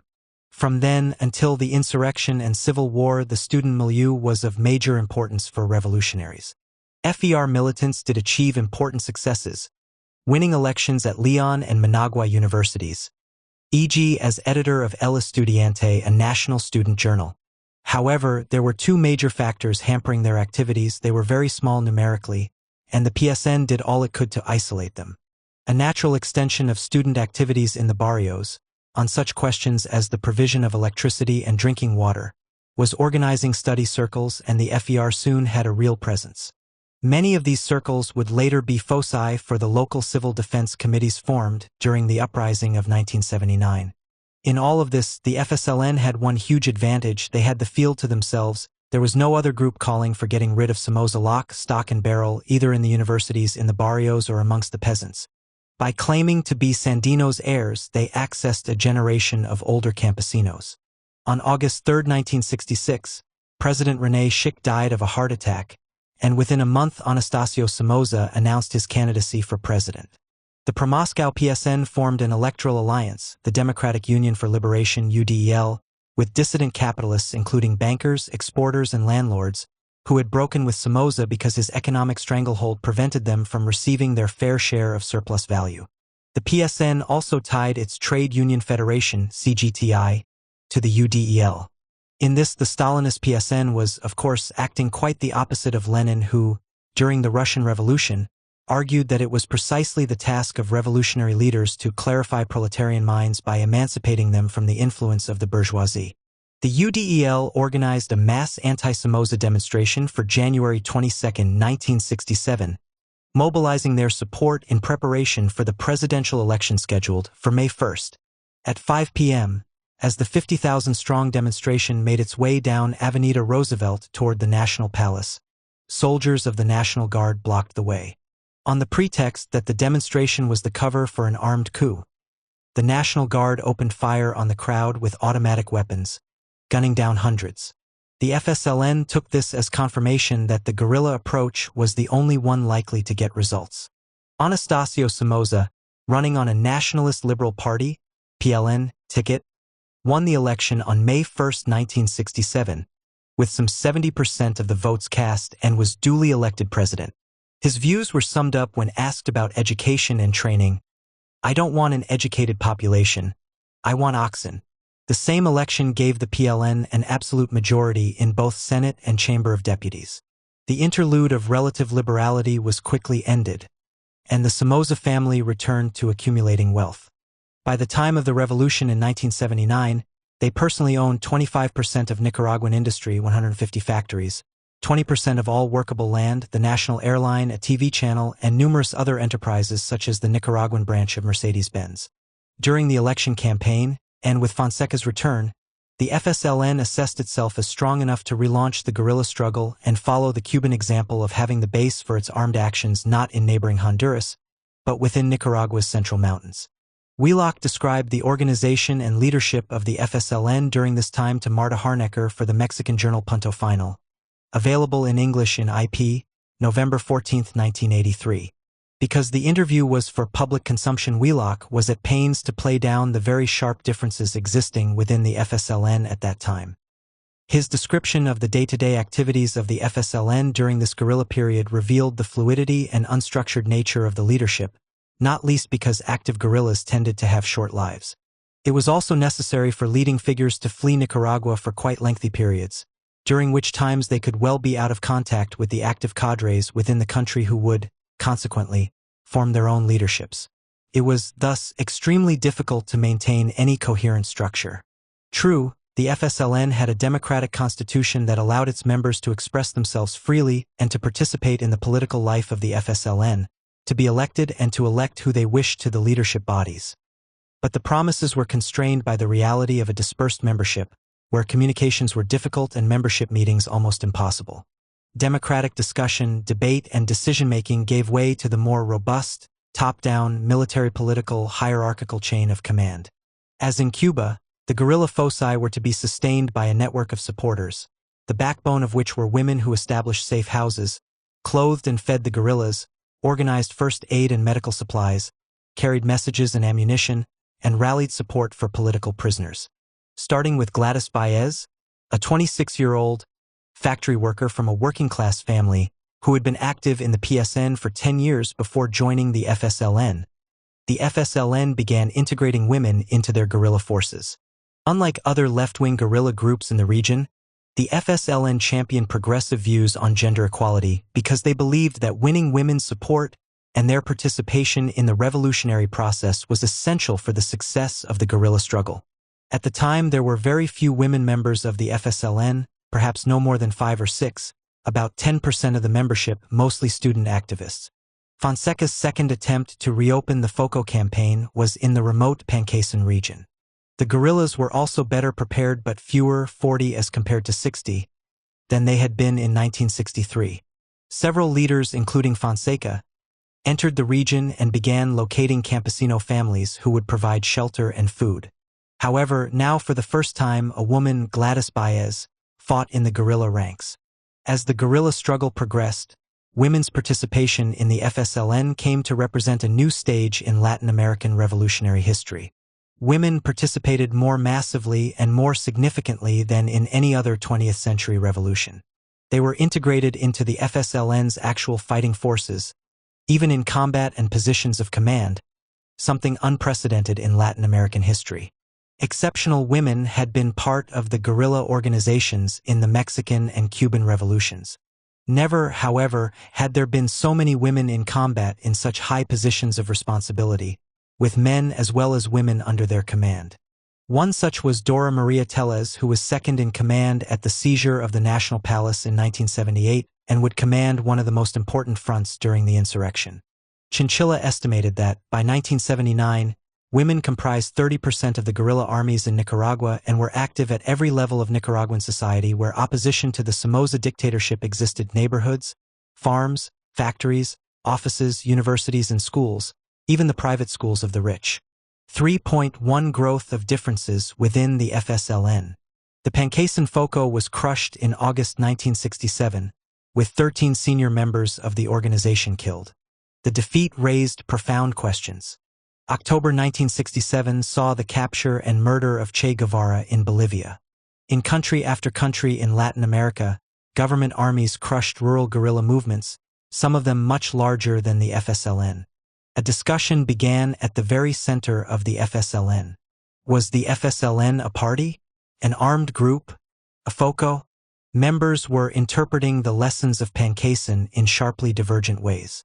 Some wanted to maintain the focus on rural guerrilla warfare, but others favored abandoning guerrilla warfare and concentrating on political work in the student movement and urban barrios. Cabezas claims that after Pankessan the FSLN existed in only Managua, Esteli, and Leon. By 1970, it had been reduced to only a dozen militants in Managua and had ceased all armed actions, although a small number of combatants with a long-term guerrilla perspective did remain in the mountains.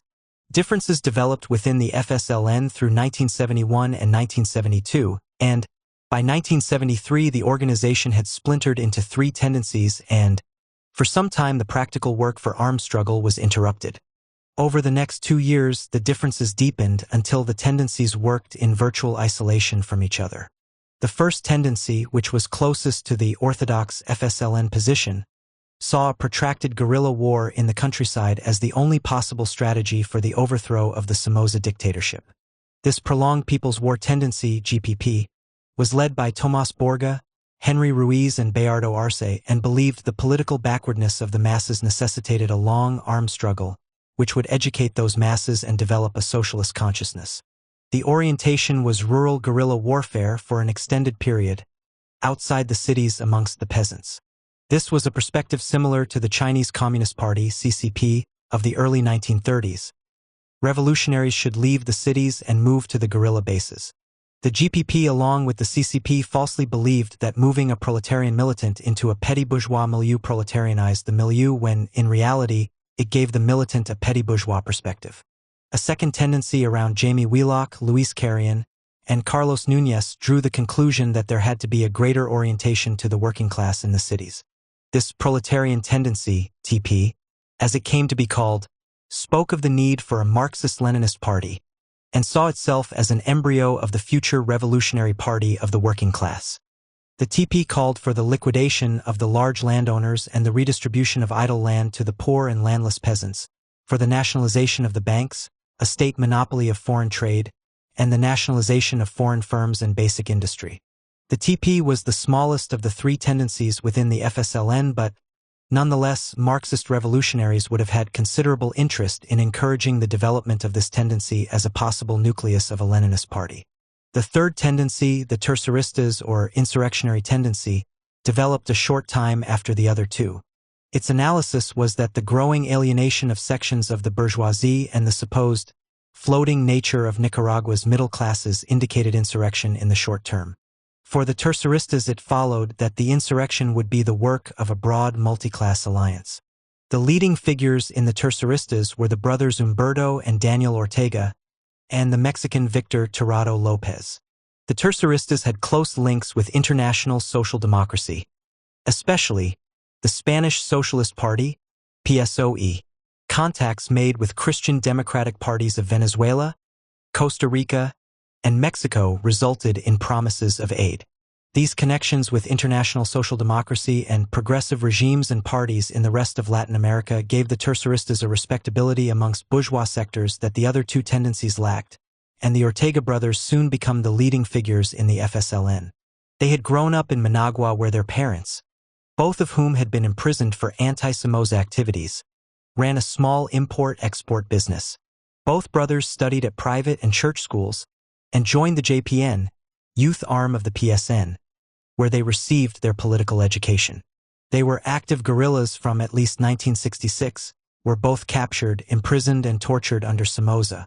Humberto was freed in 1970 in exchange for 4 kidnapped United Fruit Company officials, and Daniel was freed by an FSLN commando group in 1974 after 7 years in jail. Prior to the revolutionary upsurge, the divisions between the tendencies were acrimonious, the one tendency expelling members of another from the FSLN. The tendencies operated virtually independent of each other. The terceristas were the most active guerrillas, though the GPP was also active in ambushing National Guard units. The TP was the only one of the three that never fielded its own guerrilla units and was criticized by Fonseca for that. Both the GPP and the TP were active in the student milieu, each with its own groups of students, though the GPP had the formal leadership of the FER. This meant that the FER, despite the good response to its literacy campaigns and projects demanding neighborhood improvements, was held back by having as its major goal providing personnel for the guerrillas. Latin America at this time experienced an upsurge in humanitarian socialism, expressed most widely as liberation theology. The call was for an improvement of the lives of workers and campesinos by placing legal restraints on unacceptable behavior by individual capitalists. But the capitalist system would not be challenged. In January 1969, the Catholic bishops in Nicaragua held a pastoral conference which dared to criticize the Somoza government by calling for the democratization of the regime. By the early 1970s, Catholic priests had well-established grassroots Christian-based communities in poor neighborhoods, using the Bible to question and criticize the Somoza regime's repression, lack of democracy, and the country's backward economic and social situation. This movement led protests against higher bus fares, increases in food prices, etc. Many paid for their commitment with jail and torture. The FSLN reached out to the leading Christian radicals and recruited as many as it could. This was reflected in the historic program of the FSLN, which included the statement that it would support the work of priests and other religious figures that defend working people. There were so many active Christian members of the FSLN that they were referred to as the Revolutionary Christian Current or the Revolutionary Christian Wing. While they did not coalesce into an actual tendency, they did vote as a bloc on occasions. For example, 5 of the 12 FSLN delegates on the Constitutional Commission combined to insert into the preamble of the Constitution, 2. Those Christians who, inspired by their belief in God, have joined and committed themselves to the struggle for the liberation of the oppressed.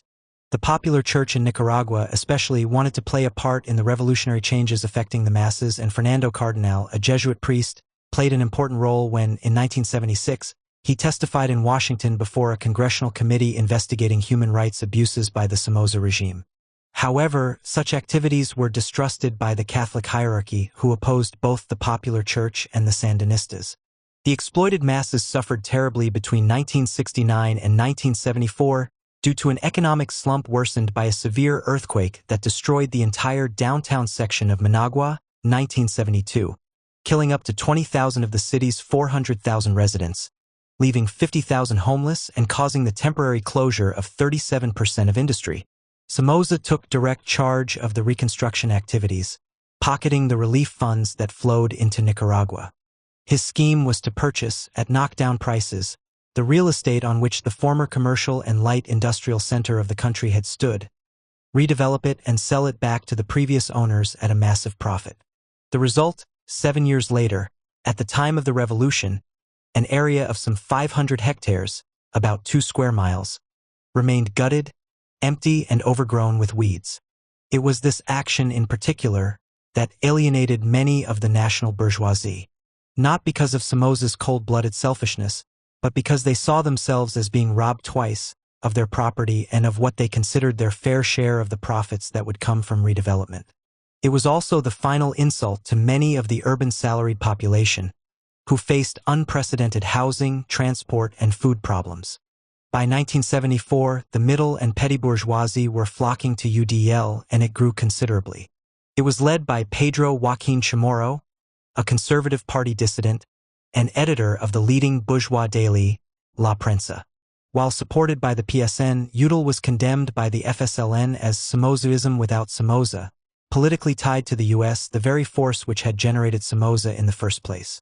The massive corruption and incompetence revealed by the earthquake had a radicalizing effect on the masses, deepening the socio-political crisis and further radicalizing many Christian activists working in poor barrios.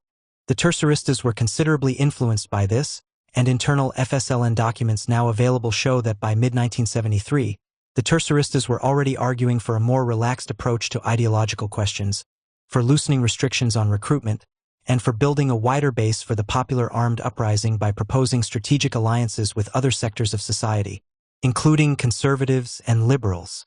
As the economic and political crisis developed in the late 1970s, the terceristas grew rapidly and soon overtook the other two tendencies numerically. Because the FSLN saw itself as an armed revolutionary army, not a political party, it found it quite acceptable to recruit very diverse sectors of national life. Wheelock, as part of his Harnecker interview, explained in IP November 28, 1983, that the FSLN, that is the terceristas, incorporated in an organized way young people who had come together around a Christian movement that was active at a student and neighborhood level and included a few progressive priests to link up with as combatants. It was the PSN, not the Sandinistas, that led the industrial struggles which followed the 1972 earthquake, and in 1973 did what many had believed impossible, led 3,000 construction workers in a victorious strike over Social Security registration and unpaid wages. Despite having severe internal differences, the FSLN still managed to launch spectacular actions, epitomized in December 24, 1974, when a tercerista team of 10 men and 3 women seized the house of an associate of Somoza and held partygoers hostage until 18 political prisoners were released, $1 million paid as ransom, and a lengthy FSLN communiqué published. This action was followed by Somoza declaring a state of siege, with massive military repression against the Sandinistas and other oppositionists. As many as 3,000 people, mostly peasants, were murdered during the 3 years of the emergency. Nevertheless, the FSLN took hold of the mass consciousness as the only real alternative to Somoza. Fonseca had returned to Nicaragua from Cuba to unite the three tendencies. Betrayed, he was ambushed in the mountains of Zinica by the National Guard and wounded. He was shot dead the following day, November 8, 1976, at the age of 40. The military initiative was now firmly in the hands of the terceristas, whose actions were much bolder than the other two tendencies and whose numbers were relatively much larger, though objectively still very small. Displaced and unemployed peasants continued to leave the land for the cities. By 1977, the agrarian population had fallen to 44% of the total, light industry was expanding and workers numbered nearly 20% of the total population, estimated at over 60,000 industrial workers by the Economic Commission for Latin America and the Caribbean, 1979. In 1977, the building workers, the most militant sector, went on strike at the same time as the tercerista tendency staged a guerrilla offensive in the countryside and in some smaller towns in the provinces on the border with Costa Rica. These developments occurred virtually simultaneously, but they were uncoordinated because the FSLN had no established roots amongst the workers and because any such joint action would have been opposed by the PSN. In an interview with Marta Harnecker, in Granma, January 27, 1980, Humberto Ortega described how, by 1977, most of the FSLN's leaders had been killed during the emergency, and the remaining guerrillas launched a limited offensive to make their presence felt and demonstrate their continuing existence. Estimates put the strength of the FSLN at no more than 200 active members at that time. Increasingly, the regime was called into question by all sectors of Nicaraguan society, from sections of big business, which saw Somoza as a threat to their economic well-being, through layers of the middle and small bourgeoisie, many of whose children had been targets for National Guard brutality, to the campesinos, semi-proletarians, and proletarians. The terceristas now approached 12 well-known and respected Nicaraguans comprising industrialists, businessmen, priests, lawyers, and academics. These would be known as the 12, Los Doce. This was an attempt to form a bridge to establish a popular front with important sections of the bourgeoisie on what the terceristas were convinced was the eve of the insurrection. The question remains as to whether it was correct to form a multi-class alliance in the struggle against the brutal Somoza dictatorship. When sections of the bourgeois and petty bourgeois take concrete actions against an imperialist-backed regime, communists and socialists should participate. This would be correct even if some of the parties or mass formations are under openly bourgeois leadership. The litmus test is the willingness to fight. Such a united front is not a new concept.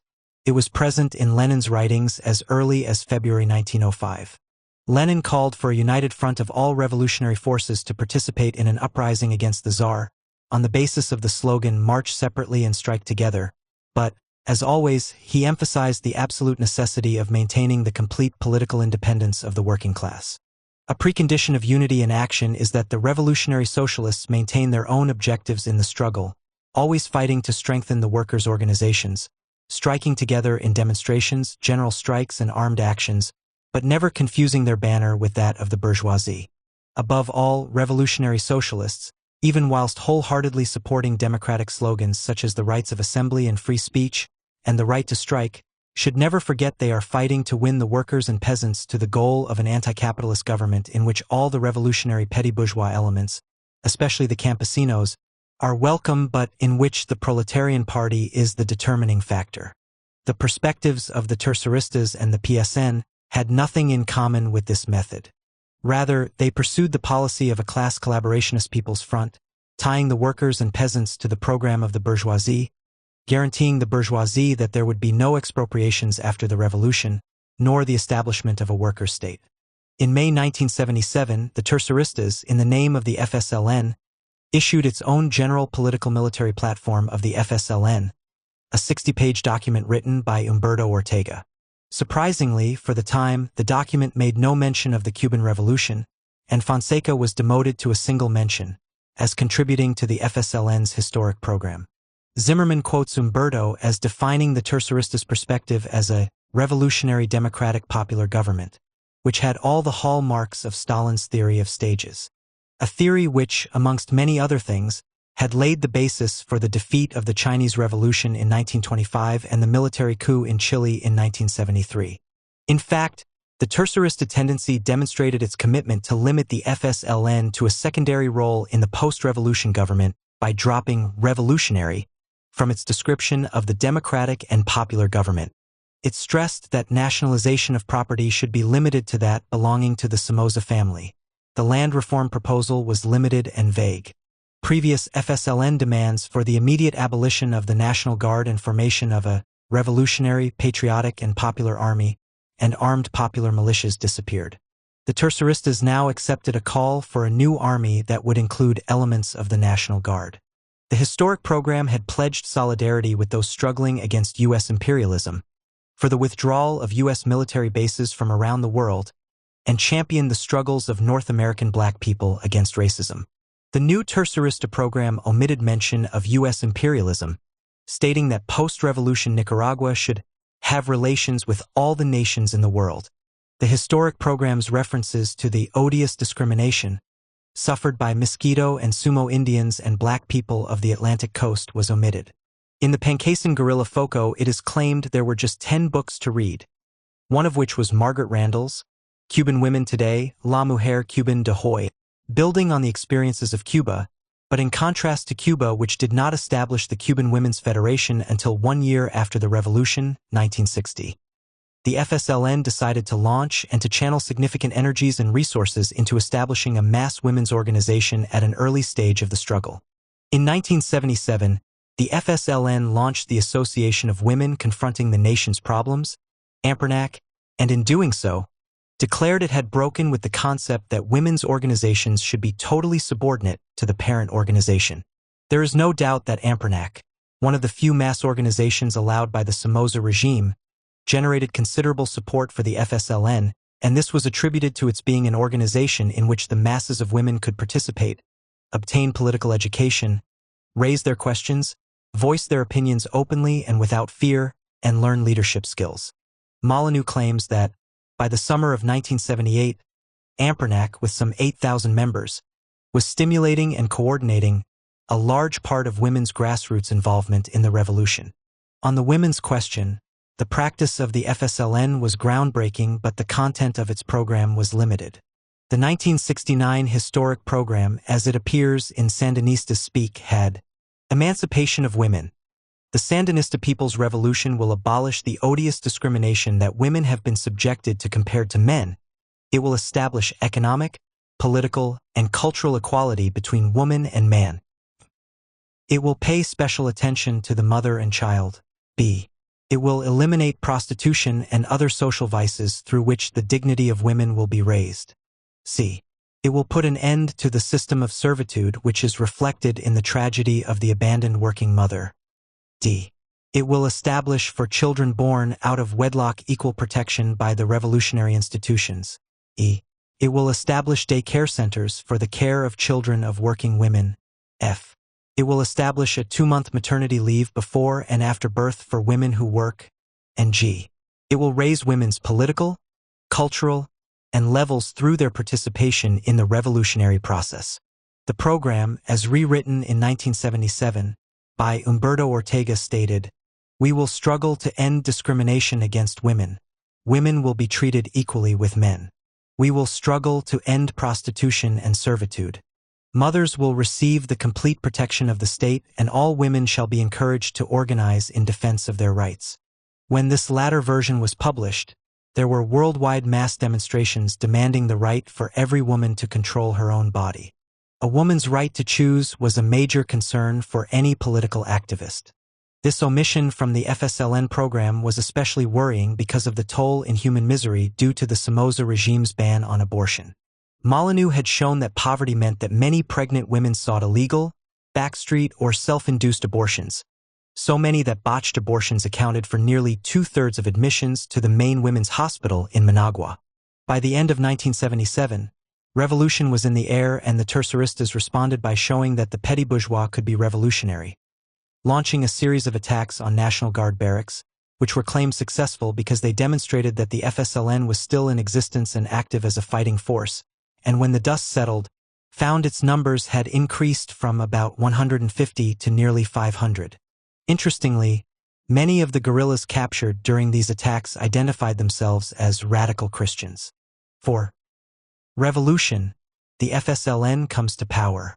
Pedro Joaquin Chamorro, the well-known editor of La Prensa and popular journalist, had gained the respect and sympathy of broad sectors of the population and had become the major spokesperson of the national bourgeoisie opposed to the Somoza family.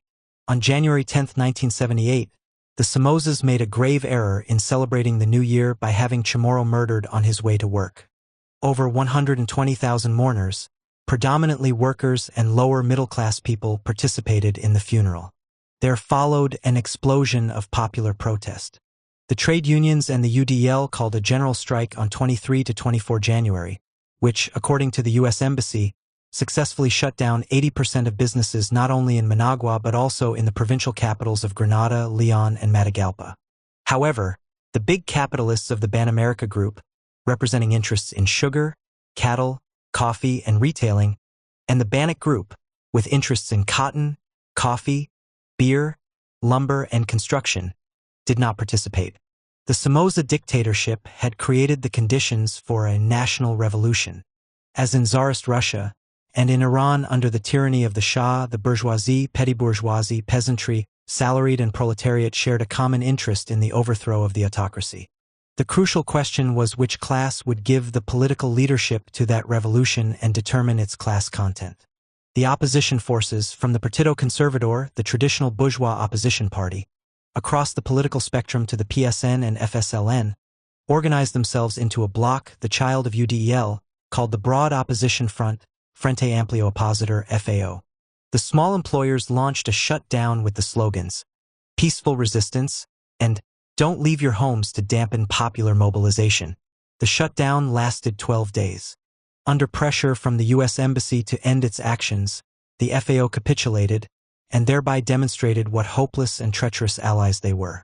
In a country like Nicaragua, with a weak bourgeoisie closely tied to the apron strings of imperialism, any popular front deals could only be episodic and partial. Events in Nicaragua fully confirmed the Trotskyist perspective that the national bourgeoisie in semi-colonial countries will never carry the democratic and anti-imperialist struggle to completion because the independent mobilization of the workers and peasants threatens their material interests, especially their profitable links with U.S. imperialism. Many of Somoza's businesses and factories were burned to the ground. The first to be torched was Somoza's plasma business, known to the Managuans as the House of Dracula. This was where blood was taken from Managuan drunks and down-and-outs brought there by the guard. The blood was then sold on the international market. But Somoza felt reassured. Major sectors of the bourgeoisie were not supporting the action, and he believed he could ride out the storm. On February 26, 1978, in Manimbo, a community on the outskirts of Masaya, the country's fourth largest city, a protest march against the murder of Chamorro was brutally dispersed by the guards. Manimbo exploded with rage, releasing decades of pent-up bitterness. The inhabitants held off the National Guard for a week, rocks against bullets, handguns against tanks. The fighting continued until some 200 people were dead and the guards triumphant. Members of the Tercerista tendency arrived soon after and awarded the Manimbo leaders the status of FSLN militants, with rank of military commanders in the guerrilla organization. In this way, they were recruited to the FSLN. During the rest of 1978 and increasingly in the early months of 1979, growing numbers of popular urban insurrections against the Somoza regime occurred. Sometimes they were spontaneous, as in Manimbo, sometimes they were part of a planned offensive by the FSLN. It was during the spring of 1978 that the FSLN began organizing coffee and cotton workers into Nicaragua's first rural trade union, the Association of Agricultural Workers, Asociación de Trabajadores del Campo, ATC. Because of the nature of the FSLN as a guerrilla organization, its work within the ATC was, at first sporadic and often ill-sustained, waxing and waning as the guerrilla struggle required. On August 22, 1978, the FSLN staged the most daring and spectacular guerrilla action in Latin American history.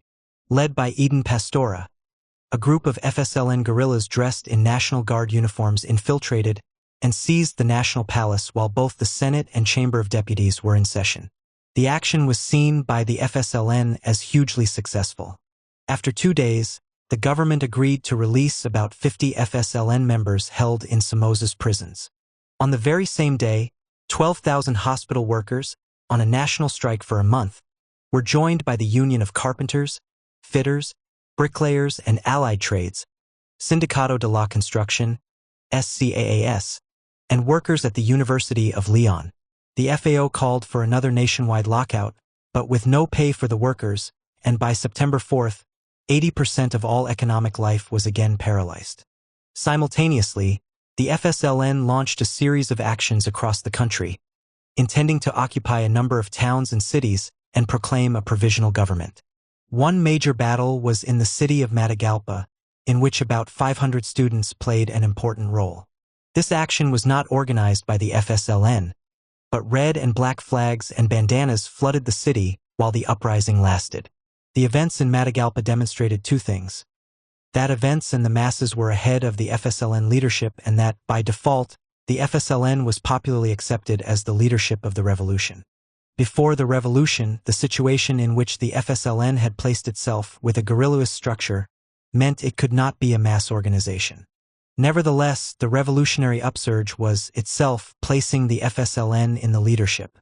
In every student demonstration, in every strike, in every confrontation, even where the FSLN was entirely absent, the masses were raising the Sandinista flag and the dead were being buried wrapped in Sandinista colors. Cabezas claims three factors played a major role in this popularity.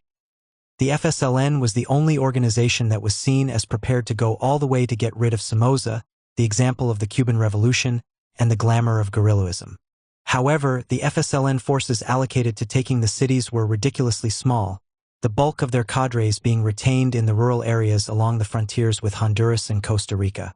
FSLN commandos reportedly occupied Masaya, Leon, Jinatip, Diriamba, and Esteli, but soon retreated before National Guard and Army units supported by air attacks. Esteli was the last to be retaken and was made an example of. Only torrential rains saved Esteli being razed to the ground by a blizzard of phosphorus bombs. This fierce repression, including attacks on the middle classes, led to the complete and total political isolation of the Somoza regime.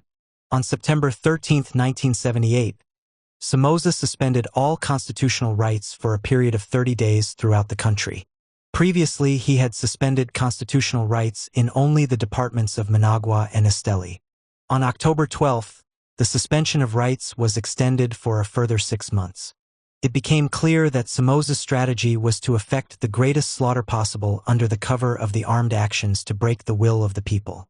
Thousands of homes were destroyed, the harvesting of cotton and coffee crops seriously disrupted, and over 5,000 people killed, with 10 times that number injured or wounded. During these operations, Somoza took pains to ensure all army officers, even those in nominally administrative positions, bloodied their hands, so that a coalition between officers with clean hands and the FAO was not possible. It became clear that, while the actions of the FSLN were widely welcomed by the local populations, at least initially, there was an almost complete lack of organized support. A serious weakness of the armed offensive was that it was made according to the FSLN's timetable and not by the level of activity of the masses. The activities of the FSLN commandos, mainly collecting arms and ambushing National Guardsmen, left little room for the locals to participate. Such an approach revealed a serious lack of appreciation or historical knowledge of the ways in which masses mobilized to overthrow oppressive regimes. In Cuba, it was quite clear that there was a general uprising against Batista. This was not yet the situation in Nicaragua. The actions of the FSLN were separate from, and to a certain extent, counterproductive for the mass movement. The result of the September actions was that Somoza's reign of terror was imposed with increased ferocity. The violence was terrible, disappearances and murders were widespread, carried out by paramilitary gangs acting with total impunity. The National Guard was given a free hand and killed indiscriminately. After the September events, a sharp downturn in mass struggles occurred, but it was only 3 months before the workers dared to come out on the streets in a demonstration. Internationally, the atrocities being committed by the National Guard had become an embarrassment to President Carter and the U.S. administration. In November, the Organization of American States published a report charging the National Guard with many gross violations of human rights. The United Nations passed a resolution condemning the actions of the Somoza regime. At this moment, the PSN and Nicaraguan Communist Party, PCN, a small breakaway from the PSN favoring armed struggle, and fellow travelers formed the United People's Movement MPU, and launched themselves as a working-class organization independent of the bourgeoisie, calling for the establishment of workers' defense committees and civil defense committees. However, in early December 1978, the MPU revealed its Stalinist nature when it called for a government of democratic unity of all anti-Somoza forces, with a political platform determined by the national bourgeoisie. The surge in revolutionary actions had its effect on the FSLN. In circumstances where the movement is going forward, it is usual for differences between tendencies and factions to be reined in, and this is what happened in the FSLN. With the help of Cuban intermediaries, the three tendencies reunified at the end of 1978, with a 9-member national directorate, with 3 representatives from each of the 3 tendencies. It is claimed that Castro himself was party to the discussions and pushed strongly for unification. In January 1979, representatives of the 3 tendencies of the FSLN visited Cuba. The visit was not made public, and all those who traveled did so with false identity papers. Fidel Castro, the only person with sufficient authority to do so, explained that Cuban help was conditional on a reunited FSLN. Fidel Castro made unification of the tendencies a condition of his help. Castro told the FLSN leaders to stop messing around, to unite because otherwise they would be destroyed. At the organizational level, Castro's action was entirely correct, but at the political level he advised a class collaborationist perspective, for a mixed economy that would encourage private industrialists and capitalist farmers, for a bourgeois democratic regime. These views would be publicly expressed in 2 speeches, both made on the anniversary of the 1953 attack on the Moncada barracks. The first was only days after the victory of the Sandinistas, the second, a year later on July 27, 1980.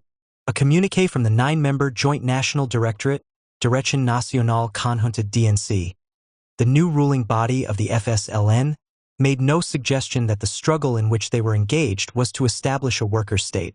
It has been suggested that the FSLN was being duplicitous, that it had a secret policy document, the 72-hour document, in which it defined itself as a Marxist-Leninist party committed to the dictatorship of the proletariat. In Labat's book, the phrase dictatorship of the proletariat was placed within single quotation marks, suggesting it to be a quote when, in fact, the phrase does not occur in the document. There was nothing in the 72-hour document that contradicted the public statements of the FSLN. The terceristas had been responsible for initiating the discussions with bourgeois parties and for the August/September offensive. Despite the serious political and military errors that had been made, the GPP came out in support of the terceristas, as did the TP after a short delay. The TP, the most left-leaning of the 3 tendencies, in complete opposition to everything Lenin wrote, stated, emphasis added. For us, the Somoza dictatorship was and still is the main obstacle. For this reason we have appealed for the unity not only of the democratic and progressive forces, but of the people as a whole without excluding the bourgeoisie itself. The proletariat is never sectarian, and always seeks the general interest of the nation, without having separate intentions of its own or putting its own interests first. By the end of 1978 there appeared to be no fundamental differences within the FSLN. Unification of the 3 tendencies had been on the acceptable basis that unity with elements of the national bourgeoisie was a means of getting rid of the Somoza dictatorship, but also on the totally unreal expectation that national independence could be obtained with a bourgeois democratic state. 1978 had seen a general upsurge of protests across the country. Student demonstrations, workers on strike, rallies, factory closures, spontaneous urban uprisings, and even condemnatory sermons from the pulpits. The anti-Somoza bourgeoisie, together with the Roman Catholic Church, recognized the highly explosive state of the class struggle in Nicaragua. Seeking to avert the threat of a revolution by the workers and peasants, these elements turned for support to the Carter administration in the US and European social democracy. They hoped to establish a bourgeois democracy which would limit or eliminate Somoza's power before there was a revolution, leaving them free to develop the exploitation of the workers and peasants for their own profit. The Nicaraguan national bourgeoisie desperately pressed the U.S. to insist Somoza resign and prevent the Marxist FSLN seizing power at the head of a popular rebellion. Their hopes had been raised by President Jimmy Carter and his human rights policy. The U.S. ruling class was, however, far from willing to dump its trusted stooge, though arms supplies were suspended, because they could quickly be replaced by supplies from Israel and Argentina, and Somoza was urged to reach a deal with the bourgeois opposition. Unfortunately for U.S. policy, Somoza was intransigent, having no intention of allowing democratic elections, and refusing to resign, believing that sheer repression would crush the opposition. But by the end of 1978, many Nicaraguan businessmen and the international banks were reassessing the security of their investments. Capital to the value of $220 million flew abroad, while investment dropped like a stone. military expenditure rose sharply, the balance of payments deficit rocketed, and with it came inflation. The GNP fell sharply, by about 25%. Real wages decreased by as much as 10%, while unemployment rose. Employers responded by requiring those still employed do the work of those they had just sacked. 4.1 The fall of Somoza.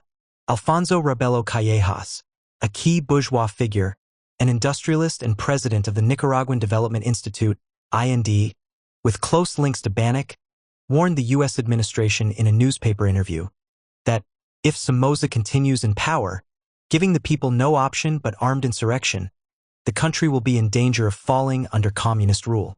In March, Rebelo would establish the Nicaraguan Democratic Movement, Movimiento Democrático Nicaragüense, MDN, and soon after would be a major figure in the FSLN's Government of National Reconstruction. The Somoza dictatorship in Nicaragua was now so brutal and inefficient that, by the start of 1979, the U.S. administration understood his remaining in power would spark a revolution. President Carter moved to replace the Somoza family with a bourgeois regime with a broader base.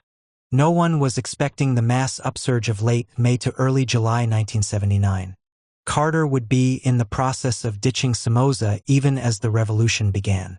On February 1, 1979, on the initiative of the Tercerista Tendency, the FSLN established the National Patriotic Front, Frente Patriótico Nacional, FPN, in partnership with the Group of 12, the Independent Liberal Party, Partido Liberal Independiente, PLI, the Popular Social Christian Party, Partido Popular Social Cristiano, PPSC, the Maoist Workers' Front, Frente Obrero, FO, and the MPU. The FPN had a multi-class appeal, including political support from elements of the FAO and the private sector. For the FSLN, this approach was a natural consequence of its perspective that, in the national struggle, the contradiction between the people and Somoza was primary, and class contradictions within the people were secondary. The three tendencies were now working together with formal unification in March 1979. Soon after, heavy fighting broke out throughout the country. By then, the FSLN was better equipped with weapons flowing in from Venezuela, Panama, and Cuba, mostly through Costa Rica. By this time, women within the FSLN were officially participating in all aspects of combat and civilian life equally with men. They were obliged to carry the same 20-kilogram backpacks as men, and men, likewise, were required to engage in traditional female tasks such as food preparation. Men heavily outnumbered women in leadership positions within the FSLN, but a feature was made of women-only battalions which marched in rallies organized by the FSLN, such as the one held in 1979 in the town of Carrizo, where walls were adorned with the slogan, "No revolution without women's emancipation, no emancipation without revolution." Being equal within the ranks of the organization was extremely important to the morale of the women of the FSLN. Women here participated in the revolution not at the level of the kitchen but at the level of combatant and at the level of political leadership. In fact, women acquired a tremendous moral authority. It would be difficult for any woman combatant to allow some man to raise his hand to hit her, to mistreat her, because there is an authority to her, a moral authority that is reflected even in intimate relations. The conception of the relationship has changed. At the end of May 1979, as the 15,000-strong National Guard began to crumble and lose control of many areas of the country in the face of spontaneous mass actions, the FSLN decided to launch a final offensive. On June 4th, the FSLN, as part of its insurrectionary strategy and to show its strength, called a general strike which was massively supported by both workers and peasants. By June 8th, as many as 25 towns and villages in the northwest of the country were fully under Sandinista control. FSLN leaders Daniel Ortega, Jamie Wheelock, and Tomas Borga called for a general mobilization and for a final offensive. The masses in Managua and the main cities had been self-mobilizing since May, so the FSLN guerrilla columns often arrived after the main fighting was over. It was the speed with which the workers' mobilizations took place, the sudden and abrupt increase in the number of ordinary citizens who began to participate actively, independently and effectively in political life, as Lenin had put it, that showed Nicaragua was experiencing a real revolution. On June 9th, Fierce battles broke out in the working-class districts of Managua as part of the general strike. Attacks were made on the National Guard HQ, the very heart of Somoza's regime. Barricades were built with whatever materials were available. Thousands of people demonstrated in their own areas, with the middle-class districts joining in. The National Guard patrols remained active on the streets, but their morale was cracking and guards soon began to desert in their hundreds, if not thousands. Local barracks fell to the demonstrators who proceeded to arm themselves as local militias under the control of local civil defense committees, CDCs, which arose spontaneously on a block-by-block basis, becoming the basic unit of self-organization of the rank and file of the urban masses. Despite their membership being overwhelmingly the young and very young, they assumed such vital tasks as defense against National Guard patrols, provision of first aid, and soon many took over city administrative tasks such as food distribution. In the early days of the revolution, the militias and the CDCs were hardly separable, both in terms of personnel and in tasks undertaken. CDC militias dispensed justice to Somoza's National Guard and kept public order. At this moment, the CDCs were the armed bodies of men and women who held state power. On June 17, 1979, the FSLN agreed to the formation of a 5-person junta of the Nicaraguan Government of National Reconstruction, a provisional government in exile. The 5 members met in Costa Rica: Daniel Ortega for the FSLN Directorate, Moises Hassan of the FPN, and Sergio Ramirez Mercado of the 12, both members of the FSLN. The 2 business representatives were Violeta Barrios de Chamorro, the widow of La Prensa's editor, and Alfonso Rebelo Callejas. This body reached an agreement known as the Punta Arenas Pact, which called for the establishment of a mixed economy, political pluralism, and a non-aligned foreign policy. Free elections were to be held at a later date. The proposed junta and the Punta Arenas Pact were endorsed by the FAO and the Superior Council of Private Enterprise, COSEP, the largest employers grouping. On June 22, 1979, the junta agreed that the Constituent Assembly, which had been part of the FSLN's program, should be dropped in favor of a non-elected consultative Council of State which would represent all political, economic, and social forces who contributed to the overthrow of the Somoza dictatorship and would share legislative powers with the junta. The 33 appointees to the council were to be divided amongst about 20 organizations, on the understanding that the bourgeois elements would have a clear majority. The junta agreed to incorporate patriotic elements of the National Guard into a new non-partisan army. The program guaranteed the rights of private property, apart from that belonging to Somoza, which was to be nationalized. The council could approve laws submitted to it by the junta or initiate its own legislation. However, it would require a 2/3 majority for the council to veto junta-initiated legislation. A separate Supreme Court was appointed by the junta and approved by the council. The combination of junta and Council of State, with the undertaking to preserve capitalism in the form of a mixed economy, to preserve elements of the National Guard as the basis for a new army, and with the masses effectively excluded, was undoubtedly a Stalin-style popular front. But this was all decided in the unreal, secluded atmosphere of the Costa Rican capital, begging the question of which direction the FSLN would travel when the masses intervened. The New York Times explained that a 17-person advisory group, composed overwhelmingly of bourgeois figures, had been established to guide the proposed government's economic thinking. Figures such as Arturo Cruz, a former economist with the Inter-American Development Bank in Washington, was appointed president of the central bank. Roberto Mayorga, ex-secretary of the U.S.-inspired Central American Common Market, was appointed Minister of Economic Planning. Joaquin Cuadra Chamorro, with his close connections with Ban America, was in charge of finance, and the Minister of Defense was Bernardino Larios, an ex-colonel in the National Guard who had deserted only in 1978. Only 4 ministries: agricultural reform, culture, interior, and social welfare were allocated to known FSLN members. The FAO, with such eminent persons as Miguel Obando y Bravo, Catholic Archbishop of Managua, met to endorse Carter's plan to remove Somoza from office, but their proposals included no governmental role for the FSLN, which was asked to surrender its weapons. Ortega had been prepared to be part of a coalition regime with a majority of bourgeois elements, even accepting the incorporation of National Guard units into the new army, but not prepared to be excluded and disarmed. The FSLN representatives walked out of the meeting and, before any further discussion, the revolutionary upsurge blew any agreement out of the water. Isolated, Somoza attempted to retain power through a series of bloody actions by the National Guard. But without U.S. support, his regime rapidly disintegrated and the mass killings of women and children triggered a national uprising centered on the towns, so that when the guerrilla forces arrived they found them already liberated by the urban populations. The USA desperately tried to salvage something from the wreckage, calling for the Organization of American States, OAS, to send a so-called peacekeeping force and prevent a Sandinista takeover.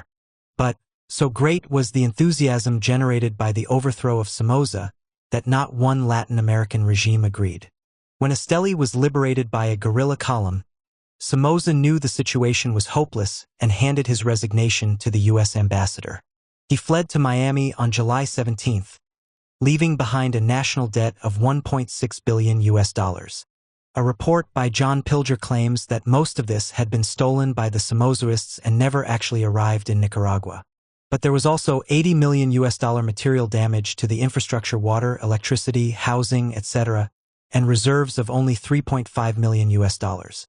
On July 13, the junta made a number of ceasefire proposals, including agreeing to the USA's last desperate attempt to retain some direct control in Nicaragua by the integration of healthy elements of the National Guard into any new army. On the same day, President Carter ordered 2 amphibious assault ships to assume positions off the Nicaraguan coast. But this was an empty threat.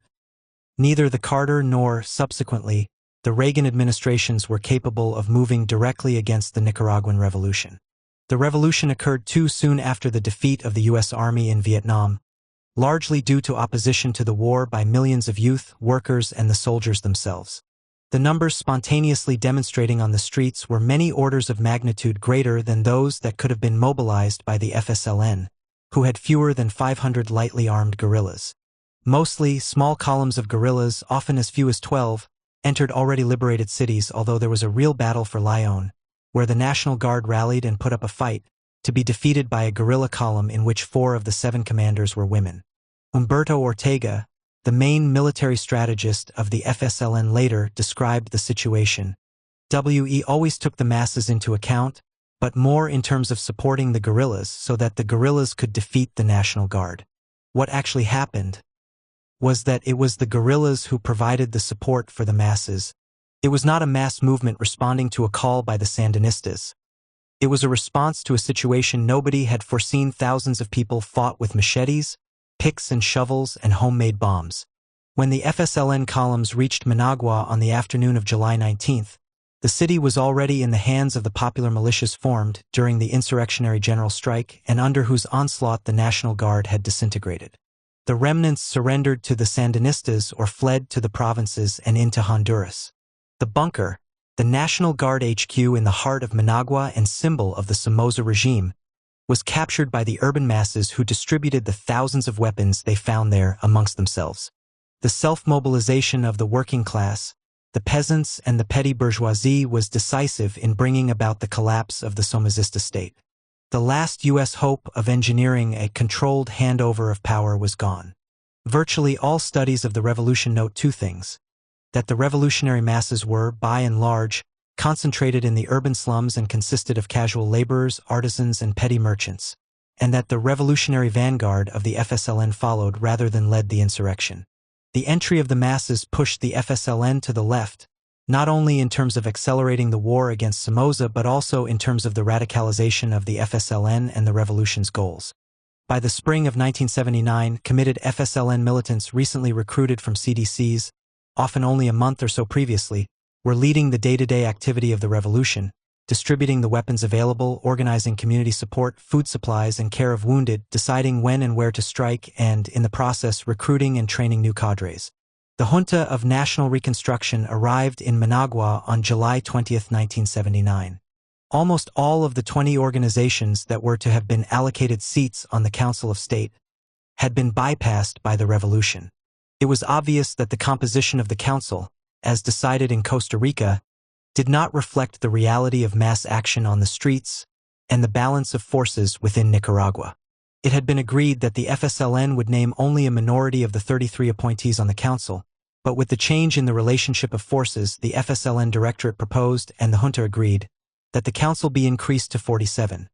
14 new organizations formed during and since the revolution needed representation, 8 organizations were dropped. The junta allocated 9 seats to the Sandinista Defense Committees, Comites de Defensa Sandinista, CDSs, 3 to the Sandinista Workers' Federation, and 2 to the Agricultural Workers Association. 2 seats were given to the National Union of Agriculturalists and Cattlemen, UNAG, and 1 seat each to the Sandinista Women's Organization, AMNLAE, the Teachers Union, the Health Workers Union, the Sandinista Youth Organization, and the Armed Forces, even though these were still in the process of formation. To give the FSLN a majority, 6 seats were allocated to the FSLN itself. 2 seats went to the CGTI, and 1 to the PCN-led Confederation of Trades Union Action and Unification, CAUS. The remaining seats were allocated to big business, right-wing political parties, and the 2 right-wing union federations. This action, together with the FSLN having control of the coercive instruments of the state apparatus, the Sandinista People's Army, Ejercito Popular Sandinista, EPS, and the new police force, was seen as an event similar to that in the Cuban Revolution when the bourgeois ministers began to quit the government. Opponents of the FSLN cried foul, viewing the addition of the new members as a power grab. A recurring theme in La Prensa from then on was for the immediate convocation of the council with its original composition, for the FSLN to respect the Punta Arenas Accords and behave democratically. This call was echoed by all bourgeois organizations. But the junta assumed power in a very different situation than had been originally envisaged. The effects of the Civil War in 1978 and 1979 were far more devastating for the country than the Cubans had faced. The National Guard had left the economy in ruins. The cities were in ruins. Many factories, stores, and shops were in ruins. Much of the housing in the poor districts had been razed. The first and immediate problem for the new regime was organizing the collection and distribution of food and water. The next would be to reactivate the economy. The Frente's influence among the young was overwhelming, and the Sandinista youth, JS-19, had the very important job of organizing those young people who had made up the bulk of the anti-Somoza fighting forces and tying them in a more permanent way to the FSLN. The U.S. administration was fearful that the Nicaraguan revolution would spread throughout Central America. The Nicaraguan masses had shown, above everything else, that when the workers and the poor peasants united in struggle, the might of U.S. imperialism could not stop them. The overthrow of Somoza had sparked sit-ins, strikes, land occupations, and marches in sympathy, especially in El Salvador, where the U.S. hurriedly organized a preventative coup against General Carlos Humberto Romero. U.S. policy flew in the face of reality. The revolution meant a rapid and substantial improvement in living conditions, an increase in employment, and many fewer people going hungry. Poor peasants and farm laborers, backed by militia, launched their own land reforms. Workers formed defense committees and took over and managed factories owned by those who had openly supported Somoza. Rationing improved nutritional standards and protected the value of workers' wages. 5. The Junta of National Reconstruction, July-December 1979. The Junta of National Reconstruction was a governing body comprised of the petty bourgeois FSLN in alliance with the bourgeoisie, whether the latter liked it or not. On August 22, 1979, the junta issued the Fundamental Statute, abolishing the Constitution, Presidency, and Congress. The junta would rule by unappealable decree under emergency powers. Policy came from the 9-member Directorate, the ruling body of the FSLN, transmitted by Daniel Ortega for the junta's discussion and approval. It was clear that the Directorate expected a degree of hostility, at least initially, from Nicaraguan capitalists, and the statute contained clear statements to the effect that the trade unions should be integral to the drawing up, operation, control, and assessment of production on both farm and factory. This was an important mechanism by which the FSLN hoped to overcome the arrogance, excessive centralism, and hierarchical methods of the Nicaraguan capitalists and their managers, and so increase production and modernize the Nicaraguan economy.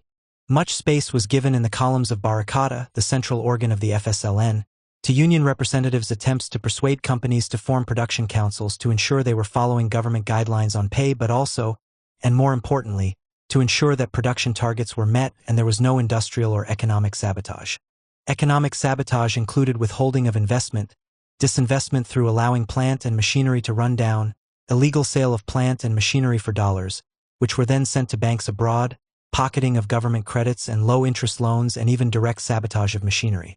The CGTI raised the question of how workers' representatives could be expected to detect economic sabotage without having direct access to all aspects of management and investment decisions. But the Ministry of Labor was entirely unsympathetic to such a common-sense approach.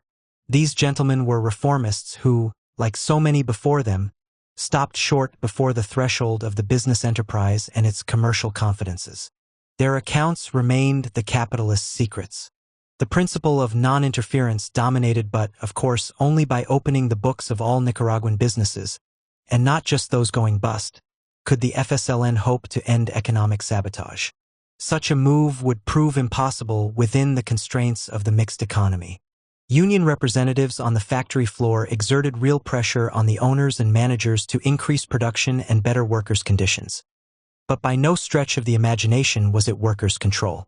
It soon became clear that the prime purpose of this style of workers' control was to establish greater labor discipline and increase production. The workers quickly found they had very little input to the process, apart from working harder and/or longer.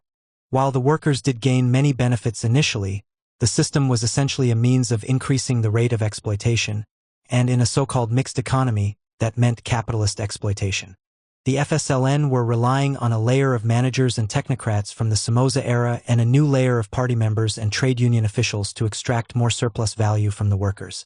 In a society where there is generalized want, no better way could be found for the generation of a bureaucracy separated from the masses of people. But the scheme was not effective even by its own goals. Economic sabotage, referred to as decapitalization, was too weighty a problem to be overcome by pressurizing individual workers to increase their output, because decapitalization meant that the workers had no machines and no raw materials to work with. Nor did the scheme have any means whereby the workers could inspect financial records such as invoices and delivery notes, so there was no way of checking where company funds or products were going, Miami bank accounts, or the black market. Such a mechanism was essential to combat the most common form of decapitalization, overbilling imports and underbilling exports, with the difference being paid into a Miami bank account. Nor was there any vehicle whereby the workers could take control of an enterprise if they found corruption and industrial sabotage. The FSLN version of workers' control had a fundamental flaw. It was geared to increase capitalist production and profit, not to rationally plan production for the needs of the Nicaraguan workers and peasants. The Christian Science Monitor estimated that between 1979 and 1988, nearly $2 billion was lost to Nicaragua through decapitalization. The new government inherited a country in ruins, with an estimated 2% of the population, 50,000, killed in the Civil War, 120,000 in exile in neighboring countries, 600,000 homeless and 40,000 orphans to be cared for. Food and fuel supplies were exhausted, yet the attitude of the vast majority of Nicaraguans toward the revolution was decidedly optimistic. Most Nicaraguans saw the Sandinista victory as an opportunity to create a system free of the political, social, and economic inequalities of the universally hated Somoza regime. The first phase was taking into public ownership, under the now famous decrees No. 3 and No. 38, of all rural properties owned by the Somoza family and its associates. A total of 1 million hectares, 2,000 farms, representing just less than 1/4 of Nicaragua's cultivable land. These were generally amongst the most modern farms, more accurately agro-industrial plantations, and so were usually retained intact, with the farm workers encouraged to organize as state farms, worked as profitable enterprises. Contrary to popular opinion, the FSLN did not have land to the tiller as a priority.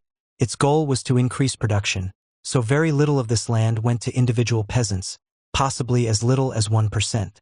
Generally, large agro-export farms not owned by the Somozas were not affected by the agrarian reform. Other interests of the Somoza family which were expropriated totaled 1/4 of all manufacturing. Prior to 1979, Nicaragua's banking system consisted of the Central Bank of Nicaragua and several domestic and foreign-owned commercial banks. The three national banks, Banco America, Banco Centroamerica, and Banco Nicaraguense, had been bankrupted by Somoza's economic policies, and were nationalized for the same reasons the UK government nationalized sections of the UK banking industry, to save it from the bankers. Barricada of July 26, 1979, boasted Somoza's debts to Israel and Argentina for weaponry were abrogated, but failed to make clear that the Nicaraguan state had assumed bank debts of over $200 million, repayment of which, with interest, would effectively bankrupt the country. In addition, shareholders were given very generous compensation to assure the private sector, both abroad and at home, that the FSLN were good guys, people you could trust and work with.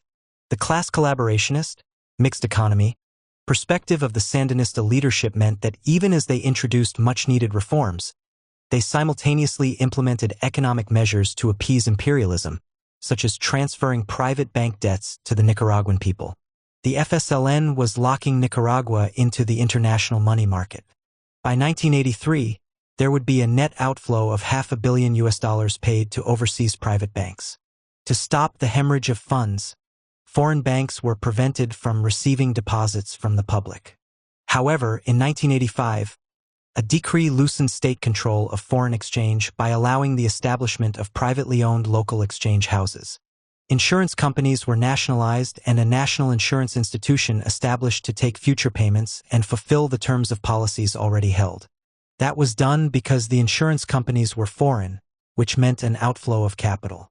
The new government nationalized all foreign trade in the principal agricultural products and established a state monopoly, greatly benefiting small and medium producers because the prices they had received previously were very much less than those on the international market. State monopoly of trade, a measure used in Russia, China, and Cuba as part of establishing a worker state would, however, in Nicaragua's mixed economy, become a means whereby the big landowners manipulated the government to extract fortunes. The largest denomination notes, 500 Canadian dollars, 500 cordobas, and 1,000 Canadian dollars were withdrawn from circulation to hit the pockets of those who had fled abroad, taking with them suitcases of banknotes. Estimates put the loss to Somoza supporters at nearly 200 million Canadian dollars, 20 million US dollars. On August 7, 1979, the junta announced that all land and property seized during the revolution that had not belonged to the Somoza family had been taken illegally and must be handed back to its owners. Land to the tiller was ended before it had properly begun. The FSLN was prepared to use the police to restore these lands to anti-Somoza bourgeois. National Guards who had fled to Honduras frightened peasants in the border regions with no title to the land they worked by saying that the FSLN was taking the peasants' land from them. This was the only time when the Contras made even the slightest headway amongst the peasants. These gains were soon reversed by changes in the land laws, and the slogan of the Sandinistas in the border zones did become "land to whoever works it." To alleviate the disappointment of the landless, the government enacted a series of popular measures. Laws were passed which forced landlords to rent underused or unused land at low rents, which benefited thousands of peasants and squatters. A new credit policy was introduced which greatly increased available loans to peasants and small farmers. For peasants, a moratorium was declared on debt interest repayments for bank loans. The judicial system was left largely unaffected. While numerous court officials were dismissed, the basic court structure remained, with many openly bourgeois figures in positions of authority. The Supreme Court's authority was re-established with FSLN approval, and the appointment of a number of bourgeois figures, including members of the Liberal Party and PPSC. A special agrarian tribunal was created to deal with land seizures and rural property, and, in several well-publicized cases, land seized from people other than the Somoza family was returned to its former owners. In December 1979, the Directorate decided to shuffle ministerial appointments to reflect the strength of the FSLN in the country. The junta placed all 9 Directorate members in charge of one or other ministry, including Humberto Ortega to Defense and Commander of the EPS, Henry Ruiz to Economic Planning. Others continued in their posts, e.g. Jamie Wheelock as Agrarian Reform Minister. This, together with the junta's decision the previous October to put off the convening of the Council of State in order to increase its membership to 47 and alter its composition, sparked off a period of struggle with COSEP, which would result in the resignations of Violeta Chamorro and Rebelo. This important consolidation of power in the hands of the FSLN was made under pressure of the masses and appeared to be a deepening of the revolutionary process. The establishment of an FSLN government gave a big impulse to the struggle of Nicaraguan women for equality and against oppression. The fundamental statute gave women legal equality with men, enacted stronger child support laws, gave women the right to own land and join cooperative farms, and required wages to be paid to the woman worker, not her husband. Attempts were made to implement these decisions, but the available resources were not always sufficient. For example, the statute required the provision of childcare facilities in larger factories and state farms. Borga, at the time, observed that it was easy to legislate that factories and farms should have daycare centers, but due to the cost of construction, equipment, maintenance, and staffing, few had actually been built. Divorce procedures were changed to the benefit of women, but there were delays. It was 1988 before restrictions such as a woman having to wait 300 days after a divorce before being allowed to remarry, or a woman convicted of adultery facing a 2-year jail sentence and never being allowed to remarry, were removed from the statute book. Marx explained that, even though a petty bourgeois party was a contradictory phenomenon, it could still be revolutionary, but the contradictory nature of its goals, to harmonize the interests of capital and labor, meant that it is pulled in opposite directions. Any resulting regime is highly contradictory in character, and its course of action will depend on the character of the leadership and the degree of involvement of the masses. Many welcome and progressive reforms were implemented after the seizure of power, but the tragedy of Nicaragua was the inability of the FSLN leadership to break decisively with its political roots, take the revolution forward and overthrow capitalism. All the efforts, courage, and sacrifices of the Nicaraguan masses would not be enough to overcome this missing subjective element. 5.1 The role of Moscow and Havana. Leading figures on the left were enthusiastic about the Nicaraguan Revolution, drawing parallels between what was happening in Nicaragua with what had happened in Cuba 20 years previously. Both revolutions were correctly described as beginning under the leadership of a radical petty bourgeois current, the J26 and the FSLN. Both were distinguished by having ejected a military dictatorship by revolutionary means and having carried that struggle through to the end. In the process, the armed forces and the police had been smashed and replaced by a people's militia. The Stalinist bureaucracy, itself in the last stages of decay and soon to collapse, made no effort to encourage a radical program in Nicaragua, not only because it did not want problems with U.S. imperialism, but also because it feared a successful revolution in any part of the world would open the question of workers' democracy in the USSR and threaten its position and privileges. The Moscow bureaucracy had, in reality, detested the Cuba Revolution, and it was 2 years after Castro's coming to power that it had been forced to accept the eradication of capitalism in Cuba as an accomplished fact. With Nicaragua, Moscow did its best to curtail the revolution and prevent its extension to the rest of the continent. In a dialectical irony, as the Soviet bureaucracy collapsed, the Stalinist theory of revolution by stages was being played out by the FSLN. Stalinism had taught that only the fight for democracy was on the agenda in colonial and semi-colonial countries. The national liberation struggle had to be carried through to completion by the workers and peasants in alliance with the progressive elements of the national bourgeoisie. However, to maintain the alliance, the oppressed layers had to curb their demands so as not to alienate the capitalists and landlords. The Cubans needed allies in Latin America and had themselves only recently overthrown capitalism, but simultaneously, they saw the aid they received from the Soviet Union as their lifeline. This latter consideration, combined with the realization that they had failed to export guerrilla warfare to the rest of Latin America, would dominate their advice to the FSLN. The initial aim of the Castro leadership had been to preserve capitalism, but this goal rapidly evaporated under the pressure of events. Cuba had carried out a sweeping and thoroughgoing agricultural reform, dividing the land between the peasants and cooperatives, expropriating foreign holdings and establishing a monopoly of foreign trade. On May 17, 1959, the Cuban government enacted the Agrarian Reform Law, which gave over 200,000 Cuban families their own land for the first time in their lives. Any holdings over 400 hectares, 1,000 acres, were expropriated by the government and, crucially, foreign ownership of land was prohibited, incurring the undying hatred of the U.S. sugar and fruit plantation owners, who had owned 3/4 of Cuba's most fertile land. For the Cuban leaders, their priority was the needs of poor Cubans, not rich Americans, to stand by the promises they had made and not bow to reality. They chose to carry through the tasks of the bourgeois democratic revolution, which in the 20th century meant facing up to imperialism and its allies within Cuba. The Cuban leaders were truly committed to ending the social injustices inherent in imperialist domination and had faced each new challenge by taking the revolution forward. They broke with the program on which they had taken power and, in confrontation with U.S. imperialism, took steps which left them with one foot in socialism. This did not happen with the revolutionary leaders in Nicaragua and, as a consequence, the masses in Nicaragua, despite important gains, have been thrown back into misery. Marxists should, of course, go by the facts. Unfortunately, all too often the events in Nicaragua were analyzed not as they applied to Nicaragua but presented as parallels to Cuba. Well-known figures overstated the seizure of the Somoza holdings, gave too much importance to the resignations of, for example, Violeta Chamorro and Alfonso Rebelo from the junta, and presented the perspective as the Cuban road is undoubtedly taking shape. Others, such as the SWP USA, were so enamored of the FSLN that they accepted the mixed economy perspective as the correct path for Nicaragua and ditched Trotsky's theory of permanent revolution as no longer valid.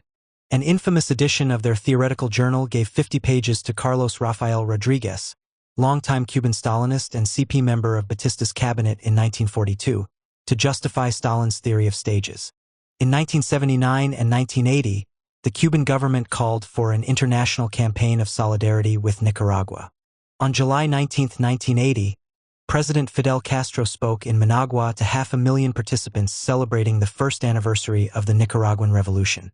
He likened Cuba, Grenada, and Nicaragua to three giants rising up to defend their right to independence, sovereignty, and justice, on the very threshold of imperialism. At the time, the actions of the FSLN government had given a powerful impetus to the revolution in Grenada and the guerrilla struggles in El Salvador and Guatemala, and inspired many young people in the imperialist heartlands of America and Europe, who greeted the Nicaraguan victory enthusiastically and gave it unqualified support. But the Cuban leadership without Che had, what for the Nicaraguans would turn out to be, a fatal flaw. Central to the defeat of the Nicaraguan Revolution would be the FSLN's lack of understanding of the nature of the bourgeoisie. The theory which guided Sandinista practice was a peculiar and eclectic mix of the Stalinist theory of stages and the social democratic mixed economy, enhanced by ideas gained from cooperation with Catholic priests in the Liberation Church. These found their way into the FSLN via the dominant tercerista tendency. The view of the Soviet bureaucracy, opposition to a socialist revolution in Nicaragua, was reflected by the leaders of the Cuban Communist Party. In an interview with the San Francisco Chronicle, January 11, 1984, the vice president of Cuba, Carlos Rafael Rodriguez, endorsed the stagist perspective of the FSLN, saying, "Tije will have private enterprise in agriculture, industry, and trade. They are not going to socialism, least of all to the Cuban model. We don't believe that the Cuban model is to be exported either to Central America or to the rest of the world." In December 1975, Castro, in his speech to the First Congress of the Cuban Communist Party, had said of the Cuban Revolution, "In the conditions of a country like Cuba, could the revolution limit itself simply to national liberation while maintaining a regime of capitalist exploitation? Or was it not necessary to move forward toward full social liberation as well? Imperialism could not even tolerate a revolution of national liberation in Cuba." From the time of the first agrarian reform law, the United States began to organize a military operation against Cuba. They were even less disposed to tolerate socialism in our country. The simple idea that a victorious revolution in Cuba could provide an example for all Latin America frightened the Yankee ruling circles. But the Cuban nation had no other alternative. The people could not be stopped. Our national and our social liberation were inextricably bound up. Moving forward became a historic necessity. Standing still would have been an act of treason and cowardice that would have transformed us once again into a Yankee colony and wage slaves. The Cubans had prioritized education and health care, making them the envy of most nations of the world. Cuba had launched a vast literacy crusade, an example the Nicaraguans followed and which helped convince many that Nicaragua was a Cuba in the making. A vast national network of committees for the defense of the revolution, the Nicaraguan CDSs were very similar, was organized against counter-revolution. But the final steps taken by Cuba were what was missing in Nicaragua. the implementation of the agricultural transformation, introduction of central planning, and state ownership of the means of production. 10 years later, on January 11, 1985, Fidel Castro declared in Barricada, Daniel Ortega has been serious and responsible. The aims of the Sandinista Front are a mixed economy, political pluralism, and legislated foreign investment. You can have a capitalist economy. What you are not, without any doubt, going to have is a government serving the interests of the capitalists. This is a good demonstration of why the Cuban leaders were described as men of action and not theoreticians. The views expressed by the Cuban leadership, from the moment the FSLN came to power in July 1979, served to obstruct the course toward socialist revolution in Nicaragua. They approved the Sandinistas' preservation of the capitalist mixed economy. The lessons articulated in 1975, that a government cannot serve the interests of the working class and at the same time grant capitalism a free hand in the national economy, were reversed. The Cuban Revolution, of course, had clearly shown it was impossible to satisfy the demands of the workers and campesinos and the national bourgeoisie, and that it was impossible to develop the economy in any meaningful way within the framework of capitalist property relations. One area Castro steered well clear of was Nicaragua's need for a Leninist party with internal democracy, and a society organized to give the working people a decisive say through Soviets. Not only were and are these missing from Cuba, but the support Cuba received at that time from the Soviet bloc would have ended overnight had Castro made such a statement. Nicaragua is an economically backward, dependent country, and its level of development at the time of the 1979 revolution was lower than Cuba's in 1959. Its resources, moreover, were heavily drained by the wars forced on it, first by Somoza and then by the Contras. It was both illusory and dangerous to act on the belief that Nicaragua, in an imperialist-dominated world, could develop economically within its national borders on the basis of a regulated capitalist economy. Attempting such a strategy required major and ongoing political and economic concessions by the workers and peasants to the capitalist class, which could only undermine the revolution and pave the way for defeat. However, the notion that a poor and isolated country like Nicaragua could achieve socialism is ludicrous. All that Nicaragua could do was to take the first steps towards socialism by following the Cuban example and establishing a worker state. That would have permitted the Sandinista government to respond to the economic sabotage of the national bourgeoisie and to eliminate the deformations inherent in the mixed economy. However, to cite Cuba as an example for Nicaragua must allow for the exceptional circumstances under which the Cuban Revolution developed and which may never be repeated.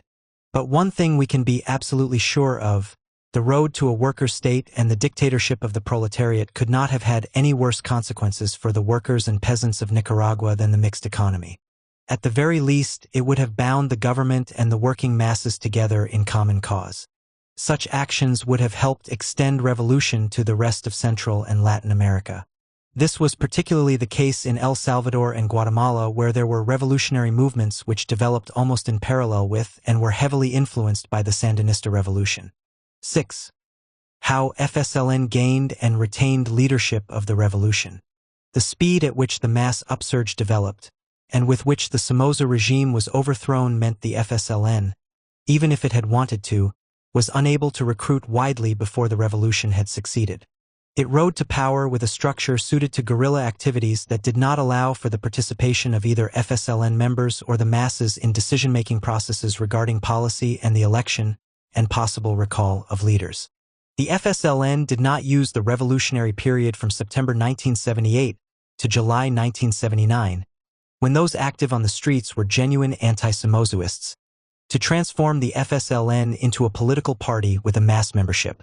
Instead, the FSLN preserved an organizational form suited to the FOCO strategy, but which could not provide a structure by which workers and peasants could genuinely control either the party or the state apparatus.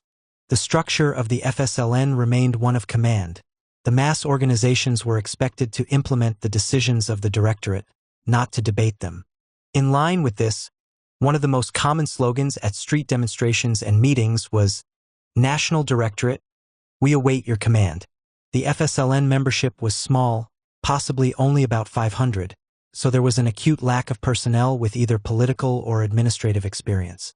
Moreover, the FSLN had to rely on middle-class professionals and technocrats, self-proclaimed Sandinistas, to administer the post-revolutionary state. Experience of every revolution from Russia onwards has shown the careerists are first in the queue for jobs, declaring their undying commitment to the regime. True, the FSLN did recruit selected workers and peasants, but it did not open its doors to the masses, not least because, within the organization, no structure existed to accommodate such numbers. Nor did the Directorate envisage introducing any organizational mechanism by which the masses could change governmental policy. But it appeared to have very well understood the actions required to preserve its unchallenged position as leader of the revolution. Immediately after the revolution, the FSLN leadership adopted a strategy of bureaucratizing the organs formed by the workers and peasants during the revolution and its immediate aftermath, and incorporating these into the reconstructed state apparatus. 5 major mass representative organizations with government support enabled both a much greater degree of self-help for the people while allowing the FSLN to better exercise control over society. By the end of 1980, these mass organizations embraced 250,000 Nicaraguans and were key in consolidating Sandinista governmental and state power. 6.1 The local civil defense committees and the popular militia.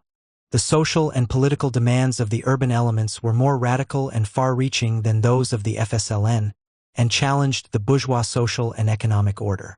The relatively high level of self-organization of the urban masses and their combativity meant that the FSLN, to maintain its undisputed leadership of the revolution, had to simultaneously assume a more radical and anti-bourgeois face than had been originally intended, and to take quick action to curb the activities of the masses.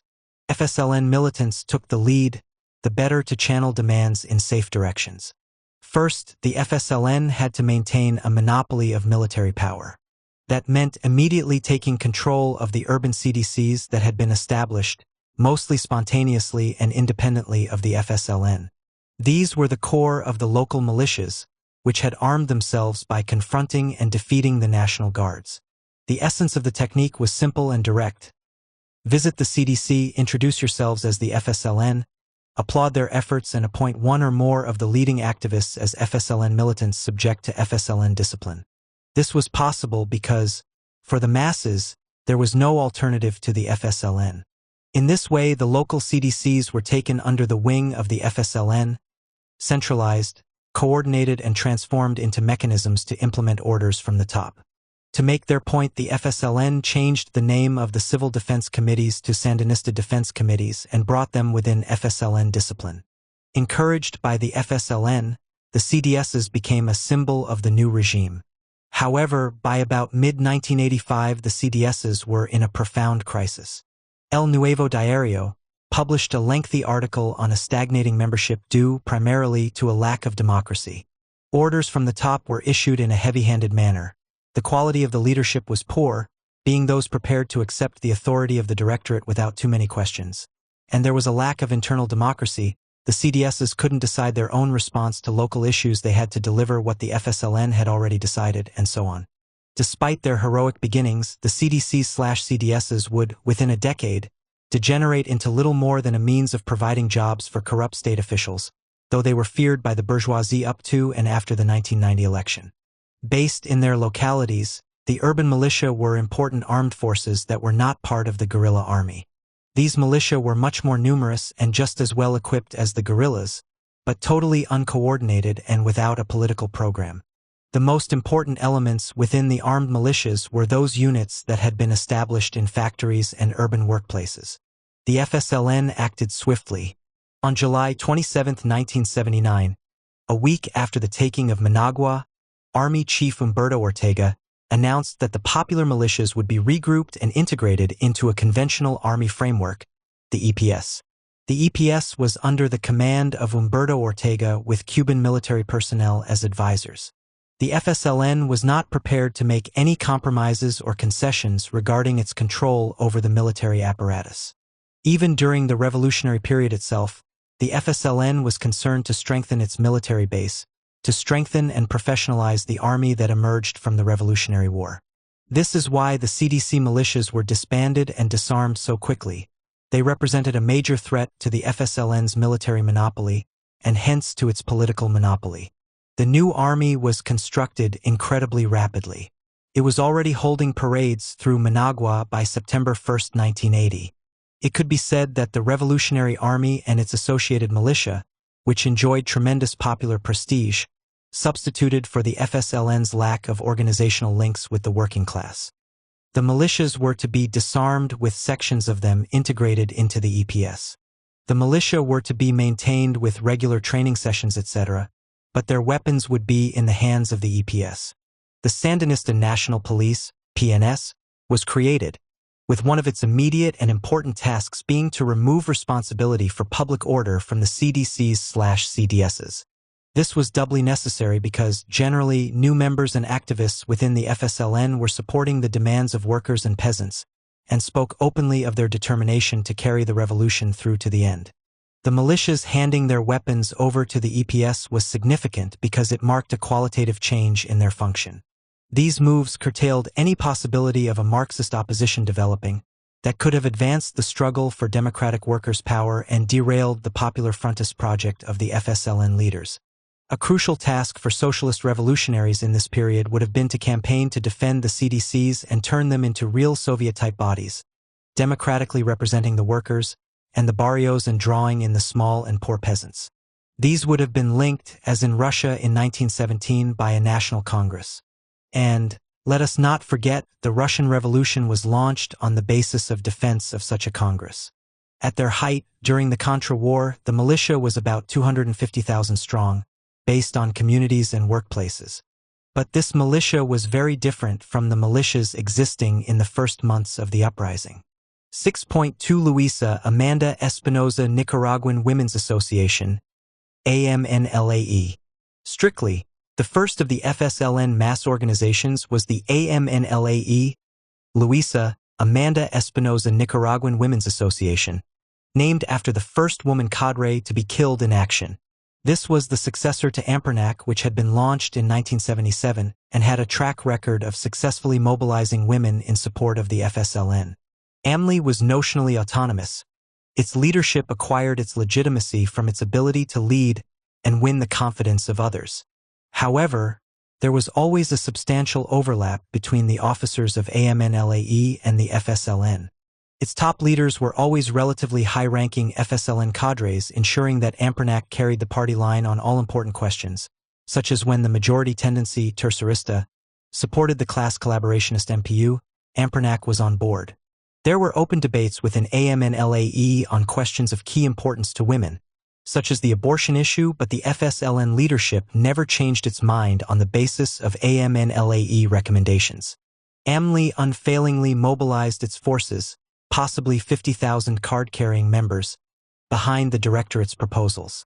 With government support, women, peasants, and workers began taking up the fight for their right to participate on an equal basis in all aspects of economic and social life, seeking to win the unions and mass organizations to this cause.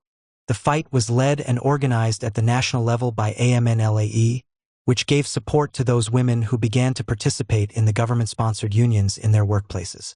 Particularly active were women members of the ATC, building on the work done by AMPRNAC. Several of the provisions contained in the statute were designed to protect and strengthen the family as the basic unit of society, promoting greater family cohesion and reducing gender inequalities. They were intended to strengthen the institution of marriage by making it more of a partnership, ending the feudal father right law, giving the father total parental rights, requiring the father to support his children whether born in or out of wedlock, and giving courts the power to garnish his wages. All these provisions reduced the likelihood of the father absconding. In 1982, legislation stating that the relationship of all family members must be reciprocal and supportive, including the sharing of domestic labor, strengthened this initiative. With the support of the government and AMNLAE, women activists made use of the 1979 decree, ensuring the courts enforced the changes in divorce procedures to the benefit of women and carried out the stronger child support laws. They also obtained a ruling to outlaw the exploitation of women in advertising. They fought and won the right for women to join the militias and armed forces, including some combat units, the creation of women's producers and sellers cooperatives. But, arguably, their most magnificent achievement was the advancement of literacy among women during the literacy campaign in 1980.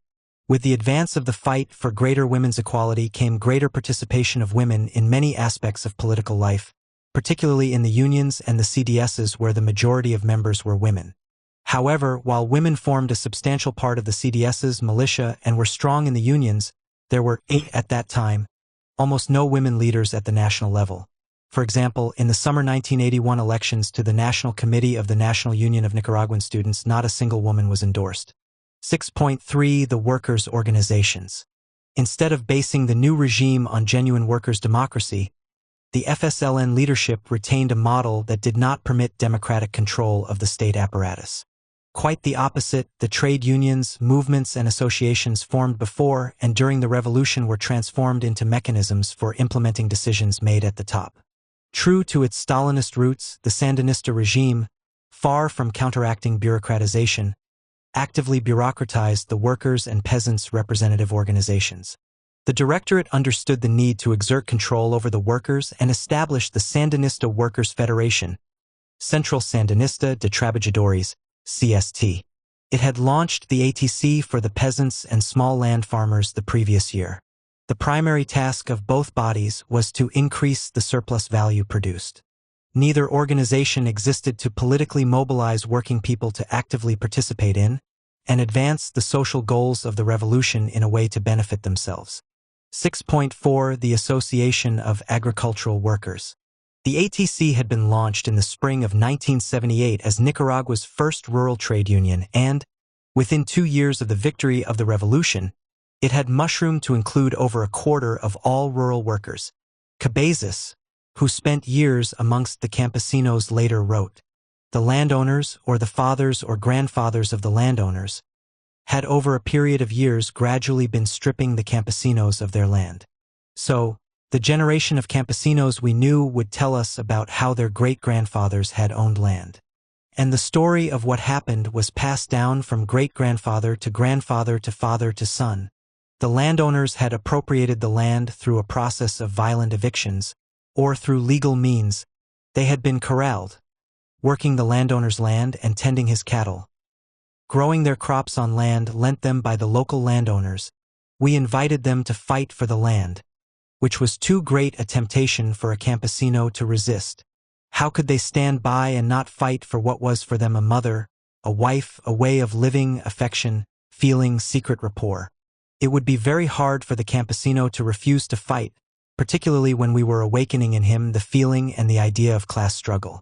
The Sandinista government enacted several subsidiary regulations applicable to, amongst other things, land rents and wages, and the extension of government credit to agricultural producers. The ATC was very active in ensuring that workers were paid the correct minimum wage, that peasants were not charged too much rent for their properties, and that cooperatives were able to access their full credit entitlement, and in this way built for itself a solid base amongst the campesinos. However, a central task of the ATC was not to take forward the peasants' demands for land, but to contain those demands within the economic perspective of a mixed economy. During the period immediately following the revolution, between 1979 and 1981, the seizure of the lands of the Somoza family and the creation of state farms and cooperatives of poor campesinos temporarily kept the peasant demand for land in check as the peasants waited to see what would happen. However, they soon acted and occupied land, breaking through the limits imposed by the Sandinistas. The government was forced to enact a series of limited reforms that it hoped would defuse the situation. In July 1980, on the first anniversary of the revolution, the FSLN announced that all fallow lands or lands not adequately cultivated could be expropriated. But land occupations continued, and in July 1981, the government was forced to enact a moderate land reform program which extended expropriation to decapitalized farms. The bourgeois revolution in Mexico, which had so inspired Sandino, had accepted the seizure of the landed estates by the peasantry and their distribution amongst the peasants. The bourgeois land reforms in Chile and Peru had been more radical in the expropriation of landholdings over a certain size. The truth was, as the Sandinistas themselves admitted, their agrarian reforms were most conservative and most respectful of the private agricultural sector.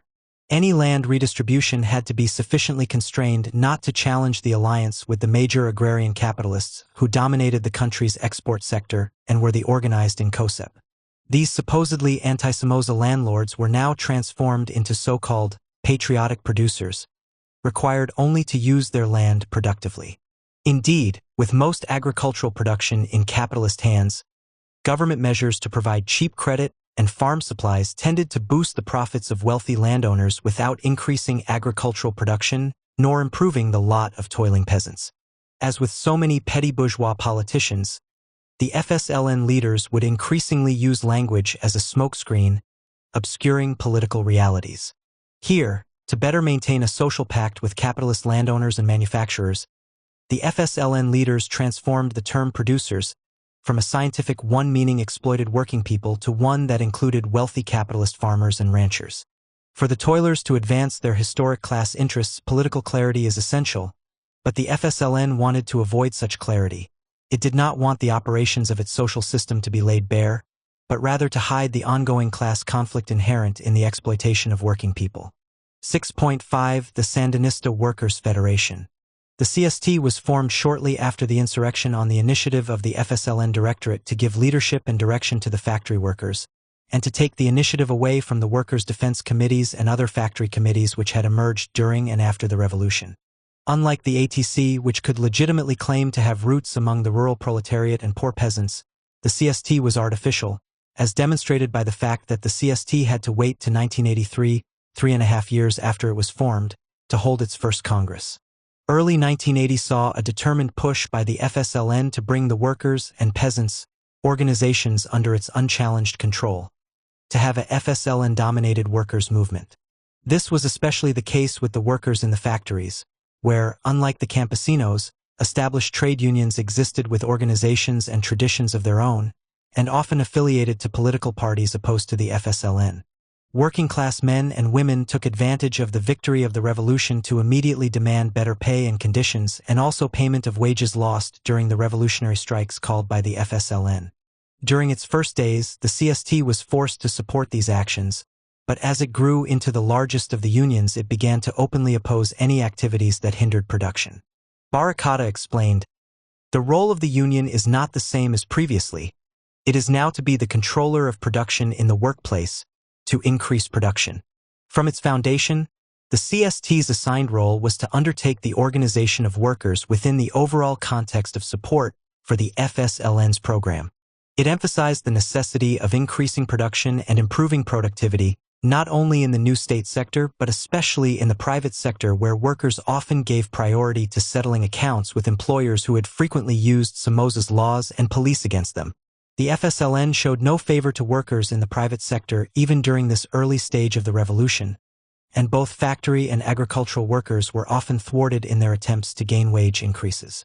Its actions soon led the FSLN into a series of clashes with workers' organizations, first with the PSN trade union organization, the General Confederation of Workers, Independent CGTI, founded in 1963, which included the construction union SCAS, one of the largest and historically most militant unions in Nicaragua. While the FSLN was carried forward on the tidal wave of the revolutionary upsurge and doing much to better the working and living conditions of the masses, its actions with respect to most advanced workers gave worrying indications of less than democratic views amongst the leadership. It used government power to ensure the CST would become the major industrial union in the country and split established unions to achieve this. For example, it engineered a split-off from the SCAS and then ensured its group obtained official recognition. This led to a wildcat strike by SCAS construction workers and the arrest of the union leader, a PSN member. A demonstration by striking workers to the Ministry of Labor successfully obtained his release. Soon after, there was a successful strike by over 4,000 construction workers on a large government project in Managua against an arbitrary reduction in wages by the government. Inevitably, this strategy involved suppression of the activities of forces to the left of the FSLN. Barakata excused the FSLN campaign, launched under the slogan Sandino Lives, Death to the Counter-Revolution, as against those who were fomenting industrial unrest and who were bracketed with Somozaism as enemies of the revolution. Included in this amalgam was the Frente Obrero, which considered the new Sandinista regime bourgeois nationalist, and thus it was right and proper that trade unions should pursue a higher standard of living for their members. Also included was the Revolutionary Marxist League, Liga Marxista Revolucionaria LMR, a very small Trotskyist organization associated with the United Secretariat of the Fourth International, which had fought alongside the FSLN. This now called for peasants to occupy the lands of the large landowners, for independent unions, for back payment of lost wages, against the disarming of the militias and bureaucratization of the CDCs. These attacks on the so-called ultralefts became an integral part of CST activities, so much so that any new branch seeking to join the CST had first to denounce the FO and the LMR. Clashes with the FO became more serious, not least because the FO had played an active role in the struggle against Somoza and was to have had a seat on the Council of State. El Pueblo, the paper of the FO, denounced the FSLN mixed economy strategy as giving great opportunities to the bourgeoisie and businessmen and few to the exploited masses. From October 1979 through to January 1980, the FO led a series of strikes for higher wages and better working conditions, most importantly at the Amalia and San Antonio sugar mills, the largest in the country. In response, the EPS occupied the FO offices and arrested the editor and leading members, who were given 2-year prison sentences. El Pueblo's printing works were handed over to the Literacy Crusade. This action was combined with the suppression of the milpas. The response of the workers at the San Antonio sugar mills was to strike again, this time one of their demands being for the release of the FO members. Daniel Ortega, Jamie Wheelock, and Tomas Borga intervened to condemn the workers' actions, and on February 1, 1980, Barricada carried a report that Borga had threatened to send in troops.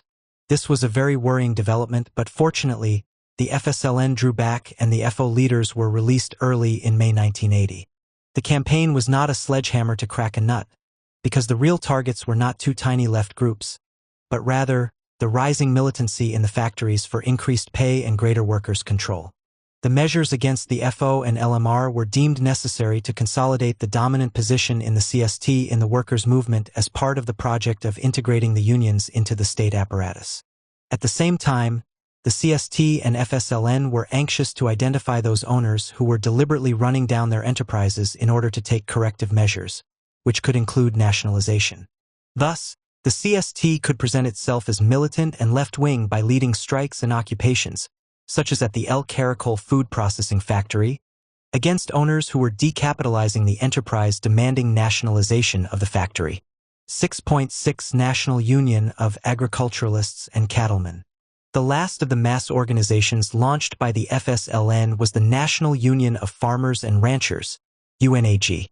In the battles to oust Somoza, agricultural workers, poor peasants and middle peasants fought side by side and jointly carried out land seizures. Immediately after the revolution, all these different groups joined the ATC, but it soon became clear that the peasants, both small and middle, needed a different kind of organization from the agricultural workers. The one was concerned with, for example, obtaining cheap loans, while the other called for better working conditions and pay. The FSLN was keen to retain the support of all peasants because they were seen as forming a solid base of support in the countryside. At its commencement, the UNAG was intended for cooperative farms and small and medium-sized peasant holdings, and the best way of organizing that was for these peasants to have their own coordinating organization. UNAG was launched by the FSLN in 1981 in tandem with the first agrarian reform law. The name had been carefully chosen to make it clear the organization was open to all landholders. However, in the prevailing circumstances it was, de facto, an organization for small and medium peasants, many hundreds of whom attended its first national gathering and actively participated in the proceedings. In 1981-82, the main thrust of UNAG was to obtain land for landless peasants and adequate supplies of credit on reasonable terms for the small and middle farmers. At first, the membership and a section of the full-time officials, those who considered themselves socialist, blocked capitalist landowners from joining, preferring to see them in COSEP. Over the next 2 years, UNAG continued to press for land for landless peasants, cancellation of debts for small and middle farmers, increased production by all farmers, and organizing militias to counter the Contra threat. However, there was a growing outcry from the larger landowners that the FSLN was dividing the producers. The public face of Jamie Wheelock, the Minister for Agrarian Reform, was that the interests of the small producers were different from those who had all kinds of facilities to hand, How can there be equality between the barefoot son of a peasant and the son of a big producer who is studying in the United States? It is the barefoot ones we have to think about. The strategy of the FSLN to develop the agricultural sector was clear and repeated many times in speeches and documents. It aimed for a mixed economy which would be more just and equal than under Somoza in its redistribution of land and resources, while maintaining an alliance with the major agrarian capitalists who dominated the country's export sector and were the leading force within COSEP. This was the heart of the Popular Front strategy of the junta in 1979. The FSLN quickly discovered that the dominance of the state sector in agriculture was much less than it thought, believing that the nationalization of Somoza's holdings would give it control of up to 60% of the country's agricultural production. In fact, that control extended just over 20%. The discrepancy was serious, the difference between being able to satisfy the demands of the peasants for land or not. And lest we forget, the distribution of land is key to the success of all national democratic revolutions. With their perspective of a mixed economy, the FSLN tops were soon backing the landlords, not the tenants, and, in so doing, gave the first concrete indication that this revolution would not follow Cuba's example. The FSLN now recommended that all but the largest landowners in COSEP should join UNAG to obtain the benefits on offer. 6.7 The bourgeoisie make their first demands. The first rifts in the broad array of social forces that toppled Somoza appeared soon after his overthrow. Faced with a steep growth in union membership and a deepening radicalization, many of the capitalists who had opposed Somoza, doubtless looking over their shoulders at Cuba, were refusing to resume production and holding back on investment. Some were selling whatever possessions they could and leaving the country, others were trying to take their machinery with them. The premier bourgeois paper, La Prensa, began a campaign, declaring that the willing participation of the progressive bourgeoisie was essential for the successful reconstruction of Nicaragua. There was a regrouping of bourgeois politicians and the simultaneous launch in late September 1979 of 4 bourgeois parties, all of which made public statements claiming to support the revolution while emphasizing the need for authentic democracy. Vestiges of the old Conservative Party, the most openly anti-FLSN, reappeared as the Sandinista Social Democratic Party, PSDS. This cheeky adoption of Sandinista for the name of the party sparked a storm of protest. The result was a governmental decree reserving the title Sandinista for the FSLN and its organizations, resulting in the change of the name to the Social Democratic Party, PSD. The PSD was launched on September 23, with calls for the revolution to be limited to a bourgeois democracy, for the consolidation of capitalism, and bitter complaints against attacks being made on private property. These were not complaints about the FSLN leadership, whose declared and actual policy was that of no restrictions on capitalists running their businesses. What the PSD speakers were complaining about were the actions of workers in occupying factories and enterprises in support of demands for increased pay and better working conditions, and against decapitalization. The bourgeoisie was also regrouping in its employers' associations, such as, for example, Chambers of Commerce, Association of Cotton Producers, etc., delaying reopening their businesses or investing in the economy as a way of applying pressure on the government to meet their demands. La Prensa, which had a circulation more than twice that of Barricada, and the radio stations in capitalist hands campaigned for a Council of State as set out in the Punarinas Pact without any unfair change of rules by the FSLN. Ignoring the revolution, they demanded that all bourgeois parties be given guaranteed representation. In parallel were demands for curtailing the power and authority of the militia and CDCs/CSDs, and their replacement with normal bourgeois institutions. These demands had the support of the Minister of Finance, Joaquin Cuadra Chamorro, Minister of Planning, Roberto Jorge Cortés, and the Governor of the Central Bank, Arturo Cruz, all appointed by the junta. The junta had appointed individuals from the private sector to head the government's economic team. These people were responsible for renegotiating the foreign debt and channeling foreign economic aid through the state-owned International Reconstruction Fund, Fondo Internacional de Reconstruction FIR, which might be a partial answer to why the new government assumed responsibility for Somoza's debts instead of repudiating them. On the one side stood the movement of workers, campesinos and urban poor, eager to throw off years of exploitation and oppression. On the other stood the bourgeoisie, backed by imperialism but deprived of its crucial weapon, its direct control of the repressive apparatus of the bourgeois state, the army and police. The old bourgeoisie was in no sense powerless. They had control of the great majority of the economy, the radio stations, the major daily paper La Prensa, had great political influence over the middle classes and professionals, and at their disposal, even if indirectly, the hierarchy of the Catholic Church. The masses were demanding thoroughgoing land reform, greater control over production, working conditions and wages, and the settling of outstanding scores with their employers. The anti-Somoza bourgeoisie, represented by Chamorro and Rebello, were pressing the FSLN to rebuild the structures of the bourgeois state and to halt any radical anti-capitalist measures. Leaders of the European social democratic parties hurried to Managua to urge the FSLN to maintain the bloc with the anti-Somoza bourgeoisie and, of course, made it clear that international aid would be dependent on this. The PSN added its small voice, that the FSLN be sensitive to the interests and demands of its capitalist class allies. 7. A Nicaraguan workers' and peasants' government? In Nicaragua, in July 1979, the FSLN had come to power as the result of a revolutionary mass insurrection that had destroyed the political power of the bourgeoisie and smashed the state apparatus. As the only organized anti-Somoza force prepared to carry the revolution through to the end, the FSLN were the main beneficiaries of the insurrection. A petty bourgeois group, the FSLN was the sole effective force in the government, and the power of the state was in its hands. During 1979 and 1980, the opening years of the revolution, the FSLN government responded to mass mobilizations of the toilers, carried out a series of expropriations, even if limited, and other measures against capitalist property and social prerogatives. It was anti-imperialist and responded with practical measures to the needs of the workers and peasants. In total, its actions justified its characterization as a workers' and peasants' government, but its direction of travel was unclear. The hope worldwide was that Nicaragua would follow the Cuban example, that a revolutionary petty bourgeois leadership would show itself to be dedicated to improving the conditions of all Nicaraguans and would take the necessary anti-capitalist measures, shed the bourgeois elements in the government and establish a workers' state, even if deformed. It was hoped that the FSLN would continue to respond positively to the mass mobilizations, which both carried and pushed it to take the initiatives challenging capitalist prerogatives and expropriated capitalist property.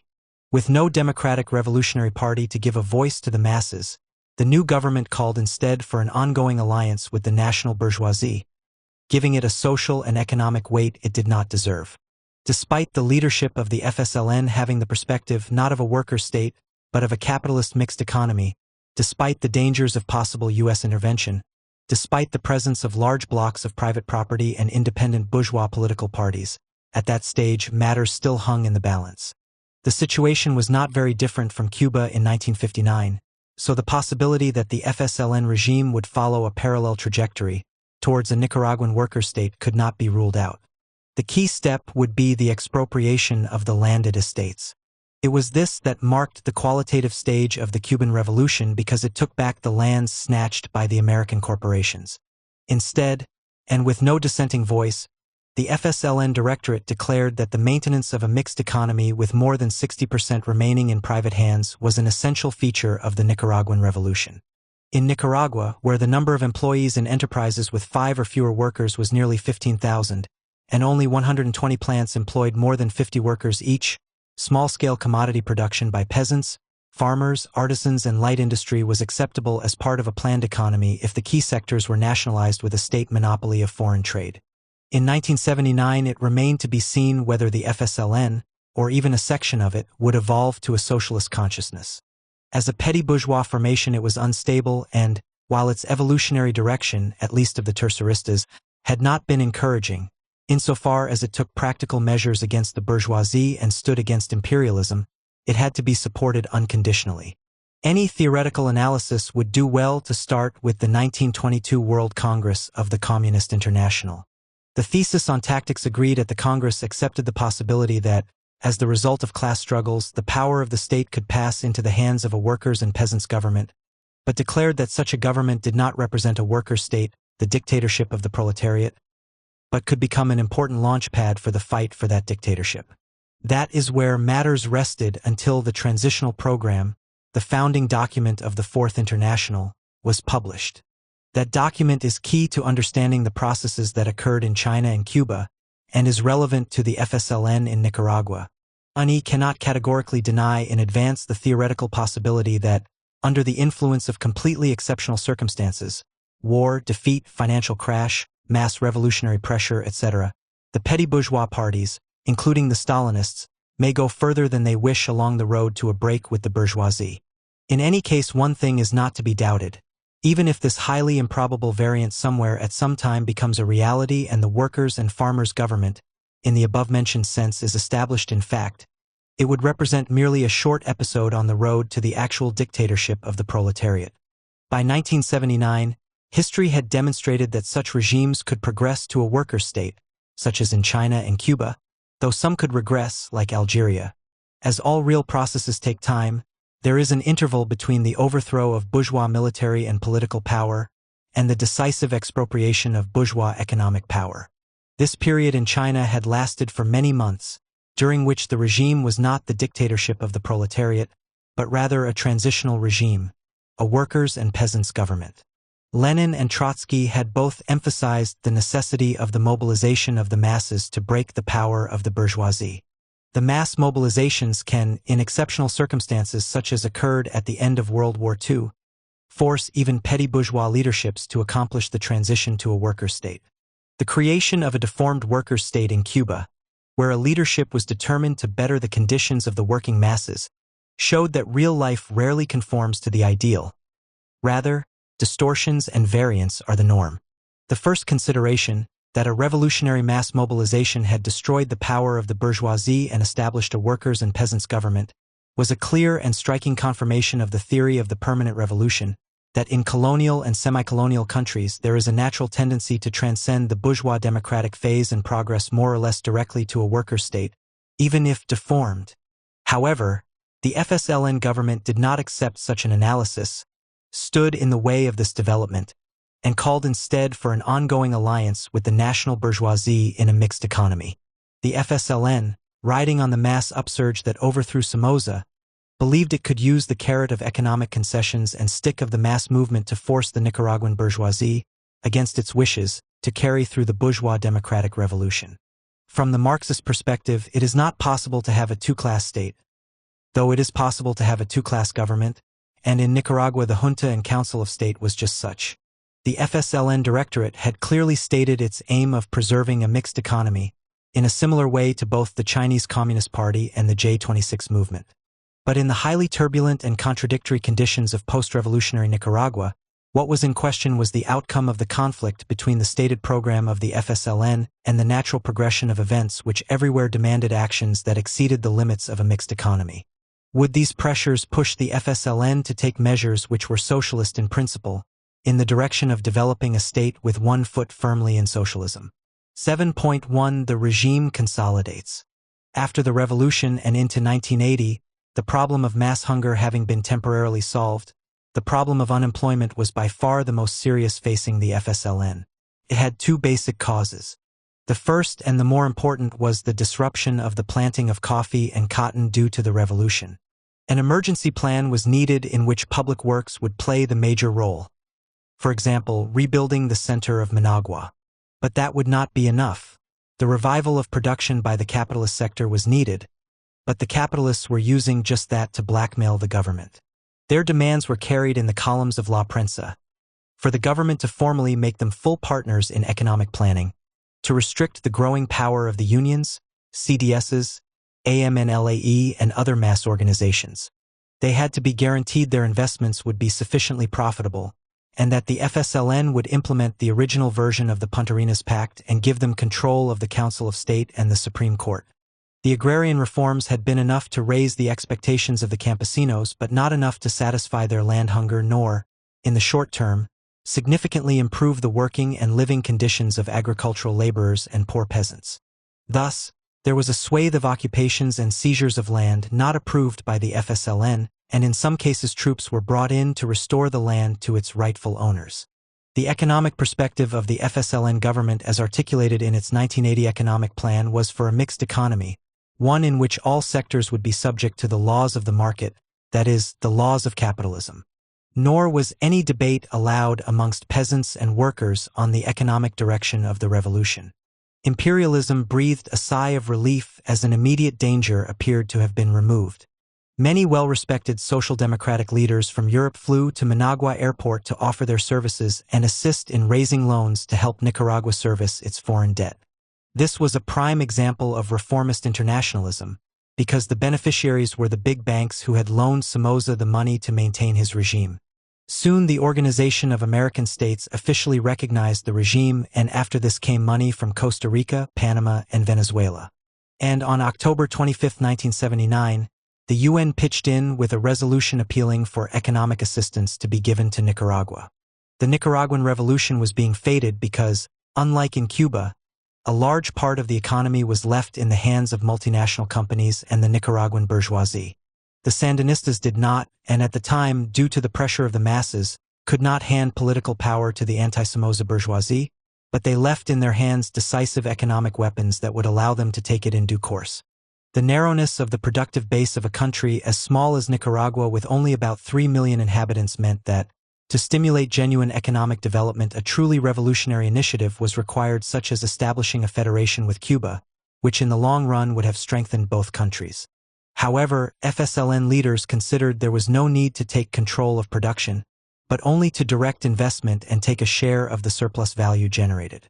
The reality, however, was the bulk of production remained in the private sector, which demanded guaranteed rates of profit, in effect, determining what surplus would be left for the state.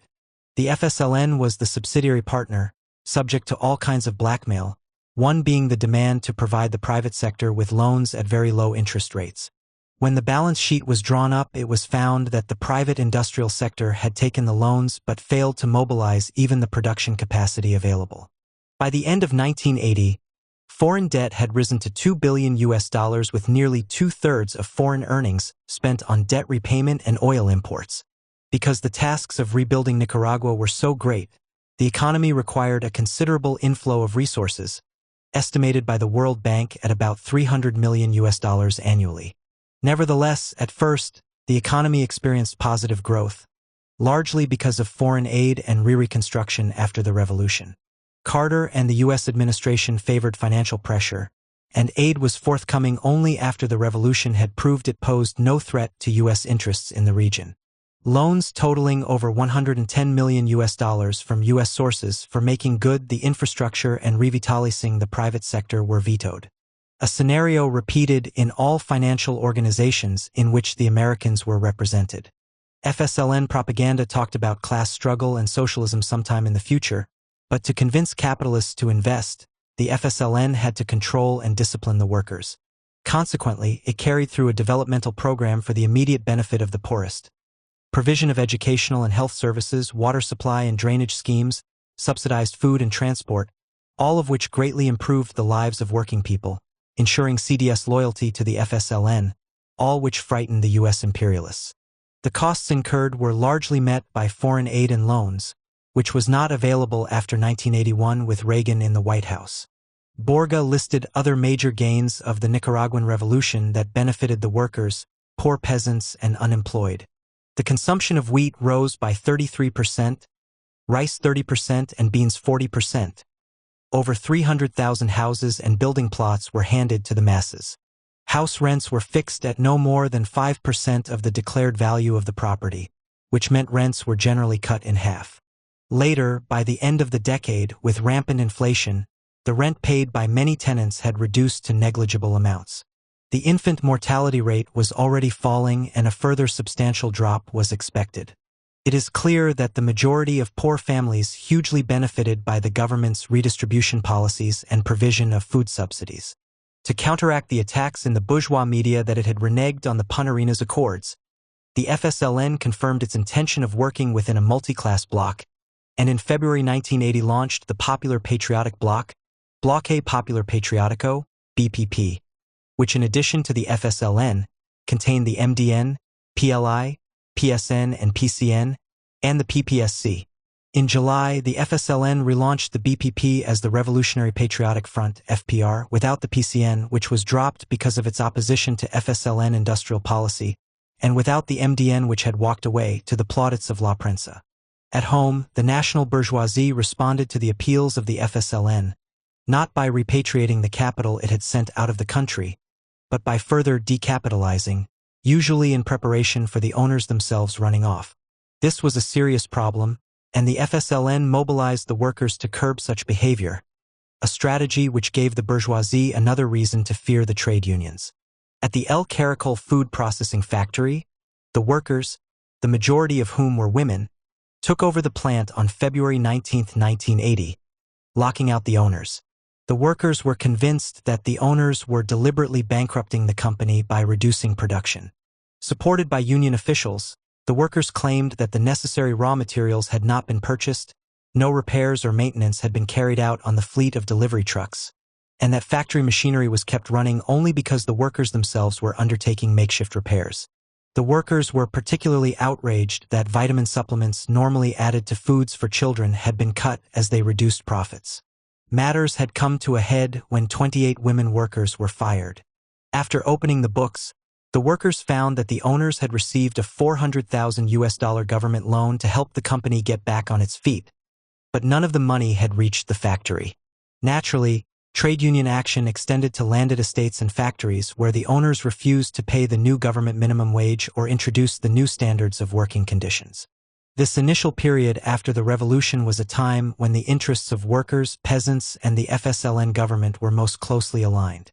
But even at this time, when the FSLN was most radical, there was no suggestion that the FSLN would progress the revolution to a worker state. Barricada carried the statement "the workers will put an end to inequality and exploitation," which sounded revolutionary when it spoke about the creativity of workers and peasants and workers' control, but any suggestion of taking ownership of the means of production was absent. The February 24, 1980, issue of Barricada declared a new period was beginning for the popular militia. Having disarmed the militia in the weeks after the revolution, the government relaunched the militias as the highest expression of the people in arms. The article called for all Nicaraguans to join and play their part in defending the nation. But now the militia was under the control of the Ministry of Defense and, as reported in IP, that this militia would only carry those arms supplied by the EPS at times determined by the EPS. Coincidentally, the same issue of IP in which this news was reported carried an item on how 7 leaders of the Maoist FO and its trade union wing were facing up to 10 years imprisonment for having a large cache of arms. An outstanding success of the revolution, and one that resonated around the world, was the national literacy crusade for which Nicaragua, in the person of Father Fernando Cardenal, the organizer of the campaign, was awarded the UNESCO Nadezhda K. Krupskaya Literary Award for 1980 and the UNESCO Hassan Habif Literary Award. The literacy campaign was modeled on what was done in Cuba after the 1959 revolution, which reassured those on the left who wanted to see the Nicaraguan Revolution as a second Cuban revolution.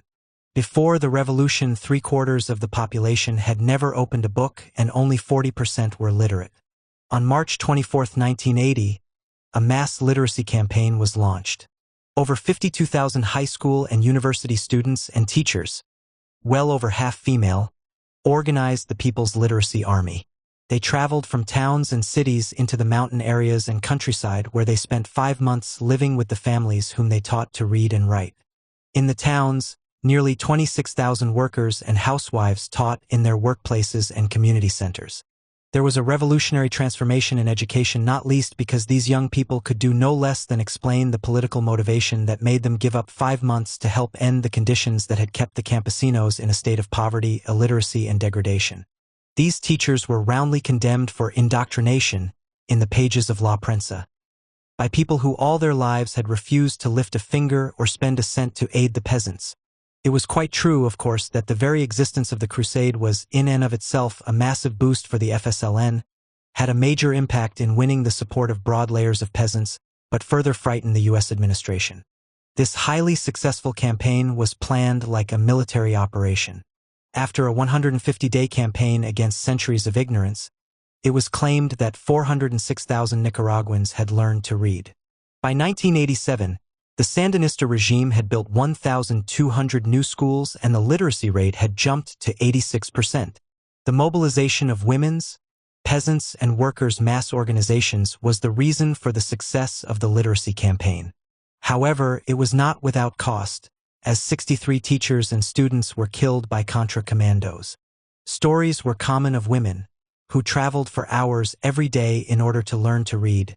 Everything that we did was for our children so that they could learn to read, so they could have a better life and participate in the revolution. With the idea that they were going to learn to read, that they were going to learn many things that they didn't know, with this we integrated in the process of the revolution. The membership of the junta changed when Violate Chamorro resigned on April 18, 1980, ostensibly for health reasons, though she later claimed that she had become dissatisfied with increased FSLN dominance in the government. Overnight, La Prensa became much more critical of the FSLN. 2 days later, the managing editor, Xavier Chamorro Cardinal, resigned in protest.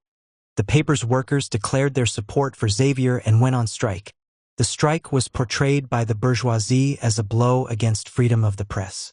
Faced with the intransigence of the owners, on April 26, the workers and progressive journalists resigned en masse and followed the old editor to launch a new paper, El Nuevo Diario.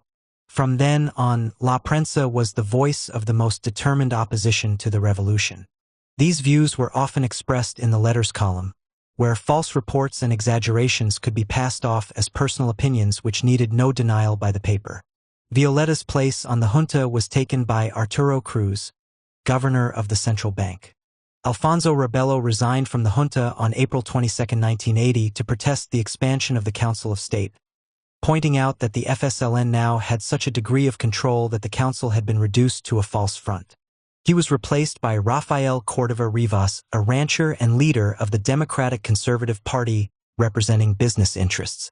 The new appointment was promotion of the patriotic bourgeoisie, and Cruz in La Prensa of May 28, 1980, presented his appointment as part of the government's firm decision to put a system of mixed economy into effect. The FSLN had rescheduled the convocation of the restructured Council of State to May 1980. In the meantime, the Supreme Court's jurisdiction was limited to routine matters of little or no political significance. However, the problem of what to do with captured ex-National Guards charged with murder, rape, arson, and other crimes had led to the creation of tribunals independent of the regular court system. Often dubbed People's Tribunals, these operated from November 1979 to February 1981. 9 three-judge panels and 3 appeals panels were all appointed by the junta and included lay members. Of the 6,310 cases presented to these tribunals, 1,760 prisoners were freed for lack of evidence and 1,229 were acquitted, giving an acquittal rate of 47%, far higher than the average U.S. court. The 3,331 who were convicted, many for murder, received sentences ranging from 0 to 30 years, the maximum allowed under post-Somoza Nicaraguan law. La Prensa campaigned for these National Guards to receive a fair trial. Pyle, having investigated what happened, wrote, "ONE does not hear calls from the former guards that they would have preferred a jury trial. They fared far better under the special tribunals than if their fate had been left to juries composed of their former victims." The FSLN in its historic program had promised to support the work of priests and other religious figures who defend the working people, and is one of the few revolutionary movements to have taken power and appointed priests to senior government posts. Miguel Descoto Brockman, Foreign Minister. Ernesto Cardenal Martinez, Minister of Culture. Edgardo Perales Castillo, Minister of Social Welfare, and, most prominent, Fernando Cardenal, Ernesto's brother, who had headed the literacy campaign before becoming Minister of Education.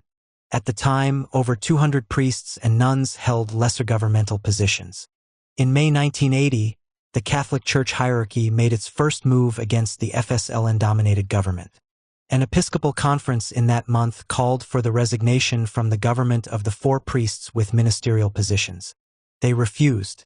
Growing worker dissatisfaction led to a series of strikes, the most serious of which was in the country's only cement plant, situated on the outskirts of Managua. The strike was organized by CAUS, Confederation of Trades Union Action and Unification, which was gaining ground against the CST because of the latter's lack of militancy. Such strikes forced the government to introduce, on June 11, 1980, an across-the-board wage increase in the minimum wage of 125 Canadian dollars per month, but many employers did not pay it. This meant that, For example, 1/3 of workers in Managua received less than the recommended minimum wage. Inflation made matters worse.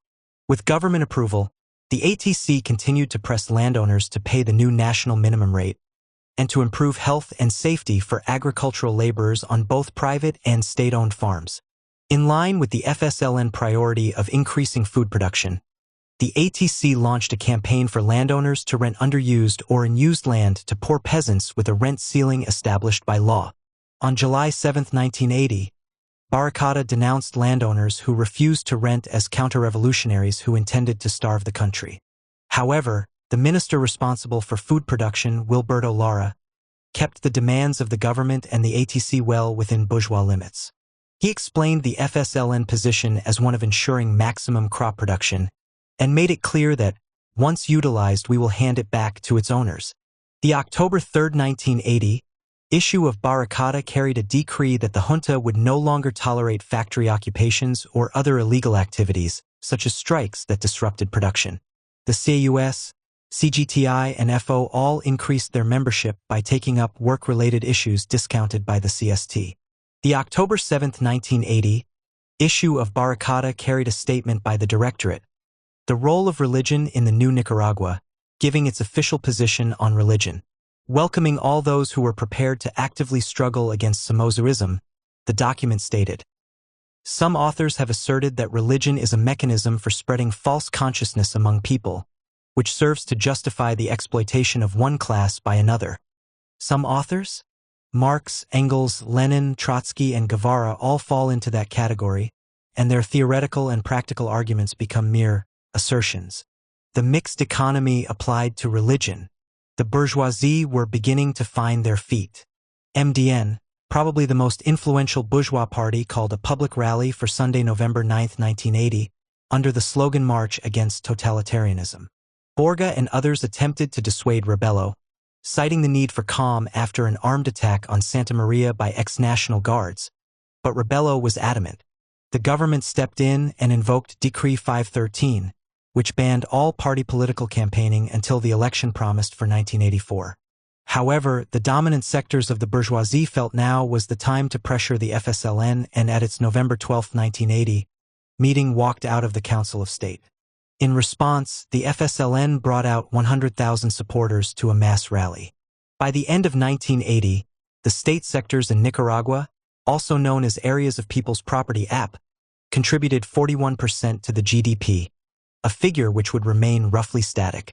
At the same time, 70% of the production of export items, the crucial area in the Nicaraguan economy, remained in private hands, mainly the big cotton and coffee farmers. The 1980 plan had been partially successful in making up the losses in agricultural production that occurred during the revolution, but, being a primary producer, Nicaragua was at the mercy of world prices, and these had fallen in the key areas of coffee and cotton. The matter was exacerbated because the foreign debt inherited from Somoza meant that, for every $100 earned from exports, $55 would go in repayments. Nicaragua imports all its oil, and, while oil prices fell between 1980 and 1981, they fell much less than the price of coffee and cotton, leaving Nicaragua worse off. With the withdrawal of the bourgeoisie from the Council of State, the U.S. giant Standard Fruit quit its operations in Nicaragua. Its land was nationalized.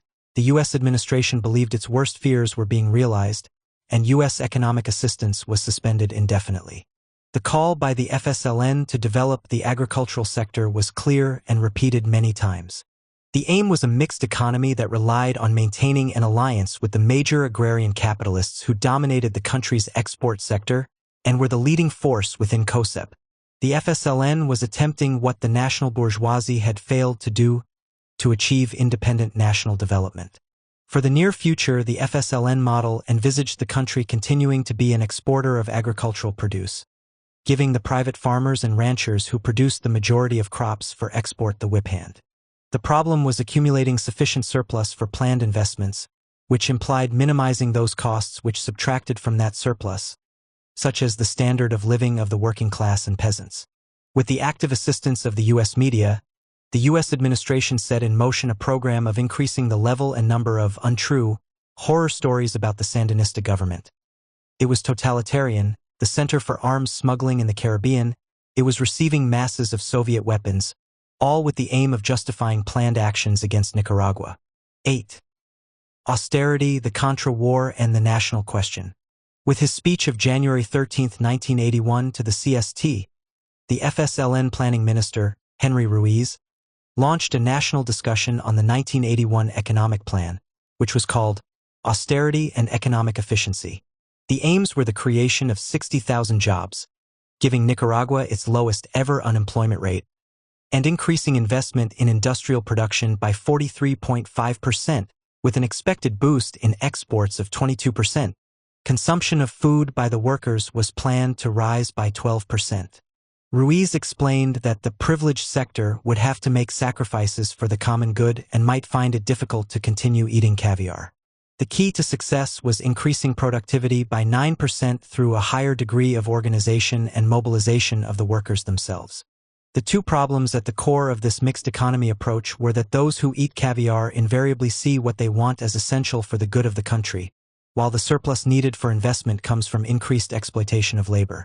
The government policy would thus have to obtain investment as surplus value from domestic sources with the emphasis on the private sector, since that owned the lion's share of the economy. The priorities were much the same as in the 1980 plan, but now Reagan, the new hardline U.S. president, in office from January 20, 1981 to January 20, 1989, would terminate foreign aid and loans and initiate a program of economic destabilization in the hope that hunger would weaken the loyalty of the population to the FSLN. Reagan and his Secretary of State, Haig, claimed the revolution in Nicaragua was a serious threat to the stability of the U.S.-backed regimes in El Salvador and Guatemala. The U.S. administration was determined to organize the overthrow of the FSLN government by force on the pretext that the Nicaraguans were aiding the guerrillas in El Salvador and elsewhere. The political color of the Nicaraguan regime was not important.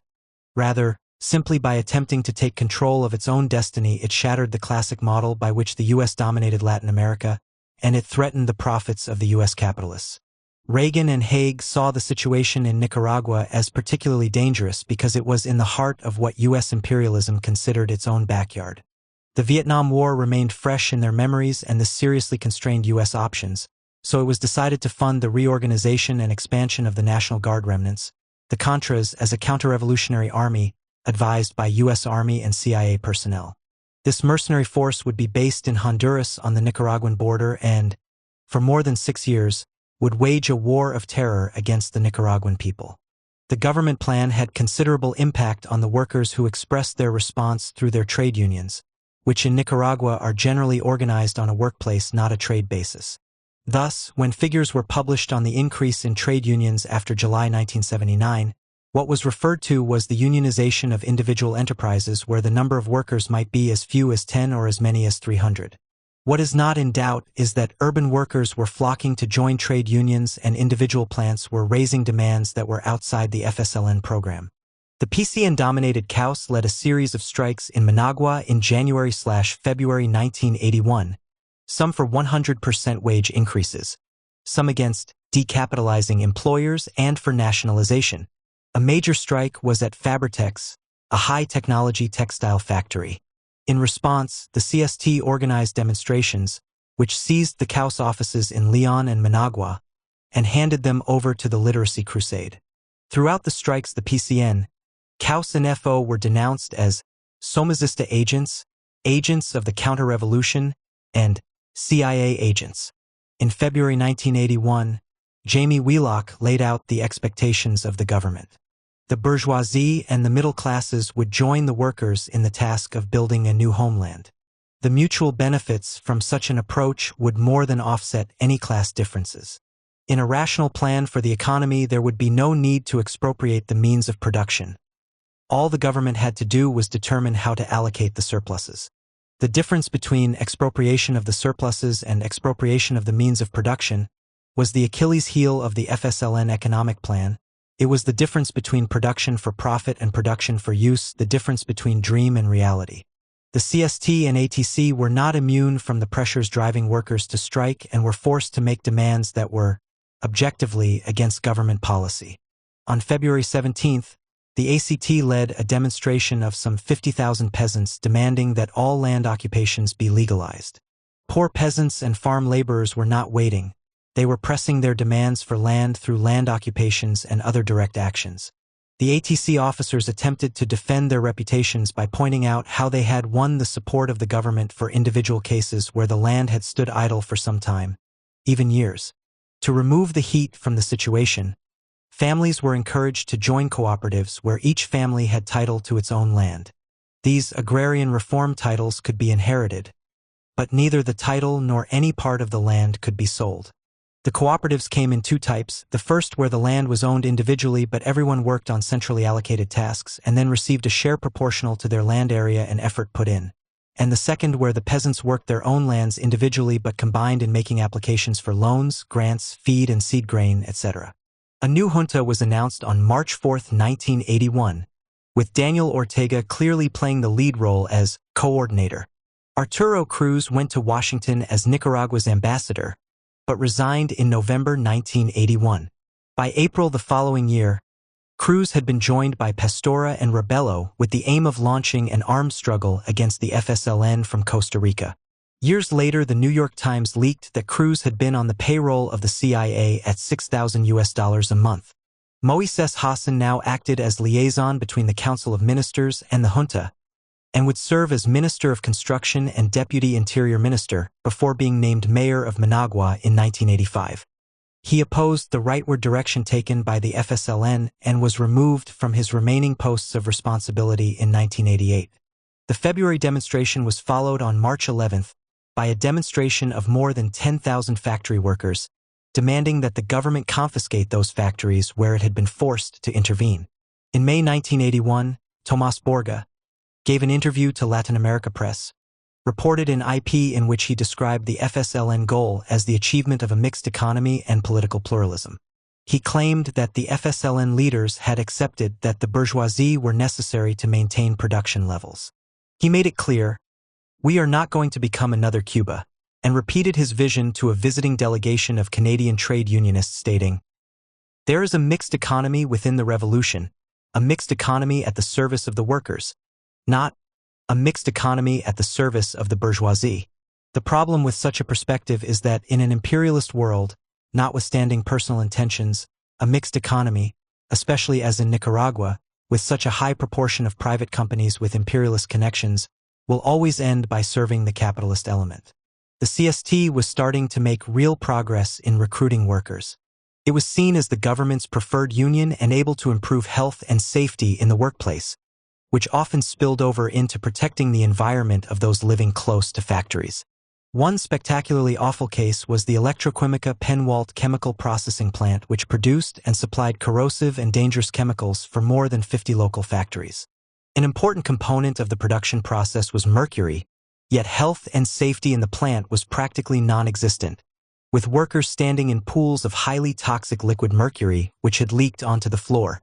In May 1981, health tests of the 150 workers revealed that 56 had serious nervous damage. But, even worse, the plant had dumped 40 tons of mercury into Lake Zolotlan, from which many of the inhabitants of Managua drew their drinking water. It turned out that the plant's owners were decapitalizing the plant using a scam whereby the company ran up debts importing raw materials from abroad while payments for finished products ended up in US dollars in their Miami bank account, a process which would soon have bankrupted the business. The government was forced to step in and nationalize the plant, pay for the cleanup, maintain production, and install protective measures for the workers. It was later revealed that the plant manager was Jaime Montealegre, a vice president of the Council of State.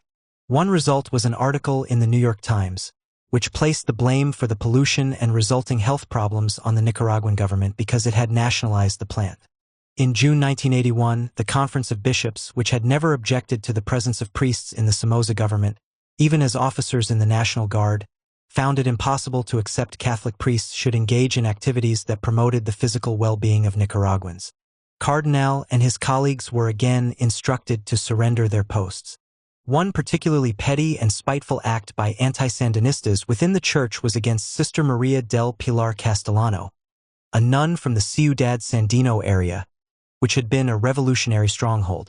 She had given first aid to those who fought on the streets against Somoza and had been instrumental in establishing the Roberto Clemente School and pioneering the literacy campaign. In 1981, she visited her parents in Spain and, while there, was informed that she would not be returning to Nicaragua. Borga used this incident to explain how religious persecution in Nicaragua was not by the state against the church, but by the conservative elements of the church against those within the church supporting liberation theology.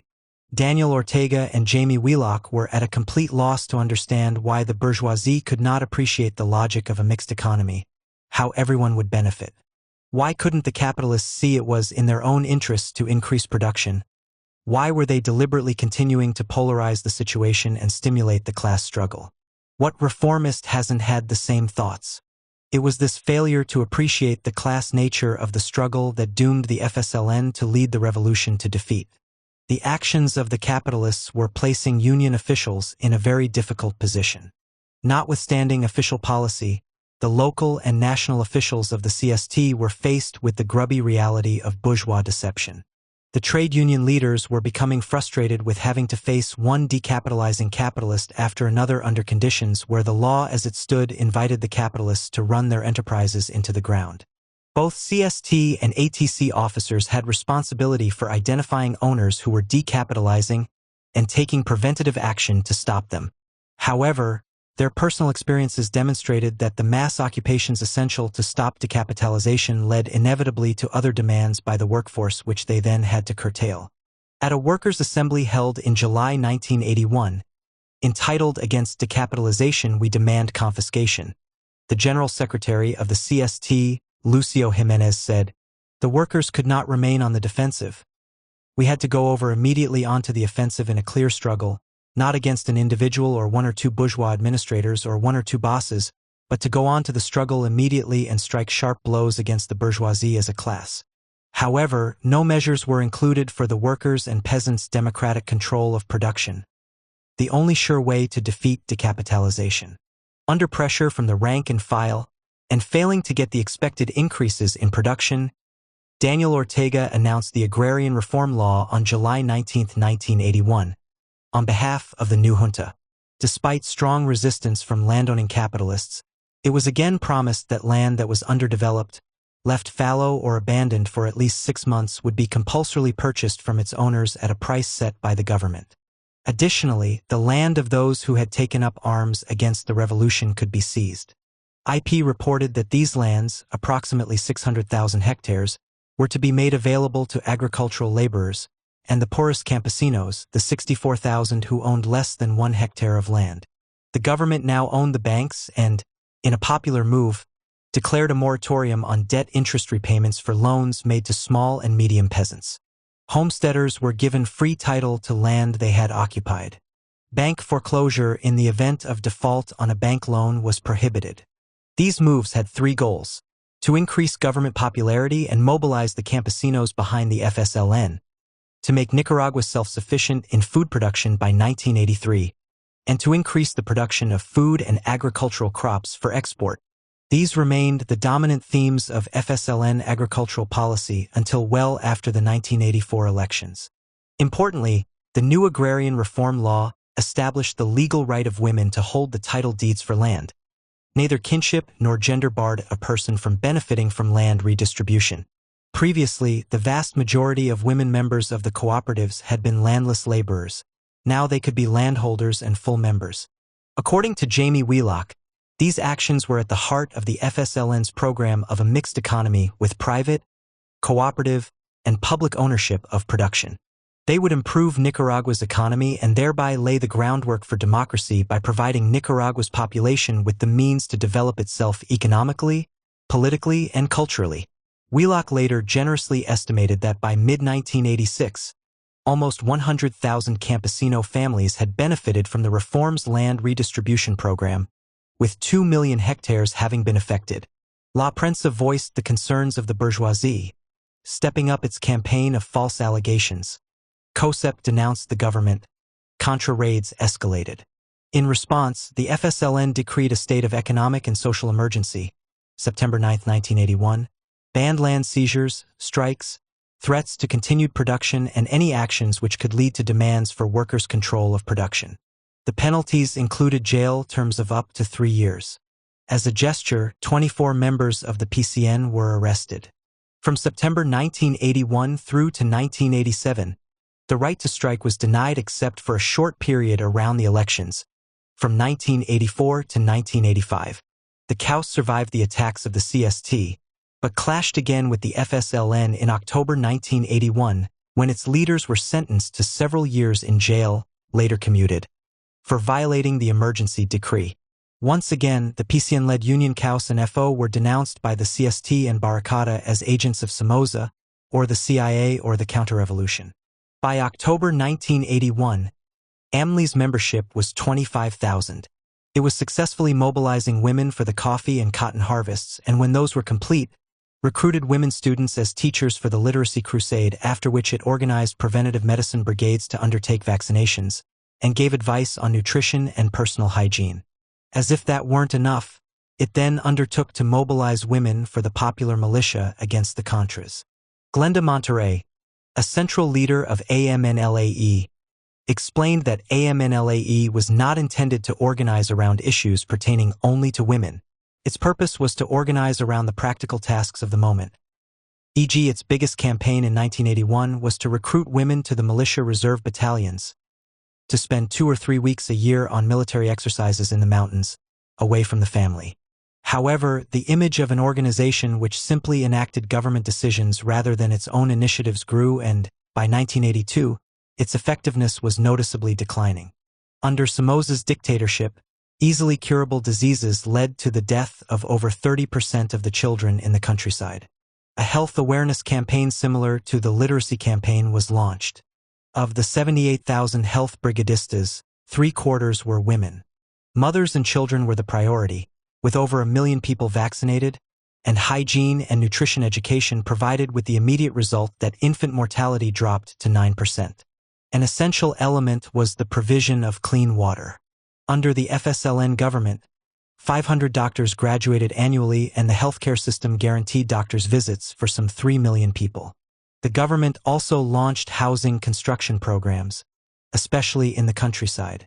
8.1 The Revolutionary Patriotic War hots up, 1982 to 83. The decision to launch the Contra War was made in the White House no later than 1981, and, by 1983, had grown into a full-scale mercenary war that dominated all life and politics in Nicaragua. Because of its perspective of a mixed economy, the FSLN leadership decided national unity was essential in the face of the Contras and declared a social pact, concertation, with the national bourgeoisie, in an effort to get them to back the war. The capitalists, certainly those that looked to La Prensa for leadership, had no intention of supporting an FSLN victory. But the FSLN saw concertation as possible, and to achieve it was quite prepared to slow down and, in some cases, curtail the more radical measures being taken to improve the living standards of working people. Nicaragua, meanwhile, was peacefully engaged in attempting to increase its exports in the face of the opposition of its own capitalists. These people had been robbed, as they saw it, of governmental and state power by a gang of terrorists in whom they had no confidence either politically or economically. They were terrified of revolutionary activities within the factories. Sit-ins, strikes, and even the imprisonment of managers. As they saw it, the FSLN, despite all its statements and pleas, was gradually robbing them of their authority on their farms and in their factories by encouraging the workers to act against decapitalization. They were only too anxious to be rid of the FSLN. For many, it meant covert support for a contra-victory by economic sabotage. In February 1982, new financial incentives were announced for capitalists who increased their exports. The government would ensure profitability by paying a significant proportion of the cost of imports and guaranteeing a preferential exchange rate for exports. This scheme directed almost 2/3 of government financial assistance to the big farms. The thanks the government got, private investment fell to an all-time low. But even worse, the loopholes in the scheme meant even greater decapitalization, weakening the export sector further, the opposite of what was intended. The FSLN practically encouraged decapitalization when, as an incentive to the capitalists to produce more, it gave them access to hard currency, for useful purposes, including recreation. As the Contra War was getting underway in May-June 1982, Nicaragua suffered devastation due to torrential rain. 800 millimeters of rain, 34 inches, in 6 days threatened to reverse the gains made since Somoza's overthrow. A third of basic food crops, beans, corn and rice, and 90% of the cotton crop was destroyed, 60 factories partially or totally paralyzed, hundreds dead, 40,000 homeless, and $200 million in damage. The national network of roads, bridges, and drainage systems, inadequate even for normal conditions, collapsed. Naturally, the Contras made every effort to exacerbate the situation. This was a major material disaster, but it was minimized by the spirit of self-confidence and creative self-help that prevailed in the country. The war took a terrible toll on the Nicaraguan people. Some 500 had been killed by early 1983. Given the level of medical support, severe wounds, particularly those due to landmines, meant amputees became a common sight in most towns. The economic impact was severe, with shortages of everyday basic necessities such as cooking oil. The Contras made a special effort to target those engaged in education, 15 schools destroyed, and health initiatives, 17 healthcare centers destroyed, killing doctors, nurses, technicians, teachers, and children. Food production was another target, with regular attacks on campesinos in their fields and warehouses storing coffee, cotton, and tobacco. Nicaragua was being forced to spend a quarter of its GDP to protect its citizens, which meant increased inflation. As a result of the war, in 1983 inflation was nearly 30%, rising to 40% in 1984, and, consequently, the real take-home pay of workers fell substantially. The government attempted to cushion these effects by introducing food subsidies. The effect on the factory workers was a surge of volunteers to fight the Contras, coupled with a tightening of belts in order to contribute even more to the war effort. Taking care of and resettling 114,000 refugees slowed the expansion of healthcare provision, schools, and social housing. The destruction of resources meant the state had to impose greater control over the distribution of food and necessities. Conflict within the Roman Catholic Church surfaced again when Pope John Paul II, a noted reactionary, visited Nicaragua in March 1983. The government provided free transport for some 500,000 Nicaraguans to attend the highlight of the visit, an outdoor mass in Managua at which the Pope refused to offer a prayer for the government or for the souls of deceased soldiers. Anti-government demonstrators began chanting, "We love the Pope." Pro-government supporters responded with chants of "We want peace," which soon drowned out the anti-government claque. The mass was interrupted, and the Pope angrily asked the crowd for silence several times. Edited highlights were broadcast worldwide as a deliberate attempt by the Sandinistas to disrupt the mass. Outside of Nicaragua, it was difficult to appreciate the scale of this war. Washington, using verbal camouflage, described the Contra War as low intensity, but there was nothing low intensity as far as Nicaragua was concerned. As an indication of the disruption caused by the war, the 43,000 Nicaraguans killed plus the 25,000 killed fighting against the National Guard during the revolution constituted some 2% of the total population, equivalent in the USA to more than 7 million people, not to mention the wounded, the war refugees, the orphaned, and the massive destruction of the country's productive resources.